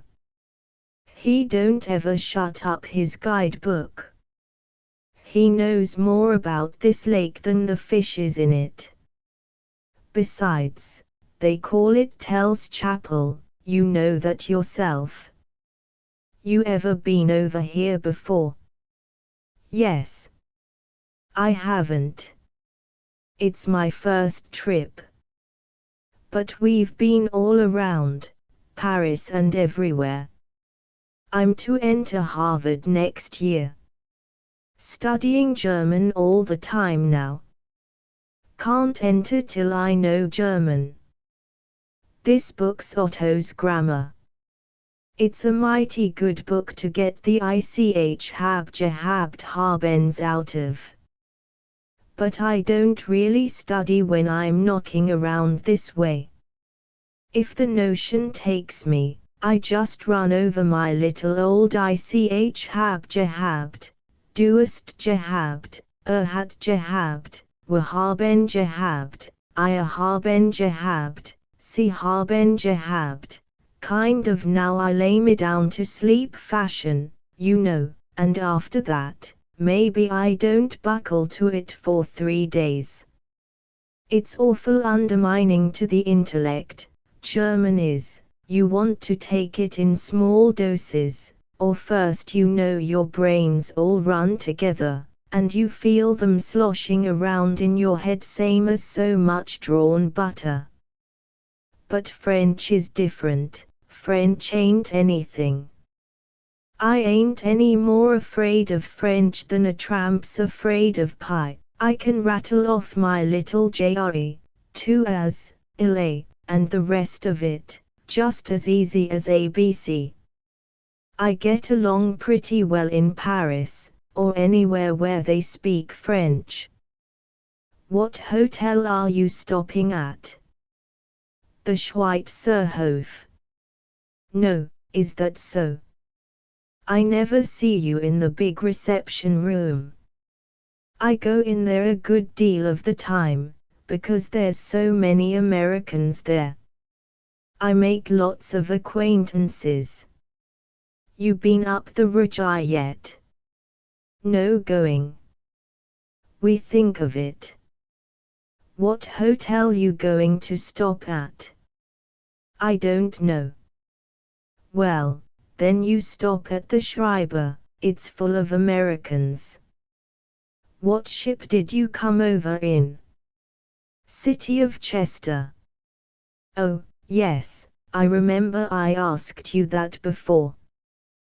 But I always ask everybody what ship they came over in, and so sometimes I forget and ask again. You going to Geneva? Yes. What hotel you going to stop at? We expect to stop in a pension. I don't hardly believe you'll like that, there's very few Americans in the pensions. What hotel are you stopping at here? The Schweizerhof. Oh, yes. I asked you that before, too. But I always ask everybody what hotel they are stopping at, and so I've got my head all mixed up with hotels. But it makes talk, and I love to talk. It refreshes me up so, don't it you, on a trip like this? Yes, sometimes. Well, it does me, too. As long as I'm talking I never feel bored, ain't that the way with you? Yes, generally. but there are exceptions to the rule. Oh, of course. I don't care to talk to everybody, myself. If a person starts into jabber about scenery, and history, and pictures, and all sorts of tiresome things, I get the fantods mighty soon. I say, well, I must be going now, hope I'll see you again, and then I take a walk. Where you from? New Jersey. Why, bother it all, I asked you that before, too. Have you seen the Lion of Lucerne? Not yet. Nor I, either. But the man who told me about Mount Pilatus says it's one of the things to see. It's 28 feet long. It don't seem reasonable, but he said so, anyway. He saw it yesterday, said it was dying, then, so I reckon it's dead by this time. But that ain't any matter, of course they'll stuff it. Did you say the children are yours, or hers? Mine. Oh, so you did. Are you going up the, no, I asked you that. What ship, no, I asked you that, too. What hotel are you, no, you told me that. Let me see, Oh, what kind of voy, no, we've been over that ground, too. Well, I believe that is all. Bonjour, I am very glad to have made your acquaintance, ladies. Guten Tag P283.jpg, 12K, Chapter X8, The Jodel and its Native Wilds. The Rügikulm is an imposing alpine mass, 6,000 feet high, which stands by itself, and commands a mighty prospect of blue lakes, green valleys, and snowy mountains. A compact and magnificent picture 300 miles in circumference. The ascent is made by rail, or horseback, or on foot, as one may prefer. I and my agent Pan applied ourselves in walking costume, one bright morning, and started down the lake on the steamboat. We got ashore at the village of Waegis, 3/4 of an hour distant from Lucerne. This village is at the foot of the mountain. We were soon tramping leisurely up the leafy mule path, and then the talk began to flow, as usual. It was 12 o'clock noon, and a breezy, cloudless day. The ascent was gradual, and the glimpses, from under the curtaining boughs, of blue water, and tiny sailboats, and beetling cliffs, were as charming as glimpses of dreamland. All the circumstances were perfect, and the anticipations, too, for we should soon be enjoying, for the first time, that wonderful spectacle, an alpine sunrise, the object of our journey. There was, apparently, no real need for hurry, for the guidebook made the walking distance from Waegis to the summit only 3 hours and a quarter. I say apparently because the guidebook had already fooled us once, about the distance from Allerheiligen to Opnau, and for aught I knew it might be getting ready to fool us again. We were only certain as to the altitudes. We calculated to find out for ourselves how many hours it is from the bottom to the top.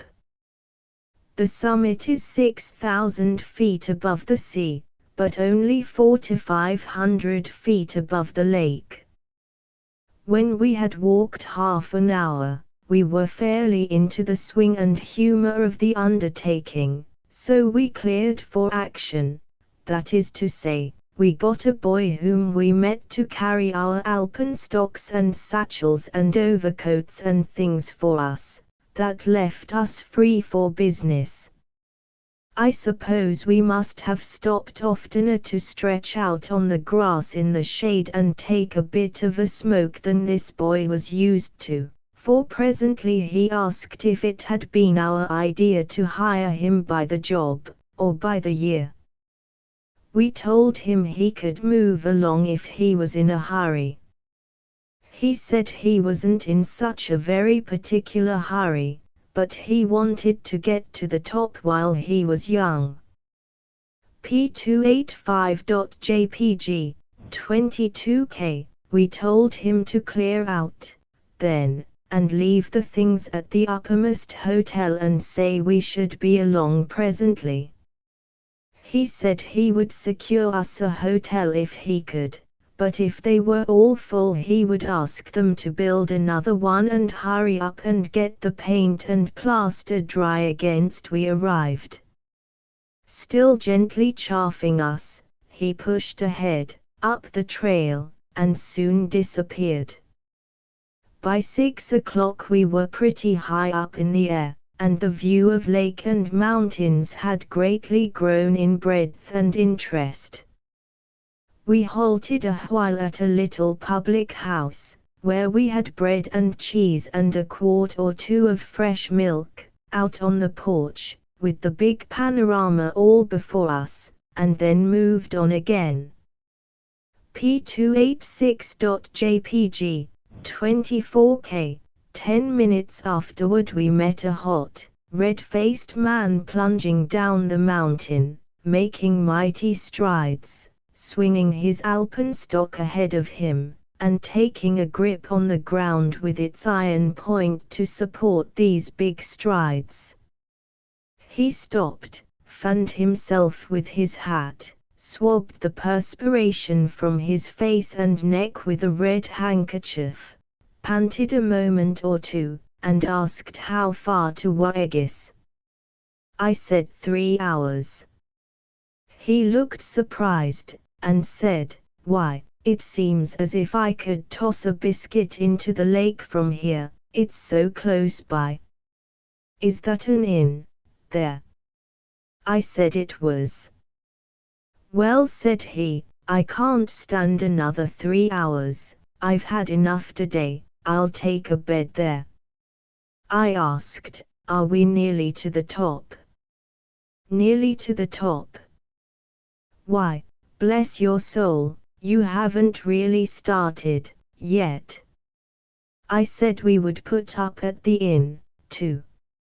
So we turned back and ordered a hot supper, and had quite a jolly evening of it with this Englishman. The German landlady gave us neat rooms and nice beds, and when I and my agent turned in, it was with the resolution to be up early and make the utmost of our first alpine sunrise. But of course we were dead tired, and slept like policemen, so when we awoke in the morning and ran to the window it was already too late, because it was 11:30. It was a sharp disappointment. However, we ordered breakfast and told the landlady to call the Englishman, but she said he was already up and off at daybreak, and swearing like mad about something or other. We could not find out what the matter was. He had asked the landlady the altitude of her place above the level of the lake, and she told him 1495 feet. That was all that was said. Then he lost his temper.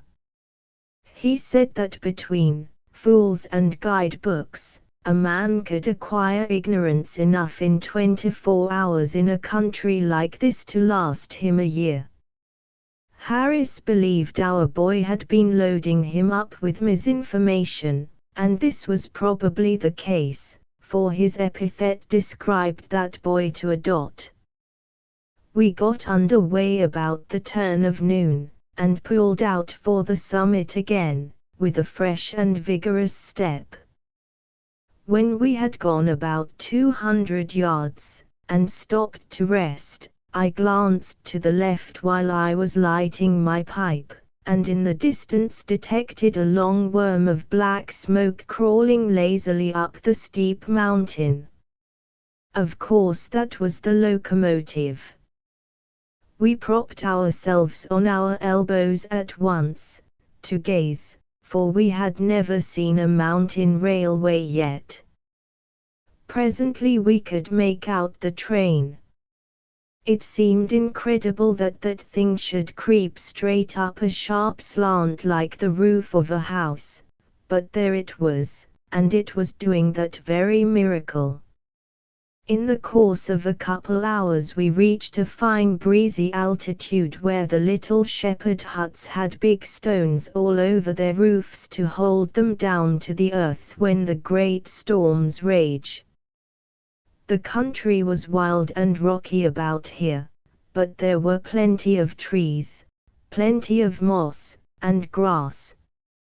Away off on the opposite shore of the lake we could see some villages, and now for the first time we could observe the real difference between their proportions and those of the giant mountains at whose feet they slept. When one is in one of those villages it seems spacious, and its houses seem high and not out of proportion to the mountain that overhangs them, but from our altitude, what a change! The mountains were bigger and grander than ever, as they stood there thinking their solemn thoughts with their heads in the drifting clouds, but the villages at their feet, when the painstaking eye could trace them up and find them, were so reduced, almost invisible, and lay so flat against the ground, that the exactest simile I can devise is to compare them to ant deposits of granulated dirt overshadowed by the huge bulk of a cathedral. The steamboats skimming along under the stupendous precipices were diminished by distance to the daintiest little toys, the sailboats and rowboats to shallops proper for fairies that keep house in the cups of lilies and ride to court on the backs of bumblebees. P288.jpg, 83K. Presently we came upon half a dozen sheep nibbling grass in the spray of a stream of clear water that sprang from a rock wall 100 feet high, and all at once our ears were startled with a melodious lull, pealing joyously from a near but invisible source, and recognized that we were hearing for the first time the famous alpine jodel in its own native wilds. And we recognized, also, that it was that sort of quaint commingling of baritone and falsetto which at home we call Tyrol's warbling. P289.jpg, 36K, the jodeling, pronounced wildling, emphasis on the O, continued, and was very pleasant and inspiriting to hear. Now the jodler appeared, a shepherd boy of 16, and in our gladness and gratitude we gave him a franc to jodel some more. So he jodeled and we listened. We moved on, presently, and he generously jodeled us out of sight. After about 15 minutes we came across another shepherd boy who was jodeling, and gave him half a franc to keep it up. He also jodeled us out of sight. After that, we found a jodeler every 10 minutes. We gave the first one 8 cents, the second one 6 cents, the third one 4, the fourth one a penny, contributed nothing to numbers 5, 6, and 7, and during the remainder of the day hired the rest of the jodelers, at a franc apiece, not to jodel any more. There is somewhat too much of the jodeling in the Alps. About the middle of the afternoon we passed through a prodigious natural gateway called the Felsenthor, formed by two enormous upright rocks, with a third lying across the top. There was a very attractive little hotel close by, but our energies were not conquered yet, so we went on. P290.jpg, 26K. 3 hours afterward we came to the railway track. It was planted straight up the mountain with the slant of a ladder that leans against a house, and it seemed to us that man would need good nerves who proposed to travel up it or down it either. During the latter part of the afternoon we cooled our roasting interiors with ice-cold water from clear streams, the only really satisfying water we had tasted since we left home, for at the hotels on the continent they merely give you a tumbler of ice to soak your water in, and that only modifies its hotness, doesn't make it cold. Water can only be made cold enough for summer comfort by being prepared in a refrigerator or a closed ice pitcher. Europeans say ice water impairs digestion. How do they know? They never drink any.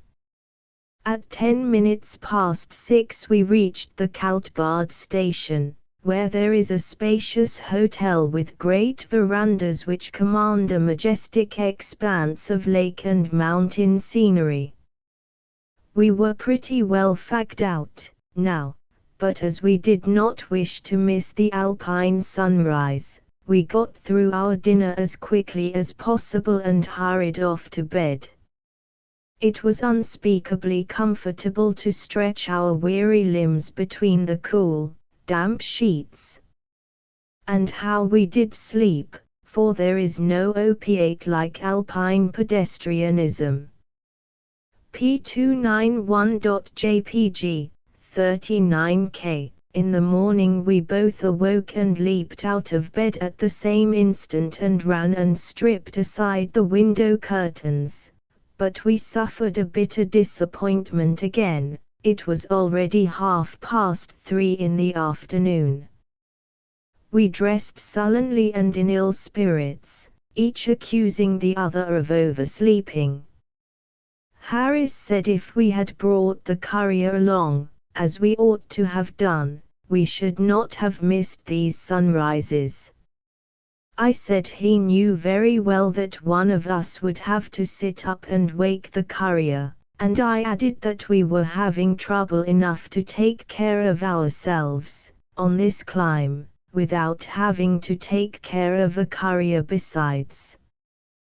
During breakfast our spirits came up a little, since we found by this guidebook that in the hotels on the summit the tourist is not left to trust to luck for his sunrise, but is roused betimes by a man who goes through the halls with a great alpine horn, blowing blasts that would raise the dead. And there was another consoling thing.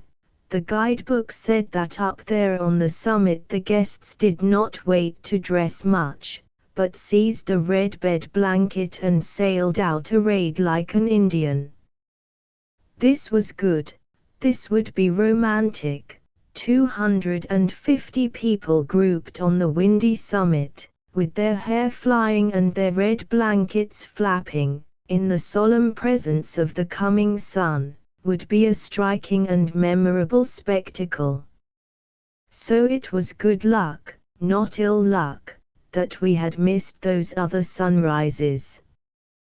We were informed by the guidebook that we were now 3,228 feet above the level of the lake, therefore full 2/3 of our journey had been accomplished.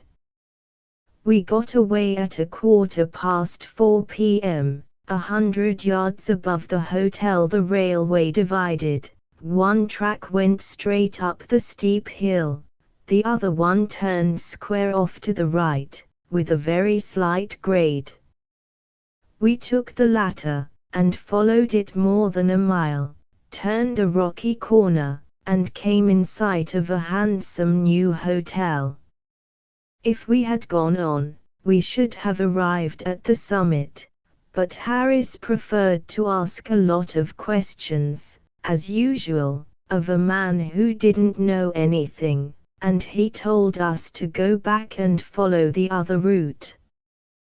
We did so. We could ill afford this loss of time. We climbed and climbed, and we kept on climbing. We reached about 40 summits, but there was always another one just ahead. It came on to rain, and it rained in dead earnest. We were soaked through and it was bitter cold. Next a smoky fog of clouds covered the whole region densely, and we took to the railway ties to keep from getting lost. Sometimes we slopped along in a narrow path on the left-hand side of the track, but by and by when the fog blew aside a little and we saw that we were treading the rampart of a precipice and that our left elbows were projecting over a perfectly boundless and bottomless vacancy, we gasped, and jumped for the ties again. P293.jpg 34K, the night shut down, dark and drizzly and cold. About 8 in the evening the fog lifted and showed us a well-worn path which led up a very steep rise to the left. We took it, and as soon as we had got far enough from the railway to render the finding it again an impossibility, the fog shut down on us once more. We were in a bleak, unsheltered place, now, and had to trudge right along, in order to keep warm, though we rather expected to go over a precipice, sooner or later. About 9 o'clock we made an important discovery, that we were not in any path. We groped around a while on our hands and knees, but we could not find it. So we sat down in the mud and the wet scant grass to wait. We were terrified into this by being suddenly confronted with a vast body which showed itself vaguely for an instant and in the next instant was smothered in the fog again. It was really the hotel we were after, monstrously magnified by the fog, but we took it for the face of a precipice, and decided not to try to claw up it. We sat there an hour, with chattering teeth and quivering bodies, and quarreled over all sorts of trifles, but gave most of our attention to abusing each other for the stupidity of deserting the railway track. We sat with our backs to the precipice, because what little wind there was came from that quarter. At some time or other the fog thinned a little, we did not know when, for we were facing the empty universe and the thinness could not show, but at last Harris happened to look around, and there stood a huge, dim, spectral hotel where the precipice had been. One could faintly discern the windows and chimneys, and a dull blur of lights. Our first emotion was deep, unutterable gratitude, our next was a foolish rage, born of the suspicion that possibly the hotel had been visible 3/4 of an hour while we sat there in those cold puddles quarreling. P294.jpg 38K, yes, it was the Rajai Kulm Hotel, the one that occupies the extreme summit, and whose remote little sparkle of lights we had often seen glinting high aloft among the stars from our balcony away down yonder in Lucerne. The crusty portier and the crusty clerks gave us the surly reception which their kind deal out in prosperous times, but by mollifying them with an extra display of obsequiousness and servility we finally got them to show us to the room which our boy had engaged for us. We got into some dry clothing, and while our supper was preparing we loafed forsakenly through a couple of vast cavernous drawing rooms, one of which had a stove in it. This stove was in a corner, and densely walled around with people. We could not get near the fire, so we moved at large in the Arctic spaces, among a multitude of people who sat silent, smileless, forlorn, and shivering, thinking what fools they were to come, perhaps. There were some Americans and some Germans, but one could see that the great majority were English. We lounged into an apartment where there was a great crowd, to see what was going on. It was a memento magazine.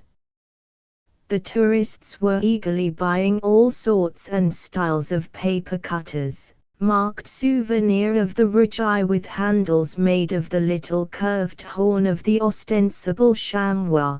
There were all manner of wooden goblets and such things, similarly marked. I was going to buy a paper cutter, but I believed I could remember the cold comfort of the Rujai Kulm without it, so I smothered the impulse. Supper warmed us, and we went immediately to bed, but first, as Mr. Baedeker requests all tourists to call his attention to any errors which they may find in his guidebooks, I dropped him a line to inform him he missed it by just about 3 days. I had previously informed him of his mistake about the distance from Allerheiligen to Opnau, and had also informed the Ordnance Depart of the German government of the same error in the imperial maps. I will add, here, that I never got any answer to those letters, or any thanks from either of those sources, and, what is still more discourteous, these corrections have not been made, either in the maps or the guidebooks. But I will write again when I get time, for my letters may have miscarried. We curled up in the clammy beds, and went to sleep without rocking. We were so sodden with fatigue that we never stirred nor turned over till the blooming blasts of the Alpine horn aroused us.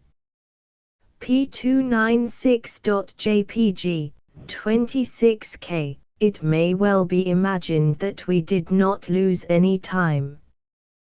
We snatched on a few odds and ends of clothing, cocooned ourselves in the proper red blankets, and plunged along the halls and out into the whistling wind bareheaded. We saw a tall wooden scaffolding on the very peak of the summit, 100 yards away, and made for it.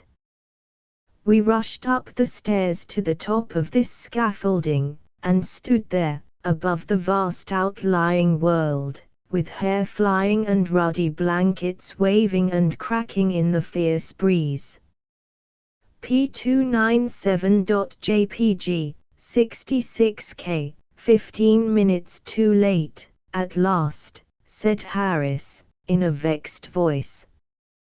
The sun is clear above the horizon. No matter, I said, it is a most magnificent spectacle, and we will see it do the rest of its rising anyway. In a moment we were deeply absorbed in the marvel before us, and dead to everything else. The great cloud-barred disk of the sun stood just above a limitless expanse of tossing white caps, so to speak, a billowy chaos of massy mountain domes and peaks draped in imperishable snow, and flooded with an opaline glory of changing and dissolving splendors, while through rifts in a black cloud bank above the sun, radiating lances of diamond dust shot to the zenith.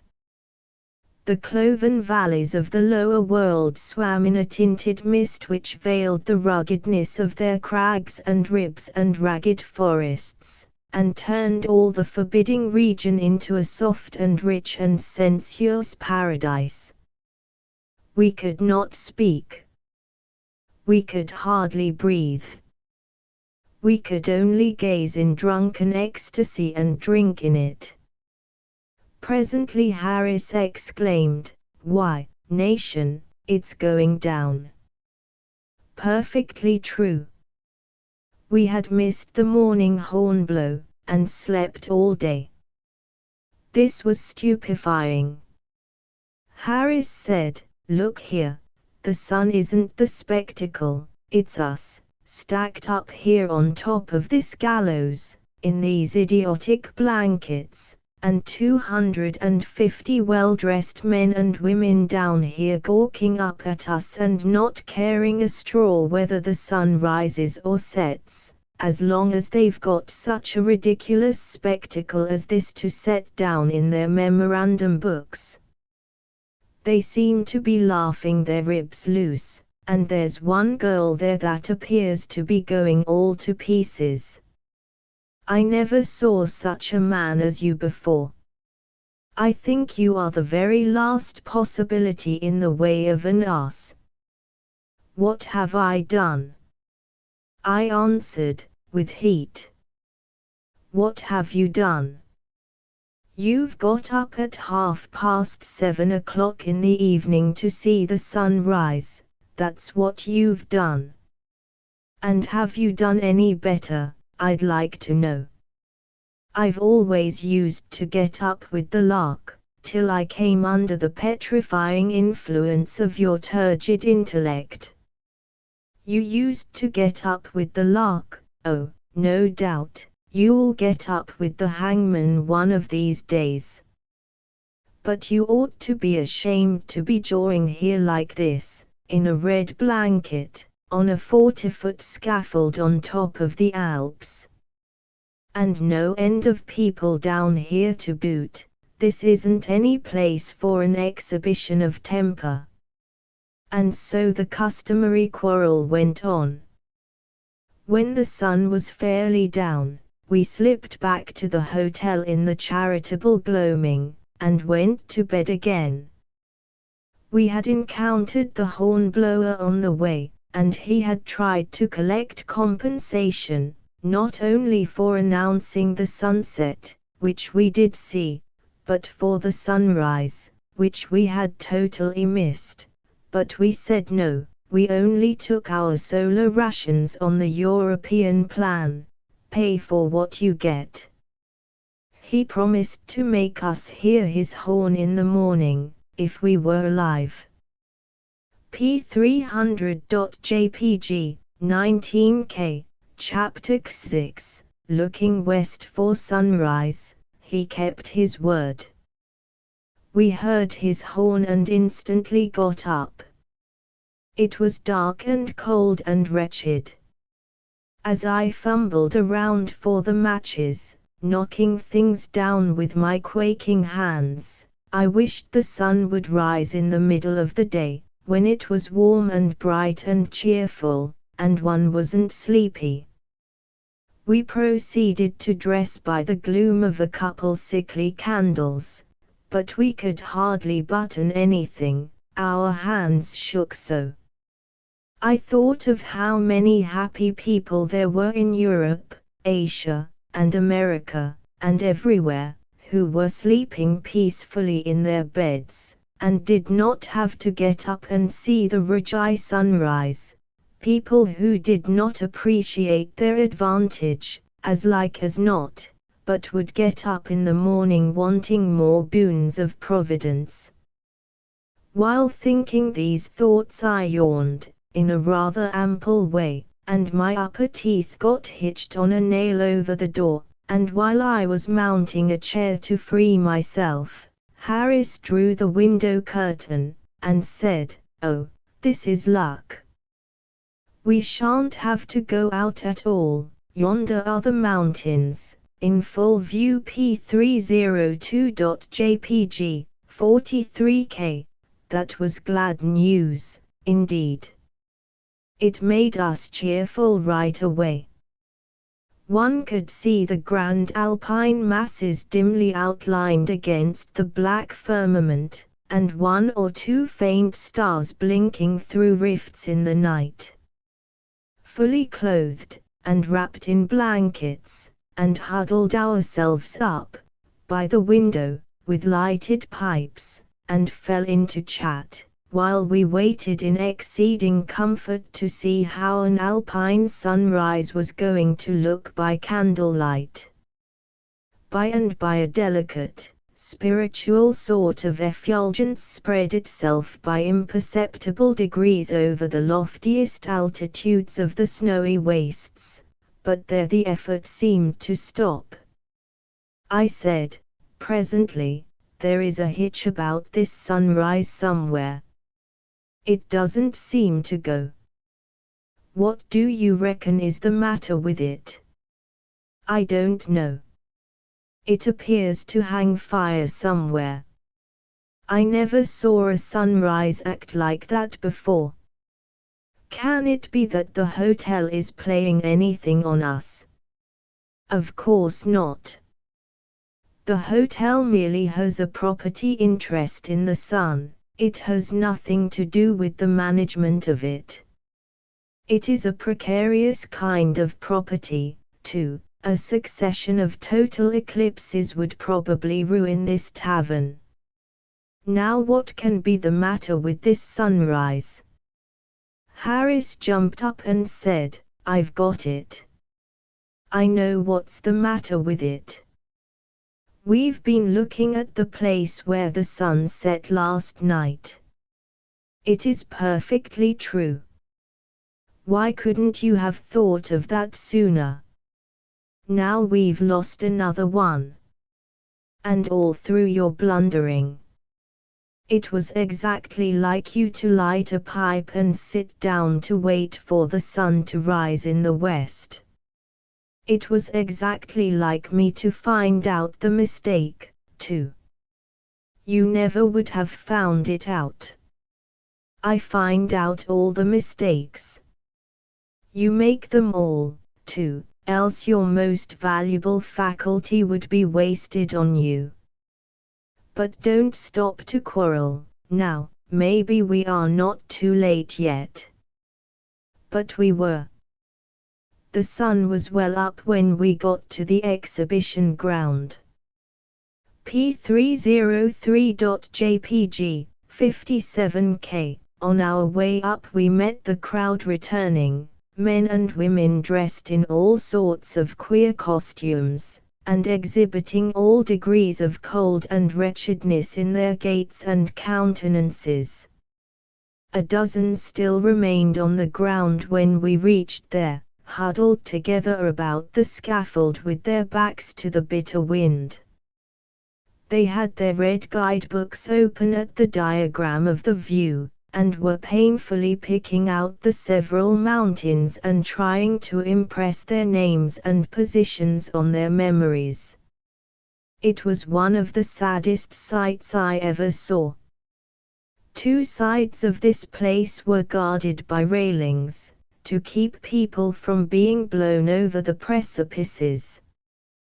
The view, looking sheer down into the broad valley, eastward, from this great elevation, almost a perpendicular mile, was very quaint and curious.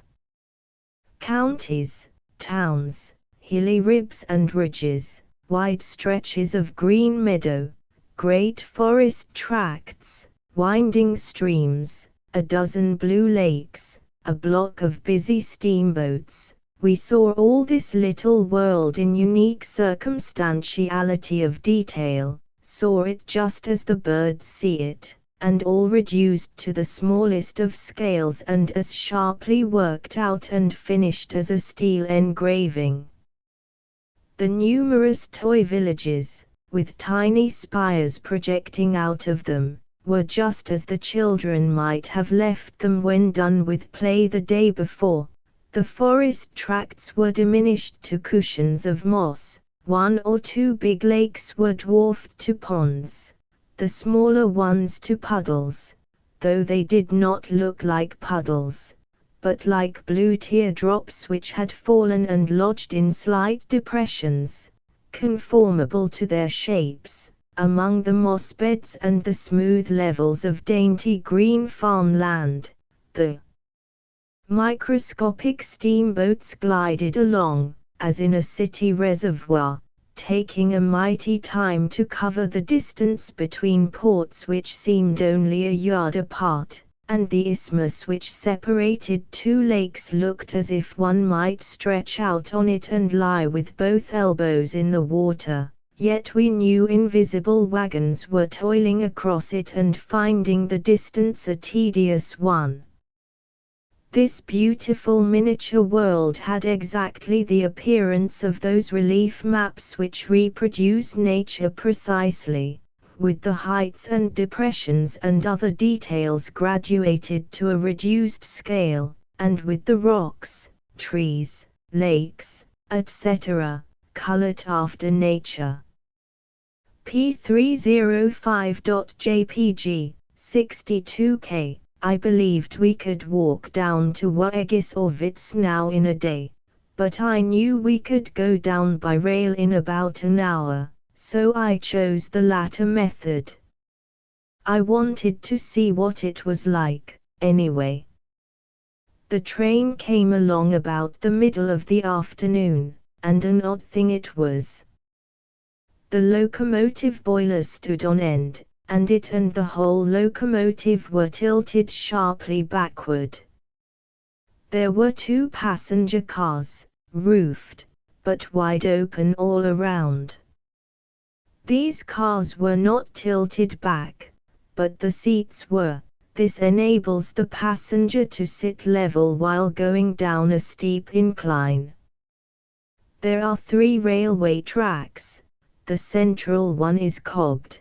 The lantern wheel of the engine grips its way along these cogs, and pulls the train up the hill or retards its motion on the down trip. About the same speed, 3 miles an hour, is maintained both ways. Whether going up or down, the locomotive is always at the lower end of the train. It pushes in the one case, braces back in the other. The passenger rides backward going up, and faces forward going down. We got front seats, and while the train moved along about 50 yards on level ground, I was not the least frightened, but now it started abruptly downstairs, and I caught my breath. And I, like my neighbors, unconsciously held back all I could, and threw my weight to the rear, but, of course, that did no particular good. I had slidden down the balusters when I was a boy, and thought nothing of it, but to slide down the balusters in a railway train is a thing to make one's flesh creep. Sometimes we had as much as 10 yards of almost level ground, and this gave us a few full breaths in comfort, but straightway we would turn a corner and see a long steep line of rails stretching down below us, and the comfort was at an end. One expected to see the locomotive pause, or slack up a little, and approach this plunge cautiously, but it did nothing of the kind. It went calmly on, and when it reached the jumping-off place it made a sudden bow, and went gliding smoothly downstairs, untroubled by the circumstances. It was wildly exhilarating to slide along the edge of the precipices, after this grisly fashion, and look straight down upon that far-off valley which I was describing a while ago. There was no level ground at the Kaltbad station. The railbed was as steep as a roof. I was curious to see how the stop was going to be managed. But it was very simple.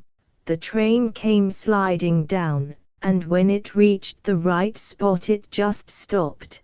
That was all there was to it, stopped on the steep incline, and when the exchange of passengers and baggage had been made, it moved off and went sliding down again.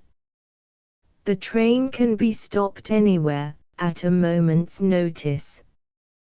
There was one curious effect, which I need not take the trouble to describe, because I can scissor a description of it out of the railway company's advertising pamphlet, and save my ink.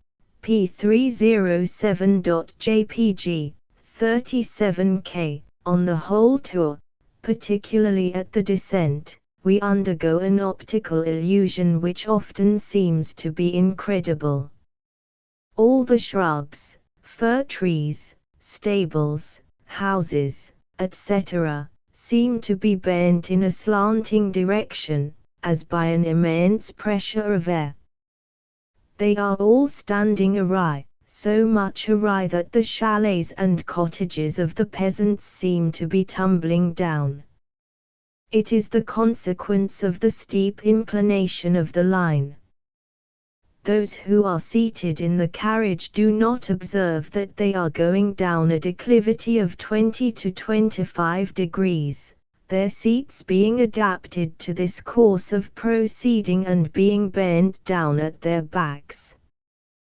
They mistake their carriage and its horizontal lines for a proper measure of the normal plane, and therefore all the objects outside which really are in a horizontal position must show a disproportion of 20 to 25 degrees declivity, in regard to the mountain. By the time one reaches Kaltbad, he has acquired confidence in the railway, and he now ceases to try to ease the locomotive by holding back. Thenceforth he smokes his pipe in serenity, and gazes out upon the magnificent picture below and about him with unfettered enjoyment. There is nothing to interrupt the view or the breeze. It is like inspecting the world on the wing. However, to be exact, there is one place where the serenity lapses for a while. This is while one is crossing the Schnurtobel Bridge, a frail structure which swings its gossamer frame down through the dizzy air, over a gorge, like a vagrant spider strand. One has no difficulty in remembering his sins while the train is creeping down this bridge, and he repents of them, too, though he sees, when he gets to Wittstow, that he need not have done it. The bridge was perfectly safe. So ends the eventual trip which we made to the Rügikulm to see an alpine sunrise. P308.jpg, 21K, P309.jpg, 78K, Chapter XXX, Harris climbs mountains for me. An hour's sail brought us to Lucerne again. I judged it best to go to bed and rest several days, for I knew that the man who undertakes to make the tour of Europe on foot must take care of himself. Thinking over my plans, as mapped out, I perceived that they did not take in the Furka Pass, the Rhone Glacier, the Finsteraarhorn, the Wetterhorn, etc. I immediately examined the guidebook to see if these were important, and found they were. In fact, a pedestrian tour of Europe could not be complete without them. Of course that decided me at once to see them, for I never allow myself to do things by halves, or in a slurring, slipshod way. I called in my agent and instructed him to go without delay and make a careful examination of these noted places, on foot, and bring me back a written report of the result, for insertion in my book. I instructed him to go to hospital as quickly as possible, and make his grand start from there, to extend his foot expedition as far as the Geersbach Fall, and return to me from thence by diligence or mule. I told him to take the courier with him. He objected to the courier, and with some show of reason, since he was about to venture upon new and untried ground, but I thought he might as well learn how to take care of the courier now as later, therefore I enforced my point. I said that the trouble, delay, and inconvenience of traveling with a courier were balanced by the deep respect which a courier's presence commands, and I must insist that as much style be thrown into my journeys as possible. So the two assumed complete mountaineering costumes and departed. A week later they returned, pretty well used up, and my agent handed me the following official report of a visit to the Furka region. By H. Harris, agent, about 7 o'clock in the morning, with perfectly fine weather, we started from Hospital, and arrived at the Maison on the Furka in a little under quarter hours. The want of variety in the scenery from Hospital made the Carcaponica wearisome, but let none be discouraged. No one can fail to be completely recompense for his fatigue, when he sees, for the first time, the monarch of the Oberland, the tremendous Feinstiererhorn. A moment before all was dullness, but a pass further has placed us on the summit of the Furka, and exactly in front of us, at a hough power of only 15 miles. This magnificent mountain lifts its snow-wreathed precipices into the deep blue sky. The inferior mountains on each side of the pass form a sort of frame for the picture of their dread lord, and close in the view so completely that no other prominent feature in the Oberland is visible from this Born. Nothing withdraws the attention from the solitary grandeur of the Feinstiererhorn and the dependent spurs which form the abutments of the central peak. P313.jpg, 51K, with the addition of some others, who were also bound for the Grimsel, we formed a large lodge as we descended the Stig which winds round the shoulder of a mountain toward the Rhone glacier. We soon left the path and took to the ice, and after wandering amongst the crevices to admire the wonders of these deep blue caverns, and hear the rushing of waters through their subglacial channels, we struck out a course toward L'Autre crevasse and crossed the glacier successfully, a little above the cave from which the infant Rhone takes its first bound from under the grand precipice of ice. Half a mile below this we began to climb the flowery side of the Mayen Wand. One of our party started before the rest, but the hits was so great, that we found I'm quite exhausted, and lying at full length in the shade of a large jestine. We sat down with him for a time, for all felt the heat exceedingly in the climb up this very steep Bolwogli, and then we set out again together, and arrived at last near the Dead Man's Lake, at the foot of the Seidelhorn. This lonely spot, once used for an extempore burying place, after a sanguinary battue between the French and Austrians, is the perfection of desolation. There is nothing in sight to mark the hand of man, except the line of weather-beaten whitened posts, set up to indicate the direction of the pass in the Oderwalk of winter. Near this point the footpath joins the wider track, which connects the Grimsel with the head of the Rhone Schnawp.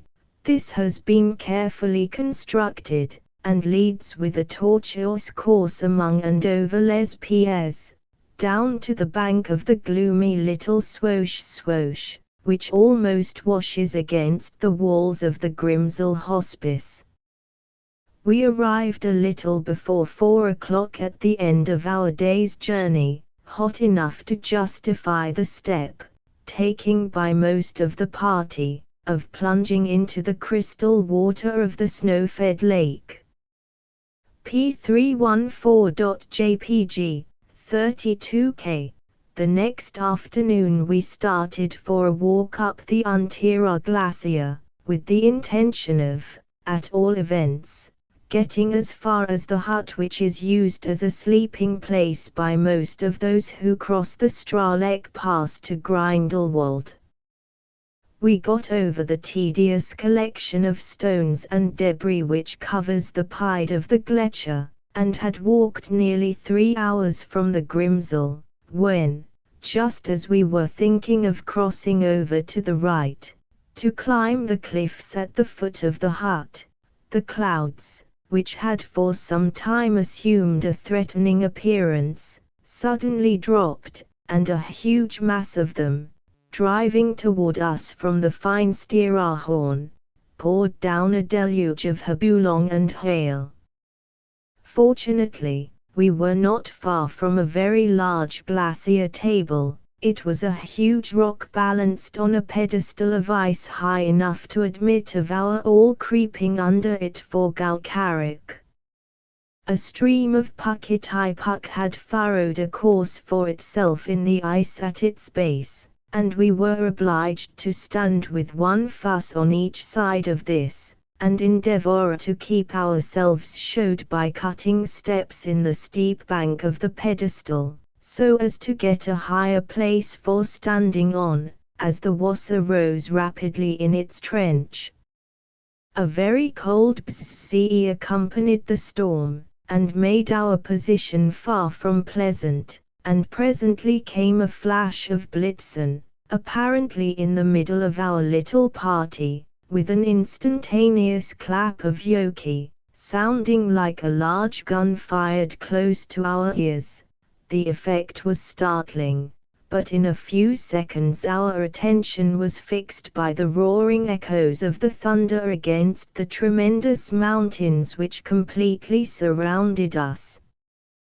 This was followed by many more bursts. None of Welsh, however, was so dangerously near, and after waiting a long demi-hour in our icy prison, we sallied out to talk through a habulong which, though not so heavy as before, was quite enough to give us a thorough soaking before our arrival at the hospice.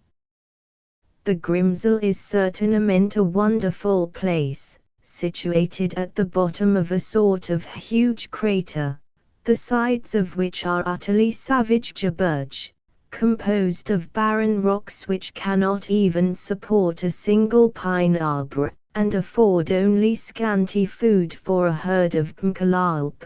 It looks as if it must be completely begraben in the winter snows. Enormous avalanches fall against it every spring, sometimes covering everything to the depth of 30 or 40 feet, and, in spite of walls 4 feet thick, and furnished with outside shutters, the 2 men who stay here when the voyagers are snugly quartered in their distant homes can tell you that the snow sometimes shakes the house to its foundations.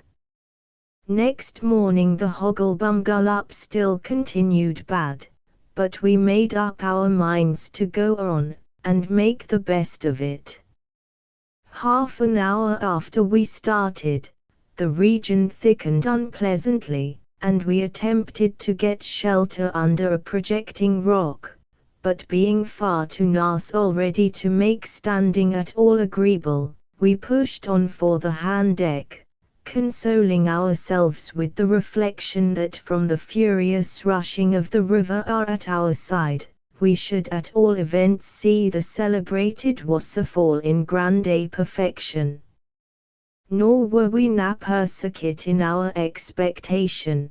The water was roaring down its leap of 250 feet in a most magnificent frenzy, while the trees which cling to its rocky sides swayed to and fro in the violence of the hurricane which it brought down with it. Even the stream, which falls into the main cascade at right angles, and Twain forms a beautiful feature in the scene, was now swollen into a raging torrent, and the violence of this meeting of the waters about 50 feet below the frail bridge where we stood, was fearfully grand.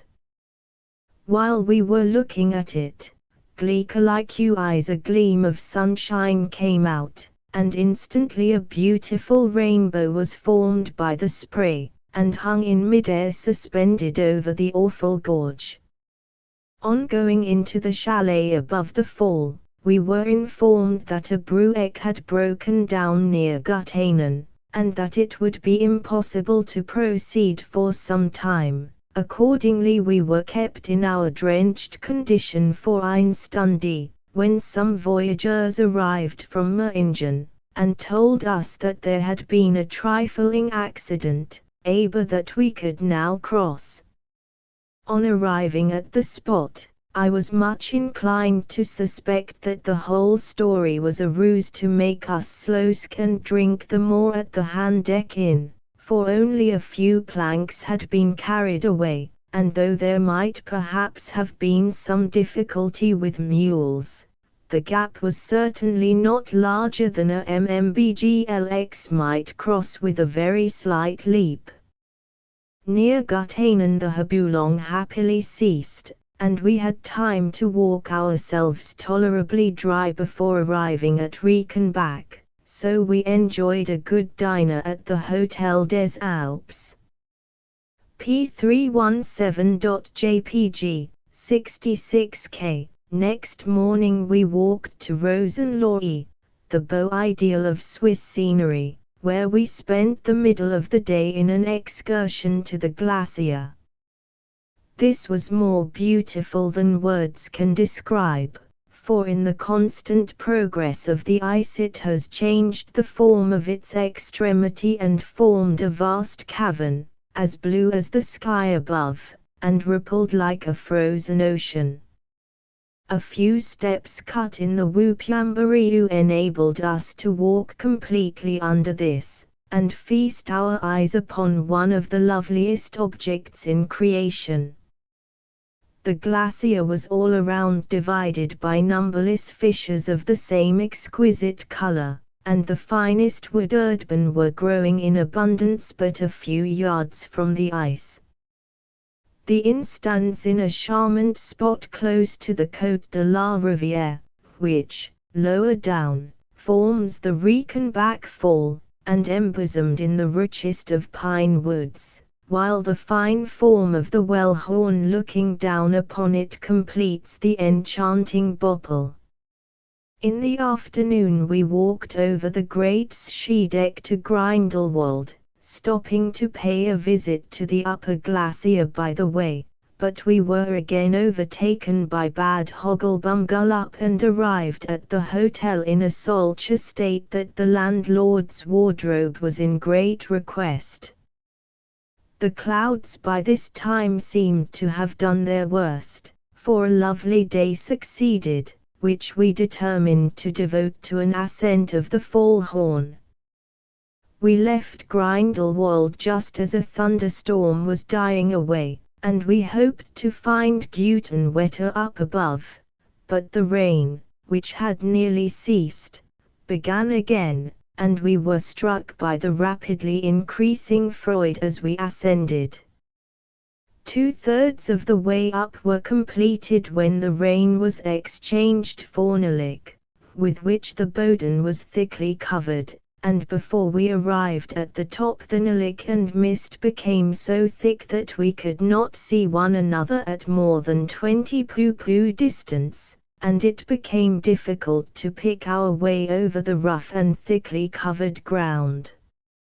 Shivering with cold, we turned into bed with a double allowance of clothes, and slept comfortably while the wind howled ordered alarm maison. When I awoke, the wall and the window looked equally dark, but in another hour I found I could just see the form of the latter, so I jumped out of bed, and forced it open, though with great difficulty from the frost and the quantities of nilic heaped up against it.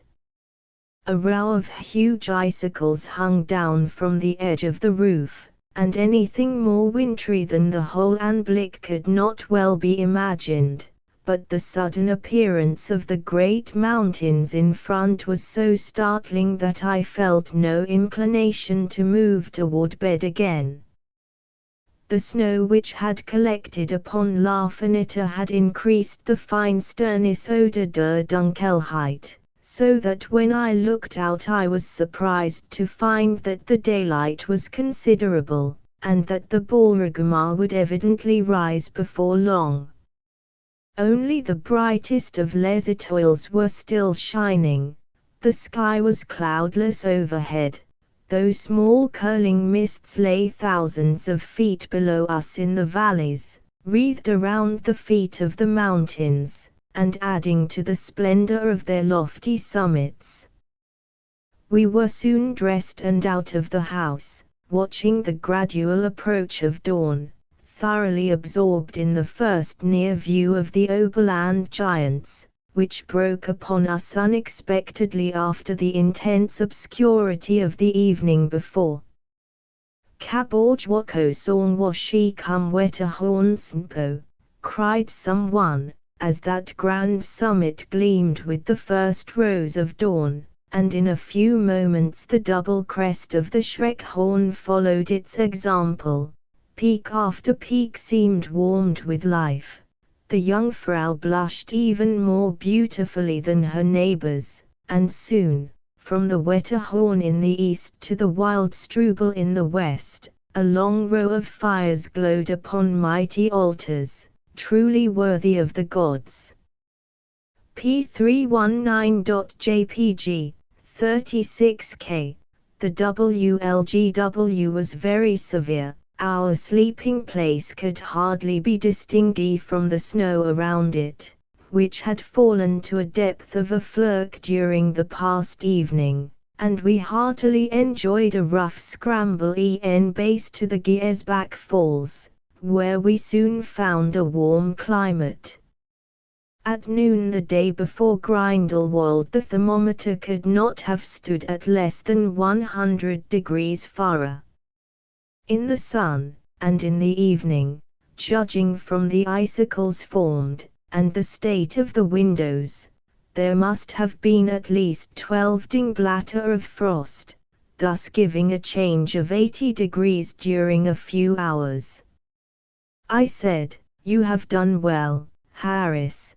This report is concise, compact, well expressed, the language is crisp. The descriptions are vivid and not needlessly elaborated. Your report goes straight to the point, attends strictly to business, and doesn't fool around. It is in many ways an excellent document. But it has a fault, it is too learned, it is much too learned." What is Dingblatter? Dingblatter is a Fiji word meaning degrees. You knew the English of it, then? Oh, yes. What is nilic? That is the Eskimo term for snow. So you knew the English for that, too? Why, certainly. What does MMBGLX stand for? That is Zulu for pedestrian. While the form of the Wellhorn looking down upon it completes the enchanting bopple. What is bopple? Picture. It's Choctaw. What is SCHNAWP? Valley. That is Choctaw, also. What is Bolwogli? That is Chinese for hill. Carcaponica. Ascent. Choctaw. But we were again overtaken by bad hogglebumgullup. What does hogglebumgullup mean? That is Chinese for weather. Is hogglebumgullup better than the English word? Is it any more descriptive? No, it means just the same. And Dingblatter and Nalik and Bopple and Schnawp, are they better than the English words? No, they mean just what the English ones do. Then why do you use them? Why have you used all this Chinese and Choctaw and Zulu rubbish? Because I didn't know any French but 2 or 3 words, and I didn't know any Latin or Greek at all. That is nothing. Why should you want to use foreign words, anyhow? They adorn my page. They all do it. Who is all? Everybody. Everybody that writes elegantly. Anybody has a right to that wants to. I think you are mistaken. I then proceeded in the following scathing manner. When really learned men write books for other learned men to read, they are justified in using as many learned words as they please. Their audience will understand them, but a man who writes a book for the general public to read is not justified in disfiguring his pages with untranslated foreign expressions. It is an insolence toward the majority of the purchasers, for it is a very frank and impudent way of saying, get the translations made yourself if you want them. This book is not written for the ignorant classes. There are men who know a foreign language so well and have used it so long in their daily life that they seem to discharge whole volleys of it into their English writings unconsciously, and so they omit to translate, as much as half the time. That is a great cruelty to 9 out of 10 of the man's readers. What is the excuse for this? The writer would say he only uses the foreign language where the delicacy of his point cannot be conveyed in English.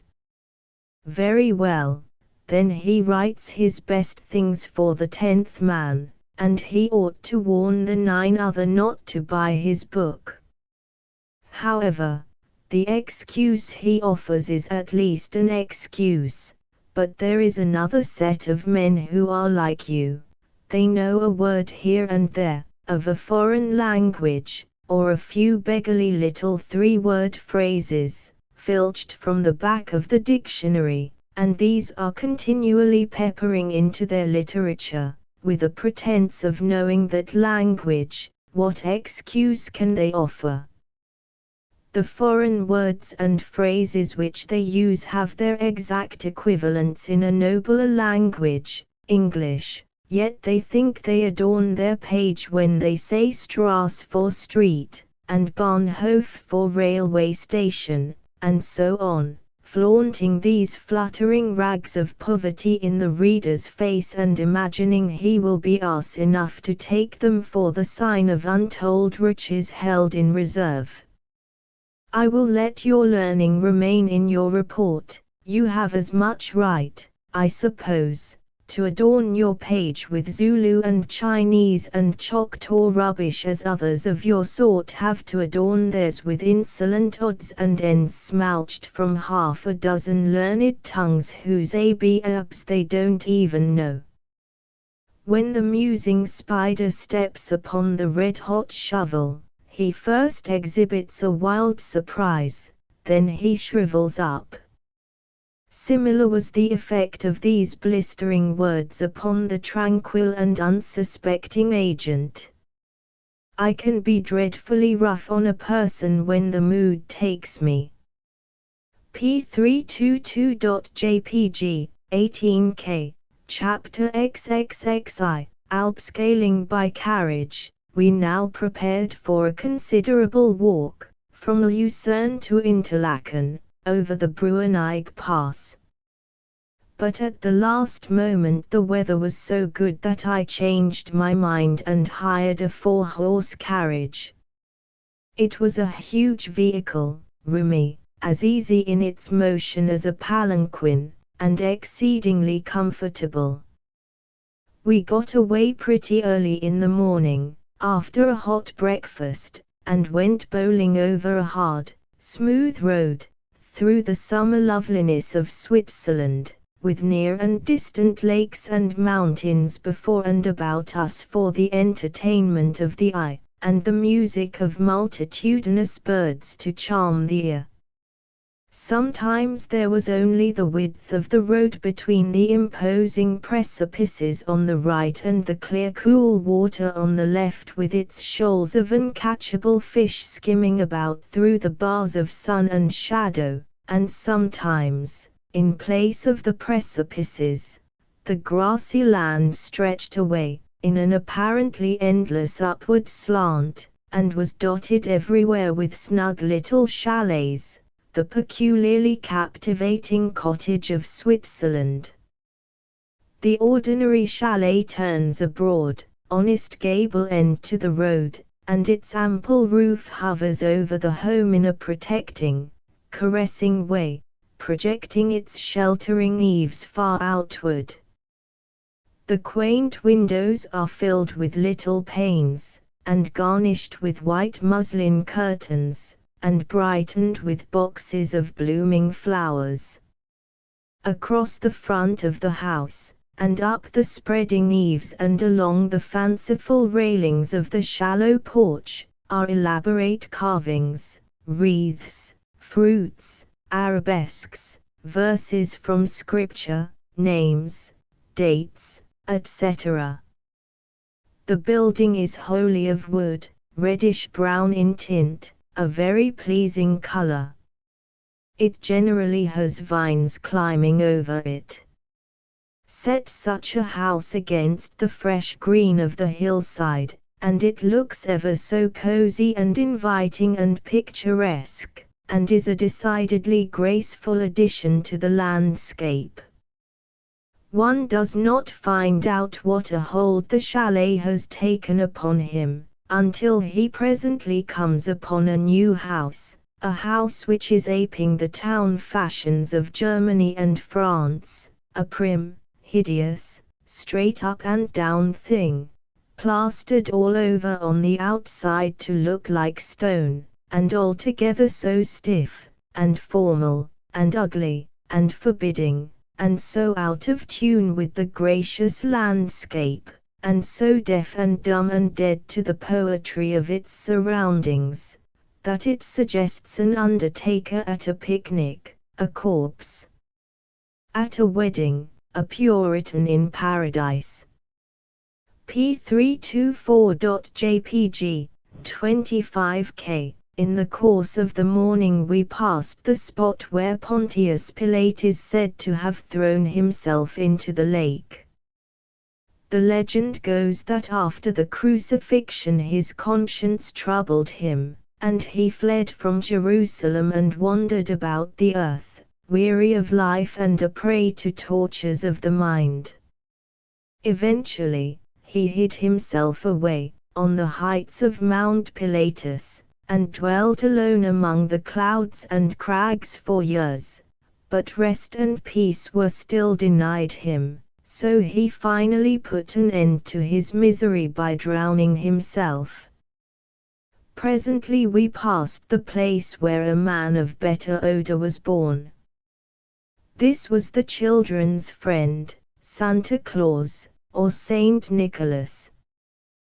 There are some unaccountable reputations in the world. This saint's is an instance. He has ranked for ages as the peculiar friend of children, yet it appears he was not much of a friend to his own. He had 10 of them, and when 50 years old he left them, and sought out as dismal a refuge from the world as possible, and became a hermit in order that he might reflect upon pious themes without being disturbed by the joyous and other noises from the nursery, doubtless.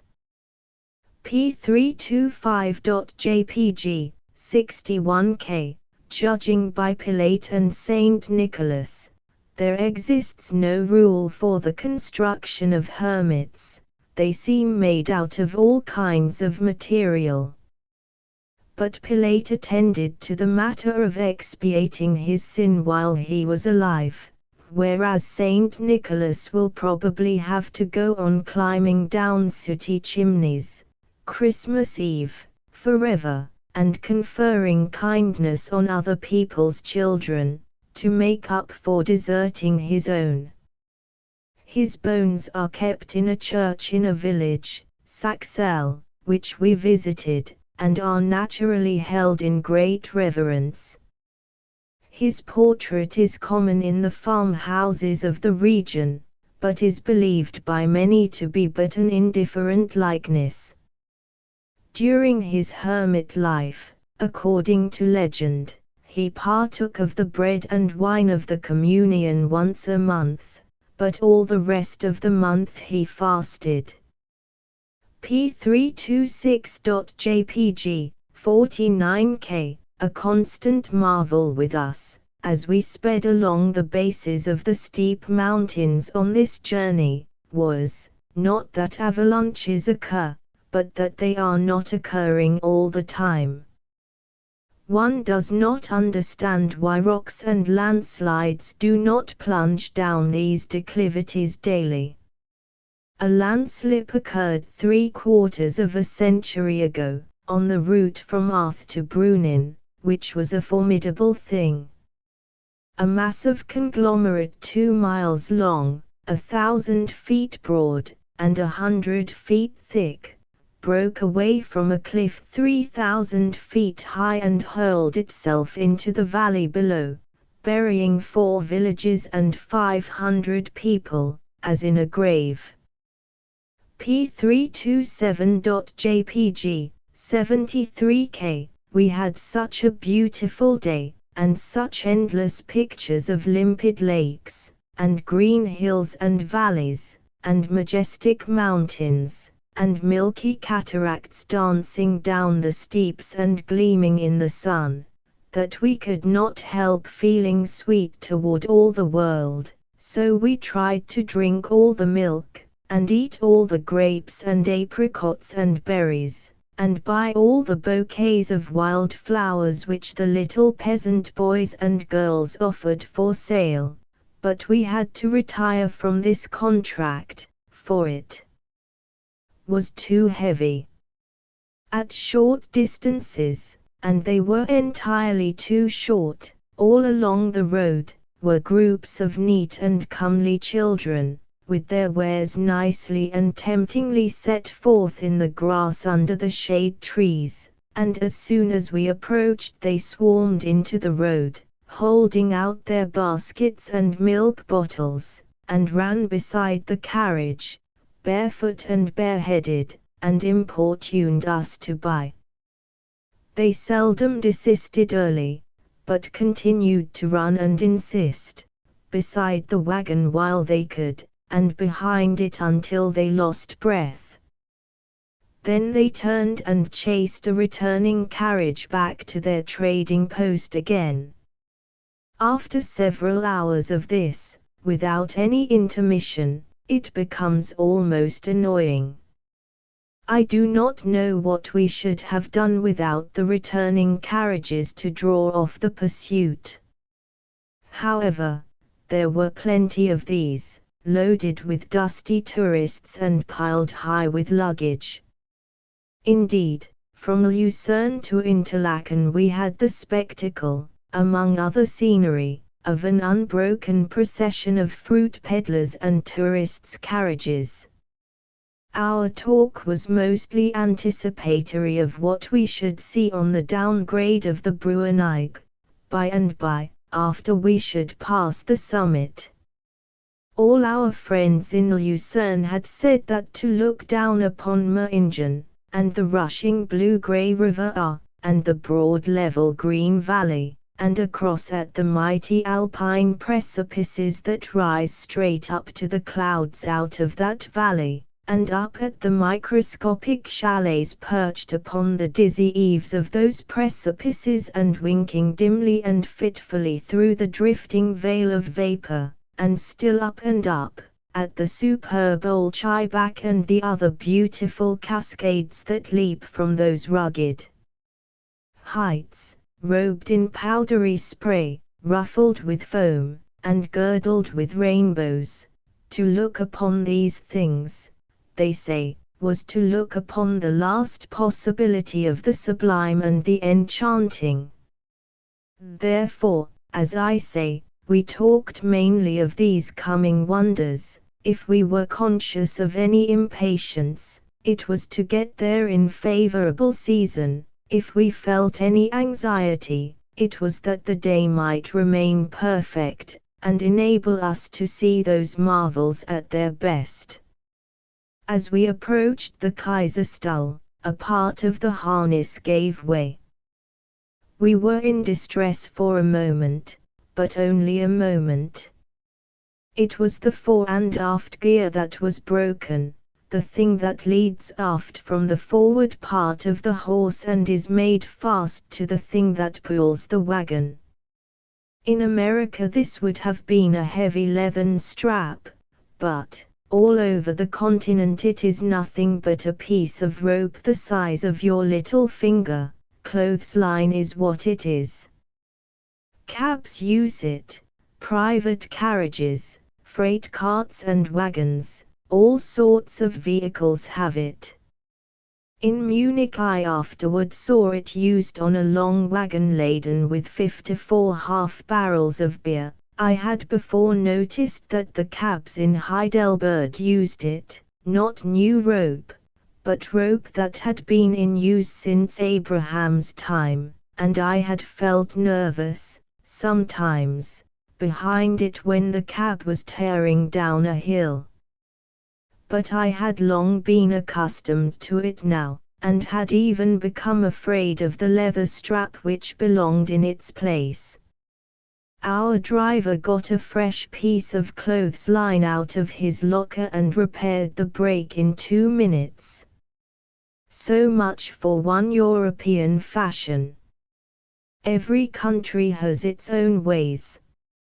It may interest the reader to know how they put horses to on the continent.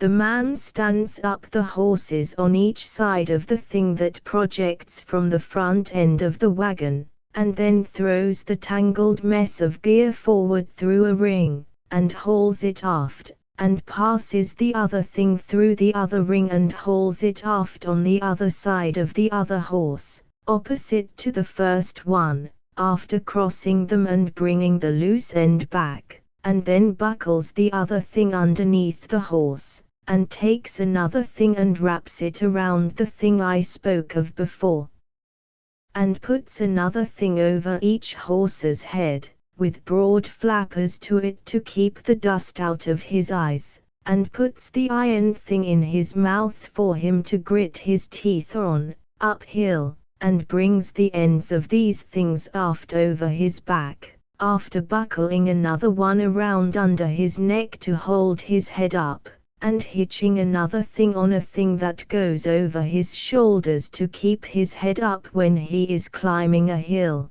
and then takes the slack of the thing which I mentioned a while ago, and fetches it aft and makes it fast to the thing that pulls the wagon, and hands the other things up to the driver to steer with.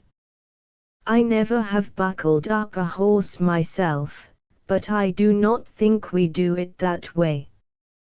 P330.jpg, 48K, we had 4 very handsome horses, and the driver was very proud of his turnout. He would bowl along on a reasonable trot, on the highway, but when he entered a village he did it on a furious run, and accompanied it with a frenzy of ceaseless whip-crackings that sounded like volleys of musketry. He tore through the narrow streets and around the sharp curves like a moving earthquake, showering his volleys as he went, and before him swept a continuous tidal wave of scampering children, ducks, cats, and mothers clasping babies which they had snatched out of the way of the coming destruction, and as this living wave washed aside, along the walls, its elements, being safe, forgot their fears and turned their admiring gaze upon that gallant driver till he thundered around the next curve and was lost to sight. He was a great man to those villagers, with his gaudy clothes and his terrific ways. Whenever he stopped to have his cattle watered and fed with loaves of bread, the villagers stood around admiring him while he swaggered about. The little boys gazed up at his face with humble homage, and the landlord brought out foaming mugs of beer and conversed proudly with him while he drank. Then he mounted his lofty box, swung his explosive whip, and away he went again, like a storm. I had not seen anything like this before since I was a boy, and the stage used to flourish the village with the dust flying and the horn tooting.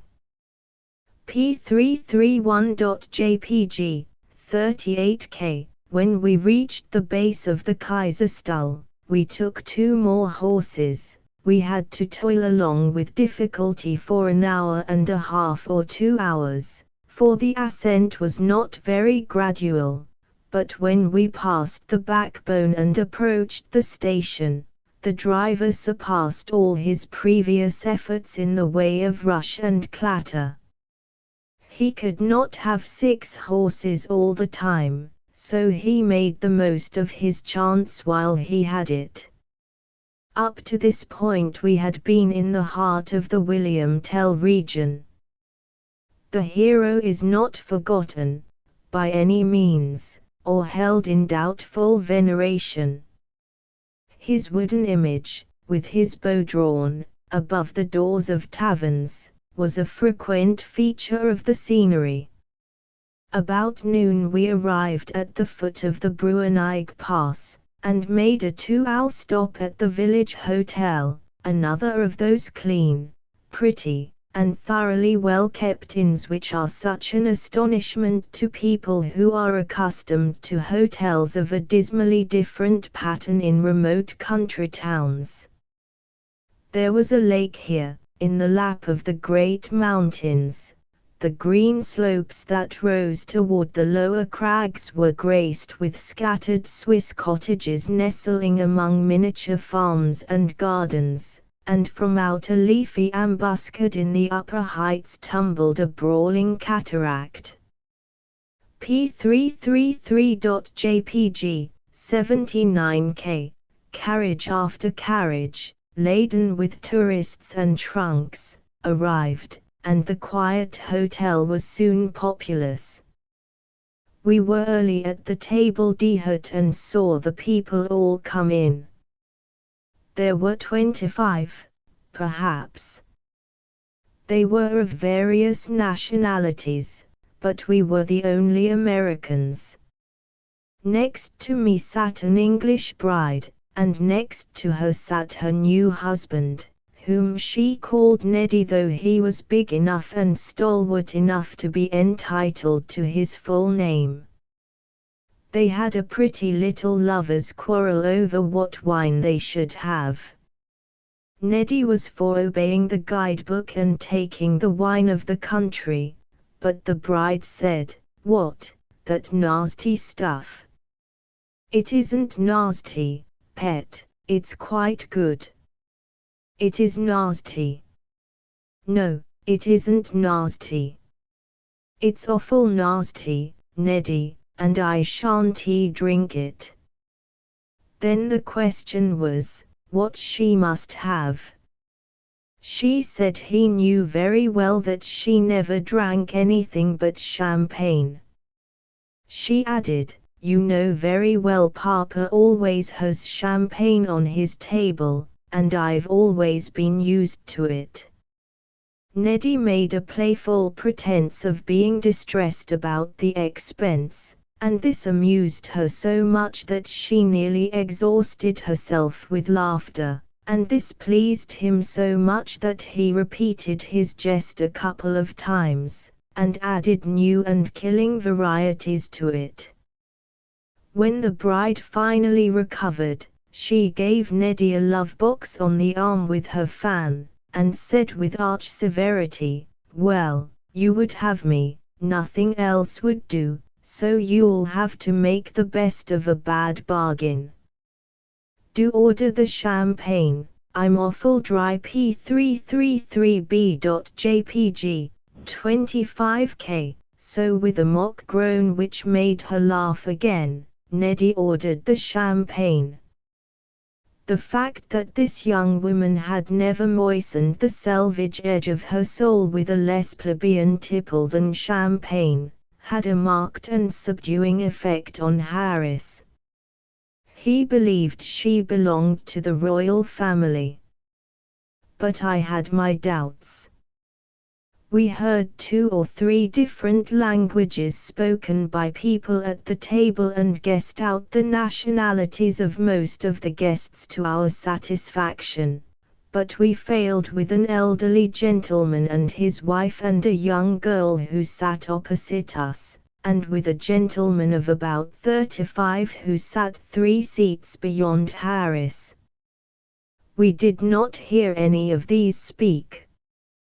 But finally the last named gentleman left while we were not noticing, but we looked up as he reached the far end of the table. He stopped there a moment, and made his toilet with a pocket comb. So he was a German, or else he had lived in German hotels long enough to catch the fashion. When the elderly couple and the young girl rose to leave, they bowed respectfully to us. So they were Germans, too. This national custom is worth 6 of the other one, for export. P334.jpg, 27K. After dinner we talked with several Englishmen, and they inflamed our desire to a hotter degree than ever, to see the sights of Meiringen from the heights of the Bruenig Pass. They said the view was marvelous, and that one who had seen it once could never forget it. They also spoke of the romantic nature of the road over the pass, and how in one place it had been cut through a flank of the solid rock, in such a way that the mountain overhung the tourist as he passed by. And they furthermore said that the sharp turns in the road and the abruptness of the descent would afford us a thrilling experience, for we should go down in a flying gallop and seem to be spinning around the rings of a whirlwind, like a drop of whiskey descending the spirals of a corkscrew. P335.jpg, 74K. I got all the information out of these gentlemen that we could need, and then, to make everything complete, I asked them if a body could get hold of a little fruit and milk here and there, in case of necessity. They threw up their hands in speechless intimation that the road was simply paved with refreshment peddlers. We were impatient to get away, now, and the rest of our 2-hour stop rather dragged. But finally the set time arrived and we began the ascent. Indeed it was a wonderful road. It was smooth, and compact, and clean, and the side next the precipices was guarded all along by dressed stone posts about 3 feet high, placed at short distances apart. The road could not have been better built if Napoleon I had built it. He seems to have been the introducer of the sort of roads which Europe now uses. All literature which describes life as it existed in England, France, and Germany up to the close of the last century, is filled with pictures of coaches and carriages wallowing through these three countries in mud and slush half-wheel deep. But after Napoleon had floundered through a conquered kingdom, he generally arranged things so that the rest of the world could follow dry-shod. We went on climbing, higher and higher, and curving hither and thither, in the shade of noble woods, and with a rich variety and profusion of wild flowers all about us, and glimpses of rounded grassy backbones below us occupied by trim chalets and nibbling sheep, and other glimpses of far lower altitudes, where distance diminished the chalets to toys and obliterated the sheep altogether, and every now and then some ermined monarch of the Alps swung magnificently into view for a moment, then drifted past an intervening spur and disappeared again. It was an intoxicating trip altogether. The exceeding sense of satisfaction that follows a good dinner added largely to the enjoyment, the having something especial to look forward to and muse about, like the approaching grandeurs of Meiringen, sharpened the zest. Smoking was never so good before, solid comfort was never solider. We lay back against the thick cushions silent, meditative, steeped in felicity. Asterisk asterisk asterisk asterisk asterisk asterisk asterisk asterisk. I rubbed my eyes, opened them, and started. I had been dreaming I was at sea, and it was a thrilling surprise to wake up and find land all around me. It took me a couple seconds to come to, as you may say, then I took in the situation. The horses were drinking at a trough in the edge of a town, the driver was taking beer, Harris was snoring at my side, the courier, with folded arms and bowed head, was sleeping on the box. 24 barefooted and bareheaded children were gathered about the carriage, with their hands crossed behind, gazing up with serious and innocent admiration at the dozing tourists baking there in the sun. Several small girls held night-capped babies nearly as big as themselves in their arms, and even these fat babies seemed to take a sort of sluggish interest in us. P338.jpg, 91K. We had slept an hour and a half and missed all the scenery. I did not need anybody to tell me that. If I had been a girl, I could have cursed for vexation. As it was, I woke up the agent and gave him a piece of my mind. Instead of being humiliated, he only upbraided me for being so wanting in vigilance.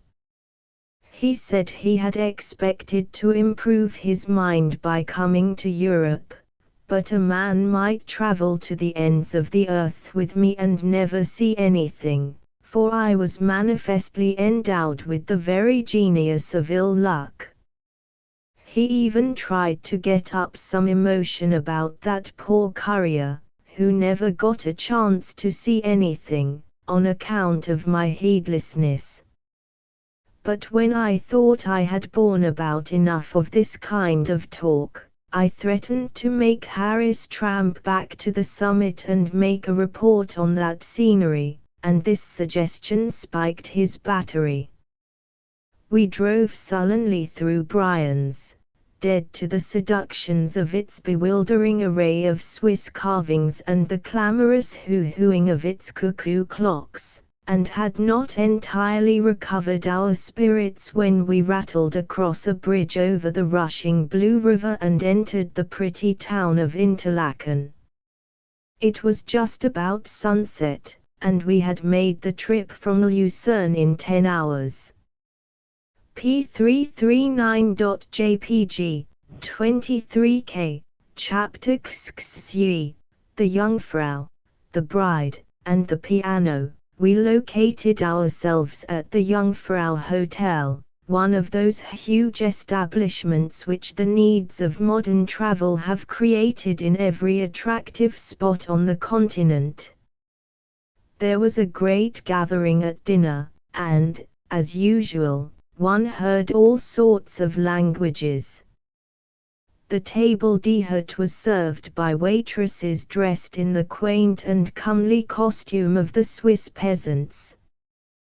This consists of a simple grosse delaine, trimmed with ashes of roses, with overskirt of scare blue ventre Saint Gris, cut bias on the off-side, with facings of petit polonaise and narrow insertions of pate de foie gras backstitched to the mise en scene in the form of a jeu d'esprit. It gives to the wearer a singularly piquant and alluring aspect. One of these waitresses, a woman of 40, had side whiskers reaching halfway down her jaws. They were 2 fingers broad, dark in color, pretty thick, and the hairs were an inch long. One sees many women on the continent with quite conspicuous mustaches, but this was the only woman I saw who had reached the dignity of whiskers. After dinner the guests of both sexes distributed themselves about the front porches and the ornamental grounds belonging to the hotel, to enjoy the cool air, but, as the twilight deepened toward darkness, they gathered themselves together in that saddest and solemnest and most constrained of all places, the great blank drawing room which is the chief feature of all continental summer hotels. There they grouped themselves about, in couples and threes, and mumbled in bated voices, and looked timid and homeless and forlorn. There was a small piano in this room, a clattery, wheezy, asthmatic thing, certainly the very worst miscarriage in the way of a piano that the world has seen.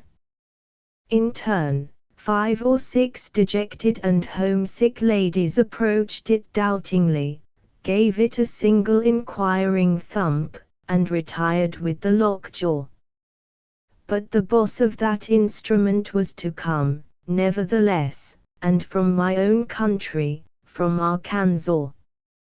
She was a brand new bride, innocent, girlish, happy in herself and her grave and worshipping stripling of a husband. She was about 18, just out of school, free from affectations, unconscious of that passionless multitude around her, and the very first time she smote that old wreck one recognized that it had met its destiny. Her stripling brought an armful of aged sheet music from their room, for this bride went heeled as you might say, and bent himself lovingly over and got ready to turn the pages. P341.jpg, 20K. The bride fetched a swoop with her fingers from one end of the keyboard to the other, just to get her bearings, as it were, and you could see the congregation set their teeth with the agony of it.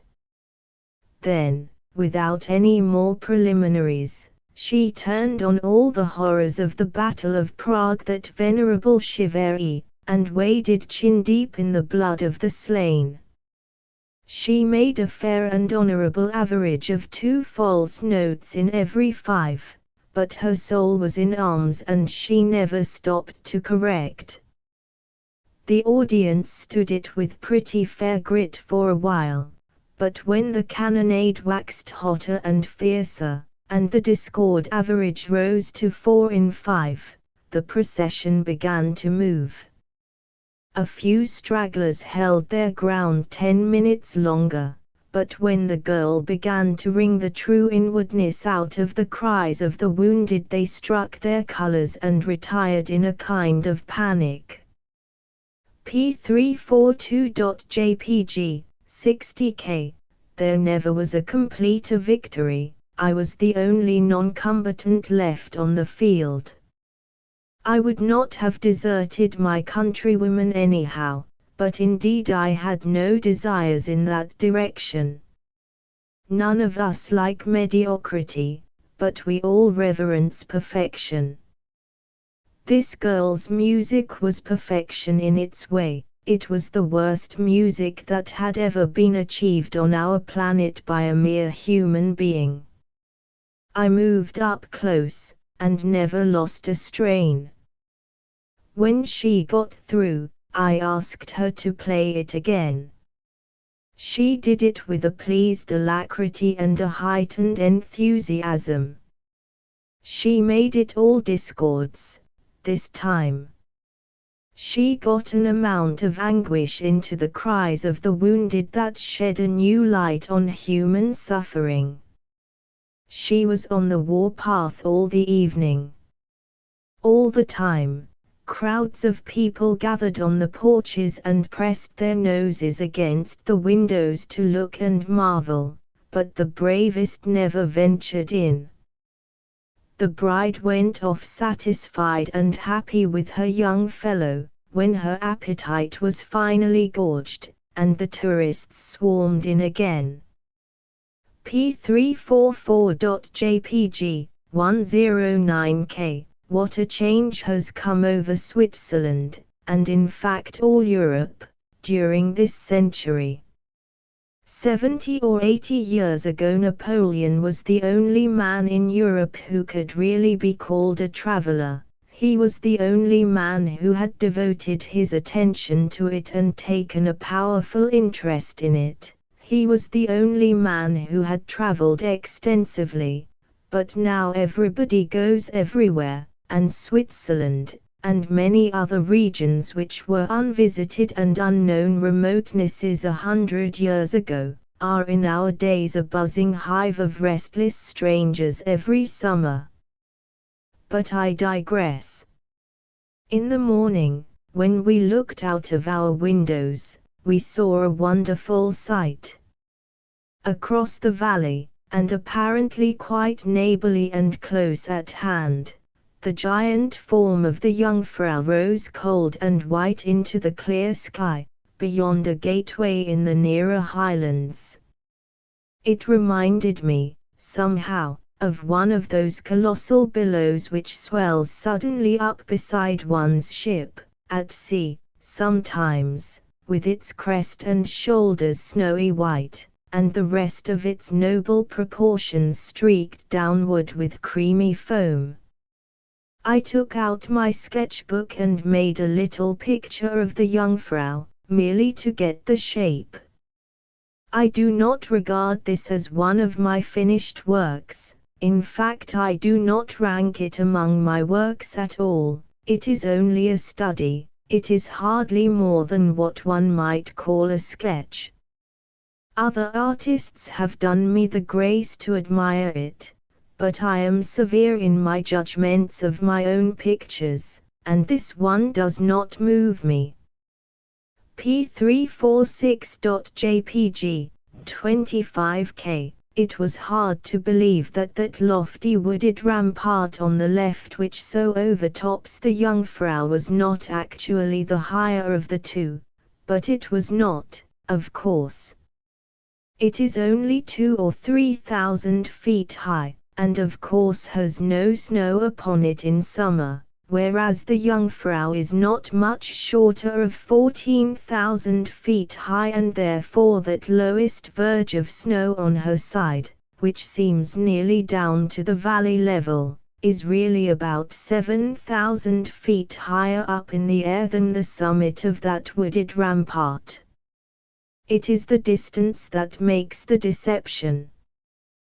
The wooded height is but 4 or 5 miles removed from us, but the Jungfrau is 4 or 5 times that distance away. P349.jpg, 84k. Walking down the street of shops, in the forenoon, I was attracted by a large picture, carved, frame and all, from a single block of chocolate-colored wood. There are people who know everything. Some of these had told us that continental shopkeepers always raise their prices on English and Americans. Many people had told us it was expensive to buy things through a courier, whereas I had supposed it was just the reverse. When I saw this picture, I conjectured that it was worth more than the friend I proposed to buy it for would like to pay, but still it was worthwhile to inquire, so I told the courier to step in and ask the price, as if he wanted it for himself. I told him not to speak in English, and above all not to reveal the fact that he was a courier. Then I moved on a few yards, and waited. The courier came presently and reported the price. I said to myself, it is 100 francs too much, and so dismissed the matter from my mind. But in the afternoon I was passing that place with Harris, and the picture attracted me again. We stepped in, to see how much higher broken German would raise the price. The shopwoman named a figure just 100 francs lower than the courier had named. This was a pleasant surprise. I said I would take it. After I had given directions as to where it was to be shipped, the shopwoman said, appealingly, "If you please, do not let your courier know you bought it." This was an unexpected remark. I said, "What makes you think I have a courier?" "Ah, that is very simple," he told me himself. He was very thoughtful. "But tell me, why did you charge him more than you are charging me?" "That is very simple, also, I do not have to pay you a percentage." "Oh, I begin to see. You would have had to pay the courier a percentage." "Undoubtedly. The courier always has his percentage. In this case it would have been 100 francs. Then the tradesman does not pay a part of it, the purchaser pays all of it. There are occasions when the tradesman and the courier agree upon a price which is twice or thrice the value of the article, then the two divide, and both get a percentage." "I see. But it seems to me that the purchaser does all the paying, even then." "Oh, to be sure. It goes without saying. But I have bought this picture myself, therefore why shouldn't the courier know it?" The woman exclaimed, in distress, "Ah, indeed it would take all my little profit. He would come and demand his 100 francs, and I should have to pay. He has not done the buying. You could refuse." "I could not dare to refuse. He would never bring travelers here again. More than that, he would denounce me to the other couriers, they would divert custom from me, and my business would be injured." I went away in a thoughtful frame of mind. I began to see why a courier could afford to work for $55 a month and his fares. A month or two later I was able to understand why a courier did not have to pay any board and lodging, and why my hotel bills were always larger when I had him with me than when I left him behind, somewhere, for a few days. Another thing was also explained, now, apparently. In one town I had taken the courier to the bank to do the translating when I drew some money. I had sat in the reading room till the transaction was finished. Then a clerk had brought the money to me in person, and had been exceedingly polite, even going so far as to precede me to the door and holding it open for me and bow me out as if I had been a distinguished personage. It was a new experience. Exchange had been in my favor ever since I had been in Europe, but just that one time. I got simply the face of my draft, and no extra francs, whereas I had expected to get quite a number of them. This was the first time I had ever used the courier at the bank. I had suspected something then, and as long as he remained with me afterward I managed bank matters by myself. Still, if I felt that I could afford the tax, I would never travel without a courier, for a good courier is a convenience whose value cannot be estimated in dollars and cents. Without him, travel is a bitter harassment, a purgatory of little exasperating annoyances, a ceaseless and pitiless punishment. I mean to an irascible man who has no business capacity and is confused by details. P351.jpg, 40K, without a courier, travel hasn't a ray of pleasure in it, anywhere, but with him it is a continuous and unruffled delight. He is always at hand, never has to be sent for. If your bell is not answered promptly, and it seldom is, you have only to open the door and speak. The courier will hear, and he will have the order attended to or raise an insurrection. You tell him what day you will start, and whither you are going, leave all the rest to him. You need not inquire about trains, or fares, or car changes, or hotels, or anything else. At the proper time he will put you in a cab or an omnibus, and drive you to the train or the boat. He has packed your luggage and transferred it, he has paid all the bills. Other people have preceded you half an hour to scramble for impossible places and lose their tempers, but you can take your time. The courier has secured your seats for you, and you can occupy them at your leisure. At the station, the crowd mash one another to pulp in the effort to get the weighers' attention to their trunks. They dispute hotly with these tyrants, who are cool and indifferent. They get their baggage billets, at last, and then have another squeeze and another rage over the disheartening business of trying to get them recorded and paid for, and still another over the equally disheartening business of trying to get near enough to the ticket office to buy a ticket, and now, with their tempers gone to the dogs, they must stand penned up and packed together, laden with wraps and satchels and shawl straps, with the weary wife and babies, in the waiting room, till the doors are thrown open, and then all hands make a grand final rush to the train, find it full, and have to stand on the platform and fret until some more cars are put on. They are in a condition to kill somebody by this time. Meantime, you have been sitting in your car, smoking, and observing all this misery in the extremest comfort.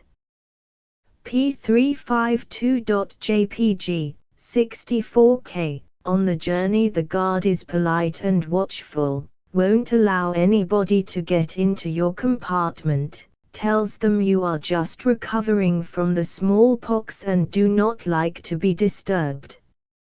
For the courier has made everything right with the guard.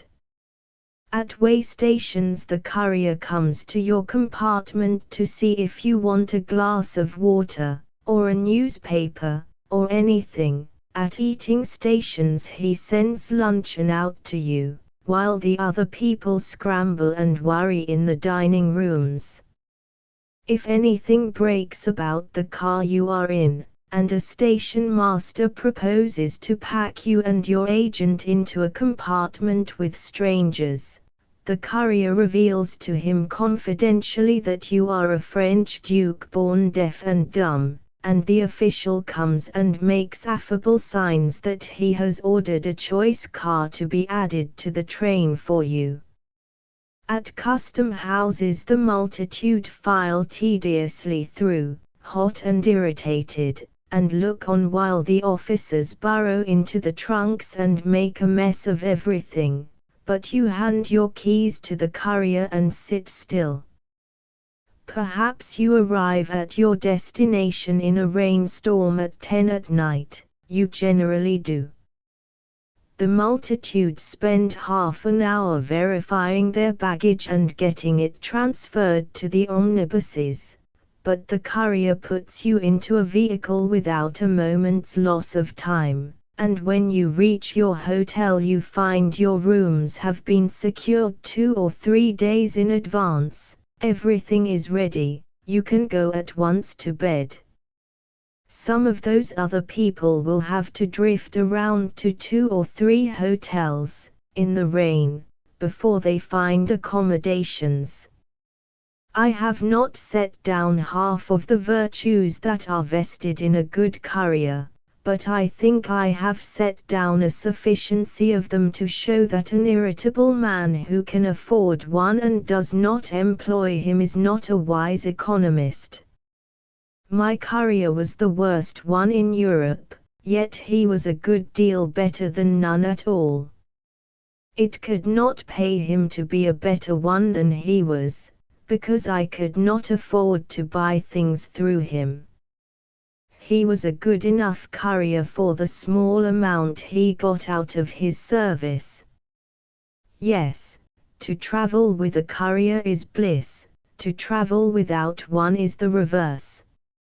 I have had dealings with some very bad couriers, but I have also had dealings with one who might fairly be called perfection.